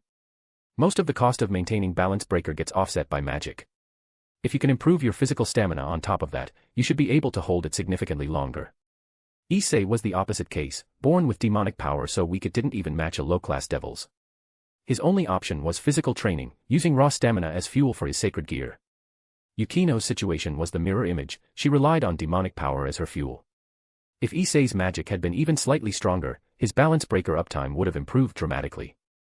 Unfortunately, he had zero talent in that area and had no choice but to grind out physical training. And Yukino was in a similar boat, just flipped around. My stamina has always been my weak point. Even becoming a devil didn't really fix that. She was genuinely frustrated. Back when she was human, Yukino's stamina had been terrible. She excelled at practically every sport, tennis, horseback riding, you name it, but her endurance was so poor she could never keep it up. Before stepping onto the field and after were like two completely different people. Before, the most dazzling star on the court, untouchable in skill. After, said star usually lasted a few minutes before running on fumes. Reincarnating as a devil hadn't changed this much. Her constitution was far stronger now, and her stamina certainly exceeded a normal human's, but compared to other devils she was noticeably behind. How far behind? Dead last in the entire Eligos peerage. Forget Asuna, who was a close combat specialist. Even compared to Yutaha, a literary girl by any measure, Yukino's stamina fell short. As for Mahiru, she'd actually been one of the top athletes in her class before becoming a devil. Ram and Rem went without saying, they were Oni, born with powerful bodies. Even Ram, whose talents were lopsided, had better endurance than Yukino. Ravel was about the same, but could at least outlast her. Yukino wasn't bad at sports. She just had no stamina. Her endurance was a disaster. Unlike Leo, who'd seen his physical ability surge after evolving into a perfect devil. He could probably sustain balance breaker on stamina alone for ages, without touching his demonic power reserves. Do what you can to work on it, Leo said. And if it really doesn't improve, just specialize entirely in demonic power training. Either way it's all fuel. Stamina or magic, doesn't matter. Yukino nodded, but privately resolved to put real time into training her endurance. It's getting late. I'm going to test my new power. Decision made, she rose without hesitation, gathered her clothes from the floor, dressed quickly, and left. Wait, you're in that much of a hurry? Leo stared after her. He'd been hoping to savor the morning a little longer. But a moment later he turned to the other side of the bed, his gaze settling with unmistakable intent on the still sleeping Asuna. The chestnut-haired girl jolted awake, eyes wide. The atmosphere in the room turned intimate once again. Chapter 199, Chapter 196, The Summit. 2 days later, in a pocket dimension. In a desolate stretch of wasteland, Leo stood facing Remington Boom. Still wearing that somewhat provocative maid outfit, Rem's entire body erupted with violent aura, her expression twisted and fierce. On her forehead, a single horn glowing with white light was slowly emerging, causing the aura radiating from her body to grow increasingly savage. She was attempting the Oni transformation again. Hold it steady. Leo stood fully exposed to Rem's ferocious aura, like someone standing unshielded in an invisible storm. Even with Rem's face contorted, he remained perfectly calm. Don't let the horn on your forehead lead you around. Shift your focus away from the horn to something else. Or better yet, concentrate on the power surging inside your body. Guide it toward your limbs. Use it the way you'd move your arms and legs, naturally, without forcing it. Leo gave her precise instruction after instruction, each one hitting the key points. Rem followed along with a strained expression, doing her best to rein in the rampaging energy inside her, fighting to keep herself from losing control. Remember, go slow. You absolutely cannot let the Oni transformation's power spike to its peak all at once. If you do, you'll lose your mind in seconds. Control the rate of the power surge. Suppress it as much as you can. It'll mean less of a boost from the transformation, but it'll also make the power far easier to handle. By now, Leo had more or less figured out the true nature of Rem's Oni transformation. He discovered that her transformation was fundamentally different from that of ordinary Oni. For normal Oni, Ram included, their transformation worked by activating the horn to unlock the body's latent potential, converting that potential into real, usable power. Self-enhancement through internal release. Rem was different. Her horn wasn't a limiter for releasing physical potential. It was an amplifier for absorbing external energy. When Rem activated her horn and entered the Oni state, it began endlessly drawing in ambient energy from the surrounding environment, channeling it into her body. The result was an instantaneous boost 10, even 100 times greater than what ordinary Oni experienced. Her power didn't just increase. It multiplied geometrically. That kind of enhancement far surpassed anything a normal Oni could achieve, but it was also exponentially harder to control. One slip and the wielder would be consumed, lost to the flood of power, driven into mindless rage. Turned into a true demon. Tiamat had been right. Whether it was Ram or Rem, both of them qualified as transcendent Oni, beings that had evolved beyond the boundaries of their race. And so, each of them had developed their own unique mutations. Ram had put her skill points in the wrong talent tree. Born an Oni yet terrible at physical combat, she instead possessed extraordinary aptitude for magic. A once-in-a-generation magical prodigy. Rem's mutation was in the transformation itself. The horn, the greatest symbol of the Oni race, had shifted from a limiter to an amplifier. It allowed her to achieve enhancement that leaped across 2 entire power tiers, a degree of amplification so extreme it rivaled some Longinus. Once Leo identified this, he quickly designed a training regimen. He had Rem consciously practice controlling her horn, regulating the speed at which it absorbed external energy, and managing how that energy flowed through her body once it entered. The results were immediate. Rem's ability to control the Oni transformation improved at a visible pace. Ngh. Eventually, Rem lost her grip and a low growl tore out of her. Her eyes were gradually turning red. All right, that's enough for today. Leo moved the instant he saw the signs. In a flash, he appeared before Rem and flicked her forehead horn with a sharp snap of his finger. Bang. The magic-infused impact struck the glowing white horn. Rem's head jerked back from the shock, and her whole body tilted backward. Leo caught the small maid before she could fall, one arm around her slender waist, his gaze fixed on the horn at her forehead. After taking the hit, the horn rapidly went dormant. It stopped growing outward and began to retract. Only when the horn had fully disappeared back into her forehead did Rem let out a weary groan. She slowly opened her eyes, no longer red. How do you feel? Not too bad. Leo steadied the girl slumped against him and asked with a smile. Why yes. Rem shook her foggy head and braced her aching, limp body. How long did Rem last this time? About 45 minutes. Leo glanced at the pocket watch in his hand and nodded approvingly. Not bad. That's more than enough time to handle high-level combat. After all, unlike a Sacred Gear's balance breaker, the duration of Rem's Oni transformation didn't depend on how much energy the host had left to burn. It depended on whether Rem could keep a firm grip on the reins of that horn on her forehead. Once a Sacred Gear's balance breaker activated, every use of its abilities required additional energy expenditure. Even Leo and Valley couldn't claim they could maintain one for a full 30 minutes in a fight where they had to go all out. Rem was different. As long as she didn't lose her grip on the horn's control, those 45 minutes were solid. Fighting at full power wouldn't shorten them. That said, factoring in the need to keep something in reserve, you should limit the Oni transformation to 30 minutes. Leo's expression turned serious. If you go past that, things could get dangerous.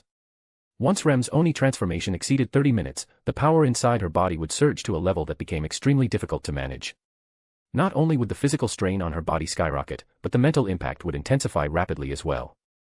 After 30 minutes of transformation, Rem would essentially be dancing on a wire. Her body would start showing signs of fatigue from the prolonged state, her ability to control the power would slip, and at that point she'd barrel toward total loss of control at alarming speed. Case in point, even though Leo had stopped Rem's loss of control just now, the strain of maintaining peak transformation and enduring maximum power amplification had left her completely drained. She couldn't even stand on her own.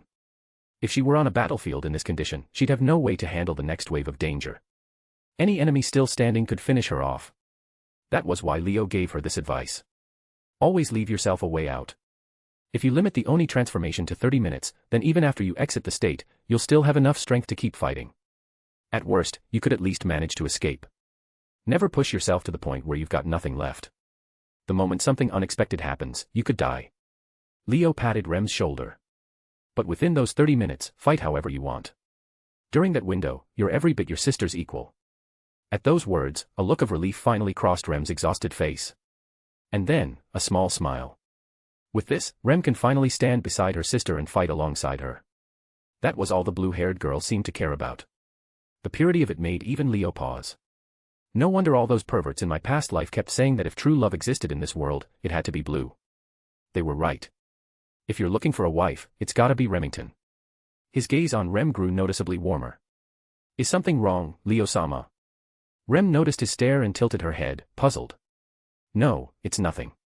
Leo met those innocent eyes and immediately looked away, a twinge of guilt hitting him. Ever since things had gotten physical with Yukino and Asuna, he felt like his self-control had been in free fall. These past 2 days, whenever he spotted the girls around the manor with their pale legs on full display, his eyes kept drifting their way. That restless itch inside him was growing by the day, and he was finding it harder and harder to resist the urge to get closer to his lovely peerage members. Feels like someone flipped my switch. Wonder how long I can hold out. Leo sighed inwardly. At this rate, was he going to turn into a second Haidu Issei? Leo-sama really should rein in his desires a little. Especially right now, of all times. A flat, emotionless voice cut in, drawing both Leo and Rem's attention. Sister. Rem called out. Good work, Remington. Rem approached from the distance, first offering a word of comfort to her younger sister before turning a sharp glare on Leo. What brings you here? Leo rubbed his nose and opted for a subject change. So the perceptive maid had seen right through him. Rem came to deliver a message.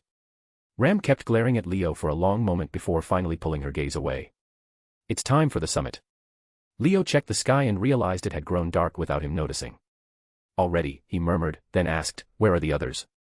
Everyone is ready, Rem said. You and Rem are the only ones we were waiting on. Is that so? Leo nodded. Then let's go.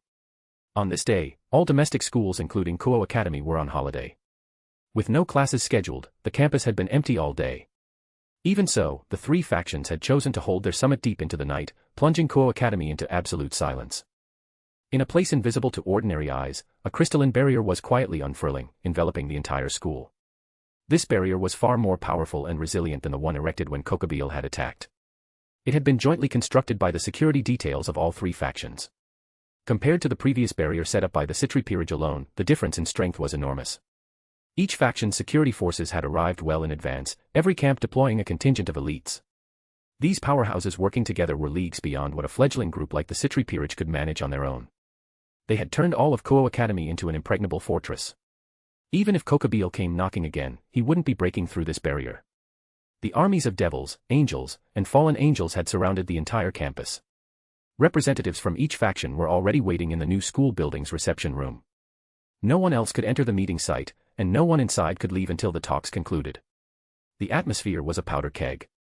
If today's meeting went wrong, if even a minor clash or heated exchange broke out, it could very well escalate into open war between the 3 factions on the spot. Leo and his group arrived at Kuo Academy via magic circle in the final minutes before the barrier went up.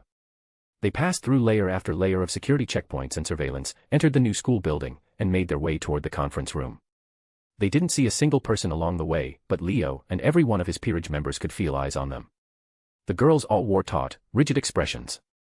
The tension was infectious, and none of them dared so much as breathe too loudly. Only Leo walked through it all with his usual composure, completely at ease, leading his peerage to the conference room doors. The doors opened without a sound, revealing the scene inside. The first thing they saw was a specially prepared table, lavish in appearance. Several figures radiating formidable presence were already seated around it, none of them speaking. A heavy, serious silence blanketed the room. Along the walls and in the corners, the Gremry peerage led by Rias and the Citri peerage led by Sona had already arrived. They exchanged glances with Leo's group as it entered. Rias and Sona both gave Leo a small nod the moment they spotted him. At the conference table, Surzex and Serafal turned to look at Leo. Surzex offered him a warm smile. Serafal let out a small humph, cheeks puffed in obvious displeasure. Grafia stood near Surzex and Serafal, positioned beside a tea cart on standby. She appeared to be handling hospitality for the summit. Across from Surzex and Serafal sat someone Leo had met once before. Finally made it, kid from House Eligos. Azazel ignored the solemn atmosphere entirely, as irreverent and laid back as ever, greeting Leo with a grin. Behind him, Valley leaned against the wall with his arms crossed. His gaze hadn't left Leo since the moment he walked in, the corner of his mouth lifted slightly, eyes burning with that familiar battle hunger. Seated beside Azazel was a truly radiant figure. A man draped in a magnificent white robe, with long golden hair, strikingly handsome features, a golden halo floating above his head, and 6 pairs of golden wings extending from his back. He seemed to glow from head to toe. A gentle, benevolent smile graced his face, and he instantly drew the attention of more than half of the Eligos peerage. Leo studied the men for a moment, a name forming silently in his mind. The chief archangel, Michael. The current leader of heaven. He was finally seeing him in person. Chapter 200, Chapter 197, The Longinus Wielders. Inside the conference room, around the circular table, the representatives of all 3 factions had gathered in full, and every single one of them carried a staggering pedigree. Chief Archangel Michael was the current leader of heaven, once the right hand of God himself, and thus hailed as the one who is like God. Though not a deity, he was as close to one as any being could be. His will was the will of God, making him God's spokesman, a figure renowned even in the human world. Azazel was the governor-general of the fallen angels, the undisputed number 1 of their faction. Even across countless works of human fiction, he was consistently portrayed as a final boss-caliber figure. Combined with the fact that the Grigori was an organization he had personally founded, his presence here carried more weight than any other fallen angels could. As for Serzex, he was the current Lucifer, head of the 4 great Mao, effectively the supreme leader of the current underworld. More than that, he was a super devil whose power rivaled that of the gods themselves. Even if Michael and Azazel considered him a relative newcomer, having existed for only a few centuries, his strength alone ensured that no one could afford to underestimate or ignore him. Then there was Seraphal. Today, she had made the rare decision to forego her usual magical girl outfit, wearing instead something resembling a military uniform. The skirt she still wore on the lower half kept the look from being too severe. She was also the Devil faction's chief diplomat, and as the current Leviathan, her power had already surpassed the ordinary Mao class. Her presence here was entirely justified. The chief archangel, the governor-general of the fallen angels, and 2 sitting Mao, any one of these 4 commanded a background that was nothing short of extraordinary. As a result, apart from Valley, who leaned against the wall with his arms folded and an air of casual indifference, everyone else stood with tense faces, not daring to utter a word. Even Rias and Sona, sisters of 2 of the Mao, held no greater standing in this setting than that of ordinary high-class devils. They could only stand ramrod straight against the wall, expressions grave. Under the weight of that atmosphere, the members of the Eligos peerage felt the tension seeping in. Only Leo remained composed, the same easy bearing as always. My apologies. We're late. His demeanor was relaxed, yet his posture carried none of the usual casualness. With the poise befitting a noble's air, he offered a flawless bow to everyone present. That appearance, so different from his usual easygoing warmth, made him look every bit the refined young lord. More than a few girls found themselves staring. But it wasn't Serzex or Seraphal who responded. It was Azazel, the same one who had spoken first. The summit hasn't officially started yet, so you're not actually late. Azazel showed zero awareness of his own status as a major figure. His feet were propped up on the table, and his gaze swept over the group of girls behind Leo, examining them the way a collector might appraise his treasures, eyes practically glowing. So these are your peerage? Not bad at all. One look and I can tell they've been thoroughly trained. None of them are flaring their auras, but every single one gives off this refreshingly pleasant resonance. He leaned forward. Which one's the host of absolute demise? And did the host of Create World come? Step forward and let me get a look. Azazel seemed most interested in these 2 sacred gears. Yukino and Utaha both felt as though they had been locked onto by a dangerous predator, and their feet shifted back a half step without thinking. Leo had good reason to suspect that this man, the world's foremost authority on sacred gears, had already seen through the growth status of his peerage. Otherwise, why single out absolute demise and Create World from all the rest? After all, those 2 sacred gears were the only ones among the Eligos peerage that had currently reached balance breaker. That's right. Following Yukino's breakthrough, Utaha had also successfully crossed the threshold just yesterday, completing her own balance breaker. So aside from Leo himself, the Eligos peerage now boasted 2 sacred gear users who had awakened balance breaker. Unlike Azazel, Michael, the chief archangel and current leader of heaven, seemed more interested in 2 different sacred gears entirely. I've heard that the current wielders of Incinerate Anthem and Blade Blacksmith are also part of this peerage. Michael's gaze settled firmly on Asuna and Mahiru. His expression was gentle, his eyes kind, the sort of warmth that made you instinctively feel at ease. I see. I can indeed sense an extraordinarily powerful holy aura. The 2 of you must have put in tremendous effort to master that power. You've both worked very hard. Michael showed no hint of prejudice toward Asuna and Mahiru despite them being devils. If anything, he looked at them as though they were his own children, which sent their impression of him soaring. Both flushed and hurriedly bowed their heads in greeting, which only deepened the smile on Michael's face. When you think about it, this really is something. Azazel grinned at the scene. If you stop and consider it, this tiny room has gathered a collection of Longinus that would never, under normal circumstances, be found in the same place. Zenith Tempest, Boosted Gear, Divine Dividing, Incinerate Anthem, Absolute Demise, out of only 13 Longinus in the entire world, 5 of them are right here in this room. That might actually be more astonishing than the 3 factions sitting down to talk. At Azazel's remark, everyone present turned their eyes toward the 5 Longinus wielders. Leo was the most conspicuous person in the room. He had been composed from the start.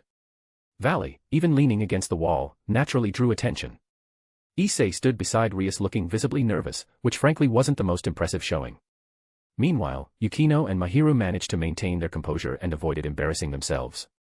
These 5 were all Longinus wielders, and most of them carried exceptional ones at that. Leo went without saying. With the world's second strongest Longinus residing within him, he was destined to be the star of any gathering where true Longinus didn't make an appearance. Valley and Issei were the same. The current 2 heavenly dragons, fated rivals. In any previous era, the 2 of them meeting without fighting to the death would have been unthinkable. The fact that they could now share a room peacefully was, on its own, historic. Mahiru was the bearer of the Holy Cross, one of the 3 holy relics. That identity alone demanded Michael's continued attention. Compared to those 4, Yukino's standing as the host of Absolute Demise was relatively modest among Longinus wielders. But she had reached high-class devil levels of demonic power and achieved Balance Breaker with her sacred gear, all within the span of a few months. Looking at those accomplishments alone, she was someone who couldn't be underestimated no matter where she went. Add in Blade Blacksmith, Sword Birth, Create World, and Twilight Healing, all ultra-rare sacred gears also present in this room, and honestly, if it weren't for the occasion, I'd be figuring out a way to round up every single person here and drag them back to my lab in the underworld. Azazel's words, spoken with the enthusiasm of a mad scientist, made more than a few faces pale. Issei especially couldn't hold back. As expected from a final boss-level villain.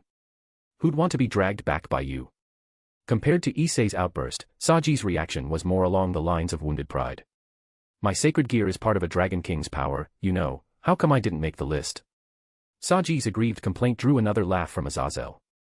Hey, if you want to come over to my side, you're more than welcome. By the way, I've got the other fragments of the prison dragon, Evil Dragon King Vritra's sacred gears. If you joined me, you could assemble the complete set of Vritra's sacred gear components right away and become a true Dragon King. Want to think it over?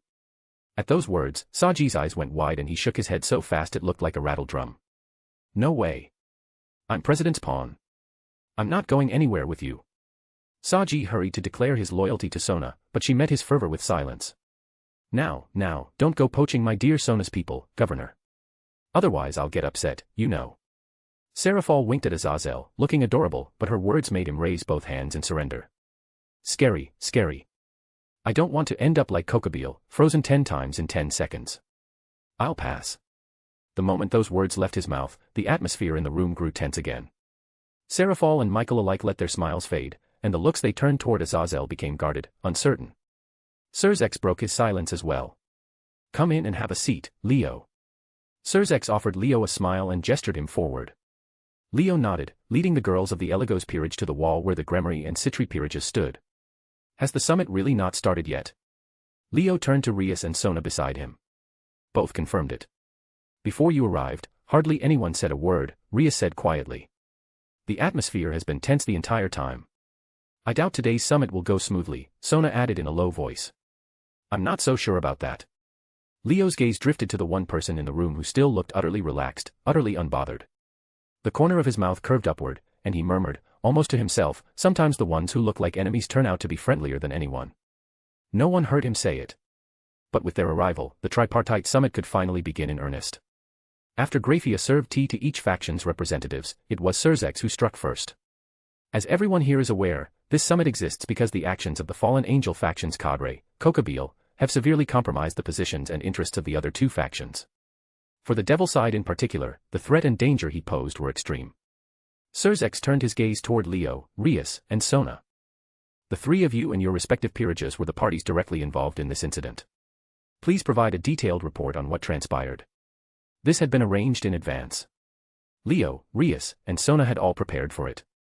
The 3 stepped forward and began their account. Sona went first. She and her peerage had primarily served in a support role during the incident, never directly engaging Coqueville himself, so her report covered only the broad framework without going into specifics. Rias followed with a far more detailed account. Her peerage had fought Coqueville directly, so she could speak to the full course of events and how the situation had developed. Leo went last, filling in the gaps. He explained why he had been in Kuo Town and how he had ended up confronting Coqueville. In summary, upon learning that the fallen angel cadre Coqueville was the direct instigator of the incident, I engaged him. Through some measure of fortune, I emerged victorious, and the crisis was resolved. Leo understated the entire affair, and the gazes of every major figure in the room grew deeper as they watched him. You can't just brush this off with some measure of fortune, kid. Azazel grinned. Coqueville was a cadre, a 10-wing fallen angel just one step below the highest tier. Even against any of the original Mao, he wouldn't have been completely helpless. And yet you defeated him with ease, even suppressed and sealed him. That's a feat worthy of the history books. Coqueville was, after all, a figure recorded in mythological texts. For Leo to have crushed such a mythological figure so handily, at the very least, it guaranteed his name a place in the histories of the devils, angels, and fallen angels. I'm told you didn't even activate Balance Breaker during that fight, Michael said, a note of wonder in his voice. As expected of the wielder of Zenith Tempest. Among all current sacred gear holders, you can certainly be counted as one of the strongest. From the wall, Vala's eyes locked onto Leo with burning intensity, his fighting spirit surging hotter than before. He knew. It wasn't just the fight against Coqueville. In their own battle, Leo hadn't used Balance Breaker either. He dreamed of fighting Leo again. Too bad. Leo didn't so much as glance his way. Issei, on the other hand, stared at Leo with undisguised envy. One of the strongest sacred gear holders, huh? They were both Longinus wielders. When would he ever catch up to someone like that? That kid really has completely transformed. Even Seraphal muttered under her breath. The Leo she remembered had been nothing more than a minor nuisance she could have dealt with effortlessly. Now, he was something else entirely. Is that all you have to say, Azazel? Surzex pressed, turning back to the fallen angel governor. Regarding Coqueville, don't you have anything further to explain? To that, Azazel smirked and tossed out a single line. There's nothing to explain, is there? Chapter 201, Chapter 198, The Three Factions Make Peace. Not a single person was surprised. The moment Azazel spoke, the atmosphere in the room plunged to a freezing point. Everyone frowned in unison, their gazes toward Azazel far from friendly. But Azazel acted as though he hadn't noticed at all, carrying on at his own pace. Back when Coqueville was suppressed, I already made a statement on behalf of our faction, didn't I? That entire incident was something Coqueville carried out on his own, behind the backs of every other cadre and myself, the Governor-General. Not a single one of us knew about it, and we certainly wouldn't be foolish enough to deliberately provoke a war in that fashion. Setting everything else aside, what would we even gain from doing something like that? Steal a few holy swords, kill the little sisters of Tumao, piss you all off, and then, what? Wait for you to come beat us up. If I had that kind of free time, why wouldn't I just secretly move our forces into angel and devil territory, launch a surprise attack, seize some land, and take out a few key figures first? That way, even if war did break out, at least it'd be on our terms. And whether we're talking about holy swords or Mao's sisters, even if they were lost, it would barely scratch the surface for the angel and devil factions. Azazel's reasoning, while making some people uncomfortable, Rias and Sona chief among them, was undeniably sound. If you truly wanted to start a war, why go through all the trouble of stealing holy swords and targeting Mao's sisters? A direct surprise attack while the other two factions had their guard down, seizing the initiative and securing early victories, wouldn't that be far more effective? Once I learned what that idiot Coqueville had done, I immediately dispatched Vale, the current White Dragon Emperor, with the sole purpose of stopping Coqueville's unsanctioned operation and preventing the situation from escalating. Azazel shrugged. Who could have guessed? By the time our White Dragon Emperor arrived on the scene, Coqueville had already been dealt with. We had no choice but to abandon him and leave his fate in the hands of the devil side. This, too, was the fallen angel faction expressing its sincerity. If one of their own important figures had caused a catastrophe and gotten captured, then by all means, do with him as you please. They wouldn't interfere. Surely that counted for something. Coqueville was a cadre of the fallen angels. Even if he'd committed a grave offense, under normal circumstances, an opposing faction shouldn't be the one to punish him. The proper course would be to retrieve him first, then handle things internally. That was how a major power conducted itself. Otherwise, having your own key figure disposed of by a rival faction would be nothing short of humiliating. Yet despite all that, the fallen angels had chosen to wash their hands of Coqueville entirely. That alone spoke volumes about their unwillingness to escalate the conflict. Serzex and Michael exchanged a glance, then turned to face Azazel together. Then may we take this to mean that the fallen angel faction currently has no intention of engaging in serious conflict with us, or reigniting the war? Michael asked the question with careful sincerity. Azazel answered with a cheerful laugh. Of course. Myself included, the fallen angels these days have very little interest in war. Especially me.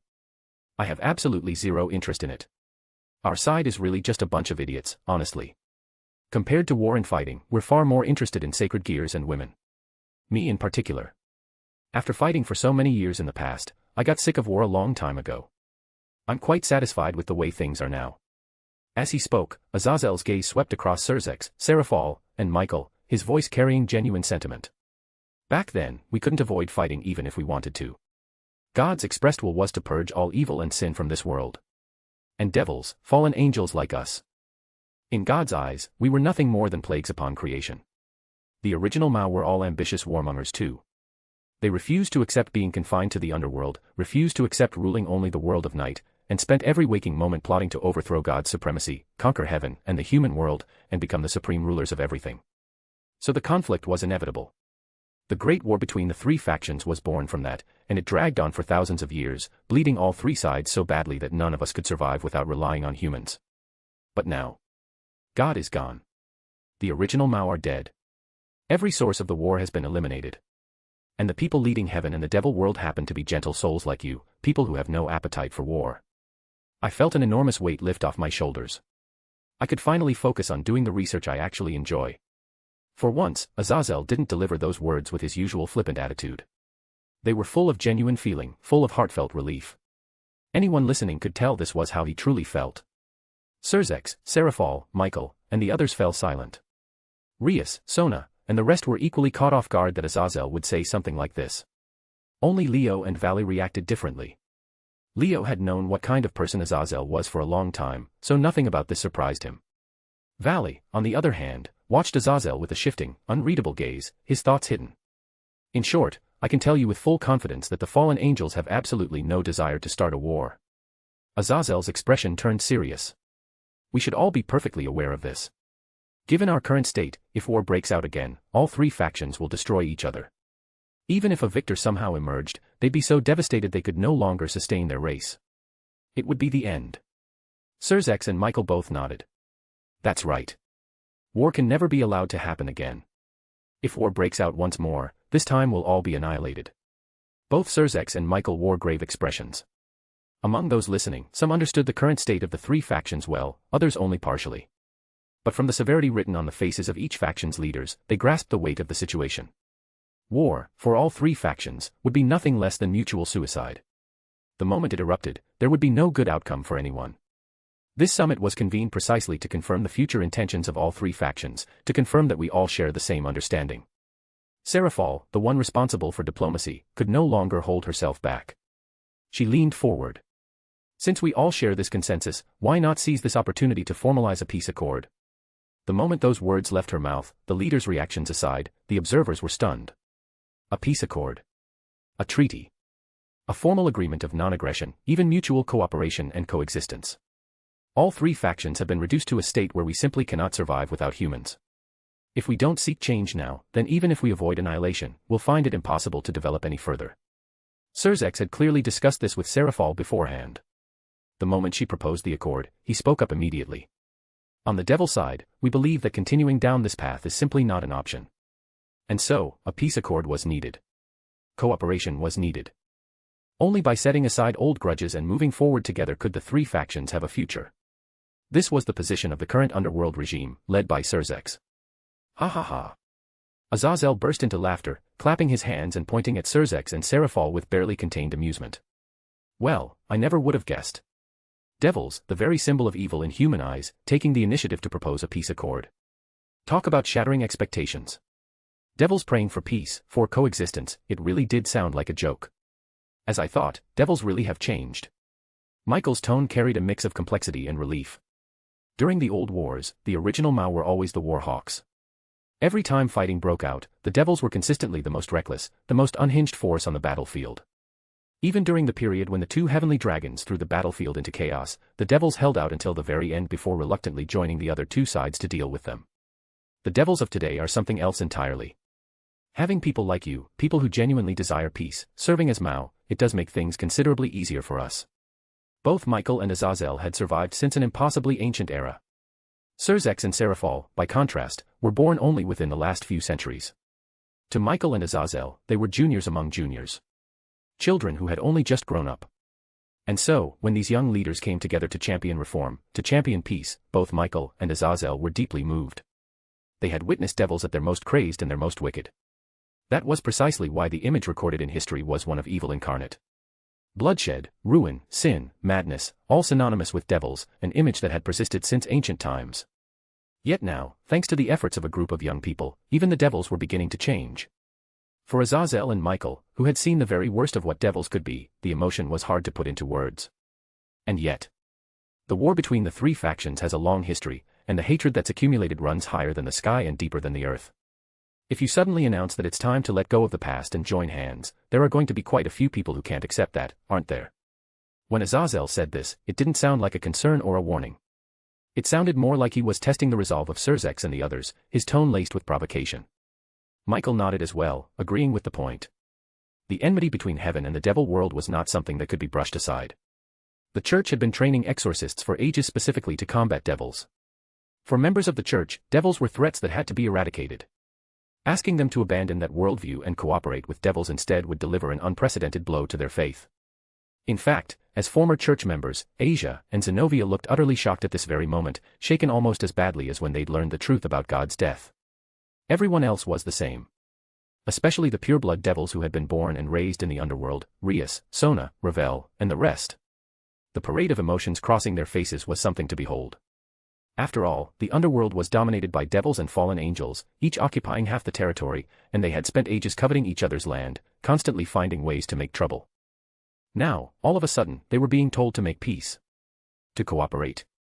It was a lot to take in. Once again, only Leo and Valley remained unfazed.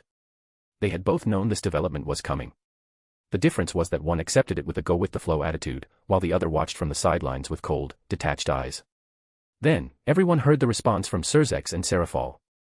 If hatred is allowed to persist indefinitely, it will become nothing more than a cancer that endangers everyone. Serzex spoke with solemnity. Even the older generation of devils has grown weary of war. The Hawks no longer have a voice, and the new generation, having grown up in the current environment, doesn't harbor the hostility toward angels and fallen angels that their predecessors did. Now is precisely the time to push forward with bold reforms. Seraphol clenched her small fists, looking both spirited and endearingly determined. As expected, the current Mao really are something. Azazel laughed again, then turned to Michael. What do you say, Archangel?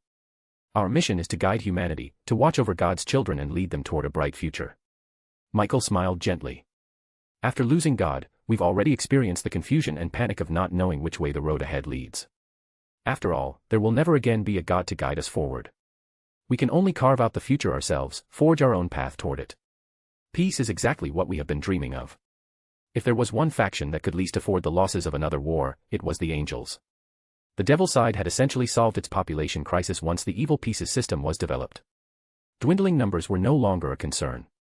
The fallen angels, while the smallest of the three factions in terms of numbers, would continue to exist as long as angels did. There would always be angels who developed personal desires and eventually fell. Only the angels truly had no way to increase their numbers after God's death. Angels could not reproduce. Every one of them was a being created by God, and with their creator gone, their numbers would never grow again. Losing even a single angel was a devastating blow. Because of this, the angels relied on human power more than any other faction. Even fighting devils and fallen angels was left to the human-run church, while the angels themselves only provided blessings and bestowed the power of light upon those human warriors. The angels were the faction that least wanted to see war return. As for the church's feelings on the matter, that was a different issue entirely. Regardless, Michael was absolutely in favor of the peace accord. Then it settled. Azazel brought his hand down decisively. The three factions hereby make peace and enter into a formal accord. Devils, angels, and fallen angels would no longer stand as enemies. The war that had persisted among the three factions for thousands of years had, at long last, perhaps truly come to an end. Chapter 202, Chapter 199, The Hero Faction Intervenes. As the leaders of the three factions began seriously discussing the peace accord and everyone else was still reeling from the sudden turn of events, Leo felt every nerve in his body slowly tighten. Just as he'd said before, the three factions sitting down to talk peacefully was a development that certain people would never allow. They would inevitably jump out to cause trouble at a time like this. And now that peace negotiations had actually begun, Leo refused to believe that those lurking in the shadows could sit still any longer. Sure enough, something went wrong almost immediately. A wave of fog appeared in Kuo Academy without any warning, spreading through the entire campus like a tidal surge at terrifying speed, swallowing everything in its path in an instant. The fog invaded the buildings, flooded the school corridors, and seeped into every room, filling them one by one. What is this? The summit conference room was engulfed just as quickly, and everyone shot to their feet. Watch out. Azazel was the first to shout. This fog was created by Dimension Lost. Everyone present who knew what Dimension Lost was felt their hearts lurch. Leo had already moved the instant the fog appeared, reaching out and grabbing the two peerage members closest to him. Both girls let out startled yelps. A moment later, the fog swallowed the entire room, and everyone vanished within it. Boom. A shockwave of purple demonic energy erupted skyward, blasting the dense fog away and revealing Leo's figure. Leo-sama. The two girls in his grasp finally found their voices, shock and confusion clear in their tones. Leo looked down and only then realized who he'd actually grabbed. One was Ravel, golden ringlets framing a petite frame with curves that defied her small stature. The other was Rem, blue hair cropped short, similar in height and build to Ravel, wearing her provocative maid outfit. Leo was mildly surprised. Of all the members of Peerage Eligos, his blind grab had somehow caught the two girls with the most extreme gap between their baby faces and their generous proportions. As for everyone else, gone, huh? Leo scanned the surroundings, his heart sinking. He and the two girls had appeared inside a building, standing in a hallway. Residual fog drifted along the floor. The scenery was completely different from the conference room. Only a shaken Ravel and Rem stood beside him. Everyone else had vanished without a trace. Where are we? Rem forced herself to calm down. Her hand was already gripping the chain connected to her morning star. Some kind of pocket dimension. Ravel regained her composure just as quickly and assessed the situation, teeth clenched. Dimension Lost forcibly transported us into an unknown alternate space. Dimension Lost, one of the 4 top-tier Longinus, ranked 4th among the 13. The strongest barrier-type sacred gear, it could teleport anything enveloped by its fog to another location, including pocket dimensions and alternate realms. Last time, Leo had fallen for this exact Longinus. Its wielder had forcibly transported him into a pocket dimension where Cao Cao had been waiting, and the two fought a brutal battle. Now he'd been caught by the same trick again.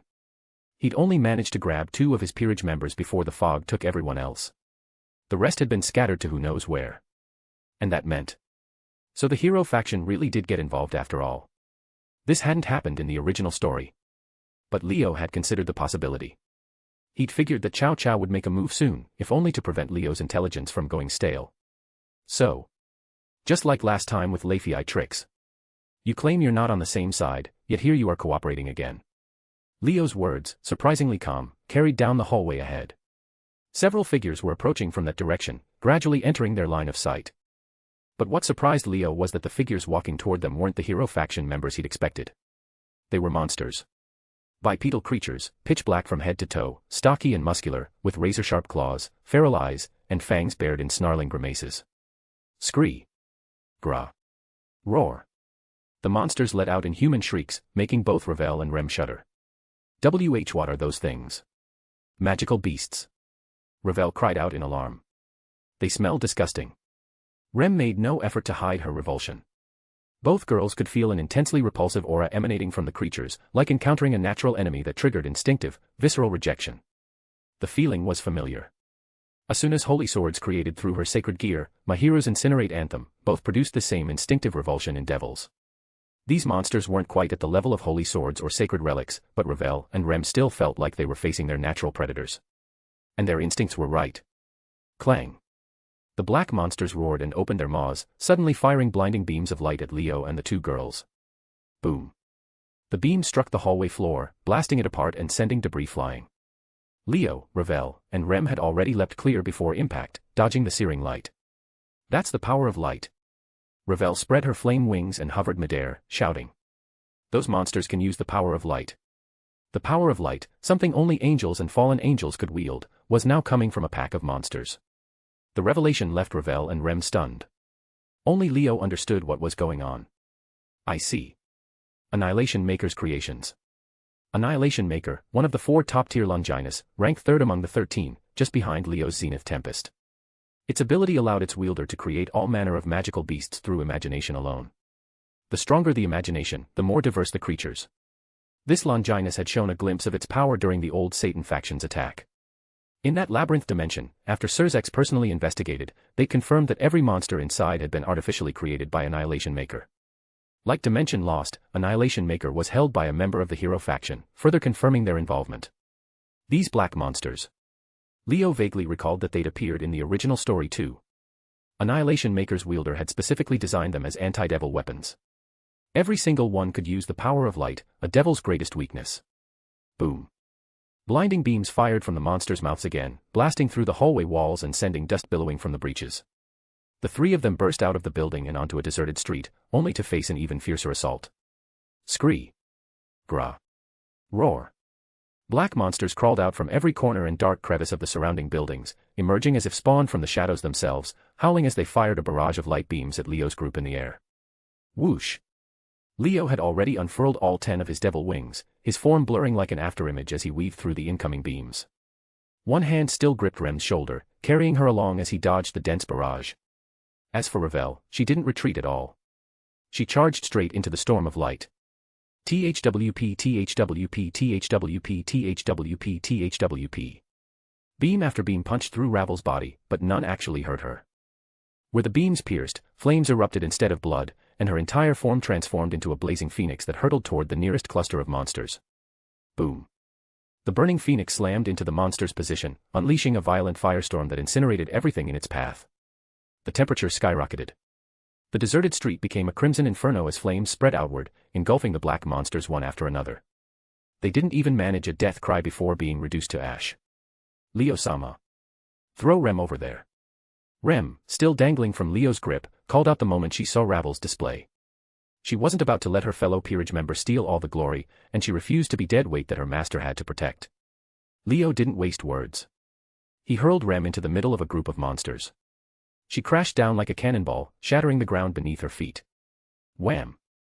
The nearest black monster barely managed to turn around and open its mouth, light gathering between its jaws, but before the beam could fire, the morning star came screaming through the air and smashed into its face, caving in its skull. Haewa. As if she'd entered her Oni state, Rem let out a roar and whirled her morning star like a windmill, the spiked ball smashing into the black monsters at terrifying speed, crushing and flattening everything around her. Watching both girls tear through the monsters, Leo cracked a smile.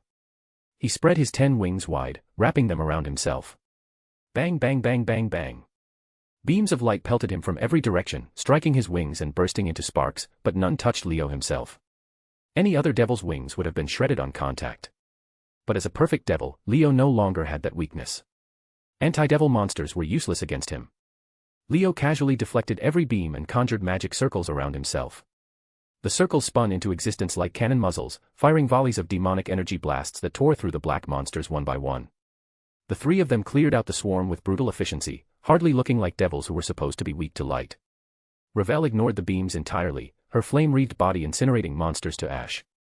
Rem savagely bludgeoned them to death one after another with her morning star. Compared to the two girls, Leo's method of blasting them with demonic energy was actually the most merciful, at least granting them a painless death. How long this went on, none of them could say, but eventually the onslaught subsided. Are they all dead? Rem gripped the morning star's handle, eyes still wary. I don't see any more in the area. Ravel folded her flame wings and descended, landing beside Remington. Leo touched down as well, folding those conspicuous 10 wings behind him. Looks like we cleared the first wave without too much trouble. He surveyed the wrecked street, brow furrowed slightly. No idea how the others are doing, though. If the others had faced the same anti-devil monsters, the situation was grim. Surzex and Seraphol would be fine. At their level, forget the power of light, even the highest grade holy relics posed little threat. But the other devils were a different story. The Gremory and Citri peerages would be in serious danger against a swarm like this. Even the rest of the Eligos peerage might not make it through unscathed. Even Azazel and Michael weren't necessarily safe. Annihilation Maker's wielder might have prepared natural predators tailored specifically for them too. What a pain. Leo couldn't help feeling uneasy. The hero faction's involvement had completely derailed how the summit was supposed to play out in the original story. Leo-sama. Leo-sama. Ravel and Rem both turned to him, waiting for his call. Leo narrowed his eyes. He didn't hesitate long. Let's move. we find the others and regroup. Yes. Chapter 203, Chapter 200, Going to Meet the Mastermind. The Unknown Pocket Dimension. High above. When Leo, Ravel, and Rem spread their wings and took to the skies, they finally got a clear look at the entire space. It was a replica of Kuo Town. Skyscrapers stood in rows, roads stretched in every direction through the city blocks, and details like cars, streetlights, signs, and trash cans were all perfectly recreated. It was identical to the real Kuo Town in every way, with one difference: there were no people. Only black monsters. Gra. Roar. Groups of black monsters shambled out from building shadows and alleyways, taking the place of the residents who should have been living here, wandering the streets and lurking in structures. The moment they spotted Leo's group flying overhead, they let out piercing howls and fired beams of light upward. Annoying. Leo saw nothing but empty streets and monsters in every direction. He had no patience to deal with them one by one, so he opened with everything he had. In an instant, dark clouds blanketed the sky over the entire replica of Kuo Town. Lightning flashed in rapid, dense bursts. The sky turned black. Only the strobing glow of lightning remained. The air grew heavy, as if a catastrophic storm was about to break. Then countless bolts of lightning rained down from the clouds, striking across the entirety of Kuo Town. Boom. Boom. Boom. Boom. Boom. Thunder shook the heavens.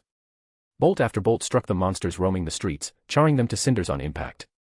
Lightning poured from the sky in an endless, suffocating deluge, turning the entire replica town into a sea of electricity. The sight was nothing short of terrifying. If this had happened in the real world, it would have been an apocalyptic disaster. Everywhere the eye could see, lightning hammered the ground. Countless bolts linked sky to earth, forming a dense web of crackling light that illuminated the entire world. Anyone witnessing this would have thought the end of days had come.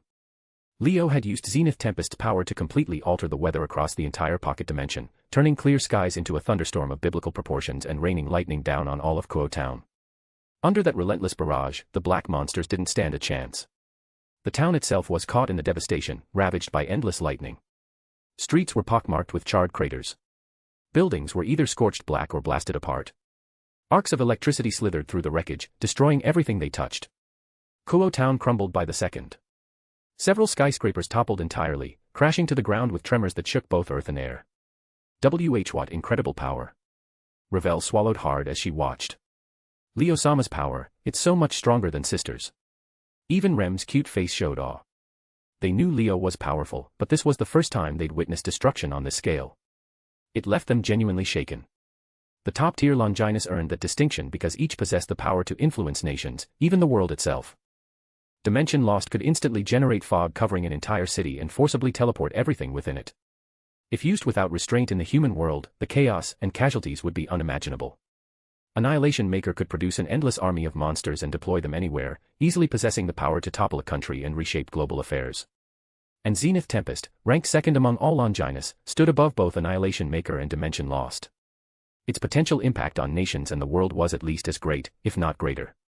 The ability to instantly transform the climate of an entire city or country, that alone could wipe a city or nation off the map. Compared to man-made threats, natural disasters were the true terror. If not for the fact that the true Longinus was the highest-grade holy relic, a legendary god-slaying spear said to be capable of killing even gods, it might not actually rank above Zenith Tempest at all.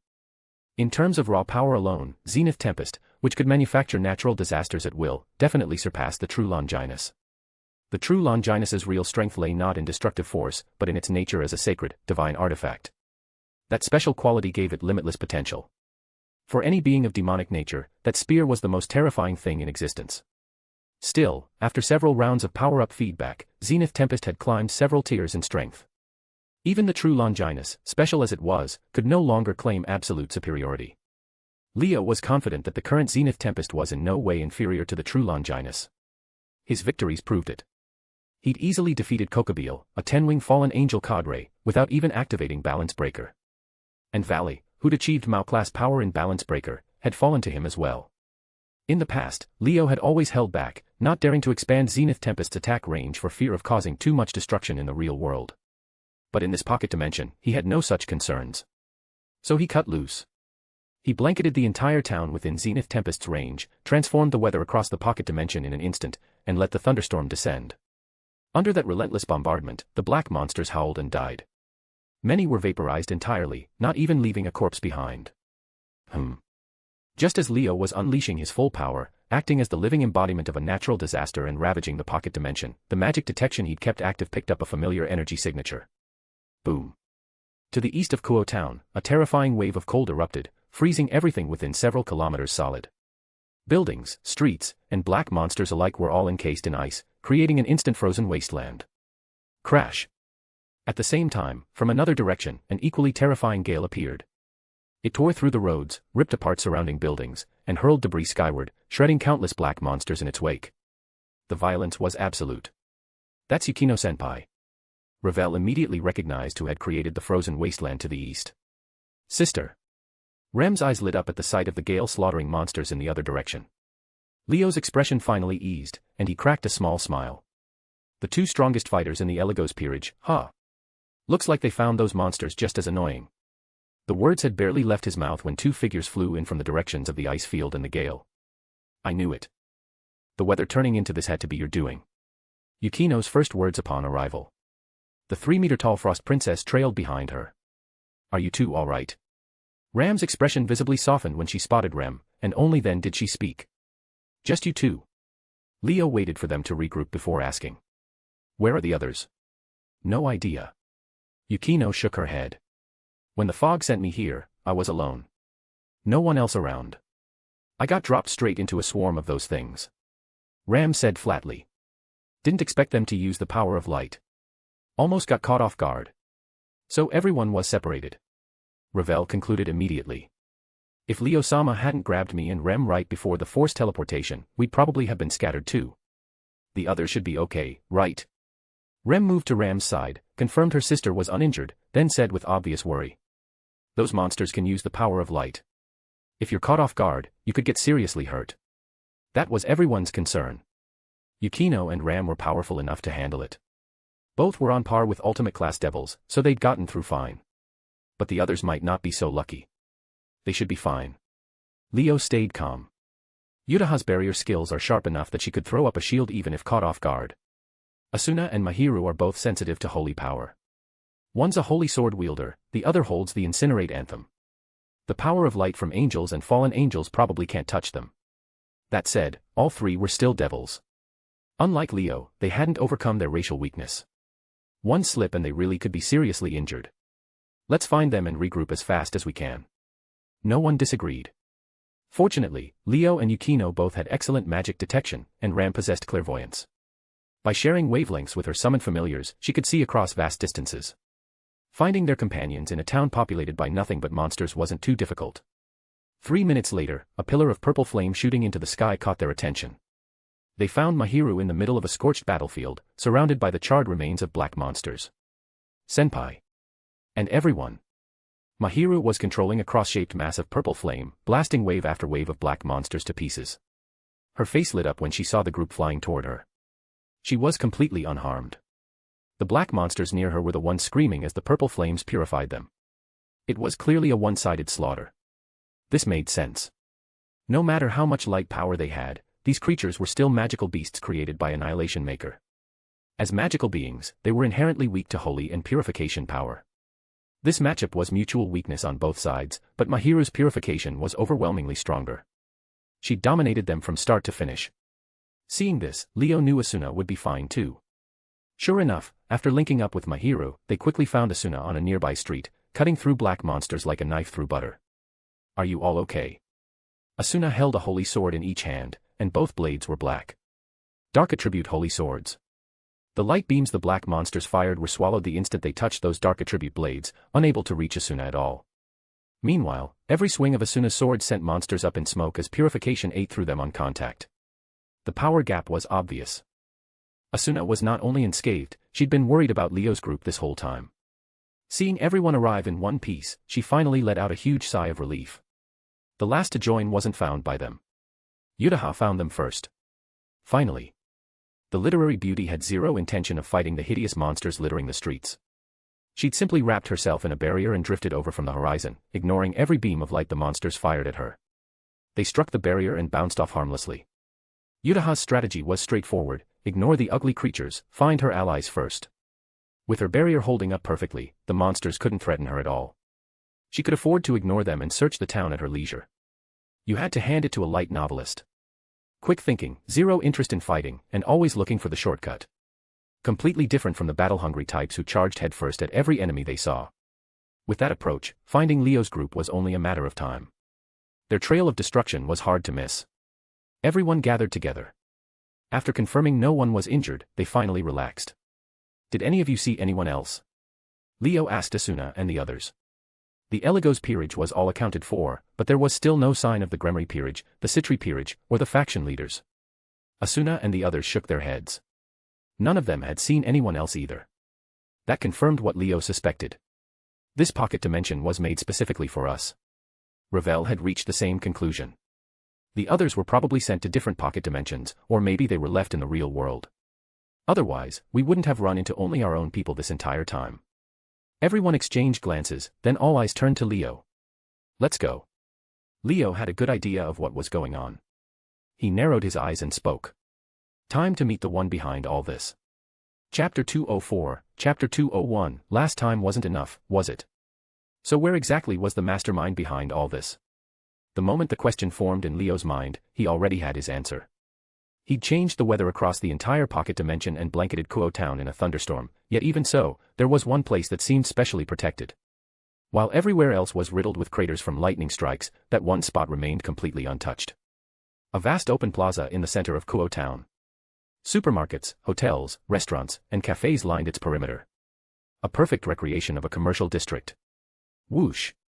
Whoosh. Whoosh. Whoosh. Whoosh. Figures cut through the air one after another as Leo and his group flew in and landed on the plaza. No people here either. Not even the black monsters. Only a thin layer of fog drifting through the air, putting the entire Eligos peerage on edge. Over there. Yukino's magic detection locked onto the enemy's position almost instantly, and she pointed in their direction. Sure enough, several figures emerged from the drifting fog and walked toward the group. Yo, long time no see, head of the Eligos family. A young man in a hanfu was the first to step out. That familiar fearless grin sat on his face, and his eyes burned bright as torches as he looked at Leo's group, greeting Leo like an old friend. He carried a spear over his shoulder, its length exceeding his own height. The holy aura radiating from it made everyone present feel goosebumps crawling across their skin, filling them with instinctive dread. That spear is. Ravel couldn't hide her alarm, her voice trembling. Dangerous. Rem, Asuna, Utaha, and Mahiru all locked their eyes onto the weapon, as if they were staring down a natural disaster. The true Longinus. Yukino murmured, her voice tinged with wariness even she couldn't fully conceal. Only Leo remained expressionless as he looked at the spear wielder and spoke. So what's the excuse this time for the hero faction teaming up with the old Satan faction? It wasn't really an accusation. More of an idle question. After all, the hero faction and the old Satan faction belonged to the same organization but operated as two factions with fundamentally different ideologies. Their relationship was anything but friendly. The old Satan faction was a group of warmongers who looked down on angels and fallen angels alike. Their ultimate ambition was to eradicate both and let devils rule the world. People like that would never respect a group of humans wielding relics left behind by the biblical god. The hero faction needed no explanation either. Driven to prove that humans could triumph over the strong, they viewed every non-human race as a challenge to overcome. The old Satan faction, with their obsession over devil bloodlines, was naturally a target they wanted to crush. That these two factions could coexist in the same organization was a miracle in itself. If they didn't both want to use the organization's leader's power to achieve their own goals, they'd have been at each other's throats long ago. Cao Cao's words last time had made it clear enough. The hero faction looked down on the old Satan faction. Last time, with Leifei tricks, they'd only provided technical support without getting personally involved. This time, they'd come in person. Relax. The hero faction and those arrogant devils are still at each other's throats. We'd never work together. Cao Cao tapped the spear against his shoulder and smiled. This time was simply too good an opportunity. They wanted to do something to the three factions' leaders. We were more interested in you. So we struck at the same time, but we're not working together. As you've probably already figured out, this pocket dimension only has your Eligos peerage. Everyone else is somewhere else entirely. So this battlefield belongs to us alone. The Eligos peerage versus the hero faction. Just as Leo's group suspected, no one else was here. Whether in the real world or another pocket dimension, they'd been separated. The hero faction and the old Satan faction had clearly agreed in advance to target their respective interests without interfering with each other. What's your goal? Yukino demanded. Why single us out? Simple enough, Miss Yukino Shida. Chow Chow flashed a brazen grin at her.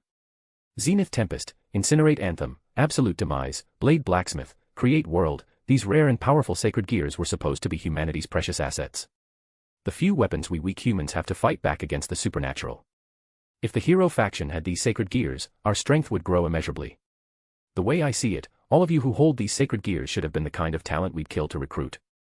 But instead, you let devils seduce you to their side. Don't you think that's a waste? So we chose you as our opponents for 3 reasons. First, to show you the power of humanity and make you regret ever reincarnating as devils. Second, most of us are sacred gear users too, so naturally we're interested in people who hold rare sacred gears. And third, if we kill you here, those sacred gears will choose new hosts. Maybe next time, they'll end up on our side. With that, Chow Chow raised the holy spear and pointed it at Leo.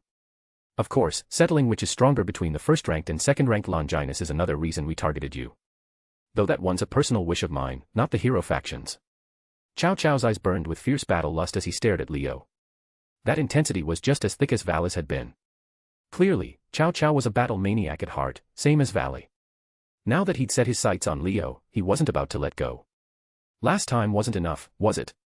Chow Chow said cheerfully. This time we can go all out, head of the Eligos family. Leo smiled. A smile completely devoid of warmth. You're going to regret not finishing me off last time. It's not too late. Chow Chow shot back without missing a beat. The two stared each other down, and the atmosphere turned razor-sharp in an instant. The next second, both vanished from where they stood. Boom. Almost simultaneously, a deafening explosion erupted above the plaza. Leo and Chow Chow had rocketed into the sky. One unleashed a towering bolt of lightning, the other released a torrent of holy light, and the two forces collided midair, detonating into a shockwave of terrifying magnitude. The shockwave pulsed outward like invisible stars colliding, rattling the air, shaking the earth, making the entire world tremble. Under those conditions, Leo and Chow Chow launched into a furious battle in the sky, producing one explosion and shockwave after another. Master. Leo-sama. The girls of the Eligos peerage moved to help, but they were cut off. Whoosh. A figure burst from the thin fog at blinding speed, charging straight at the girls and swinging a pitch-black blade at one of them. Clang. The black blade was stopped by a thick wall of ice, sending ice shards and sparks flying in all directions. Yukino stood behind the ice wall, her expression shifting the moment she saw who'd attacked her. Me. The girl smiled sweetly, but her body radiated killing intent. Blonde hair, green eyes, foreign beauty, wearing a veil and a nun's habit, each hand gripping a fang-like black blade. Who else could it be but Sharon Holy Grail? We meet again, Yukino Shida Yukino. Sharon's smile was beautiful and her voice honeyed, but her eyes were colder than the ice wall in front of Yukino. Cold enough to make your blood freeze. TCH. Yukino clicked her tongue openly. You really don't know when to quit. I have you to thank for that. Sharon kept smiling. If you knew I was this persistent, you should have killed me last time instead of just freezing me. All that did was give someone the chance to rescue me so I could come back for revenge. The moment she finished speaking, Sharon kicked the ice wall apart and slashed at Yukino in a fluid motion. The strike was gorgeous in its darkness, packed with visible technical precision, fast and vicious. Yukino could tell immediately that Sharon had gotten stronger. But Sharon wasn't the only one who'd grown. You think I'm the same person I was back then? Without any visible movement, Yukino's form drifted backward as if carried by a gust of powdered snow, effortlessly avoiding Sharon's black slash while speaking. So you've joined the hero faction? That's right. I joined a while ago. Sharon's eyes narrowed as she watched Yukino handle her with increasing ease. A flicker of darkness crossed her face before the smile returned. After your master nearly killed me at the Yukino Shida residence, the hero faction reached out. I joined their group of hero descendants. These paired anti-devil exorcist blades in my hands, the devil slayers, were provided by the hero faction. I'm not a sacred gear user, but I carry devil factors in my body. That's why they gave me these weapons. Last time, I volunteered to go into that labyrinth dimension. Sharon bit her own finger and fed her blood to the fang-like black blades. They drank it with near-feral greed, then erupted with a sinister aura that enveloped Sharon's entire body. She dropped low into a charging stance. This time, I will destroy you. Sharon's voice was frigid and dripping with malice. Before, that kind of intensity would have rattled Yukino. But not anymore. You think I'm who I used to be? Yukino's eyes shifted to icy blue. Freezing air exploded from her body, and the 3-meter-tall ice princess materialized behind her, her hair whipping in the frigid wind. This time, I'll settle our score for real and beat you properly.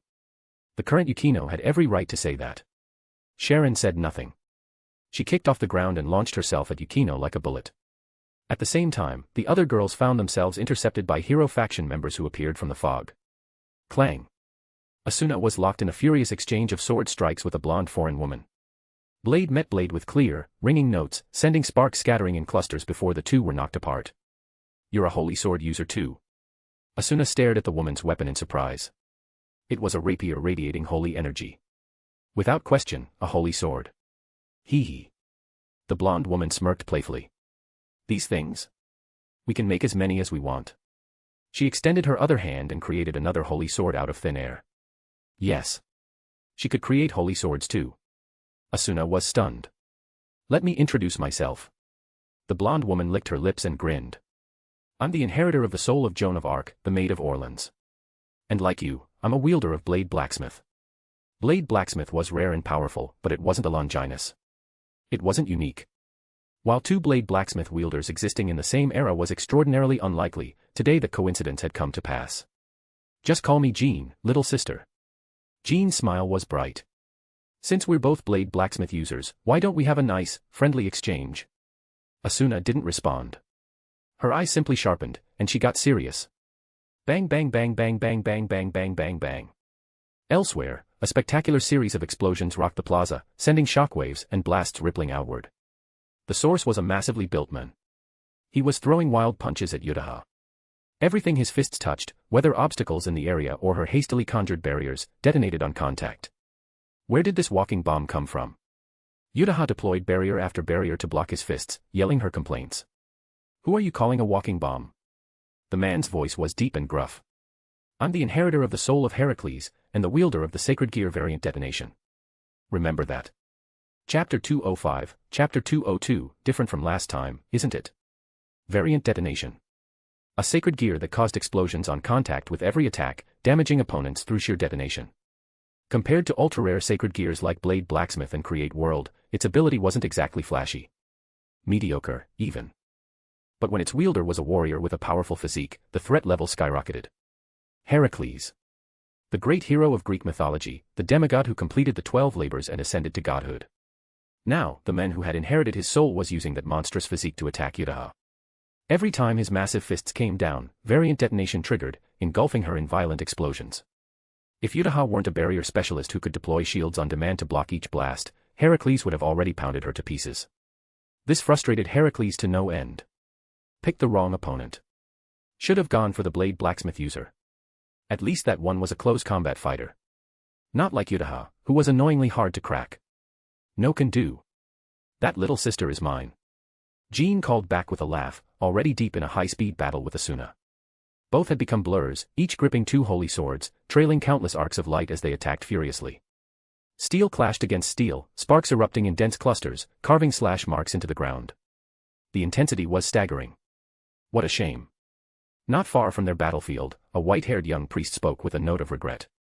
As a fellow swordsman, I would have liked to cross blades with that holy sword wielder, but Jean beat me to it. His disappointment faded quickly, and he turned his attention to the person standing across from him. Still, getting to fight the legendary Holy Cross isn't bad. For a former churchman like me, I'd even call it lucky. Standing opposite the white-haired youth was none other than Mahiru. I've heard about you from Yukino. Mahiru studied his conspicuous white hair and was silent for a moment before speaking. She said our master once told her about a special facility within the church. Its purpose was to cultivate warriors who carry the blood of the hero, Siegfried. Leo had mentioned this back at the Yukino Shida household, deliberately bringing it up to draw out Sharon's background. But Yukino had remembered it and later shared it with the rest of the Eligos peerage. Apparently, every warrior who came out of that program has a distinctive head of white hair. Mahiru's gaze lingered on his priest garb and white hair, and her voice dropped lower. If I'm not mistaken, you're one of them. The white-haired youth raised an eyebrow. Just call me Siegfried. Well, I was indeed the church's top exorcist warrior. The best they had. But I left the church a long time ago and joined the hero faction.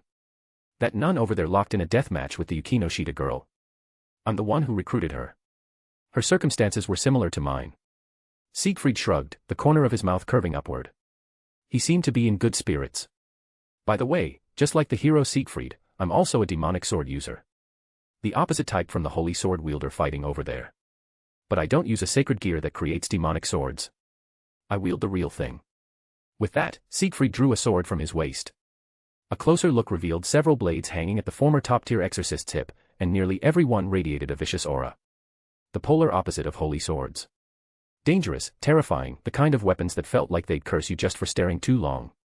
If Kiba Yudo were here, he'd have recognized them immediately as demonic swords. Not sacred gear creations, but genuine legendary demonic swords, on the same level as Zenovia's holy sword Durandal. The one Siegfried drew was the most vicious, ominous, and terrifying of them all. The instant it appeared, Mahiru felt a chill run down her spine. As the bearer of the Holy Cross, she instinctively sensed it. That sword was extremely dangerous. Gram, the demonic emperor sword. The demonic sword wielded by the dragon-slaying hero Siegfried in life. The strongest of all demonic swords, the emperor among them. It once slew the golden dragon King Fafnir, and possesses both the vicious sharpness to cut through anything and immense dragon-slaying power. Siegfried raised the legendary sword, letting its malevolent aura flare. If you're not careful, this sword's power will devour you. The moment the words left his mouth, Siegfried swung Gram down hard. Boom. The vicious aura wreathing the demonic emperor sword erupted, separating from the blade and tearing through the ground as it surged toward Mahiru, her expression shifting instantly. Boom.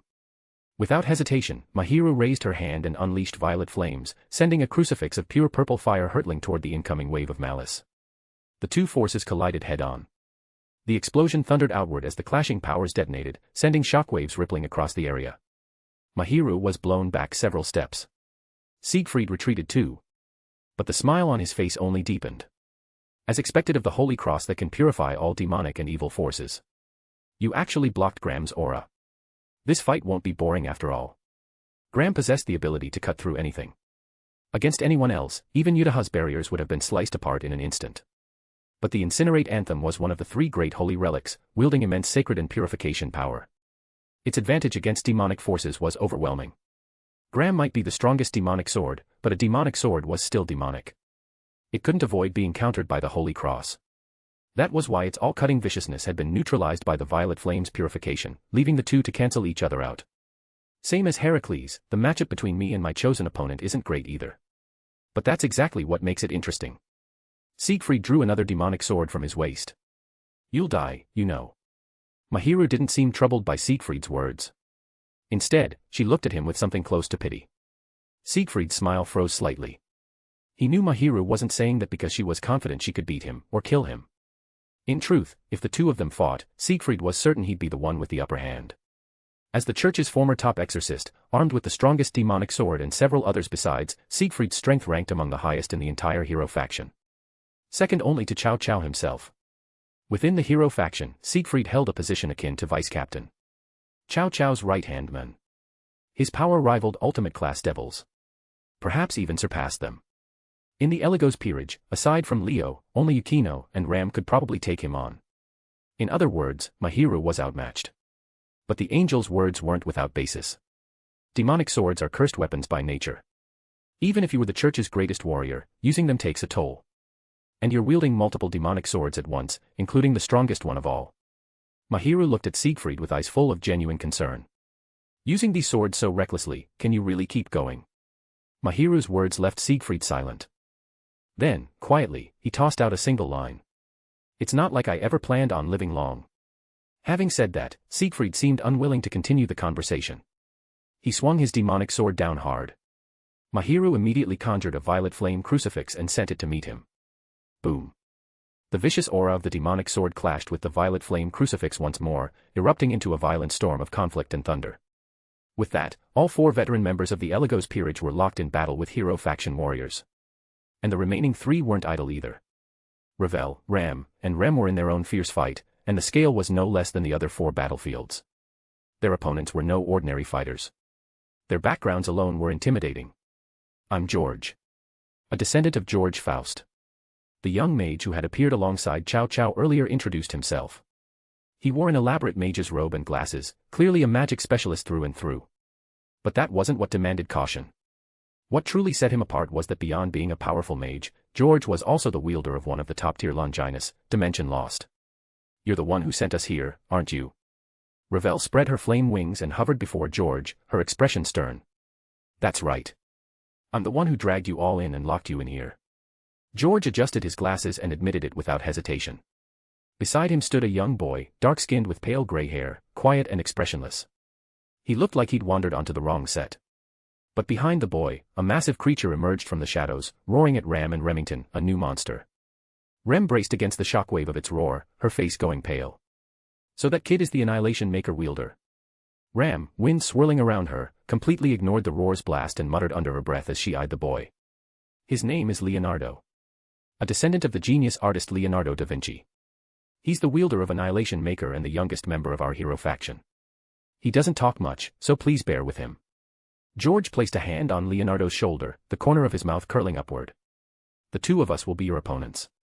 3 against 2, but Ravel, Ram, and Rem didn't dare let their guard down. These were 2 Longinus wielders. And both held top-tier Longinus at that. If that fallen angel Governor-General were here, he'd probably be losing his mind. Ravel made the observation with dry humor. The true Longinus, Zenith Tempest, Annihilation Maker, Dimension Lost.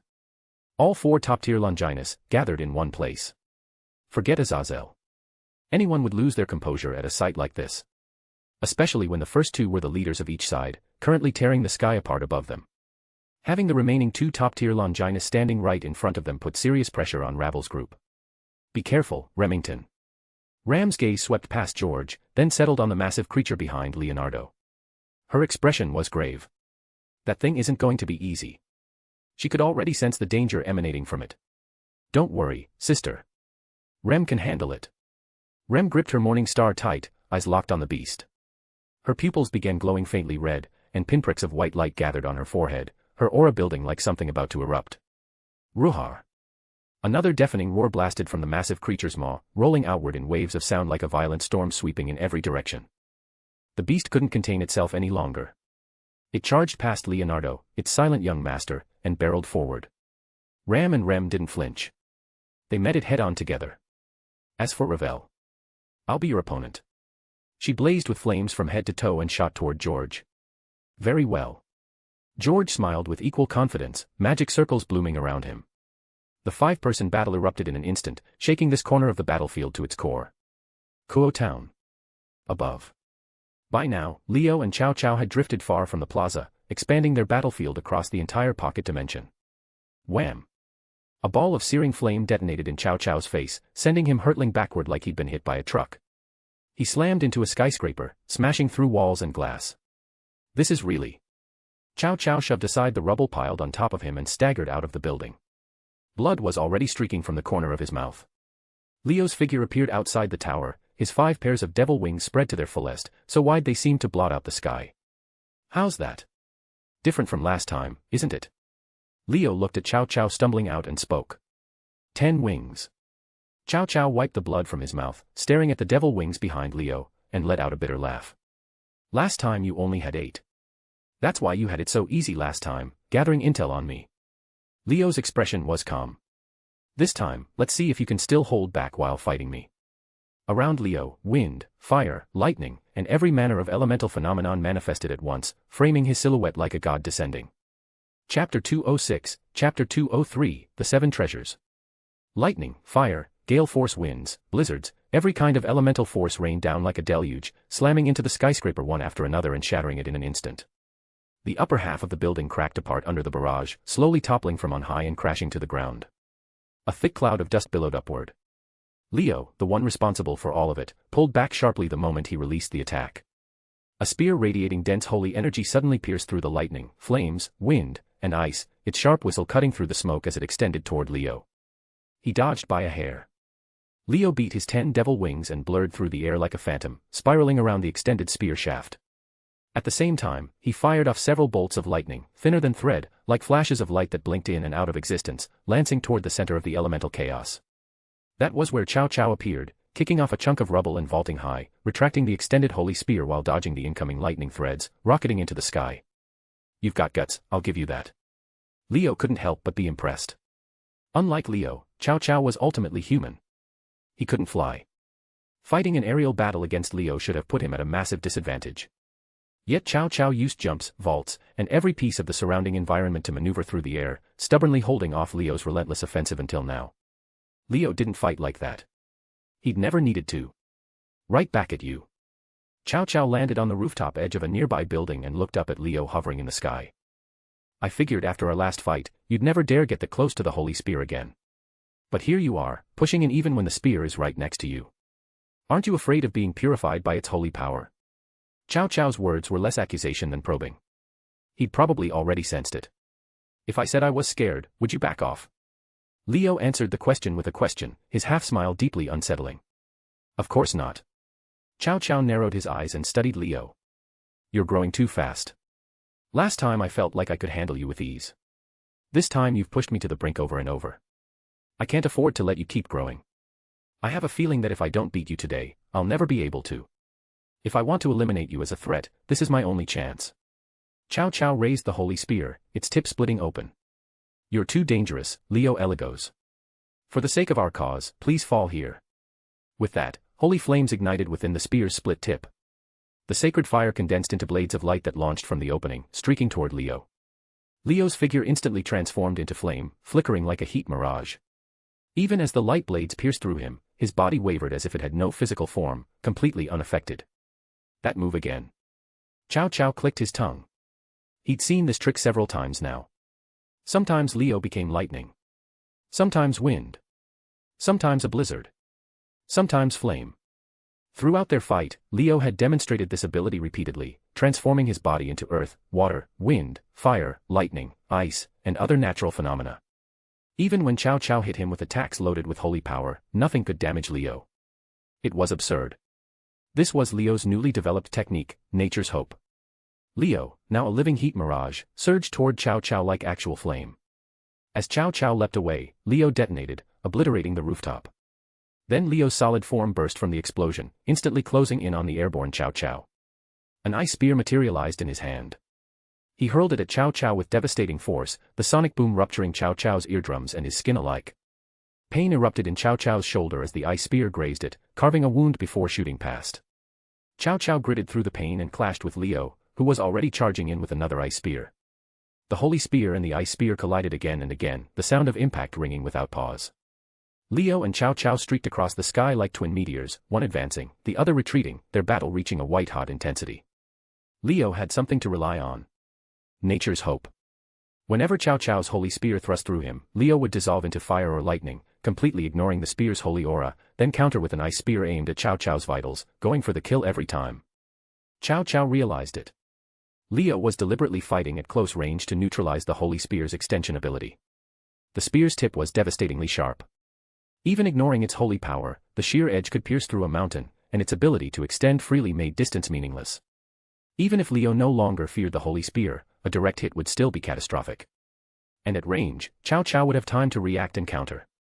So Leo chose to fight in his face instead. It made the spear's extension useless, and the close distance made Leo's own attacks far more threatening, cutting Chow Chow's reaction time to nothing. With nature's hope, Leo's risk of taking damage at close range had plummeted. So why not try it? Just like that, Chow Chow was pinned down, forced into a close-quarters fight that crippled his options.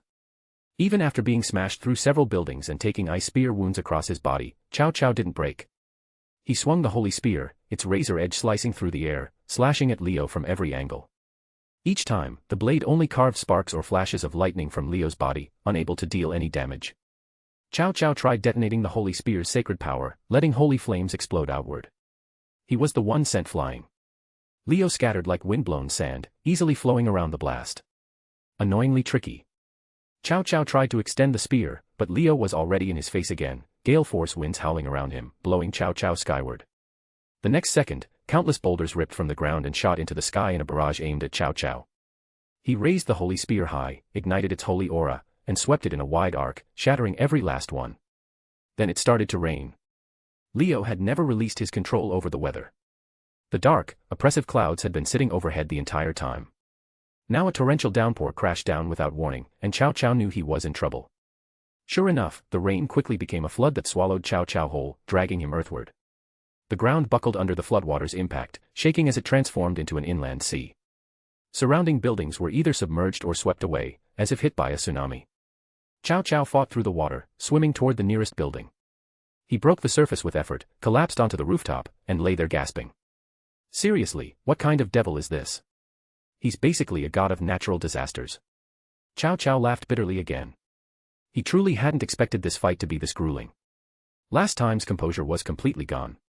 On top of that, all the intelligence he painstakingly gathered was outdated now, utterly useless. Leo's figure swept in like the wind, appearing overhead, looking down at the prone Chow Chow. Ready to give up? Leo asked with a smile. Chow Chow didn't answer. He slowly rose, shouldered the holy spear, and tapped it against his shoulder. Too early to talk about giving up. He looked up at Leo, battle spirit undiminished. You haven't even seen this spear's real power yet. Leo's eyes flickered. The situation was the exact reverse of their last fight, but the circumstances were the same. Last time someone interrupted us. Doesn't look like that'll happen this time. Leo smiled. That's right. Chow Chow declared. Watch closely. This is the true power of the spear. The holy spear raised high in Chow Chow's hand began to glow with blinding radiance. Balance breaker. The words carried power. The balance breaker that Chow Chow failed to activate last time finally triggered. Unlike Vala's dramatic transformation, Chow Chow's balance breaker was quiet. Apart from the holy spear blazing with brilliant light, there was no other phenomenon. No pillar of aura. No flashy magic. Instead, a halo of divine light materialized behind Chow Chow, and 7 bowling ball-sized black orbs slowly appeared alongside it. This is my true Longinus's balance breaker, Polar Knight Longinus Chakravartin. Chow Chow stepped forward, and the 7 orbs orbiting him moved in unison. Can you withstand the power of these 7 treasures? Leo's expression turned serious. As someone who knew the original story inside and out, he knew exactly what Chow Chow's balance breaker was. Polar Knight Longinus Chakravartin. Unlike Leo's and Vala's balance breakers, it didn't explosively boost the user's power upon activation.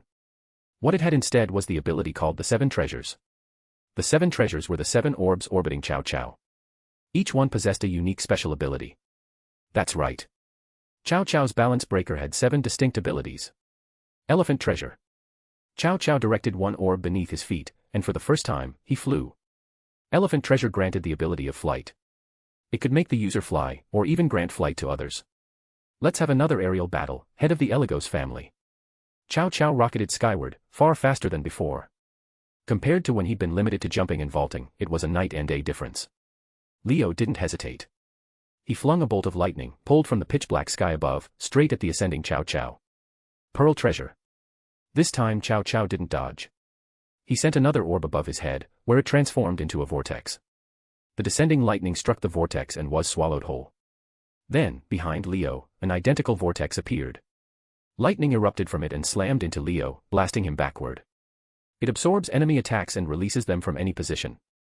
Leo's devil wings flared as he fought to stabilize, but he couldn't avoid his body smoking all over, looking like he'd been flash-fried. Correct.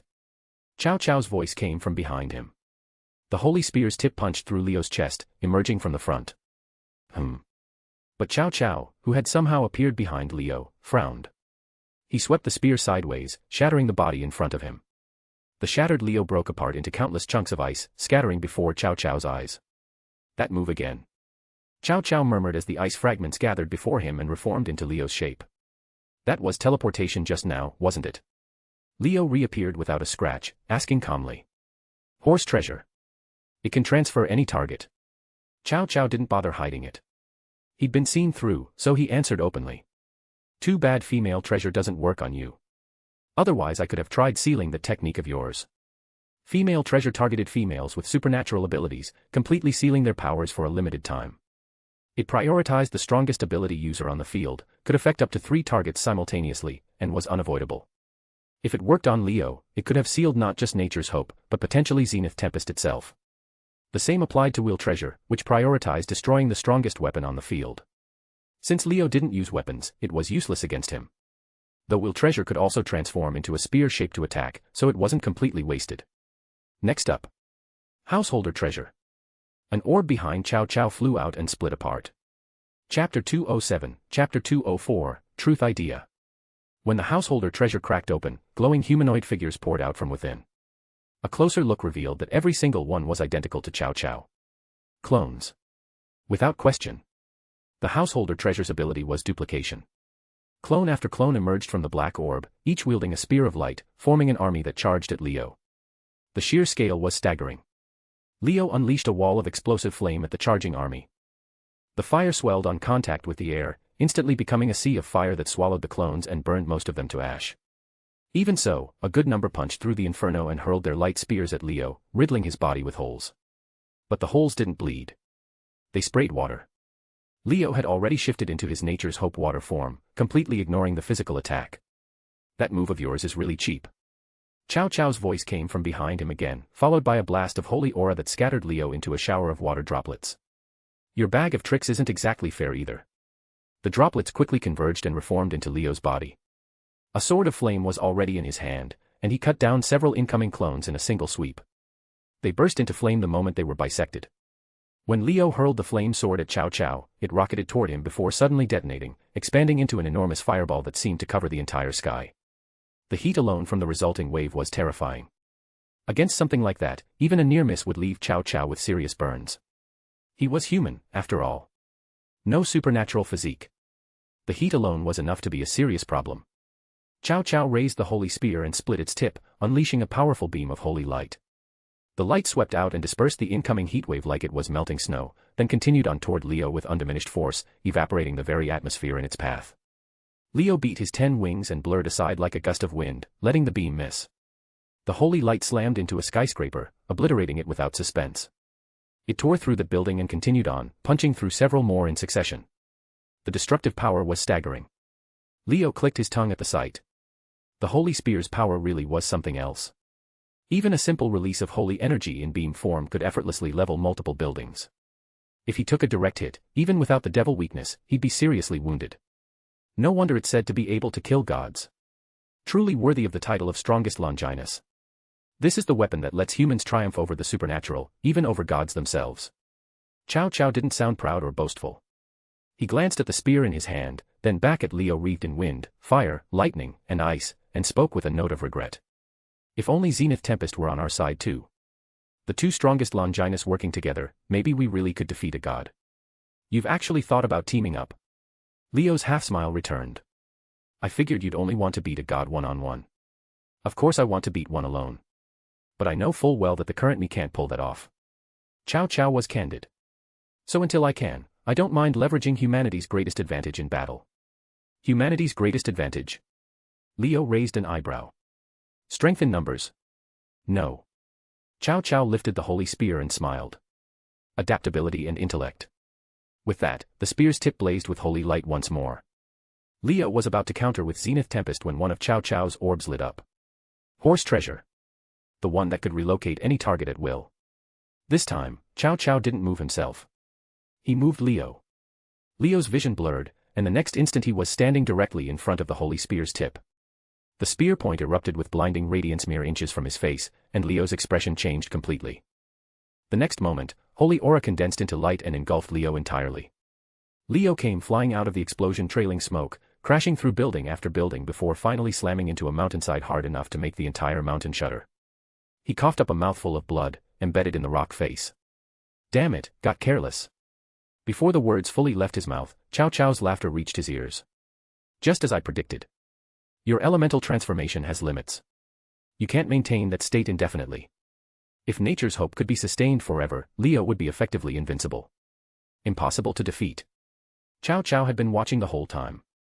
And he'd found the weakness. Each elemental transformation lasts about 1 minute at most. After that, you have to return to your physical form, or the natural forces will assimilate your body's structure permanently. You can't repeat the same element consecutively. After reverting, you have to switch to a different element, or your body risks being memorized and assimilated by that element's natural force. And after each transformation ends, you need roughly a 10-second interval before you can use it again. Your body needs that time to restabilize its original structure. If the interval isn't long enough, the result is the same, assimilation. Chow Chow rode the elephant treasure through the air, drifting over to where Leo was coughing blood in the mountainside. A smile spread across his face. Am I wrong, head of the Eligos family? Leo wiped the blood from his mouth, expressionless. His 10 black devil wings began to beat, pulling him free from the rock. You think figuring out nature's hope means you've got me beat? With a thunderous eruption, Leo released a massive surge of pure white aura. Will treasure. Chow Chow's expression shifted. Without hesitation, he summoned an orb, shaped it into a spear, and launched it at Leo. A bolt of lightning split from the sky and struck the spear-shaped orb, knocking it out of the air. Balance breaker. This time, it was Leo's voice that spoke the words of power. The aura exploding from his body shot skyward, piercing the clouds. Finally using your balance breaker. Chow Chow murmured, bracing himself. This was the first time Leo had used his balance breaker in front of anyone. Chow Chow had no idea what it could do. From this point on, every moment of the fight would be a complete unknown for him. He had to stay sharp. A sixth pair of devil wings emerged from Leo's back. The demonic energy radiating from him surged from 10-wing class to 12-wing class, reaching genuine Mao level. Speranza di Briscola. Leo's balance breaker. Because it was modeled after Giulio Gesualdo's balance breaker from the original story, it should have been called Flagello di Colori del Arcobaleno, Speranza di Briscola. But Leo wasn't an angel. He couldn't name it after the Holy Rainbow Messenger like that reincarnated angel had. His balance breaker didn't sprout angel wings and a halo. It grew devil wings. So he dropped the first half entirely. Speranza di Briscola. That was his balance breaker's name. Here I come, Chow Chow. Carrying Mao-class demonic power, Leo kicked off the air, broke the sound barrier, and shot toward Chow Chow. His speed was on a completely different level from before. Chow Chow could see instantly that trying to match Leo's speed would be suicide. He activated Horse Treasure without hesitation, teleporting himself far away to open the distance. He also used Horse Treasure to relocate Leo in the opposite direction, then fired a massive beam of holy light at the spot. But Leo, his speed dramatically increased, sidestepped it with effortless ease. Lightning rained from the sky, bolt after bolt aimed at Chow Chow's head, only to be swallowed by the Pearl Treasure's vortex materializing above him. The vortex reappeared around Leo, and the redirected lightning came streaking out, but Leo's body was now surging with such immense demonic energy that it formed a raging storm of power. The lightning was deflected on contact, unable to even touch him. Then Leo extended one hand toward Chow Chow. In an instant, a bubble appeared and enclosed Chow Chow within it. Not good. Chow Chow sensed the danger immediately, his face going pale. He activated Horse Treasure and teleported out. Almost the instant he vanished, apocalyptic destruction erupted inside the bubble. Raging fire, terrifying lightning, tidal waves, sandstorms, tornadoes, blizzards, every conceivable natural disaster materialized within that single bubble, colliding and intertwining in a cataclysm of pure destruction. Against something like that, forget a human. Even a real god wouldn't walk away unscathed. If those combined disasters swallowed him, Chow Chow had zero doubt he'd be reduced to ash in an instant, erased completely. So Chow Chow had teleported out. But when he reappeared, he found himself inside another bubble. He used Horse Treasure again. Another bubble. That was when Chow Chow finally noticed. The entire sky was filled with bubbles. No matter how many times he teleported, as long as he stayed in this pocket dimension, he'd just end up inside another one. Let's see you dodge this. Leo smiled coldly as he scattered bubbles across the entire battlefield, across the entire sky and earth. Every single bubble erupted with world-ending destruction. Including the one Chow Chow was in. Fire, lightning, floods, sandstorms, tornadoes, blizzards, every natural disaster seemed to manifest at once, intertwining and raging mercilessly inside each bubble. This level of catastrophe wouldn't just kill a human. Even a true god caught inside would take damage. If the disasters consumed him, Chow Chow would be ash in the blink of an eye. So Chow Chow erupted with everything he had. Oh, spear. The true holy spear which pierces through God. Suck the ambition of the king of domination sleeping within me and pierce through the gap of blessing and destruction. You. Announce the will, and turn into a glow. Chow Chow raised the holy spear high and roared the solemn, sacred chant. The spear's tip split wide open, further than it ever had before. Blinding light blazed forth. A massive eruption of holy aura followed. Chow Chow looked as though divine providence itself had touched him, radiating an intensity he'd never shown before. Truth idea. With Chow Chow's roar, sacred radiance flooded the entire world. Then, a miracle occurred. The bubble around Chow Chow popped. One after another, every bubble occupying the sky shattered in rapid succession, driven apart by that holy radiance. In a single flash, every bubble Leo had painstakingly created burst and vanished. Naturally, all the disasters raging inside them vanished with them, and Chow Chow was free. Leo's pupils contracted. His expression grew heavy. Chow Chow, meanwhile, had survived the crisis and neutralized Leo's near-certain kill, but he looked like he'd spent everything he had. He was gasping violently. The two faced each other in the sky, one grim-faced, the other struggling for breath. Truth idea, huh? Leo gazed at Chow Chow across the distance, then spoke evenly. Just like the rumors said. The Holy Spear has the power of supremacy too. A power distinct from the Dragon of Supremacy and the Beast of Supremacy. A power of supremacy that belonged solely to the true Longinus. Chapter 208, Chapter 205, A Shift in the Dimension. Leo had known for a long time that the Holy Spear, like the sacred gears of the two heavenly dragons, possessed a power of supremacy. And unlike the beast of supremacy or the dragon of supremacy, it wasn't achieved by cursing oneself in exchange for power beyond one's limits. It was something far more unique. Other sacred gears derived their supremacy from sealed creatures. By releasing the being sealed within, the user gained its full living power at enormous cost. The true Longinus was different. No creature was sealed inside it. What it held was the dying will of the biblical God. Yes. The dying will of the biblical God himself. As the first and strongest Longinus, the god-slaying spear's connection to the biblical God ran impossibly deep. It possessed the power to pierce gods, yet was itself the highest grade holy relic. That alone spoke to how intertwined it was with the divine. So the biblical God's dying will was sealed within this supreme relic. Truth idea didn't unleash a sealed creature's power. It unleashed miracles that the deceased biblical God had once performed. Leo vaguely recalled that once truth idea was activated, the divine will inside the spear would absorb the wielder's ambition or desire, then produce effects that varied depending on the opponent. In other words, what truth idea actually did upon activation was completely unpredictable. Sometimes it produced overwhelming destructive force sufficient to defeat the enemy. Other times it blessed the opponent to win them over. Depending on the wielder's wishes and ambitions, depending on the opponent, depending on the situation, truth idea's effects changed entirely. In the original story, Cao Cao had used truth idea twice. Once against the protagonist, Hayadu Issei. That time, the divine will inside the spear had actually sided with Issei, acknowledging his desire and deciding to observe him.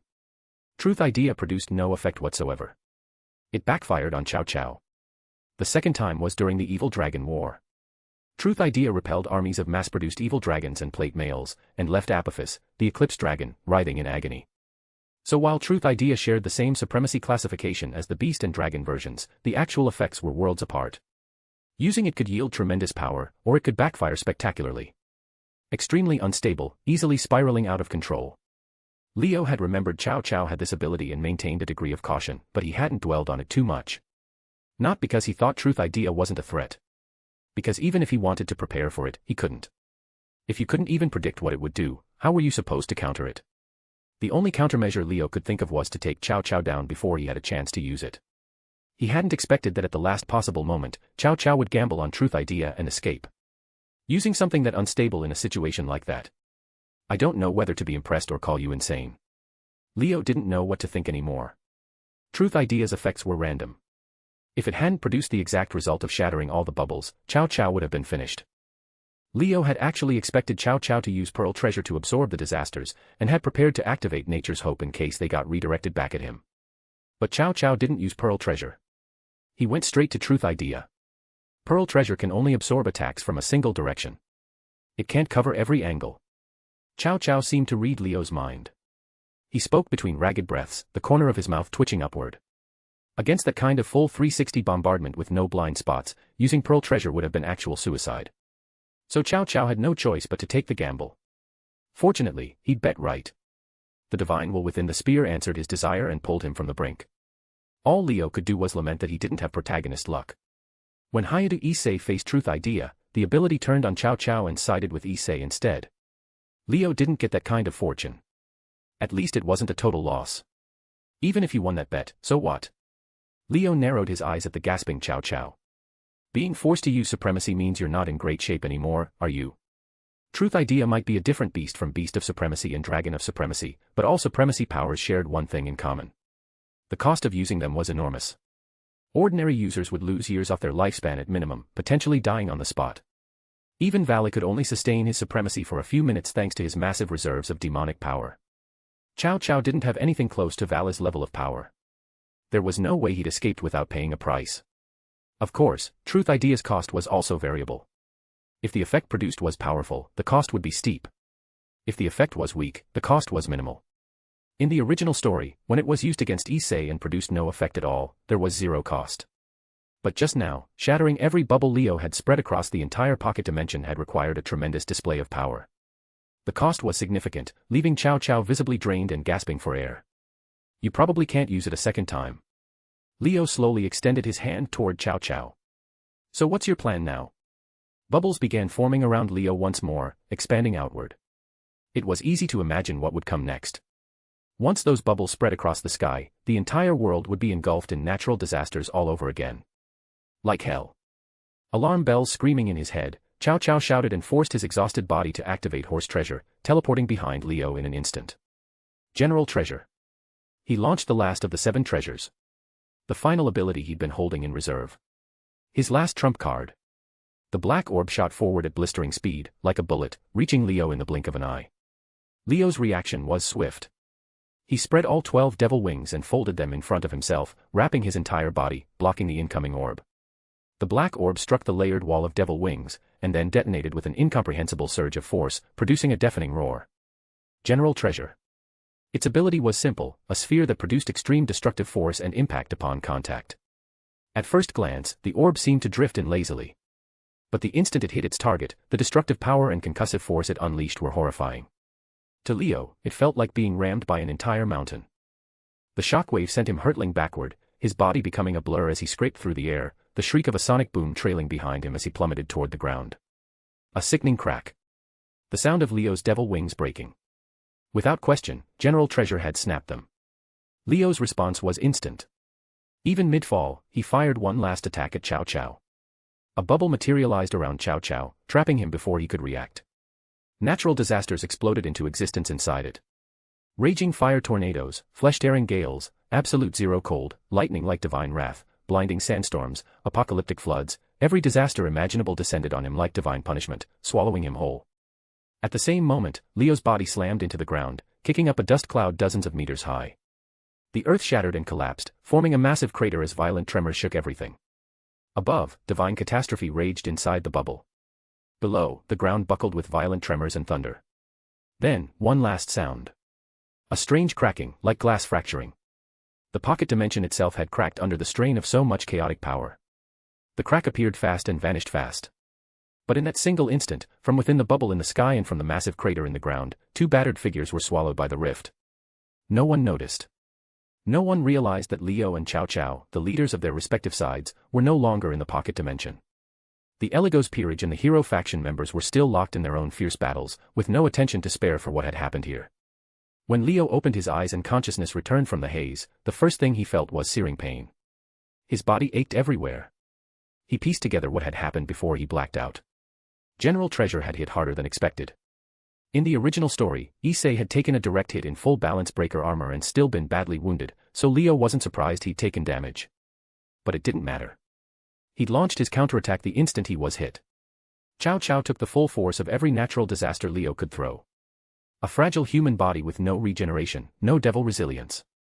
There was a real chance it had killed him outright. Where am I, though? Leo pushed down the pain and looked around. Only then did he realize he was no longer inside the Kuo town replica. He'd arrived in a bizarre, alien world. No up or down. No sky or earth. No buildings, no trees, no plants. Just a space suffused with clashing colors, warped and twisted and swaying, chaotic beyond description. Leo was floating in this distorted space as if gravity didn't exist, and everything his eyes took in looked like the inside of a kaleidoscope. Staring too long made him nauseous. The sight snapped him to full alertness immediately. He recognized this place. Not long ago, he'd brought his entire peerage aboard a train and passed through here on the way to the underworld. This was the dimensional gap. Leo's eyes went wide. How had he ended up here? The pocket dimension must have destabilized. The crack ejected me, but instead of returning to the real world, I ended up in the space between worlds. That was the only explanation. The question was, had only he been thrown here, or was everyone else here too? Yukino. Asuna. Yutaha, Mahiru, Ravel, Ram, Rem. And Chow Chow and the hero faction. The thought made Leo anxious. The dimensional gap was no safe haven. It was a void world, and scattered throughout it were dangerous objects that history had deemed too hazardous to deal with. One wrong encounter could mean permanent disappearance, with no way back to the real world. Even without stumbling into danger, without the ability to breach dimensional walls, there was no way out. You drift here forever. This is bad. Leo's heart sank. He didn't have any means to escape this place either. The space here was inherently unstable and warped. Standard methods like magic circle teleportation were useless. Only specially calibrated transfer formulas worked here. Leo obviously didn't know any such formula. Nobody in the entire Eligos peerage did. If any of his peerage had fallen into this place, they'd be just as trapped as he was. What now? Leo racked his brain but couldn't find an answer. By the time he gave up thinking, he noticed that his injuries had already healed. Becoming a perfect devil really did boost the regeneration. He tested his limbs, confirmed the pain was gone, then spread his devil wings and took flight. Might as well start moving. Staying still and drifting aimlessly would never lead to an escape. Maybe if I'm lucky, I'll find something useful out here. With that thought, Leo beat his devil wings and flew off in a direction. Before long, his figure vanished into the warped expanse, destination unknown. Chapter 209, Chapter 206, Land Between the Cracks. The dimensional gap really was as dangerous as the story said. The original story had never gone into much detail about this place, and Leo had never had the chance to experience it firsthand. But now, drifting through the void, he finally understood why everyone treated it with such fear. There was no sense of direction here. No up, no down. Even the flow of time was imperceptible. Leo had no idea how long he'd been flying or which way he was headed. It was the most disorienting thing he'd ever experienced. Along the way, he encountered various things that had been exiled to this place since ancient times. Some were useless debris. Others were genuinely dangerous.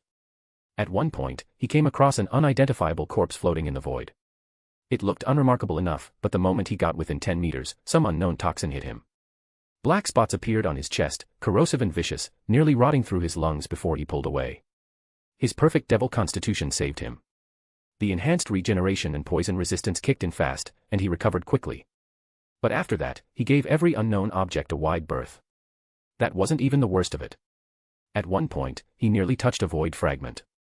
Void fragments were exactly what they sounded like, pieces of nothingness given form.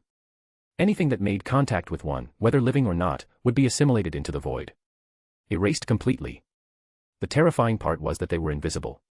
Nothingness by nature couldn't be seen with the naked eye. If Leo's magical detection hadn't been sharp enough to sense something deeply wrong approaching him, he might not have made it. Should have studied up on the dimensional gap beforehand. After several close calls, Leo was starting to feel genuine unease. The dimensional gap was feared by all factions, but they weren't helpless here. Devils had trains with protective formulas. Fallen angels had their own methods. Valley would eventually use specialized spells to explore ancient ruins in this very place. Every faction had some knowledge of how to survive here. If Leo had access to even a fraction of it, he wouldn't be stumbling through blind. This is what happens when you don't do your homework. Leo sighed, but didn't let his guard down. His magical detection stayed at full output, maximum focus, scanning for anything abnormal so he could dodge in time. All he wanted now was to find a spatial rift, anything that could get him out of here. He didn't need to land back in the human world or the underworld. Even stumbling into heaven would be better than staying here. If he was lucky enough to encounter an underworld train, or some faction's exploration team, even better. But the dimensional gap was incomprehensibly vast. Without any sense of direction, all Leo could do was fly aimlessly and hope. I'm not going to be stuck here forever, am I? The thought made him restless. Staying here indefinitely was psychological torture, and Leo wasn't someone with nothing to care about. He needed to know what happened to Cao Cao, whether his peerage was safe, whether the hero faction had beaten them. And the summit meeting. Had the old Satan faction's attack played out the same as canon? Or had his existence caused some butterfly effect that changed the outcome? Were Rias and Sona okay? Too many unanswered questions. Overthinking won't help. It'll just make me more anxious.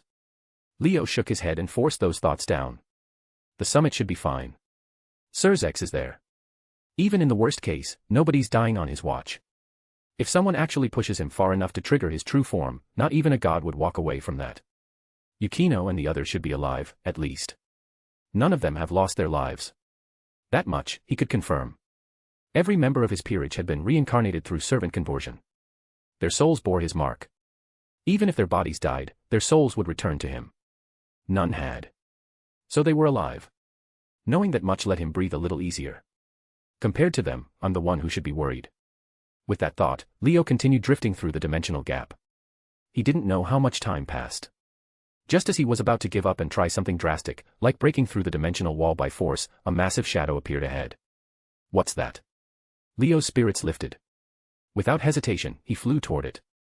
At this point, he was desperate enough to investigate anything. Whatever it was better than nothing. Of course, he hadn't forgotten how dangerous this place was. His magical detection stayed at full power, sweeping over the shadow as he approached. What he found surprised him. An island. Not quite. More like a fragment of a continent, as if someone had carved a piece off a landmass and hurled it into the void. A vast stretch of earth, just drifting through the gap. There's something on it. As he drew closer, his detection picked up more details. The land held an ancient castle, enormous and crumbling, surrounded by barren, yellowed earth. The whole place radiated age and decay, like a ruin abandoned by time itself. Should I go up there? Leo considered it, then approached cautiously. What else was he going to do? Keep drifting. Here's hoping there's something up there that can get me out of this place. He flew toward the desolate land. To avoid another incident like the toxin, he triple-checked with his detection, confirming nothing abnormal before setting foot on the surface. Even then, he kept nature's hope on standby, ready to activate the instant something went wrong. But nothing happened. He landed safely. At least this place is explorable. Leo exhaled and turned his gaze toward the castle at the center. It was massive. More than 10 times the size of the Gremory estate. It looked like it was built for giants, not people. Cracks covered every surface, and sections of the outer wall had collapsed entirely. This castle's been here a very long time.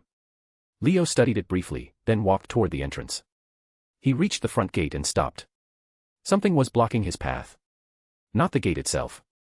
The gate was wide open, probably couldn't close anymore. But lying in front of the entrance was something impossible to ignore. A low, rumbling breath. The kind of sound only something enormous made in its sleep. A dragon was sleeping in front of the castle gate. It was beautiful. More beautiful than Tiamat, even. Its body seemed covered not in scales but in fur, soft and fluffy looking. It didn't look menacing at all. Almost cute. Its coloring was unusual too. Not the fierce reds or blacks typical of dragon kind, but a soft gradient of purple fading toward white. Despite the gentle appearance, Leo's expression grew serious the moment he laid eyes on it. The dragon's aura told a completely different story. It was immense. Not quite at Tiamat's level as the strongest dragon king, but not far off either. Which meant one thing. A dragon king. This was a dragon king-class dragon. And Leo was certain it wasn't any of the known 5. He knew every dragon king by sight. Tiamat was deep blue. Fafnir was golden. Vritra was dark purple-black and sealed in sacred gears. Yulon was green and living on Mount Sumeru. Midgardsormr was the largest dragon in existence at 500 or 600 meters. This one was a few dozen meters at most, with coloring that matched none of them. An unknown dragon king. Not among the 5. Leo rubbed his temples. What's a dragon king doing in a place like this? Was this floating ruin the dragon's territory? Or had the land been cast into the dimensional gap because of this dragon? He couldn't figure it out. After a moment's thought, he walked toward the castle anyway. Might as well try to make contact. A dragon king-level creature should at least have the intelligence for conversation, unlike the feral lesser dragons. This was the first living thing he'd encountered in the gap. If communication was possible, Leo wanted to talk. And if the dragon knew a way out of here, all the better. Leo approached the sleeping dragon, deliberately releasing his own aura to wake it. The dragon's eyes snapped open. It sensed Leo's presence and fixed its gaze on him. Then, without a shred of hesitation, it opened its jaws and fired a breath attack straight at him. Lightning. A torrent of electrical energy dense enough to vaporize the atmosphere and shatter the ground beneath it, crashing toward Leo like a divine hammer. Leo's body was engulfed by the lightning breath. But within that storm of electricity, another bolt of lightning shot free and streaked into the air, reforming into Leo's shape. He looked down at the dragon that had attacked him on sight, a smile on his face that carried more irritation than amusement. My mistake. Even a dragon king can apparently lack the intelligence for conversation. The dragon, whether it understood the insult or not, spread its wings and launched itself into the air. It charged straight at Leo. Chapter 210, Chapter 207, Oh, you feel wronged. The dragon's lightning breath tore through the air like a river of plasma, splitting the atmosphere and sending shockwaves rippling through the dimensional gap itself. The graceful dragon soared overhead, wings beating steadily, unleashing devastating blasts of electrical energy at Leo. His hair stood on end, his body already going numb before the breath even touched him. Leo spread all 10 devil wings and shot upward faster than the lightning itself, dodging the breath that scorched the air and earth below. But the dragon was already on top of him. Its tail whipped forward like a blur, the crack of a sonic boom trailing behind it, and slammed into his body. Leo's body shattered on impact, crumbling apart like rock, dissolving into a spray of sand that scattered in every direction. The sand quickly gathered and reformed into Leo's shape, letting him slip past the charging dragon and veer off in another direction. The dragon wheeled around immediately, relentless, and dove at him again. Another blast of lightning breath flooded toward him, blanketing the sky. Seriously?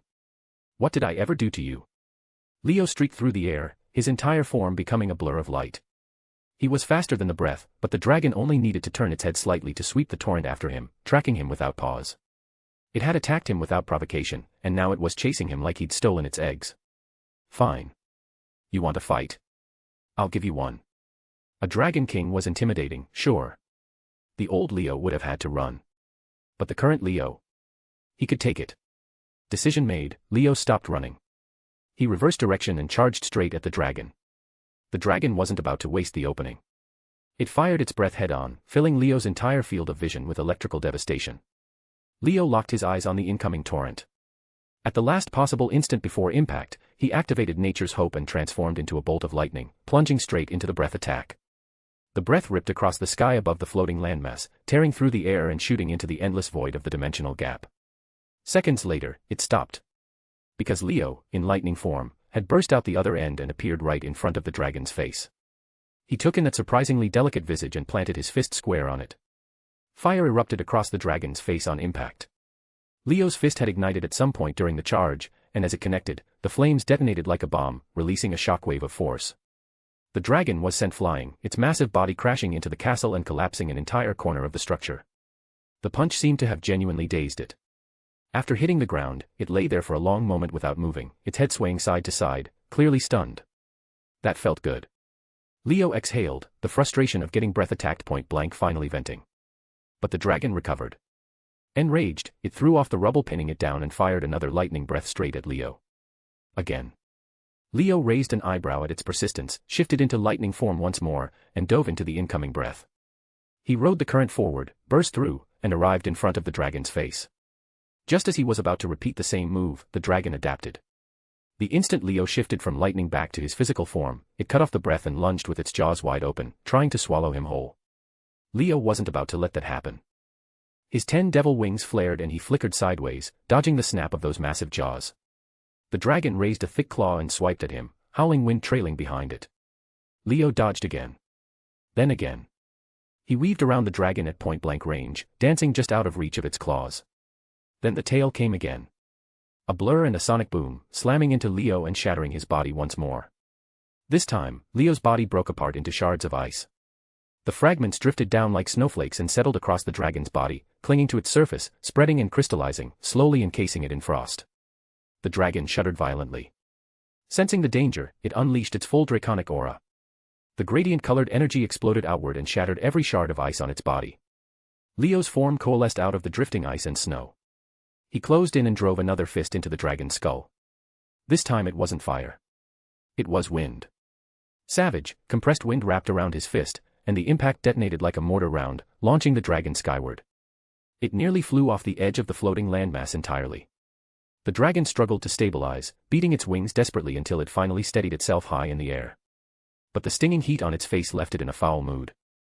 It stared down at Leo, and in its eyes, appeared something like grievance. The hell are you looking at me like that for?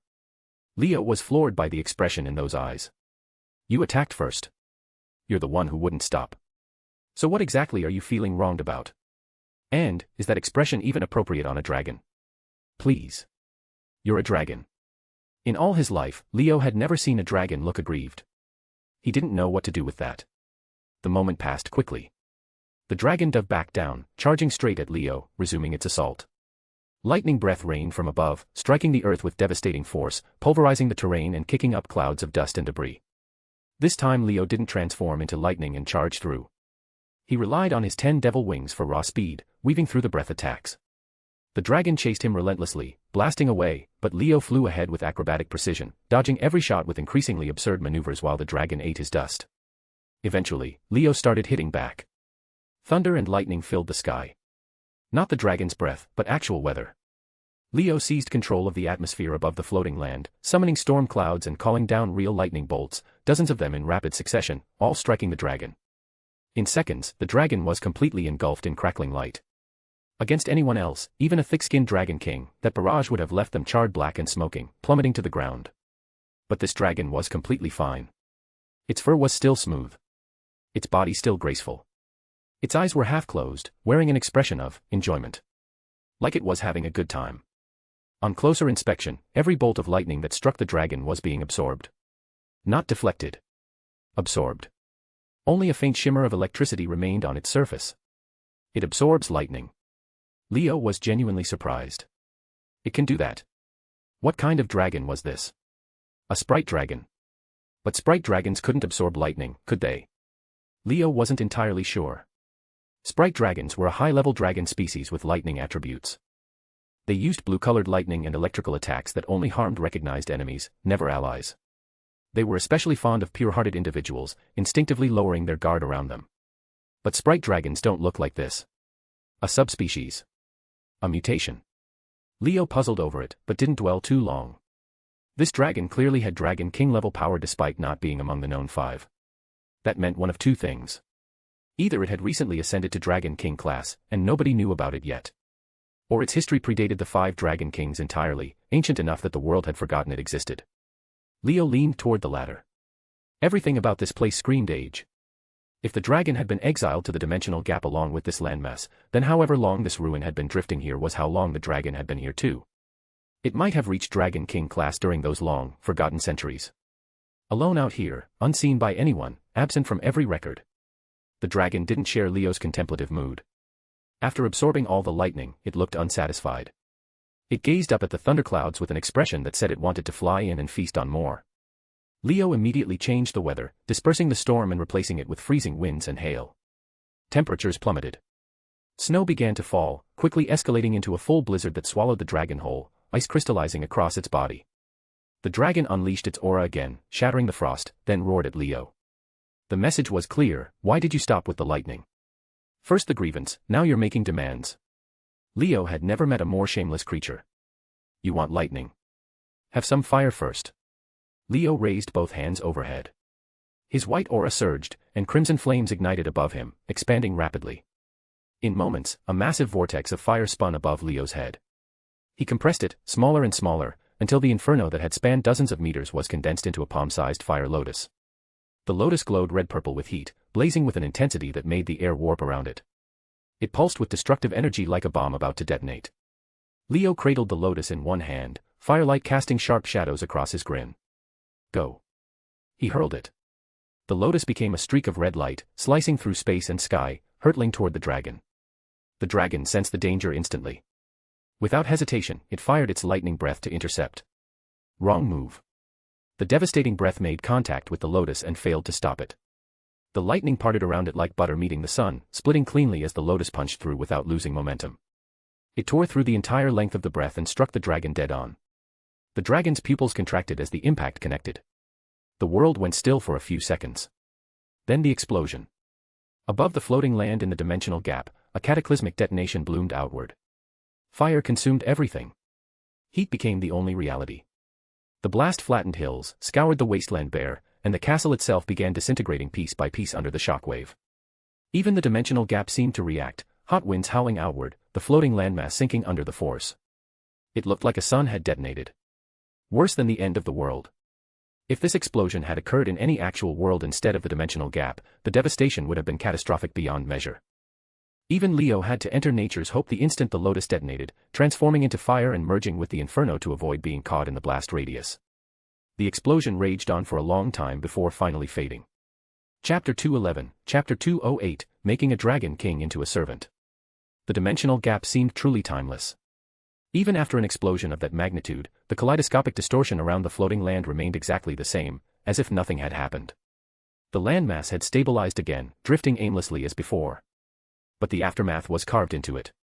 Rubble, scorch marks, and craters covered what had already been a desolate ruin, making it look even more wrecked than before. A flame materialized in the sky above the devastation and slowly took Leo's shape. He surveyed the damage and winced. Went a little overboard. He knew the compressed fire lotus would hit hard. He poured every ounce of fire attribute power Zenith Tempest could muster into it, compressed to the absolute limit. But he hadn't expected the detonation to be this extreme. At least I didn't destroy the whole place. He glanced at the castle. It had taken a beating from the shockwave. The outer walls had almost entirely collapsed, and 70 or 80% of the windows and inner walls were shattered, exposing the interior structure. But the main body still stood. That was a relief. The castle was his best hope of finding a way out of the dimensional gap. If it had been leveled, he'd have nowhere left to turn. A castle guarded by a dragon king had to contain something significant. Speaking of which, where's the dragon? Leo extended his magical detection and found it quickly. The dragon lay on a pile of rubble. Its condition was devastating. The soft, near-white fur had been burned away completely. Its skin was charred black. One wing was half destroyed, white bone visible through the ruin. The horn on its head had snapped off. Its face was drenched in blood. It was barely clinging to life. Leo flew over and landed in front of it, folding his wings. So. Want to keep going? That was deliberately cruel. In its current state, the dragon couldn't fight, let alone move. Worse still, its life signs were fading. Its breathing grew weaker. Blood-filled eyes slowly closed, crimson tears leaking from the corners. It was dying. Even a dragon king with centuries of accumulated vitality couldn't survive a direct hit from that attack. Leo had just achieved dragon slaying in the dimensional gap. A dragon king, no less. He didn't feel guilty about it. The dragon attacked first. Every single one of those breath attacks had been aimed to kill, with zero restraint. Why should Leo hold back? Still. Do you want to live? Leo stood before the dying dragon. If you want to live, tell me what you know. He wanted to try communicating one more time. Even setting aside finding an exit, just learning the history of this land and the castle would make this trip worthwhile. The dragon didn't respond. This time, it probably wasn't unwillingness. It simply couldn't anymore. Its life signs vanished completely. It stopped breathing. It was dead. What a pain. Leo scratched his head. Then he held out his palm and summoned a magic circle, from which a single chess piece emerged. A pawn piece. The same type as Ram and Rem's. The piece was glowing brilliantly, telling Leo that the being before him was an ideal match for this evil piece. Making a dragon king into a servant, huh? Leo smiled. Not bad. He pressed the glowing evil piece against the dragon's body and began the incantation. By the name of Leo Eligos, I command. You, unknown dragon, let your soul return to this place, to become my servant. Be reborn as a devil, and rejoice in your new life. The incantation complete, the evil piece shattered into countless particles of light that sank into the dragon's body, enveloping it in a soft glow. Within that light, the dragon's charred body began healing at visible speed. Time seemed to reverse. Burned for a regrow. The broken horn reformed. Blood receded. Life signs surged back. At the same time, Leo received the feedback from Servant Conversion. Trait, Servant Conversion activating. Base feedback acquired, Demonic Power, Massive, dot. Advanced feedback acquired, Sacred Gear, Enhanced, dot. Extra feedback acquired, Trait, Lightning. The instant the feedback registered, Leo's demonic power skyrocketed. This was a Dragon King-class servant. That alone qualified as a high-potential evaluation, and the demonic power feedback was enormous, greater than any he'd received before. His power, which had just reached the 10-wing tier, surged all the way to the ceiling and hit the barrier to the next level.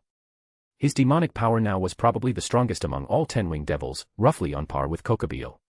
Capable of confronting a Mao, half a step from Mao class, and liable to break through at any moment. At this rate, just one more mid-potential servant would push him straight into Mao class. Zenith Tempest had been strengthened again too. It might have already surpassed the true Longinus, the so-called strongest Longinus. But what excited Leo most was the extra feedback. Trait, Lightning. He'd gained a new trait. Leo extended his hand and channeled his demonic power, attempting to convert it into lightning. In the past, he could do this, but he'd had zero talent for it. The lightning he produced was pathetically weak, less than half the power of a basic demonic power bullet. He'd given up on that path entirely. The contrast was Rias's queen, Akino Himejima, the priestess of thunder. Lightning magic was her specialty, which was how she'd earned that title. But Akino's skill came from natural talent, which was different from a bloodline trait. Traits were innate. The Citri bloodline gave all pure-blooded members mastery over water magic, no training required.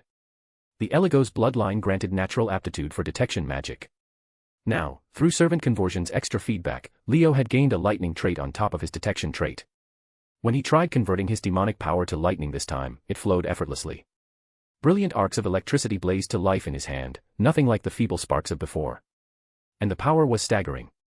The lightning he produced now rivaled the natural lightning released through Zenith Tempest itself. What if I feed this lightning magic into Zenith Tempest as fuel? The thought became action immediately. He channeled the lightning magic into his sacred gear and released it. A pillar of thunder erupted from his hand, illuminating the entire sky. Leo's eyes lit up. He tried again with regular demonic power as fuel. The result was still impressive, but nowhere close to what the lightning magic had produced. The difference is several times over. Using lightning magic as fuel for Zenith Tempest's lightning output versus regular demonic power, the gap was massive. This new trait didn't just boost his base combat power. It supercharged Zenith Tempest's lightning capabilities as well. If it's me now, I could probably match Seraphal Leviathan's ice magic with my lightning. That was exciting. But his current situation quickly cooled him down. Whether I even get to see Seraphal again is still up in the air. Let's focus on getting out of here first. Leo dismissed the lightning and turned his attention forward. The dragon had fully healed and was awake. It rose, towering over Leo, staring down at him with those large eyes. The pressure was intense. Leo met its gaze calmly. Can you take human form? Not every dragon could. Among the 5 dragon kings in canon, only Tiamat had ever assumed human form. Even the 2 heavenly dragons had never done it. Shapeshifting clearly required either talent or practice. Leo was hoping this one could manage it. Otherwise he'd be traveling with a full-sized dragon from now on. The dragon studied him in silence for a long moment. Then, softly, its body began to glow. The light enveloped it entirely, and the massive form shrank. Smaller and smaller, until it was even shorter than Leo. The glow faded. Leo's calm expression froze. Standing before him was a little girl who looked like she belonged in elementary school. About 120 centimeters tall. Dressed in ethnic-style clothing. Gradient purple hair done up in twin tails. Big blue eyes. Tiny, adorable, and staring up at him like a doll. She gazed at Leo without a word. Her eyes said everything, and Leo's mouth began to twitch. You're really the dragon from just now. Leo was silent for a long time before he could bring himself to speak. He looked like a man who refused to accept reality. Grah. The little girl caught the doubt in his tone and puffed up, clearly offended. She made a fierce dragon roar face, as if trying to prove she was very scary. It looked like she was doing a cute pose. Leo put his hand over his face. He felt a little dizzy. The realization that he'd just accidentally killed what turned out to be a tiny adorable girl hit him with a wave of guilt. But more importantly, he recognized her. Another crossover character. Tell me your name. Leo asked, though he was already fairly sure of the answer. The little girl blinked at him, then answered reluctantly. Kanna Kamui. Chapter 212, Chapter 209, The Exiled Hatchling. Kanna Kamui. A dragon from another world. In human form, she looked about 9 years old. In dragon form, a massive beast covered in white fur, capable of electrical attacks and able to recharge by absorbing lightning. Her actual age was over 14,000 years, older than some dragon kings. But she was still a hatchling. Willful, mischievous, afraid of being alone, and always hungry. In her original story, she'd been exiled from her world for taking her pranks too far, eventually ending up in the human world. And now this dragon was here, in the dimensional gap, living on this nameless floating landmass, apparently guarding a castle. Leo hadn't expected any of this. Why are you here? The question came out before he could stop it. Humph. Kanna didn't answer. She just glared at him, trying her hardest to look fierce. As always, it came across as adorable rather than intimidating. Leo sighed at the uncooperative hatchling. If she were an adult, he could pull the "you're my servant now" card and pressure her into cooperating. But despite being 14,000 years old, she was fundamentally still a child. A child who'd been exiled for pranking too much. Reasoning with her was pointless. If she'd been reasonable, she wouldn't have opened with a breath attack aimed at vaporizing him. She was still glaring, clearly sulking because he'd killed her. Leo thought about it for a moment, then opened a magic circle and pulled something out of his personal storage space. That space was where he kept everyday items, phone, spare clothes, and occasionally snacks. What he produced now was a massive lollipop. Kanna's gaze instantly locked onto it. Her eyes changed completely. Her small nose twitched, catching the scent of sugar. Once she smelled the sweetness, she couldn't look away. Leo's lips curled slightly. Want it? His voice was gentle, coaxing. Like a villain about to trick a child. Kanna wanted to nod, but remembering that this man had just killed her, she swallowed hard and turned her head away. And no. The voice. The attitude. Everything about it screamed the opposite of what she'd said. So Leo said, very simply. Then I'll throw it away. He tossed the lollipop aside, sending it sailing through the air. In that instant, Kanna moved. She lunged with lightning speed, her head shooting forward, and clamped her jaws around the lollipop mid-flight. Then she swallowed it. Whole. Wrapper and all. She didn't bite. didn't chew. Just swallowed it like water. Silence. The two of them stared at each other. Leo wore a knowing half-smile. Kanna's face was blank, but the tips of her ears had turned red. Feeling better, Leo decided not to tease her further. Now can you tell me why you're here? I'm not telling you. Kanna was softened but still stubborn. You killed me. You're a bad person. Then you must be a bad dragon. You attacked first. You were trying to steal my treasure. Kanna said it like it was the most obvious thing in the world. Humans who try to steal a dragon's treasure deserve to die. My father told me that. First, I'm not human. Second, I wasn't trying to steal anything. At least not before I knew what was going on here. Leo paused, then glanced at the castle. Wait. There's actually treasure in there. What are you planning? Kanna went on high alert immediately. I knew it. You are trying to steal my treasure. You're my dragon now. Your treasure is my treasure. Leo waved dismissively. Just tell me what's in there. Before Kanna could refuse, Leo produced another giant lollipop. Kanna snatched it at lightning speed and swallowed it whole again. She ate like she'd never tasted food before. Leo seriously doubted she could even taste the lollipop at that speed. So what's inside? Leo asked again. Tell me and there's more where that came from. This time, Kanna was visibly tempted. Leo pulled out a third lollipop. Watched her inhale it the same way. Then, reluctantly, she answered. I've never been inside. I can't get in. Kanna muttered. There's a barrier around the castle. Every time I try to fly in, it pushes me away. Attacking it doesn't work either. So I just stayed outside. Leo stared at her. You've never even been inside, and you're calling it your treasure. There's definitely treasure in there. Kanna was adamant. I can't get in, but just being near the castle makes me feel really good. Even without recharging, my electricity and power keep growing on their own. That was why she'd stayed. Without that, a dragon who hated being alone would never have endured the solitude of this place. Fine. Leo was still a little exasperated, but Kanna didn't seem to be lying. He nodded. I'll go in and look for myself. Kanna panicked instantly. You can't take my treasure. Leo rolled his eyes, ignored the possessive hatchling, spread his 10 black devil wings, and flew toward the castle. Kanna immediately shifted to dragon form and followed. They reached the castle quickly and descended from above. Leo bypassed the front gate entirely, dropping straight into the inner courtyard from the air. But Kanna, descending right behind him, slammed into a barrier that materialized out of nowhere. She couldn't get through. The white dragon circled frantically in the air, unable to enter. This barrier, it's specifically designed to block dragons. Leo noticed it had appeared only for Kanna, letting him pass freely. I want to come in too. Kanna was desperate now, calling out to Leo for help. Help me. Leo didn't refuse, but he set a condition. I'll help you, but you have to listen to me. Kanna went quiet. She clearly didn't want to agree.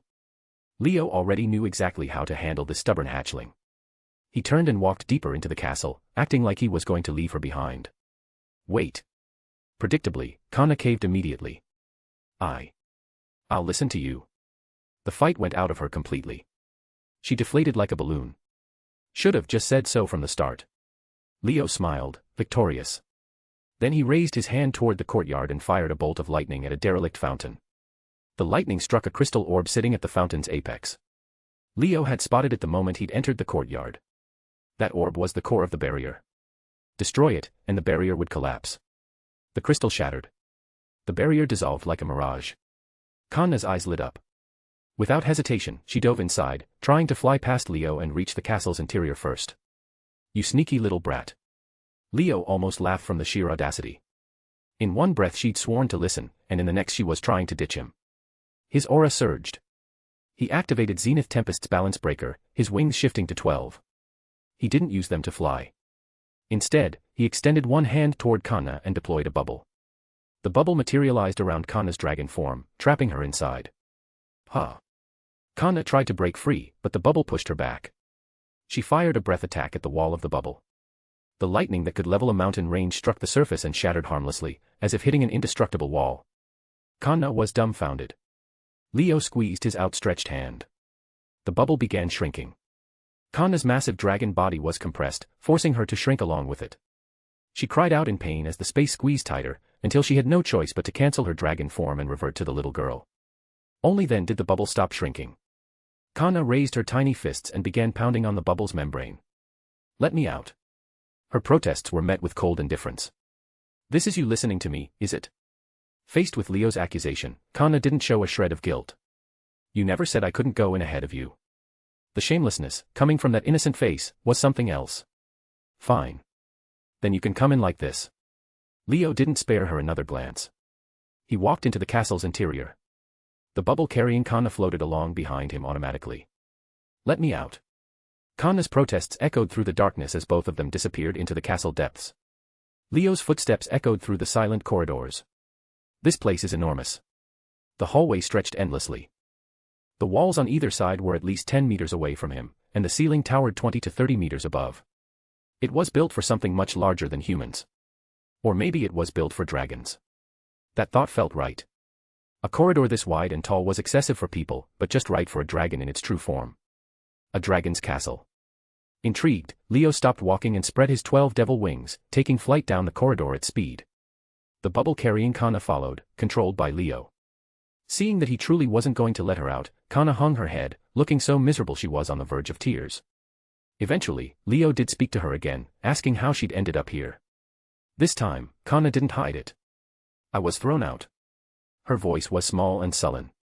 Just as Leo knew from her original story, Kana had been a dragon living in another world, exiled for taking her pranks too far. But unlike her canon story, she hadn't been sent to the human world. She'd been dumped into the dimensional gap, the same way many factions disposed of things too dangerous to keep. After being exiled here, Kana had drifted through the void just like Leo had, surviving one close call after another, until one day she found this floating landmass. She discovered the castle immediately, and more importantly, discovered that staying near it made her feel good. Even without recharging, her electricity and power grew steadily on their own. So after failing to get past the barrier, she'd settled in front of the gate, claimed this place as her territory and the castle as her treasure, and made it her home. With no other living thing around, Kana spent most of her time sleeping. She didn't even know how long she'd been here. All she knew was that when she'd first arrived, she was nowhere near this strong. Now she'd reached Dragon King class without even realizing it. From that alone, Leo understood. This sleepy little dragon had been here for centuries at minimum. Otherwise, she never would have grown to Dragon King level. Chapter 213, Chapter 210, The True Red Dragon God Emperor. Leo ignored Kana after that, leaving her floating in the bubble behind him as he flew deeper into the castle. The Fire Lotus's shockwave had left the interior in rough shape. Collapsed walls, gaping holes, rubble everywhere. Broken statues, fallen armor, and objects that must have once hung on the walls lay scattered across the floor like wreckage from a disaster. Leo kept his magical detection fully deployed, sweeping every corner of the castle. What he found surprised him. Gold. Gemstones. Rare minerals. Ancient weapons. Books that would make a collector weep. Treasures that would drive people mad with greed lay strewn about like garbage, discarded in random corners. If he'd been an adventurer or archaeologist, he'd have spent weeks in here. But none of it mattered right now. He needed a way out of the dimensional gap. Everything else was worthless.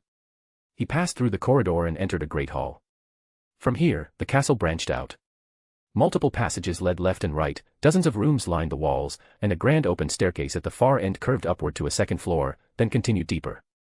The layout was European nobility in style, except scaled up to dragon proportions. The architecture looks human, but the scale is built for dragons. Strange. Leo didn't dwell on it. He began a thorough exploration of the castle, checking every corridor, entering every room, and collecting the scattered books along the way. During rest breaks, he read through them, searching for useful information.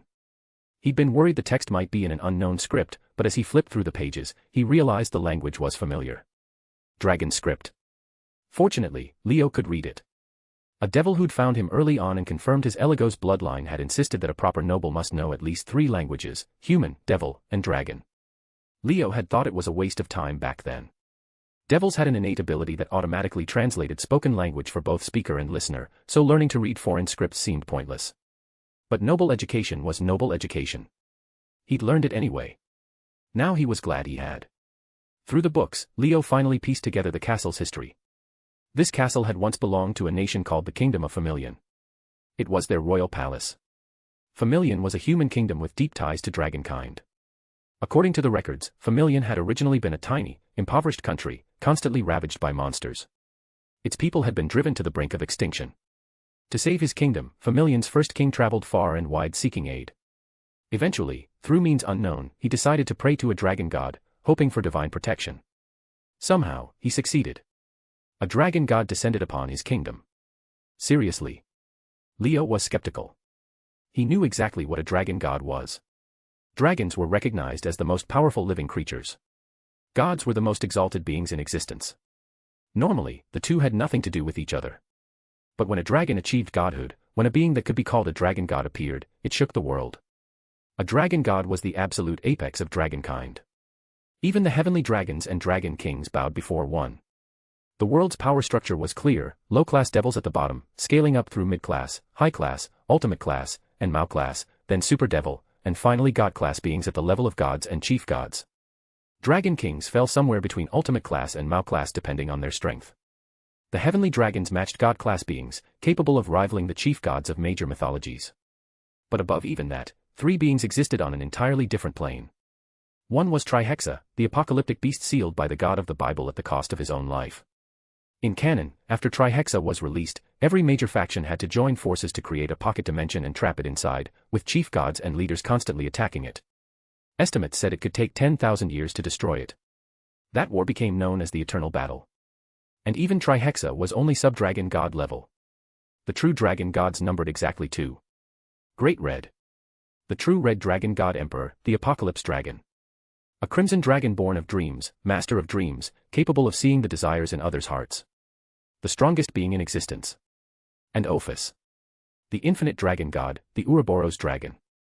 The serpent that devoured its own tail, symbol of infinite cycles, born from the void of nothingness itself. Chaos. Infinity. The void. These two stood at the absolute pinnacle. Every chief god and divine king across every mythology fell short. If either one appeared in the world, the combined forces of all mythological factions couldn't stop them. Great Red was the stronger of the two. It had driven Ophis, who was born in the dimensional gap, out of the gap entirely, then took up residence there as its guardian. And this being had supposedly descended upon a tiny, dying kingdom. As Leo read further, he was stunned to find that the account was probably real. The book recorded. On that day, the sky split open, revealing a gateway to the world of nothing.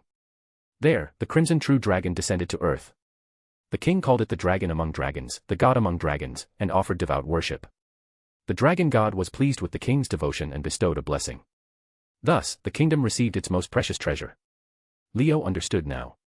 The dragon god that had descended upon Familion was Great Red. Great Red had always roamed the dimensional gap. It was the crimson dragon recorded in the Book of Revelation. The description in the books matched perfectly. The most precious treasure. Leo had a feeling this treasure was what Kana had been talking about. The thing inside the castle that made her stronger just by being near it. The subsequent records confirmed it. After receiving the dragon god's blessing, the Familion royal family produced descendants with dragon blood, naturally powerful from birth. Those descendants wielded the dragon god's treasure and exterminated every monster in the kingdom. From then on, the Familion royals were known as the descendants of the Red Dragon. Only those with the purest bloodline and greatest power could control the treasure and claim the throne. For countless years, Familion expanded its territory and defeated powerful enemies, riding on dragon blood and dragon treasure. Its influence was unmatched. But nothing lasted forever. Drunk on its own violence, Familion eventually drew the ire of multiple factions, who joined forces to destroy it. The kingdom fell. In its final moments, the royal family sealed the last of their dragon bloodline and the dragon treasure within the palace. Then they performed a ritual to carve out the land surrounding the palace and cast it into the dimensional gap. They believed that the last heir, bearing the dragon treasure, would eventually encounter the dragon god again in the gap, be freed from the seal, and return to the world someday. That never happened, though. Leo closed the book and exhaled. He'd finally learned the castle's history. But the kingdom of Familion didn't appear in any historical records he knew of. This kingdom must have existed so far in the past that even devil history, which spanned the ancient Great War, had no mention of it. Which meant this castle had been drifting through the dimensional gap for an incomprehensible amount of time, never encountering Great Red, or at least never earning the dragon god's attention. None of that was Leo's concern. He only cared about one thing: getting out. If Familion had the ability to cut out a piece of land and send it into the dimensional gap, they must have had the technology to open a path through the dimensional wall. That was what Leo needed. Could it be somewhere in this castle? With renewed urgency, Leo explored even more thoroughly, collecting every book, reading every page, extracting every scrap of useful information. Days passed without results. By then, he'd explored nearly the entire castle. All that's left is the top floor. Leo flew upward, bringing the sleeping Kana along in her bubble prison, and arrived at the castle's highest level. There was only one room up here, the throne room. Leo had already found this place earlier, but he hadn't been able to enter. The door simply wouldn't open. Chapter 214, Chapter 211, A Bottomless Aura. The massive door stood over 20 meters tall, faintly glowing with luminescent script. Leo pressed his palm against it. Nothing. Not even a tremor. He fired a bolt of lightning at it. Still nothing. If anything, the glow intensified. A complex array of sealing formulas materialized across the door's surface, impossibly intricate. Leo had to accept the reality. This door is locked with multiple layers of ultra-high-grade sealing formulas. Without undoing every single one, it's not opening. It really won't open. Kanna, still trapped in her bubble, stared at the door with a look bordering on drool. I can feel it. The treasure is right behind that door. And it was. The dragon bloodline and dragon treasure that Familian had guarded with their lives lay sealed behind this door. That was what Kanna had been drawn to all along. She'd spent centuries guarding this castle as a hatchling and grown to dragon king class because of it. I told you, it's multiple layers of ultra-high-grade sealing formulas. The complexity alone gave me a headache from one glance. Leo didn't turn around. Without a top-tier magician, even a super devil couldn't brute force through this. The seals weren't on the level of what the god of the Bible had used on Trihexa, but Leo could tell the casters had been Mao-class at minimum, working in concert through a ritual to layer this many formulas together. Breaking it would require either a specialist of the highest order, or raw power at the god-class level. Ram was a gifted magician and Yukino had read every book in the Eligos family library, but even they'd be stumped. Without god-level power, brute force was off the table. That was why Leo had given up on this room earlier. He'd turned away and searched the rest of the castle for an escape route first. He'd found nothing. Now he was back, out of options. What do I do? Leo tried to read the formulas on the door. A few seconds in, his head started pounding again. Let me out. Let me try. Kanna banged on the bubble's membrane. Fine. Go ahead. Leo rolled his eyes, snapped his fingers to deactivate the balance breaker, and the bubble popped. Kanna immediately reverted to dragon form, opened her jaws wide, and began absorbing ambient electrical ions from the air. Arcs of electricity crackled and flowed into her mouth. Then she unleashed the most powerful lightning breath she could muster, a plasma-like pillar of light that slammed into the door. The entire castle shook. Blinding light erupted across the top floor. When it faded, the door was completely unscathed. Kanna froze, devastated. I did tell you. Leo waved the lingering smoke away from his face, utterly unfazed. Kanna slowly shrank back to her girl form, shuffled to a corner, and crouched facing the wall. Can't get in again, can't get in again. First the anti-dragon barrier had kept her out of the castle. Now that she was finally inside, a door stopped her. Her mood plummeted. The tiny figure radiated despair, back turned, practically wilting. It was genuinely pitiable. If only Surzex were here. Or failing that, Valley or Chow Chow. Leo ignored Kanna and muttered to himself. Surzex in his true destruction form was a genuine god class. His power of destruction could almost certainly shatter these seals. Valley using Juggernaut Drive would at least hit god-level output, enough to break through. Or he could use Divine Dividing's having ability to weaken the formulas. Chow Chow's Truth Idea might be able to dissolve the seals outright if the effect landed right. And Horse Treasure from his balance breaker could teleport him past the door entirely, assuming the seals didn't counter spatial abilities. Leo had none of those options. Zenith Tempest was unrivaled in destructive power, range, and scale, but in terms of special or unique abilities, it couldn't compare. If Issei were here with his boosted gear to amplify me, I could probably try brute forcing it. After taking Kanna as a Dragon King class pawn, Leo's base power had reached half-step Mao class. Without his sacred gear, he could already take Kokabeel. With Zenith Tempest active, even without balance breaker, he'd rank among the strongest at Mao class. At minimum, beating Valley without Juggernaut Drive or Chow Chow without balance breaker wouldn't be a problem. And with balance breaker active, Leo was confident he could compete with super devil class beings. Seraphal, Graphia, even Tiamat, the strongest Dragon King. He couldn't guarantee a win, but as long as he didn't want to lose, none of them could push him around anymore. Add boosted gear's amplification on top of that, and he could probably deliver a single strike at god class level. That would be enough to crack the seals. But he didn't have boosted gear. Wishing for it wouldn't make it appear. What do I do? Leo racked his brain, then decided to try a different approach. His body suddenly burst apart, dissolving into water that splashed across the floor. Huh. Kanna turned around at the sound and stared, baffled. The water hung in the air for a moment, then flowed toward the door. Toward the gap between the door and the frame.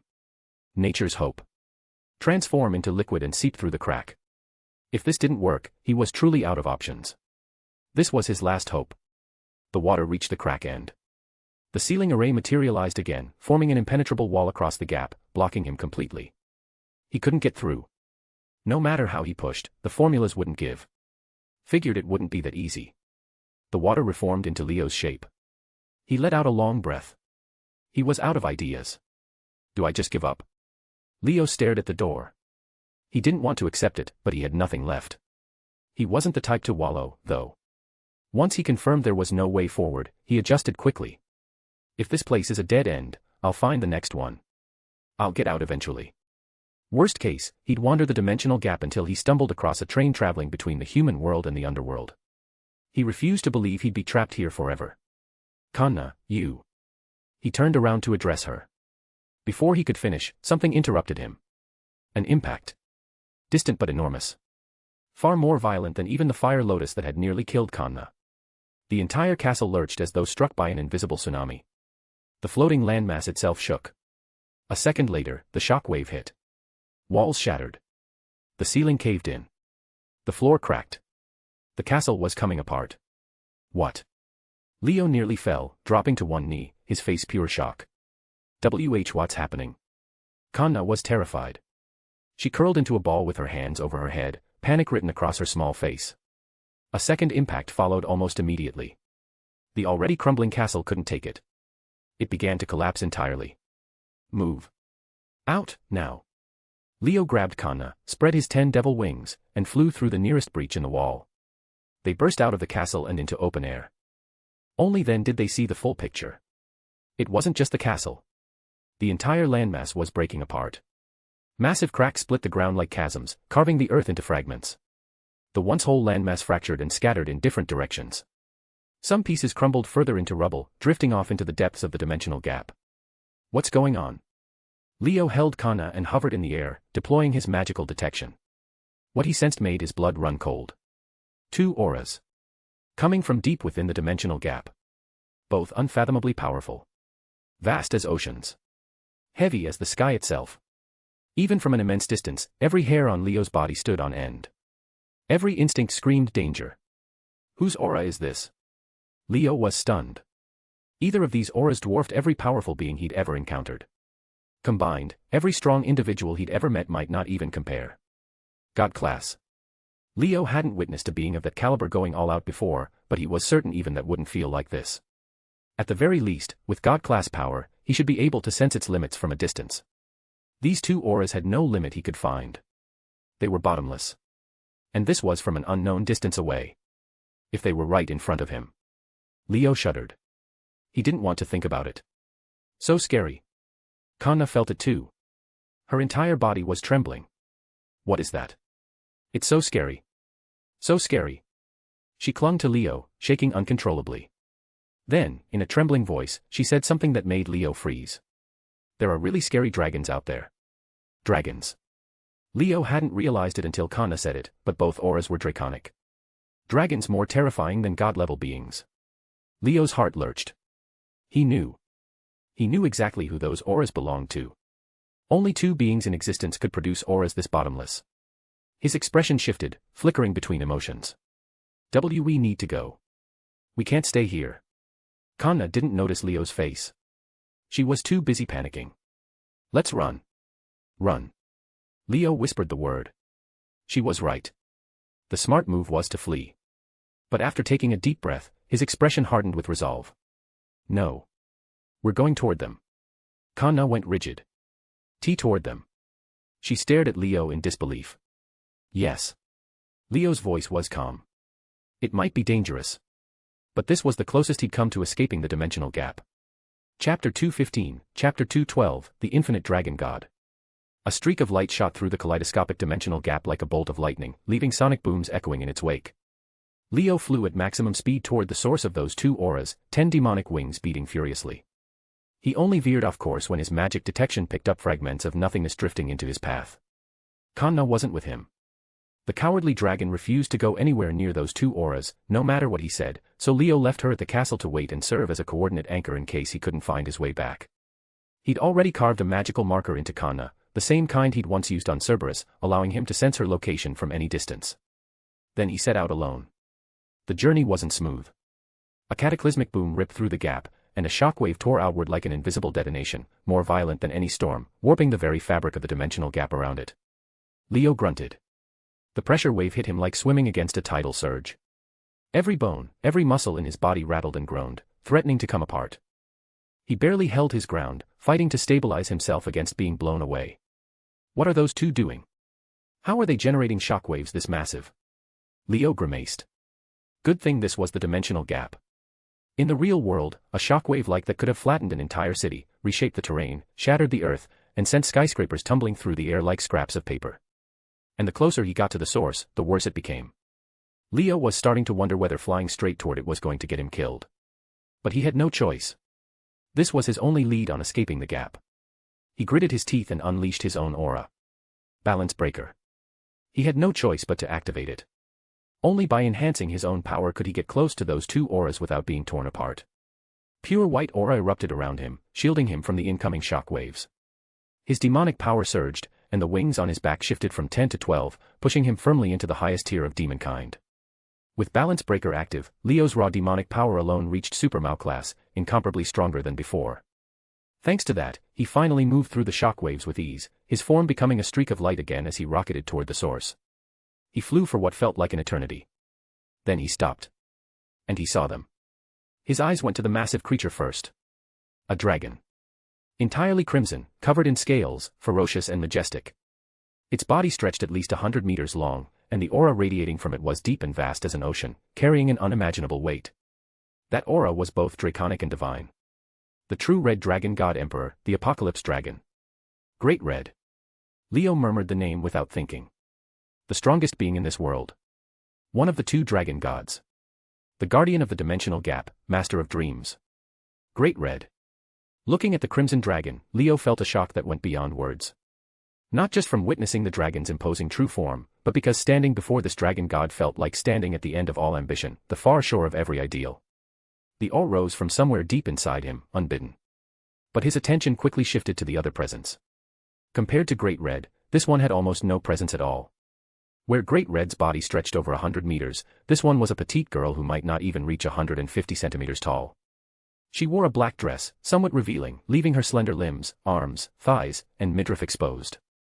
Her features were more delicate than a porcelain doll's, more refined than a figurine's. Only her eyes stood out, hollow, as if they could swallow everything in existence, hiding an endless abyss within. And yet, despite her insignificant appearance next to Great Red, the aura pouring off this girl was staggering. It was no less terrifying than Great Red's. But where Great Red's aura was deep and weighty like an ocean, hers carried an indescribable sense of desolation, of absolute emptiness. More distant than a black hole.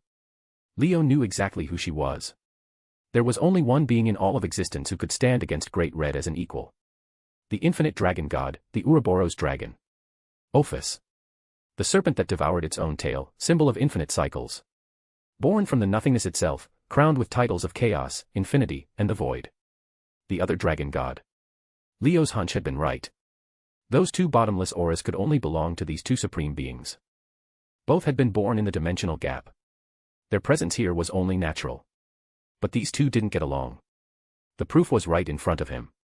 The two dragon gods, radiating seemingly infinite and terrifying auras, were clearly in the middle of a fight.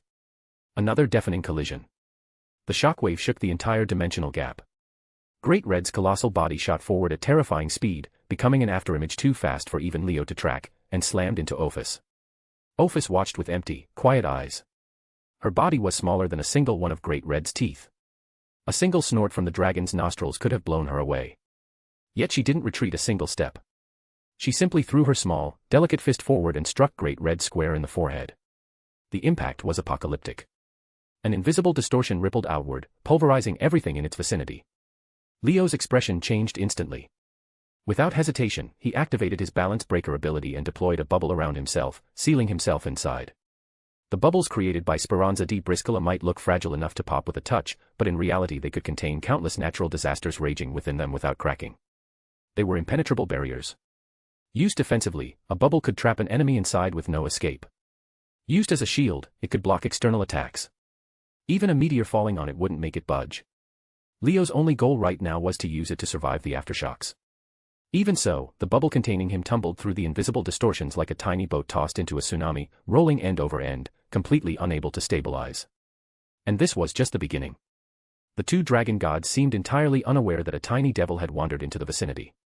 They clashed within the kaleidoscopic dimensional gap, generating terrifying shockwaves with every exchange. Their fighting style was brutally simple. No overwhelming barrages of attacks, no exotic abilities. Just pure physical collision, body against body. Each casual strike could shift the stars. Each slight movement shook the earth. Every collision was like two planets smashing together, devastating beyond comprehension. All Leo could do inside his tumbling bubble was sense the two colossal auras surging, colliding, and thundering. Beyond that, he couldn't perceive a thing. So this is what dragon gods are. Leo gritted his teeth and held on, fighting to keep his bubble from being blown too far away. His magic detection was running at full power, but all it could pick up were those two oceanic auras. Nothing else registered. One was the true dragon of the apocalypse. The other was the Ouroboros serpent of infinity. Both were dragons among dragons, gods among dragons. Either one possessed the power to single-handedly challenge every mythological faction in the world combined, forcing countless gods and devils to bow before them. With Leo's current strength, not yet even at god class, there was no way he could perceive anything more. All he could do was endure, surviving in the gap between two titans, fighting not to be swept from the battlefield. He endured. And endured. For how long, he couldn't say. Then, with one final, earth-shattering collision, the two dragon gods finally separated, their forms becoming visible again. Is it over? Leo barely survived the last aftershock. Looking at his bubble, now cracked and on the verge of shattering, he turned toward the center of the battlefield with lingering dread. Great Red stood there, still imposing, still massive, seemingly uninjured. Its aura was just as overwhelming as before. Ophis, by contrast, looked somewhat worse for wear. She didn't appear injured either, but her aura had become unstable, and for the first time, something like emotion flickered in those hollow eyes as she stared at Great Red. Great Red stared back, looking far more composed. The verdict was clear. Both dragon gods wielded terrifying power, but Great Red was ultimately the stronger of the two. They faced each other in silence for a moment longer. Then Ophis moved first. As if acknowledging that she couldn't win, her expression remained blank as she dissolved into nothingness and vanished, disappearing without a trace. Great Red huffed with satisfaction, like a victor savoring a battle well won, then turned and began drifting leisurely in another direction. It looked like a whale singing in the ocean. As carefree as could be. Wait. Leo saw his chance. He had to call out to Great Red. Get the dragon god to open a way out of the dimensional gap for him. As the guardian of the gap, Great Red had the ability to open passages to the real world at will. That was why Leo had risked coming here in the first place. But Great Red either genuinely hadn't noticed Leo's existence, or had noticed and simply didn't care about something so small. The dragon continued drifting away without pause. Wait. Great Red. Leo was about to give chase when a voice from behind stopped him cold. A human. The voice was clear, almost musical, yet utterly devoid of emotion. Leo froze. Then he whipped around. Standing there, in the warped space of the dimensional gap, was the girl who had just dissolved into nothingness and vanished moments ago. As if it were the most natural thing in the world, she stood quietly, watching him. Ophis. Leo forced her name out. The infinite dragon god had come back. Not a human. The girl didn't seem to care that he recognized her or knew her name. She spoke as if talking to herself. A devil. Those quiet, hollow eyes fixed on Leo. She wasn't doing anything, yet the pressure bearing down on him was immense. And the pressure was warranted. This seemingly fragile girl could probably erase Leo from existence with a flick of her finger. With the true red dragon god emperor, Great Red, serving as the dimensional gap's guardian and never willingly leaving this place, the infinite dragon god was, for all practical purposes, the strongest being in the world. Above every god. Above every devil. Compared to her, Leo was no different from an ant. Frankly, the fact that Ophis had even noticed his existence, when Great Red hadn't spared him a glance, already surprised him. Leo took a deep breath and forced himself to calm down. I'm a devil. His voice had gone hoarse without him realizing it, but he spoke to Ophis steadily. I'm here to ask for help. He had no intention of beating around the bush. He stated his purpose directly. Because he knew that both Great Red and Ophis, for all their overwhelming power, had equally straightforward personalities. Ophis especially was innocent and naive, completely ignorant of the world's complexities. In some ways, she might actually be easier to communicate with than Great Red. So Leo planned to be direct. No games, no pretenses. Ophis was a dragon god born from the dimensional gap. If she was here, she could obviously enter and leave at will. Asking Ophis for help was just as viable. Even if, technically speaking, she was supposed to be his enemy. Chapter 216, Chapter 213, The Sleeping Girl and the Sword.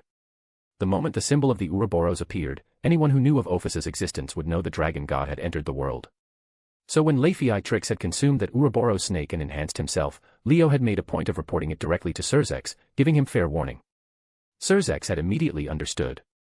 Behind the Old Mao faction, behind the Hero faction, behind that entire underground network of terrorist cells, the infinite dragon god was pulling the strings. That was the truth of it. Ophis was the leader of that underground alliance.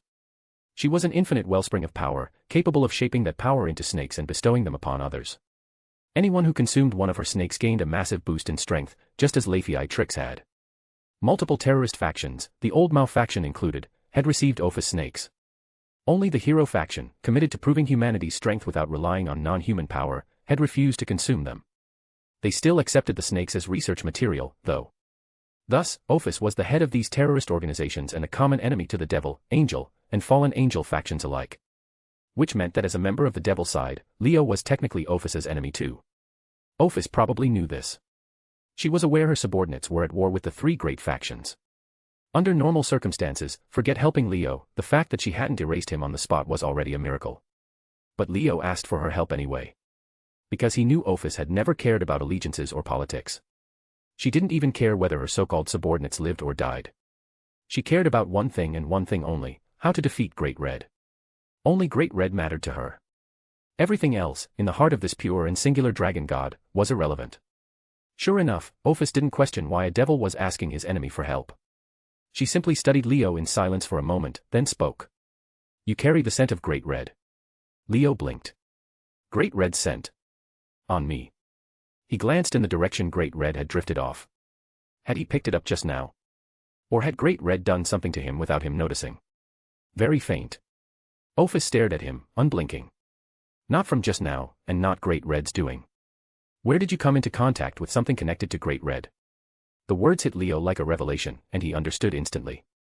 Apart from just now, there was indeed one other place where he'd come into contact with something connected to Great Red. The castle. Or more specifically, the dragon bloodline and dragon treasure sealed within it. Those were relics born from Great Red's blessing. Of course they'd carry the dragon's essence. He hadn't touched the treasure directly yet, but he'd been close enough for a trace of that scent to cling to him without him realizing it. Others might never have detected something so faint, but Ophis would never miss it. Again, this dragon god cared about nothing except Great Red. Even the faintest trace, as long as it was connected to Great Red, would command her full attention. That must have been the real reason she'd turned back and sought Leo out. Understanding this, Leo actually felt relieved. As long as this overwhelmingly powerful dragon god hadn't singled him out personally, everything was negotiable. I did come across some things Great Red left behind. Leo thought for a moment, then said, would you like to see them? Ophis barely hesitated. She nodded. I want to go. And, quickly. She couldn't stay in the dimensional gap for long. If she did, Great Red would eventually notice her presence. The gap was Great Red's domain. The dragon normally didn't care what wandered in, since nothing could threaten it. But Ophis was a different story. Another dragon god couldn't be allowed to roam freely here. The moment Great Red sensed Ophis, it would come straight back to drive her out. Then follow me. Leo could guess why Ophis was in a rush. Without wasting words, he checked the magical marker he'd left on Kana and pointed in a direction. This way. He started to lead the way. But Ophis reached out and grabbed him. The next instant, Leo felt himself yanked into a world of light speed, dragged through infinite distance and stretches of void. The kaleidoscopic scenery of the dimensional gap blurred past and vanished behind him. By the time his senses returned to normal, Ophis's flat, emotionless voice was already in his ear. The scent of Great Red. Her gaze had left Leo entirely. She was staring downward. What? Leo almost didn't process it. He followed her line of sight and realized with a start that beneath him sat the familiar castle. No, the castle hadn't appeared before him. He'd already arrived at its location. A distance that would have taken him considerable time to cross on his own, Ophis had covered in the blink of an eye. So this was the power of a dragon god. Leo looked at Ophis with new eyes. But Ophis had already forgotten about him. Her attention was entirely on the castle. She dove downward without warning. Leo snapped out of his daze and hurried after her. The floating landmass that had once supported the castle had crumbled apart under the earlier shockwaves, leaving only the castle itself drifting alone. The structure had also suffered heavy damage, with most of the upper levels now exposed to the open air. Including the corridor leading to the sealed throne room door, its ceiling completely collapsed. Kanna was crouched in front of the door, idly poking at it. She looked oddly adorable. "Your BA." She perked up when she sensed Leo's return and stood, but the greeting died on her lips as she spotted Ophis flying ahead of him. Kanna went rigid. In that instant, every instinct in her body screamed. Her eyes flooded with terror. She spun around and bolted. A bubble drifted over and caught her, trapping her inside. "What? Why are you running?" Leo stared at Kanna, mildly exasperated. What was wrong with this hatchling? How did she keep doing things he didn't expect? Kanna didn't care what Leo was thinking. She just wanted out. Let me out. Let me out." She hammered at the bubble wall, eyes watering. That person is scary. Really scary. Kanna didn't know who Ophis was. She might not even know what a dragon god was. But as a fellow dragon, she instinctively felt it. The girl in front of her, who looked about Kanna's own age, was something terrifying beyond comprehension. Facing Ophis, Kanna didn't feel like a dragon. She felt like an ant. A speck of dust that could be crushed or flicked away without a thought. She'd never experienced anything like it in her entire life. So she ran. Pure instinct. Ophis, who had been fixated on the throne room, turned her gaze toward Kanna. A dragon from another world. She saw through Kanna's origins immediately. Also carries great red scent. And very strongly. At those words, Kanna felt the terrifying being's attention sharpen with a hint of hostility. Am I going to die again? Kanna trembled inside the bubble. She personally had no connection to Great Red. But having spent centuries here, absorbing power from the dragon treasure that Great Red had blessed, her body was saturated with the dragon's essence. Far more than Leo, who had only been here for less than 2 days. If even Leo's faint trace had caught Ophis's attention, Kanna's overwhelming concentration of Great Red's essence was impossible to miss. For a moment, Ophis nearly mistook the hatchling for one of Great Red's own kin. But she quickly realized Kanna wasn't the source of the scent. Whatever lay behind this door was. Ophis looked away from Kanna, who immediately went limp inside the bubble, feeling like she'd just been pardoned from a death sentence. Can you open this door? Leo had landed in front of the door by now, his demonic wings retracted. He glanced at Ophis and asked. Ophis didn't answer. She simply placed her hand on the door. A faint glow bloomed across the massive doors, easily 20 meters tall, revealing an elaborate ceiling array built from impossibly complex patterns. Those layered, high-level ceiling formulas were the same ones that had stopped Leo cold, forcing him to give up. But to Ophis, they were tissue paper. Black aura poured from her hand, roaring like a dragon, coiling like a serpent, slowly consuming the ceiling array until it covered the entire door. The intricate formula shattered like glass. The glow faded. The doors, freed from their seal, groaned open on their own, heavy and ancient, trailing dust, parting like the gates of a temple buried for millennia. Leo's eyes lit up. So did Kanna's. It's open. The castle's final chamber lay before them at last. Ophis walked in first. Leo followed without hesitation. Kanna, still trapped in the bubble, instinctively wanted to call after Leo, to take her along. But one look at Ophis ahead of him and she shrank back, swallowing her words. She wanted the treasure inside. But with that terrifying being there, she wouldn't be able to claim anything anyway. With that thought, Kanna gave up. Leo, unaware that the hatchling was still scheming to steal the treasure, followed Ophis into the throne room and took in his surroundings. The hall resembled a medieval audience chamber, spacious and solemn, still carrying echoes of the era when Familion's court had filled it with ministers and knights. White stone walls and pillars. A red carpet running straight to the throne. Unlike the rest of the castle, this room showed no sign of decay. It was merely dark from the absence of light, making it hard to believe no one had set foot here in ages. The power of Great Red. Ophis walked to where the throne should have been and stopped, speaking quietly. Leo followed her gaze. His eyes widened. Where the throne should have stood, a crystal casket had taken its place. Enormous, like a crystal pillar connecting floor to ceiling, wrapped in creeping vines. But that wasn't what caught his attention. Inside the casket lay a person. A girl. Perhaps a year or two younger than Leo in appearance, but with a strikingly full, mature figure. Her features were exquisite. Her body was completely bare, her skin pale and flawless. The kind of face that belonged on an angel, paired with a body that didn't. Her hair was long, vivid red like blazing fire. Her eyes were closed, as if she were deep in slumber, a princess waiting for someone to wake her. Beside her lay a sword. Crimson from tip to pommel. Both the girl and the sword slept within the crystal casket that stretched from floor to ceiling, frozen in time, giving off nothing. Chapter 217, Chapter 214, 12 Wings. Inside the throne room, the appearance of the beautiful girl sealed within the crystal casket seemed to add an ancient solemnity to the air, as though some great history buried in darkness was quietly making itself known. Under the weight of that atmosphere, Leo barely registered the girl's bare body, despite her figure being genuinely striking, on par with Rias or Aquino. After confirming there were no signs of life from the girl, Leo turned his attention to an inscription carved into the side of the crystal casket. Stella Familian. Last princess of the kingdom of Familian. Sealed here of her own will, to protect the final dragon bloodline and seek a path to survival. May the dragon god watch over her. The inscription confirmed her identity. So she really is the last of the Familian dragon bloodline. Leo shifted his gaze to the sword beside the girl. And that must be the dragon treasure. Unlike Stella Familian, who showed no signs of life and seemed to have died long ago, the sword still radiated a powerful draconic aura even through the seal of the crystal casket. That draconic aura was peculiar. It pulsed in a rhythmic pattern, spreading outward in ripples rather than burning like a typical aura.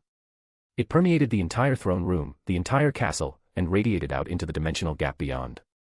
That must have been what kept Kana, the lonely hatchling, anchored here for centuries, and what elevated her to Dragon King class. A dragon bloodline and dragon treasure born from Great Red's blessing having that kind of effect isn't surprising. Leo rubbed his chin, watching the naked girl in the crystal casket as his mind raced. Ophis, meanwhile, had been staring at the casket since entering the throne room. After a long moment, she suddenly raised her hand. A terrible power began gathering in that slender palm. What are you doing? Leo snapped to attention. Seeing what Ophis was about to do, a bad feeling washed over him. His instincts were right. This is one of Great Red's kin and a portion of its power, Ophis said without looking at him. I'm going to destroy it. Her emotionless voice carried a matter-of-fact certainty. She'd come here because she sensed Great Red's power. Now that she'd confirmed both a descendant of Great Red's blessing and a fragment of that power existed here, destroying them was the obvious course of action. Wait. Leo moved to stop her. This girl isn't Great Red's kin. She's just a descendant of a dragon bloodline born from Great Red's blessing, one that's been passed down for generations. She probably never even met Great Red. There's no reason to treat her as a threat. If the Familian royals who had gone to such lengths to seal their last princess and the dragon treasure here knew that their final hope hadn't found the dragon god they'd worshipped for generations, but had instead been destroyed by the other dragon god, they'd be rolling in their graves. Leo also felt it would be a waste to let Ophis destroy them, so he spoke up. But Ophis disagreed. A dragon bloodline and power born from Great Red, if left alone, they may become my enemy one day. That was all the reason she needed. Leo knew that defeating Great Red was Ophis's sole purpose in life.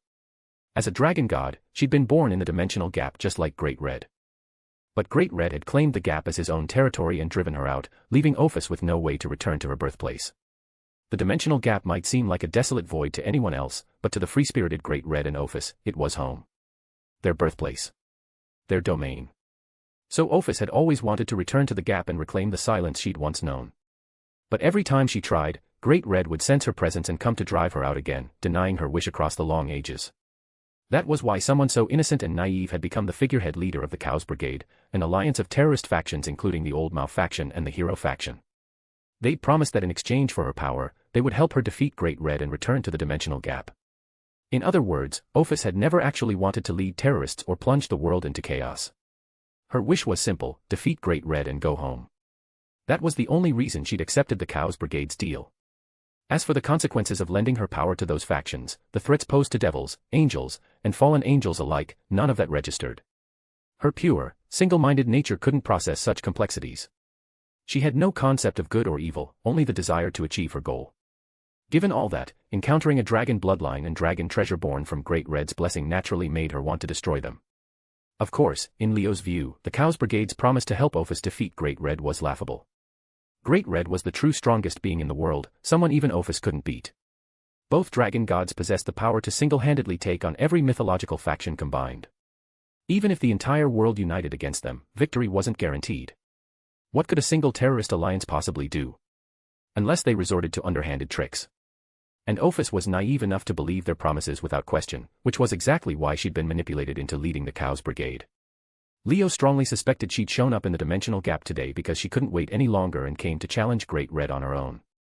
The result proved that Great Red was still the stronger of the two, forcing her to retreat. If she hadn't sensed Leo's presence, and the faint trace of Great Red's essence on him, she would have already returned to the human world to keep waiting for her unreliable subordinates. Now that she'd found something connected to Great Red, wanting to destroy it was entirely in character. How about this? Seeing that Ophis was set on it, Leo thought for a moment and made his pitch. I'll take her as my servant. She'll leave Great Red's side and join mine. That should be fine, right? Yes. Leo had his eye on the sleeping princess. Setting aside the fact that she was the inheritor of a dragon bloodline born from Great Red's blessing and held a mysterious dragon treasure, the reaction in his evil peace storage space alone made it impossible for him to stand by and let Ophis destroy her. Inside that space, one of his evil pieces was radiating brilliant light, telling Leo exactly how perfectly suited this girl was. And it wasn't a pawn. It was a knight. Leo's remaining evil pieces were 1 queen, 1 knight, and 5 pawns. If he could take this girl as his knight, he'd only need a queen and 5 pawns to complete his full set. He wasn't about to pass up this opportunity. You want to take her as a servant? Ophis paused, lowering her hand, and looked at Leo. That's right. Leo produced the knight piece directly, holding it up in front of Ophis. I won't let her become your enemy. That removes your reason to target her. Ophis fell silent. Leo wasn't worried about her refusing. If this pure, naive dragon god could be talked into things by the Cows Brigade's terrorists, then he could persuade her too. Besides, he wasn't lying. As long as Ophis spared the girl, Leo could guarantee that when Ophis eventually clashed with Great Red again, his side would stay out of it. At least, barring extraordinary circumstances, that was his intention. Whether Ophis believed him or not, she was silent for a long while before walking to the crystal casket. Just as she'd broken the seal on the door, Ophis placed her hand on the casket and released her black aura, the dragon-like, serpent-like energy covering the entire structure. The crystal casket shattered. The girl sealed within was freed, her body slowly falling toward the ground. Leo rushed forward and caught her. The sensation of smooth skin against his hands nearly broke his composure. This was a beautiful girl with nothing on and a figure that could stop traffic, falling directly into his arms. Any normal man would have reacted. Especially Leo, who was no longer inexperienced in that regard. But he reined himself in quickly and glanced at Ophis, who was watching him silently from the side. He knew. She'd given her tacit approval. So Leo began the incantation. By the name of Leo Eligos, I command. You, Stella Familian, let your soul return to this place, to become my servant. Be reborn as a devil, and rejoice in your new life. The crimson evil piece shattered, dissolving into countless particles of light that flowed into the girl's body. Trait, Servant Conversion activating. Base feedback acquired, demonic power, massive, dot. Advanced feedback acquired, rank, 12 wings, dot. Extra feedback acquired, trait, flame. Another high potential servant. Reincarnating Kana had already pushed Leo's demonic power to the threshold of Mao class. One more mid-potential servant would have been enough to break through. Instead, he'd landed a high-potential servant. His demonic power surged instantly, blowing past the threshold with ease. Leo's demonic wings unfurled behind him. 12 pitch-black wings. The mark of the highest-ranking devils. Leo had officially reached Mao class. So this is what Mao class power feels like. Leo took in the vast demonic power flowing through him. He possessed this level of power before, but only by forcing it up through balance breaker. That hadn't come with any real sense of growth. Reaching Mao class through his own strength was an entirely different feeling. And I gained another trait on top of it. Leo channeled demonic power into his hand and ignited a blaze. Just like the lightning trait before, the moment he acquired the flame trait, he could instinctively materialize his demonic power as fire. And the power behind it was incomparable to before. Channeling this fire-attuned demonic power through Zenith Tempest to generate fire element Nature's Hope multiplied its destructive force several times over. Another massive leap in strength. Leo extinguished the flames, his mood excellent. If before there had been any doubt, now he was confident he could match veteran Super Mao class beings like Seraphal and Graphia. That meant in the entire underworld, only Surzex and Ajuka, the 2 super devils, still stood above him. His strength was enough to rank in the top 3 among all living devils. Chapter 218, Chapter 215, Levitine. While Leo savored his power-up, he didn't notice the subtle shift in Ophis's eyes. She watched his demonic power explode far beyond what it had been moments ago, watched his wings evolve from 10 to 12, watched a new flame aura manifest that hadn't existed before. For the first time, something other than emptiness flickered in those hollow eyes. Before, the only thing about Leo worth her attention had been the faint trace of great red scent. Everything else was beneath notice. Near-Mao-class demonic power. Meaningless to someone who viewed gods as insects. Zenith Tempest, the world's second strongest sacred gear. Even the first-ranked wouldn't warrant a second glance. The biblical god who created the sacred gear system didn't even register as significant to her, let alone the sacred gears themselves. But now, in this moment, Ophis had stopped looking at the dragon bloodline and dragon treasure entirely. Her eyes were only on Leo. Leo, unaware of this, finished assessing his new power and turned his attention to the girl in his arms.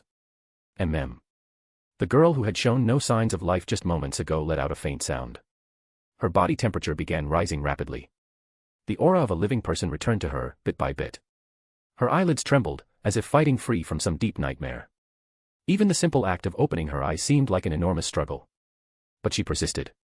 Slowly, painstakingly, she forced her heavy eyelids open. And the girl who had slept for untold years found herself staring into a pair of eyes she had never seen before. Time seemed to freeze. Leo held the girl and met her gaze, neither of them speaking. Leo stayed quiet because he was observing, curious how a girl would react to waking up naked in a stranger's arms. But she didn't react at all. That threw him off. He'd expected confusion. Shock. Bewilderment. Maybe outrage or disbelief. Instead, those fire-colored eyes held nothing. An emptiness rivaling Ophis's, perhaps even deeper. Then the fire came. Not metaphorically. Actual flames ignited in her eyes. The air around her began to warp from heat. The temperature spiked. Sparks like phosphorescence drifted upward. The girl in his arms became hotter than magma. The hands he had on her skin started to smoke. Leo's instincts kicked in. He threw her away from him without hesitation. He was a fraction too late. The instant before she left his arms, searing flames erupted outward. The blast wave hit Leo like a detonation, hurling him across the throne room and igniting everything it touched. The dead silent chamber became an inferno in seconds. Fire crawled across the floor, wound up the pillars, climbed the walls, consumed the ceiling. Firelight replaced all other light, and blistering heat filled the hall. What the hell? Leo flared his 12 wings to arrest his momentum, stabilizing in midair. His face showed genuine surprise. The girl stood wreathed in flames on the ground below, staring up at him with those same hollow eyes. Something was wrong with her. Defensive instinct. Ophis appeared beside Leo, delivering the explanation in her flat, weightless voice. What? My power triggered the defensive instinct of the dragon bloodline inside her. Ophis was looking at Leo rather than Stella, as if the girl no longer interested her. Her dragon bloodline originates from Great Red. The moment I broke the seal, her bloodline sensed my presence and instinctively lashed out. Leo understood. Ophis's presence had overridden Stella's consciousness with pure bloodline-driven survival instinct. Just as Ophis would never ignore traces of Great Red's power, Great Red's bloodline would never ignore Ophis's power. And the problem was that those empty eyes were locked onto him. Stella's defensive instinct had tagged him as an enemy too. Great. Come and serve me. The flame-wreathed girl parted her lips and spoke. The voice was melodic but devoid of any emotion. Levitine. The moment the name left her mouth, the crimson sword that had fallen to the floor when the casket shattered trembled violently, then wrenched itself free from the ground with a metallic ring and flew into her waiting hand. Flames erupted along the blade, radiating a terrible heat. Girl and sword, both cloaked in fire, began walking toward Leo, one deliberate step at a time. Leo could tell there was no avoiding this fight. Need me to step in? Ophis offered, surprisingly. Leo shook his head. She's my servant. My problem to solve. Mainly because he was afraid the dragon god might accidentally reduce Stella to ashes without meaning to. Besides. Leo glanced at the blazing sword in Stella's hand, interest shining in his eyes. I want to see for myself how strong the dragon bloodline and dragon treasure born from Great Red's blessing really are. According to the castle's records, Familion's dragon bloodline and dragon treasure were exceptional. Inheritors could manifest the physical power of a dragon in a human body and wield dragon breath as a controllable ability. Stella's bloodline had the highest affinity with fire dragons. She could wrap her body in flame breath, generating temperatures of several thousand degrees with every movement. Ordinary beings couldn't even get close without being vaporized. And Levitine, the dragon treasure, amplified that power further. It could push the wielder's dragon bloodline to its absolute limit. The purer the blood, the greater the amplification. It could even subjugate dragons whose bloodline potential fell below the wielder's own, bending them to her will. That was why Familion's royal castle had been built to dragon-scale proportions. Every wielder of Levitine throughout Familion's history had commanded dragons. Dozens, hundreds, even thousands of them. Kana had been drawn here by Levitine's power too, willingly staying for centuries, absorbing its radiance, eventually reaching Dragon King class. Stella might not be as strong as Kana in raw power, but as the last and purest inheritor of Familion's dragon bloodline, her bloodline potential exceeded Kana's. That was why Levitine could exert an attraction over Kana that the dragon couldn't resist. On top of all that, Levitine could purify its wielder's dragon bloodline over time, preventing dilution across generations. But it required the wielder to possess a dream worthy of its recognition, because Great Red was a dragon god born of dreams, drawn to those who dreamed greatly. The first Familion king had likely attracted Great Red's attention precisely because of his dream. And so Levitine, Great Red's gift, shared that trait. The grander and more resolute the dream, the stronger its power became. Honestly, it rivaled a Longinus. Most Longinus couldn't even compare. Now, Leo wanted to test it firsthand. Come on then, princess. Leo beckoned to Stella with a crooked finger. Time to show you how strong your new master is. Before he even finished speaking, Stella surged forward on a wave of fire. Her flame-wrapped slash came down, and the dragon sword smashed into the floor where Leo had been standing. The entire throne room floor buckled and shattered, caving in to leave a massive crater with edges glowing red from the heat. Leo dodged the strike and clicked his tongue. That power, she's definitely a dragon. From that one blow alone, he could tell. Stella Familion, the last princess of the kingdom of Familion, was close to Dragon King class even if she hadn't quite reached it. With Levitine factoring in, aside from Kana, who had lived for 14,000 years, Stella was without question the strongest member of his peerage. She might have even been stronger than Leo himself before he'd reached Mao class. Flames of purgatory pierced the heavens. Stella raised the dragon sword and pointed it skyward. The fire blazing along the blade intensified, growing more massive, more ferocious, until it erupted upward in a spiraling pillar of flame that punched through the ceiling and shot into the sky beyond. The light was blinding as the sun. The heat was scorching as magma. Cathartirio Salamandra. The girl spoke the name of her ultimate technique without a trace of emotion, and swung down with a slash carrying apocalyptic heat. The explosion was deafening. T/N, Stella Familion is based on Stella Vermilion from Chivalry of a Failed Knight, Rokudai Kishi no Cavalry. The author renamed her surname from Vermilion to match the kingdom of Familion in this FIC's world building. Her sword Levitine and fire abilities are from the source material. Chapter 219, Chapter 216, Winning with Pure Strength. Inside the ruined castle, a pillar of flame erupted through the ceiling and ignited the sky. In the inferno that the throne room had become, Stella swung her massive flame sword like Surtur himself, bringing about Ragnarok. Levitine carved through everything in its path, ceiling, floor, walls, before detonating in a wave of fire that shattered the ground. The destructive force had already crossed beyond Ultimate Class into Mao Class territory. The throne room's reinforced construction, built to accommodate dragons, was the only reason the entire castle didn't disintegrate. Even so, the blast wave spilled through the open doors and consumed the top floor of the castle. Outside, Kana and her bubble were blown away by the shockwave. Leo couldn't dodge an attack of that scale. So he used nature's hope, transforming into flame and merging with the surrounding inferno, letting the attack pass through him harmlessly. When he reformed, Stella was already raising the blazing sword for another strike. Cathartirio Salamandra had no physical blade. It was pure condensed heat, extending her attack range from 2 meters to over 100 without any loss in speed or agility. She could swing it endlessly as long as her dragon power held out, and now that she'd been reincarnated as a devil, her demonic power extended that stamina considerably. The second swing came down. Another section of the throne room was carved open and reduced to a glowing crater.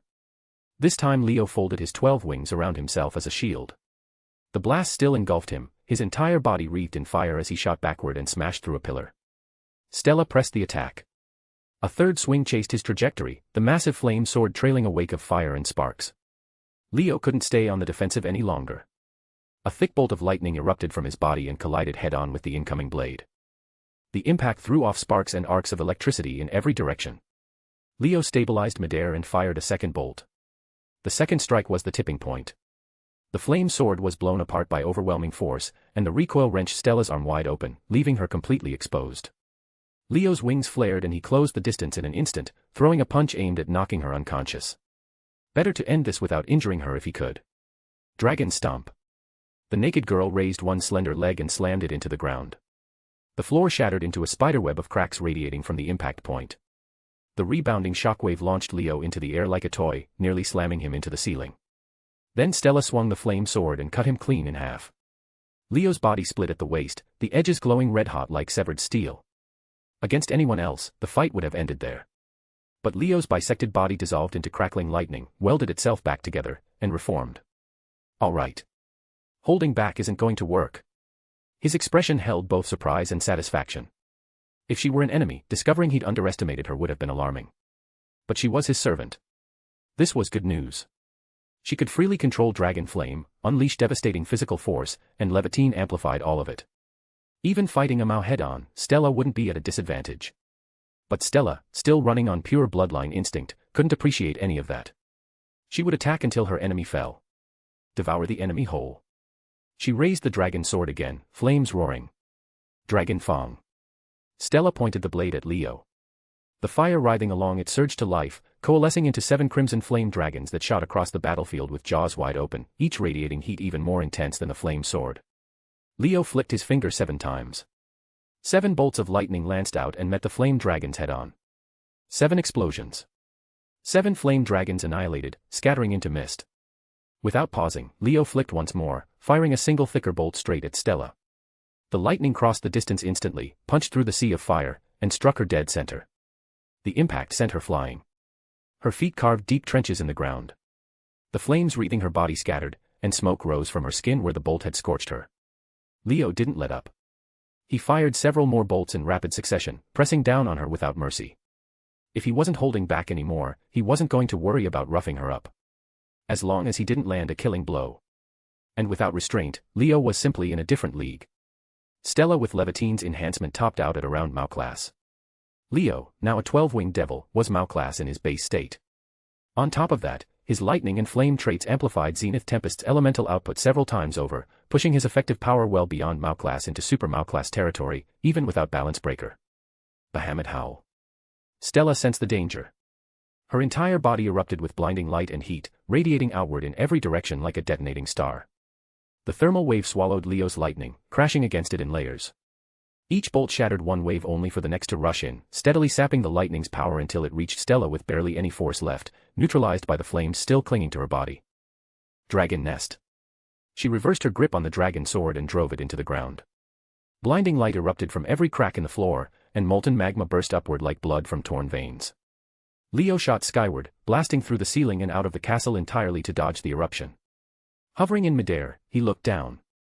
The entire castle was drowning in magma, burning from the inside out. What absurd destructive power. Leo shook his head, grudgingly impressed. Dragons were destruction incarnate, and Stella, with her pure dragon bloodline, had inherited that trait in full.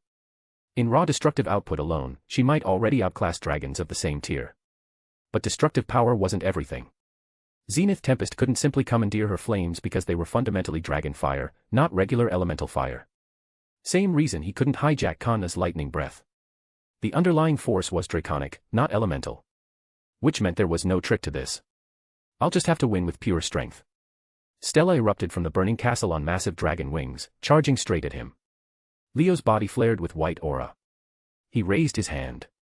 Lightning gathered in his palm, condensing, raging, until it took the shape of a blade of pure electricity clutched in his fist. I'll call this one Raikiri. Another borrowed technique from a half-remembered life. Leo's wings flared and he rocketed towards Stella. She raised the dragon sword, flames blazing, and swung. Leo became a bolt of lightning, crossing the remaining distance in a blink, and appeared directly in front of her. The lightning blade in his hand cut through her body. Stella froze in midair. Leo materialized behind her, the crackling light in his hand fading. A moment later, the flames wreathing Stella's body went out. She began to fall. Leo turned, caught her, and flew toward the castle, disappearing into the sky. Chapter 220, Chapter 217, A Super Devil of the Soul. By the time Leo returned to the castle with Stella, the fires were already out. Not naturally. The dragon god still standing quietly in the ruined throne room had taken care of it, likely just to keep a place to stand. Ophis looked as if nothing had happened, her expression unchanging, but her eyes followed Leo the moment he entered. They weren't empty anymore. The castle was wrecked beyond the word dilapidated. Between the earlier shockwaves and the fight with Stella, everything outside the throne room was scorched rubble. Leo set Stella down, took off his jacket, and draped it over her still naked body. Then he turned to go find Kanna. Ophis spoke first. You're looking for this hatchling. She was holding Kanna by the scruff like a sack, dangling her in front of Leo. Kanna let out a weak whimper, limp and unresisting. Her legs hung slack, her head lolled, completely out of it. What happened to her? She was being controlled. Ophis said it like it was nothing. So I knocked her out. Leo's mouth twitched. Simple enough to piece together. After Stella's blast wave sent Kana and her bubble flying, the hatchling had broken free from the weakened bubble, only to be brought under Levitine's control. Levitine could subjugate any dragon whose bloodline potential fell below the wielder's. Kana might be stronger than Stella in raw power, but in bloodline potential, she was inferior. So the moment Stella's defensive instinct kicked in and she started fighting Leo, the freed Kana had been drawn in by Levitine, about to join the fight against him. She never got the chance. She'd run straight into Ophis, who knocked her out with a single tap. Leo took the groggy hatchling from Ophis's hand. Thanks. If Ophis hadn't intervened, fighting two Dragon King-class opponents at once wouldn't have been a real problem at his current level, but it would have been annoying. Ophis didn't care about his gratitude. She was staring at him, watching him like he was something fascinating. Then she spoke. Your power. It's special. Leo paused. Special? To most people, maybe. But to you, it shouldn't be anything worth noting. His Zenith Tempest, his Mao-class demonic power, his elemental traits. Impressive by any faction's standards, sure. But to a dragon god who treated gods as insects, none of it should matter. Ophis said nothing to that. Instead, she held out her other hand. A magic circle Leo didn't control materialized in front of him. From within it, an evil piece drifted out and floated into Ophis's palm. His evil piece. And not just any piece. The queen. The one piece that had never found its owner. The moment it touched Ophis's hand, the queen piece erupted with light so intense it was almost blinding. Brighter than any reaction Leo had ever seen from any of his other evil pieces. Not even close. If every other piece's reaction had been a campfire, this was a star. The radiance of a sun's core. Leo's pupils contracted. Ophis held the blazing piece and spoke quietly. I can feel it. The power connected to this piece, its authority is on par with my Infinity and Great Red's dreams. Perhaps even above them. Her voice was soft, almost weightless, but it struck Leo like a hammer. Just now, you became stronger because of this power, didn't you? She had watched the entire process. Leo using the evil piece on Stella. The servant conversion feedback making him stronger. She'd seen it all. Leo finally understood. That special power Ophis was talking about wasn't his sacred gear or his demonic power. It was servant conversion. Super devil. Ophis looked directly at him. Your kind has those, correct?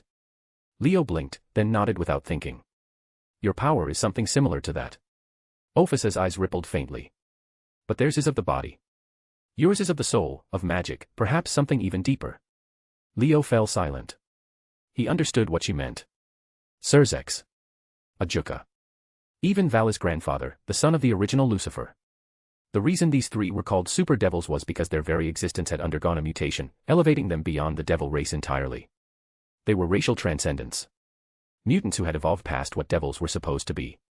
As Ophis said, their transcendence was physical. Of the body. Of the blood. According to Ophis, Leo was the same. Leo Eligos, the young devil the underworld had such high expectations for, was also a super devil. Just not in the same way. His mutation wasn't of the body or blood or race or life. It was of the soul, of magic, of something deeper still. And from that mutation, servant conversion had been born. If that was true, then Ophis's claim that its authority rivaled the dragon god's concepts made sense. Surzex and Ajuka were no longer truly devils but something beyond devils. So Leo's mutated trait couldn't be an ordinary devil's ability either. It was something above that. A power, a concept, operating at a fundamentally higher level. Leo never expected to learn the true nature of his mutation here, of all places. And he certainly never expected to be a super devil himself, one even more unusual than Surzex or Ajuka. But, why? Because he was a transmigrator? Had his soul mutated when it crossed into this world, eventually producing this result? That was the only explanation he could think of. What kind of luck is this? Leo rubbed the bridge of his nose. His feelings were complicated. Ophis didn't understand or care about his inner turmoil. She simply watched him and continued. It requires a medium, but, if used properly, this power could one day surpass me. And Great Red. She paused. Can you help me defeat Great Red? The request blindsided Leo, yanking him out of his thoughts. You want me to help you defeat Great Red? Even Leo was taken aback. But Ophis was serious. I can't defeat Great Red on my own. But if you can surpass me, surpass Great Red, then you can. She had taken what she'd seen in Leo's power and turned it into hope. And honestly, that hope had more basis in reality than anything the Cows Brigade had ever promised her. If what Ophis described was truly possible, then Leo genuinely could reach that level someday, unlike the Cows Brigade's empty promises. The problem was, Leo had zero reason to agree. Defeat Great Red. Setting aside whether he even could, he had no grudge against the dragon. Why would he pick a fight with the strongest being in existence just to help a lost girl find her way home? While Leo was mentally rolling his eyes, Ophis spoke again. I can share my power with you. As much as possible. And I can help you grow stronger. She held up the queen piece, still blazing with light, her expression unchanged. If you use this on me and make me your servant, you'll become much, much stronger. The words entered Leo's ears and sank straight into his core. And then, with my power added on top, you should be able to surpass Great Red. Chapter 221, Chapter 218, A Tempting Offer. Surpass Great Red. Nobody understood the weight of those words better than Leo.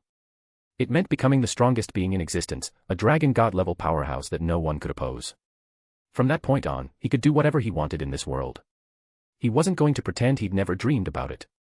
He'd fantasized before about one day punching Ophis and kicking Great Red, making every god and devil kneel before him, never again having to worry about some unknown powerhouse appearing out of nowhere and killing him. But that was just a fantasy. A pipe dream so far removed from reality that not just Leo, but even the chief gods of every mythology could only entertain it in their imaginations. None of them could ever make it real. Even someone as broken as the original story's protagonist only managed to become a super devil after 30-something years, still light years away from dragon god level. The infinite dragon god and the true red dragon god emperor.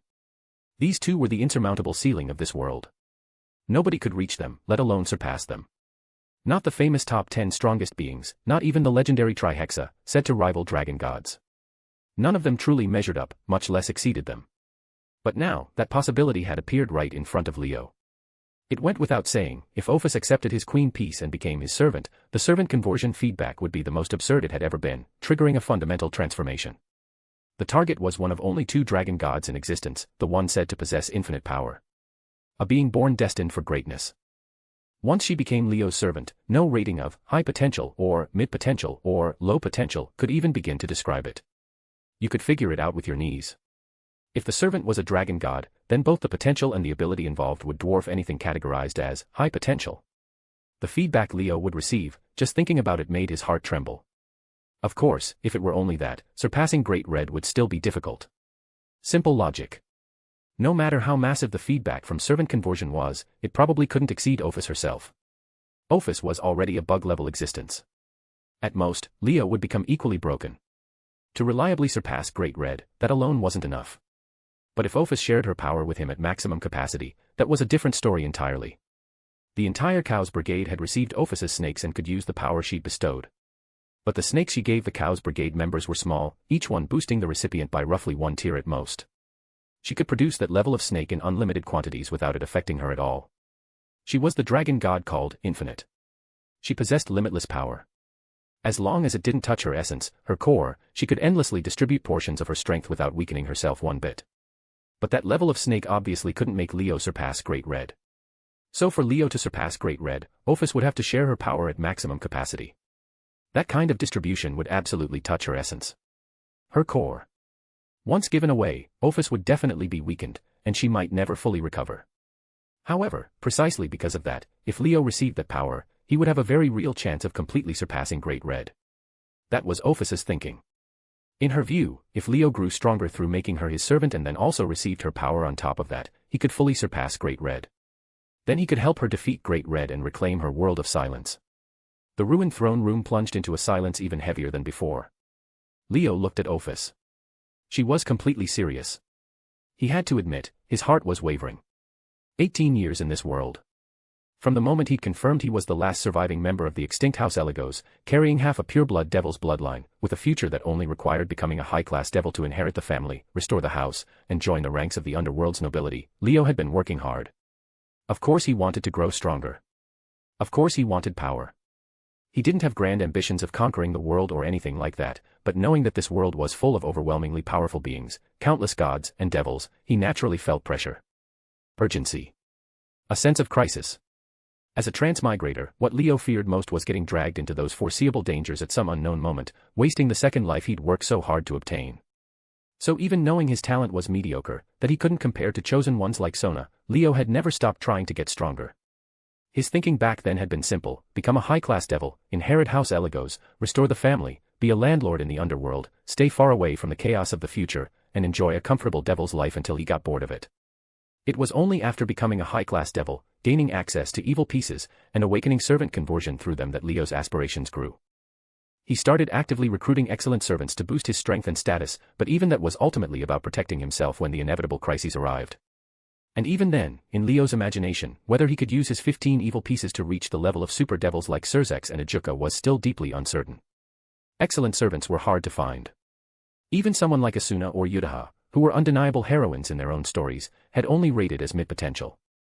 High potential required at least a Longinus holder or something equivalent. Talent like that was vanishingly rare, and Leo had never imagined he'd be able to collect them all and convert them into fuel for his growth. Given all that, in Leo's most realistic projection, reaching Super Devil level and not falling behind the original story's protagonist was the absolute best-case scenario.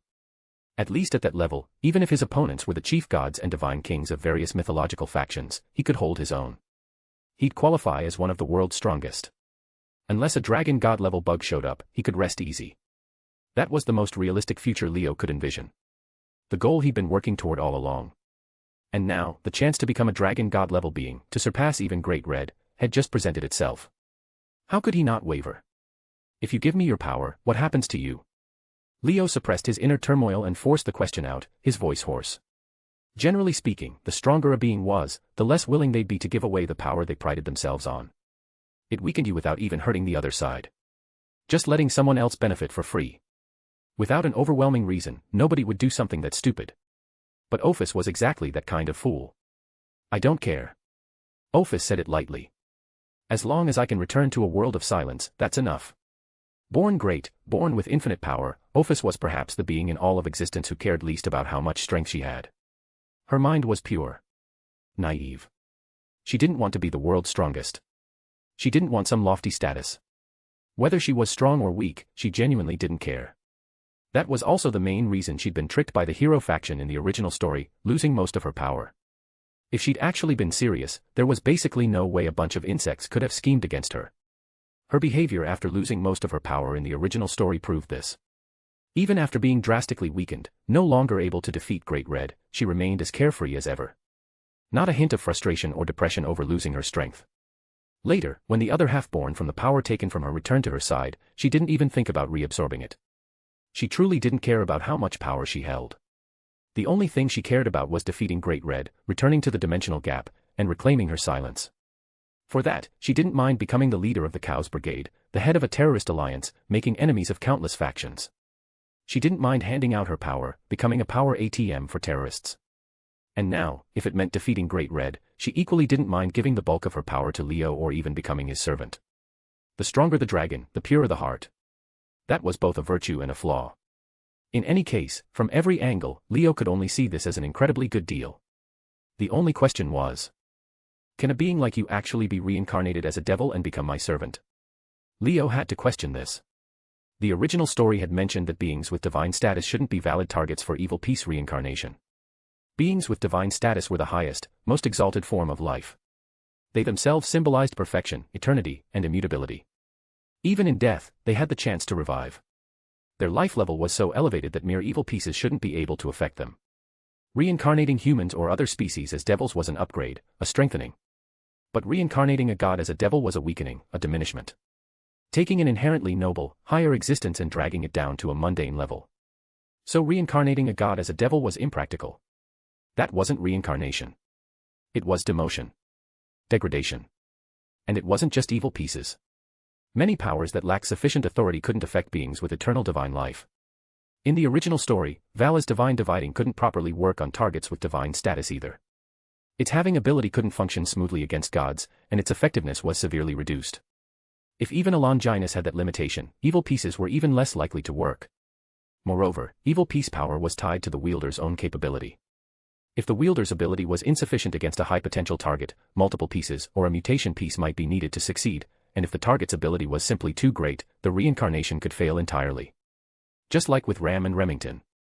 Before Leo came along, countless others had tried to reincarnate them and failed every time, proving how much the wielder's own ability mattered. Under those circumstances, who could possibly be strong enough to reincarnate a god as their servant? Even Surzex and Ajuka, the two super devils, probably couldn't manage it. Given all that, reincarnating Ophis as a servant was nearly impossible. Even if Leo was special, even if his evil pieces were connected to the servant conversion trait and had undergone a fundamental change, whether he could reincarnate a dragon god remained a complete unknown. It will work. But Ophis said it with certainty. This power's authority matches my infinity and Great Red's dreams. In other words, even we would be affected by it. She paused, then asked again. So. Will you do it? Will you do it? That was a serious question. With things laid out this clearly, Leo couldn't avoid giving it genuine consideration.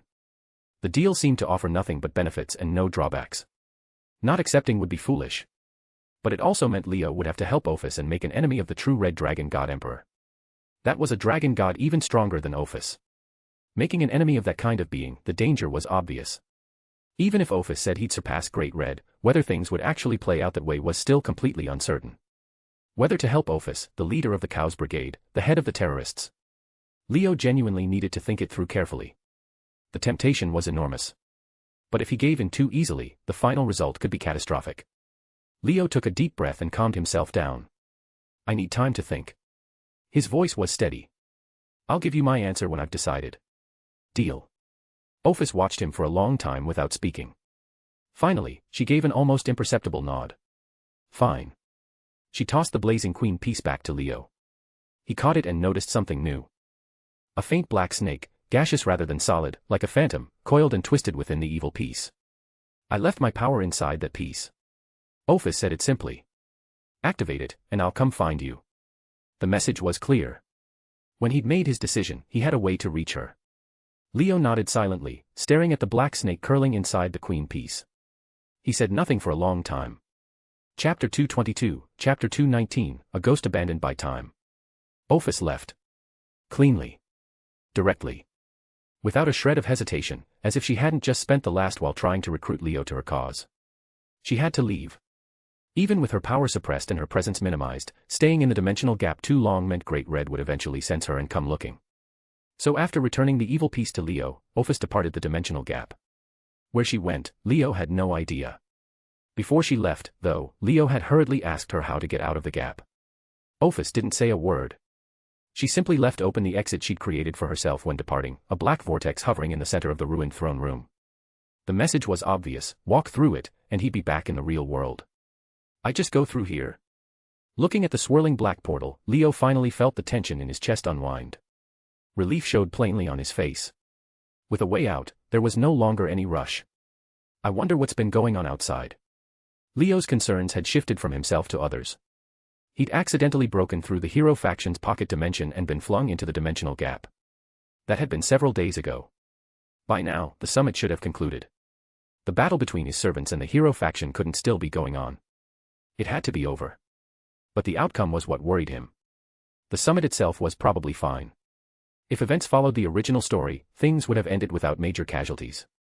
The old Mao faction's attack on the three factions' leaders would ultimately fail. No one would die, no one would be seriously hurt. Only one person would defect from their faction and join the Cows Brigade, becoming a terrorist. After this incident, the original story had the three factions formally signing a peace treaty. No more wars.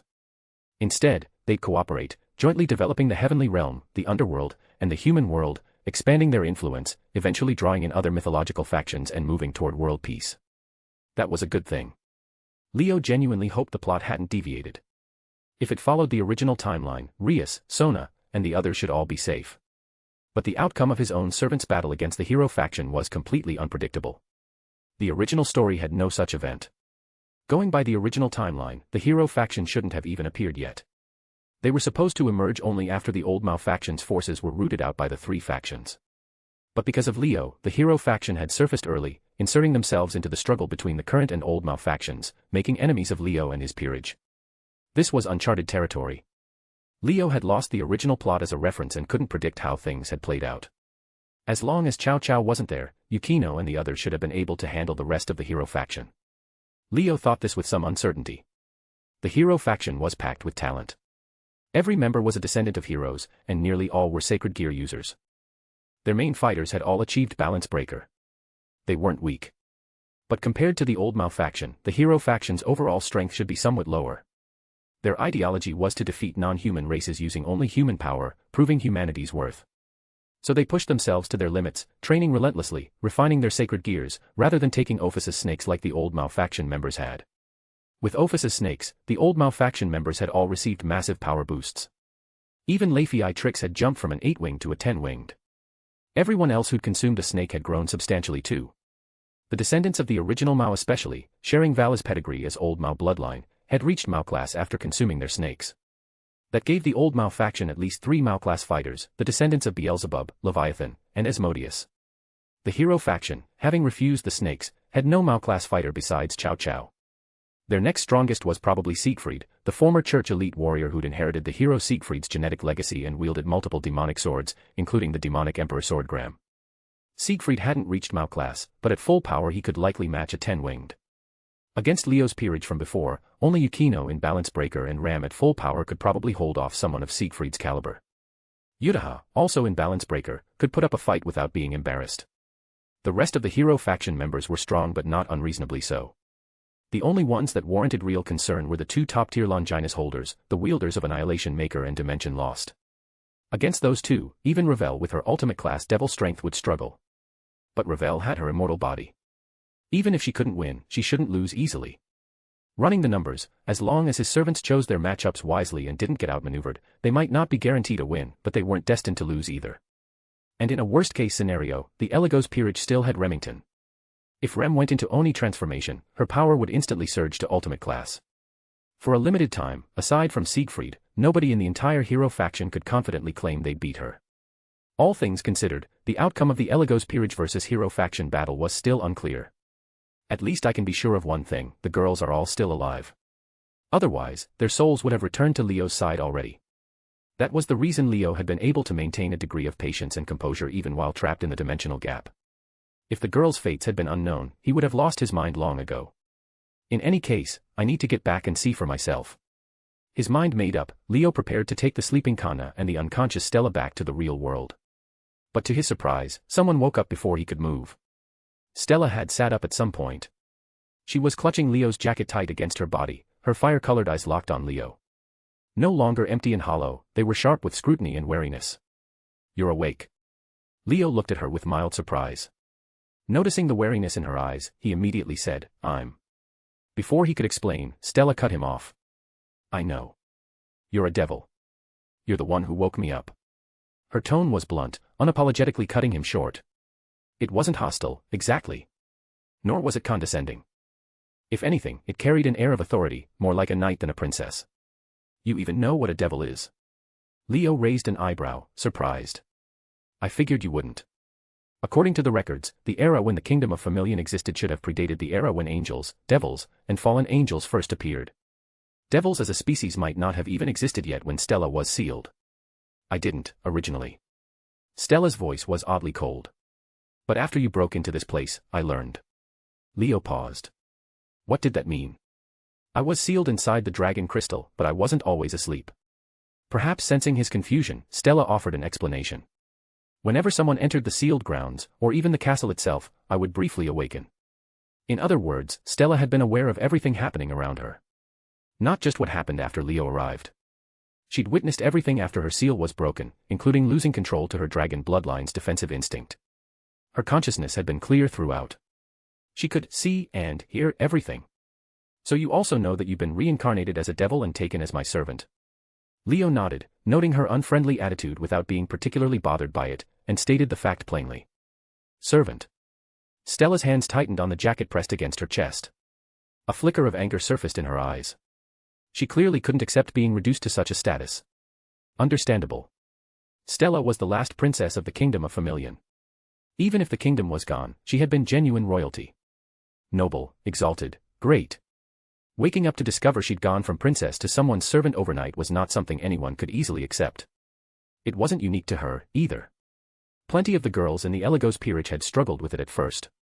Yukino and Asuna had been the same way. They'd only gradually come to terms with it because Leo had saved their lives, and they owed their continued existence to him. Stella had no such reason. But the princess didn't vent her frustration or anger. She stared at Leo for a long time, then spoke. What era is it out there? What does the world look like now? She chose to set aside the issue and get her bearings first. Leo studied her for a moment, then replied. Explaining it all would take too long. Easier if you just see for yourself. He raised his hand and opened a magic circle above his palm. He'd already developed this method of imparting knowledge and memories directly to save time on explanations. He was simply using it again. A torrent of information about the modern world flooded into Stella's mind through the magic circle. Stella's head swam. She involuntarily let go of the jacket with one hand, ignoring the glimpse of skin that showed, and clutched her forehead, looking pained. Unlike the others, who'd only needed to learn about the underworld, Stella had been asleep for so long and disconnected for so many ages that she was completely out of touch. Leo had to pour in most of the modern world's common knowledge all at once. The state of the heavenly realm. The underworld. The human world. Devils. Angels. Fallen angels. He even gave her the basics of every other mythological faction, bringing her up to speed on what era she'd woken up in. After a long while, Stella finally finished absorbing it all. The pain on her face gave way to blank shock. The outside world has become all this. She murmured, almost to herself. Her voice held loss. Bewilderment. A trace of helplessness. Her homeland had become a footnote so ancient it wasn't even recorded in history. Everything she'd once fought to protect had long since perished.